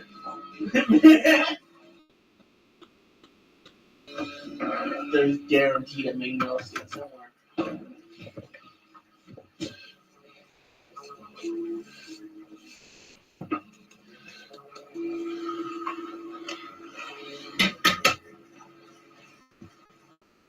I can't stand people talking news, man. I really can't stand it. While they were talking at the accountant. Yeah. And I don't know. No, and like I understand the people who like that guy who shot the guy who was talking. I get pissed off. What were they talking about? What were people talking about the movie? That's what. They don't talk with it. It's always couples, and they just giggle back and forth. And I don't want to. Sometimes I move. I don't want to move. Were you close to them? Like 6 seats away. Why are you so close? Because it was one of the ones where you pick your seats, and no one was sitting there when I picked it. But it's a nice one up in Republic where they have like the reclining seats. So they don't have that many seats in the theater. But I went in the back where there wasn't anybody. And these guys came in after I came in. Guys or girls? One guy, one girl. Fucking cunts. Yeah. Were they drinking in there trying to be cute?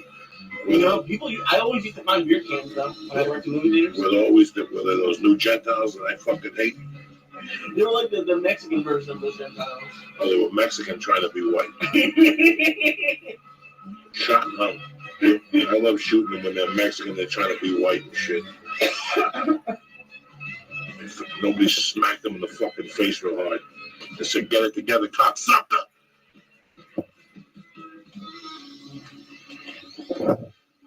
Close the door.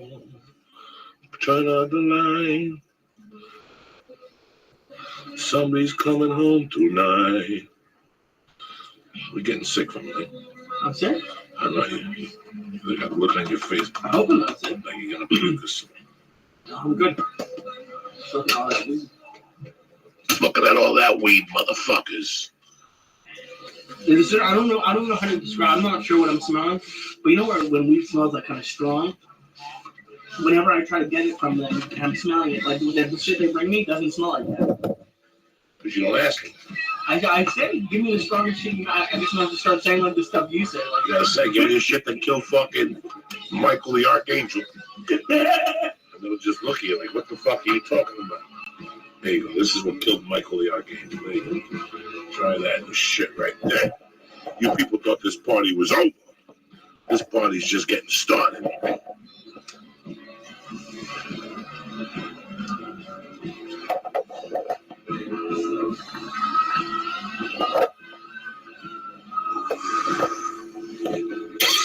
There you go. That's the one that killed Lucifer and his cousin. What I tell you? This is the one that killed Lucifer and his cousin. it doesn't burn until the way out now. Oh, fuck. 7 bad motherfuckers here in training, bitches. Monday night, bong, cardio exercises for the lungs. You ready to get that bong ready? We're going. There's a superset right here. I'm going, yeah? Yeah, there's a superset right here. Because when you do a set, rest 60 seconds and attack the next one. Shit. Dave ever call you back? I was just going to say, I feel like Dave would be happy. No.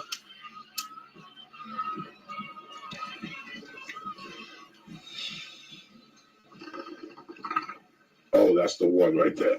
That's the one right there. Woo! That's the one right there. You're fucking around playing games with you people. You didn't bring me candy? I got no candy. You want candy? I lick my nutsack. That's it. I got no candy. You got enough fucking candy. You bought a bag of candy. You didn't have that for Halloween? I got one pack. I need a bag of candy. I got a pack of those chocolate covered pretzels. The splits.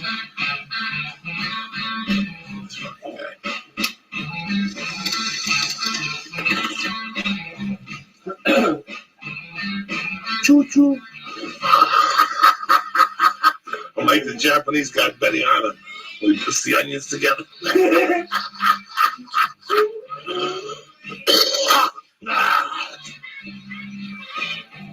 A piece of my lung just came out, but I swallowed it. Fuck it, it's okay. I'm gonna need that later. It'll mend on the inside, you know what I'm saying? I'm happy you people having a good time with Uncle Joey tonight, just fucking around here doing bong hits, listen to music. It doesn't get no better than this. No drama, no celebrities, no fake people. Just me and my Goomba of love, Lisa.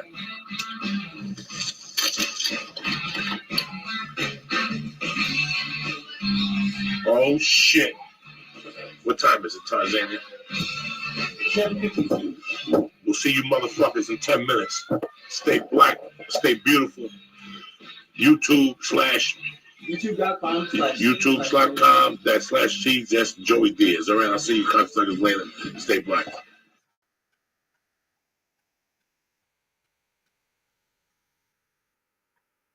This show is brought to you by Lyft. Are you in between jobs and looking to make extra money? Looking to save money for the holidays? Whatever the reason is, everyone needs to make a little bit of extra money.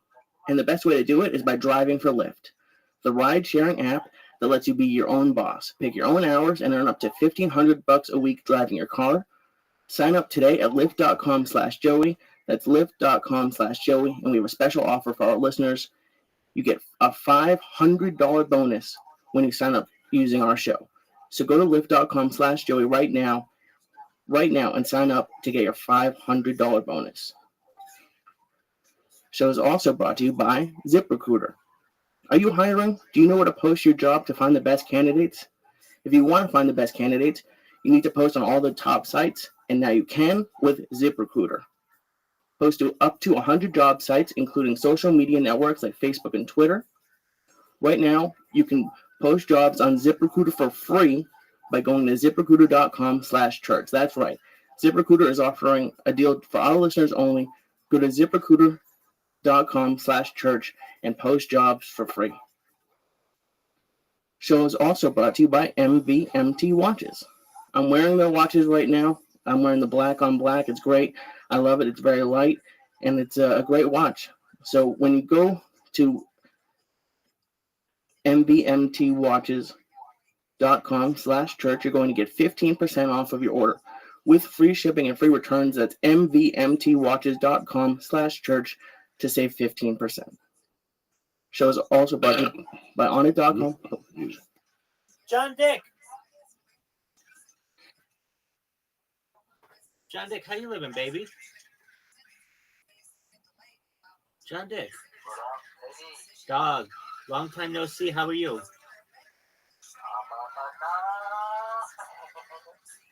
How you like this place?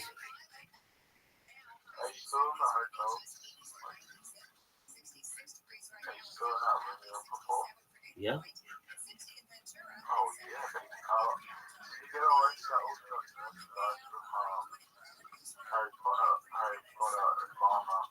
Sounded Ken Inu. That's correct. Dog, have you seen this Discord? Isn't it the biggest Discord you've ever seen?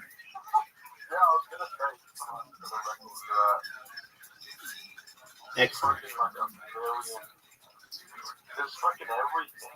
Now, what I want you to do is to click the chat part, and you can see there's a little writing about everything.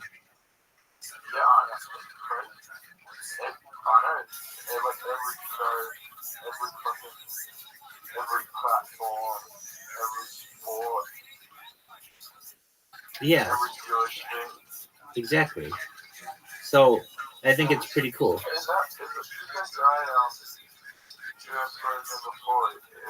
Caspian Sea? Yeah, he's a friend of mine. He's actually, he's been here like pretty consistently, and then at points like every single day, 24/7. Recently, I try to talk him into it. He's got to take care of something though, so he's going to be gone for 25 days, and then he'll be back doing the same thing. So this is his last like 24 hours or so. But no. No, nobody can be as viral as Rabbi. Dog. So, do you see how many members this thing has?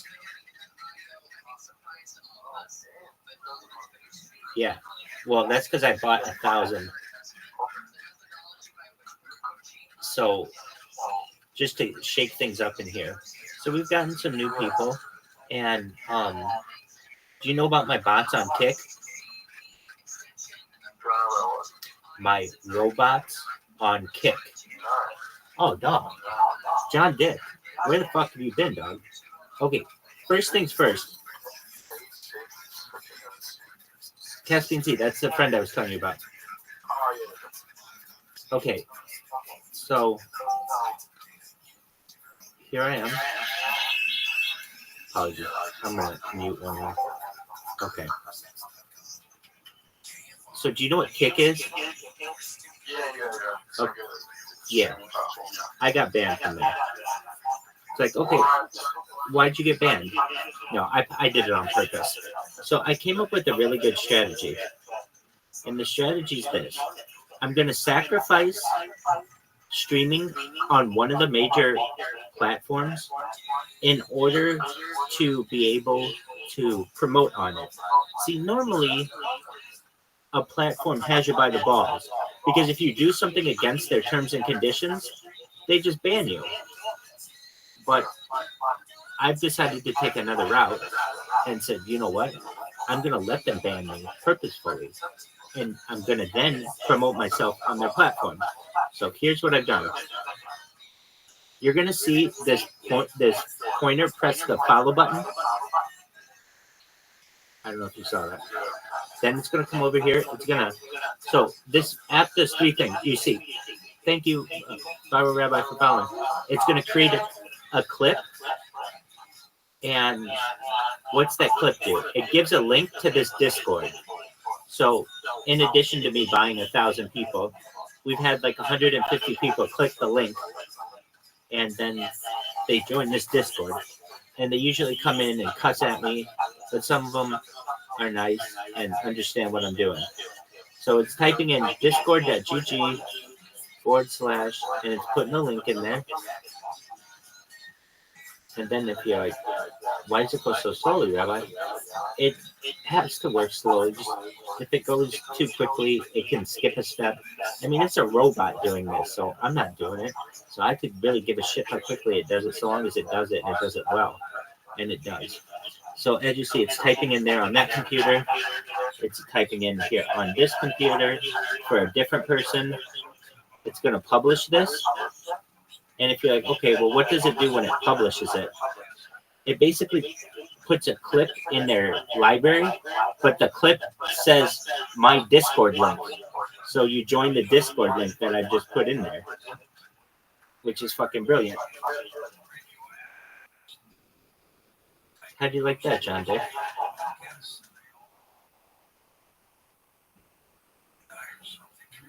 John Dick. John Dick. Exclusive stem cell wellness kit that works with your body's stem cells to assist your immune system. Here's Dr. Roy with more. I think it's cool. Because we were by the park. It's just fucking, it's just common sense. I gotta tell you something, Lee. I'm at the point in my life where I always walked around thinking I was the stupid one. Like I always walked around and listened to other people's opinions and listened to other people's ideas.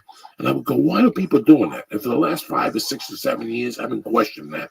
And I've been doing just fucking fine on my own. Do you know that? And it's like I've come to the point that I wasn't as dumb as I fucking thought I was. For years, I thought I was really fucking dumb. And now I'm opening my eyes and I'm like, there's so many fucking dumb people around me. And it's not even dumb like academic dumb. It's common sense dumb. And it's people who you think would be mildly educated and have a half a fucking brain in their head. They both have parents. They all went to college.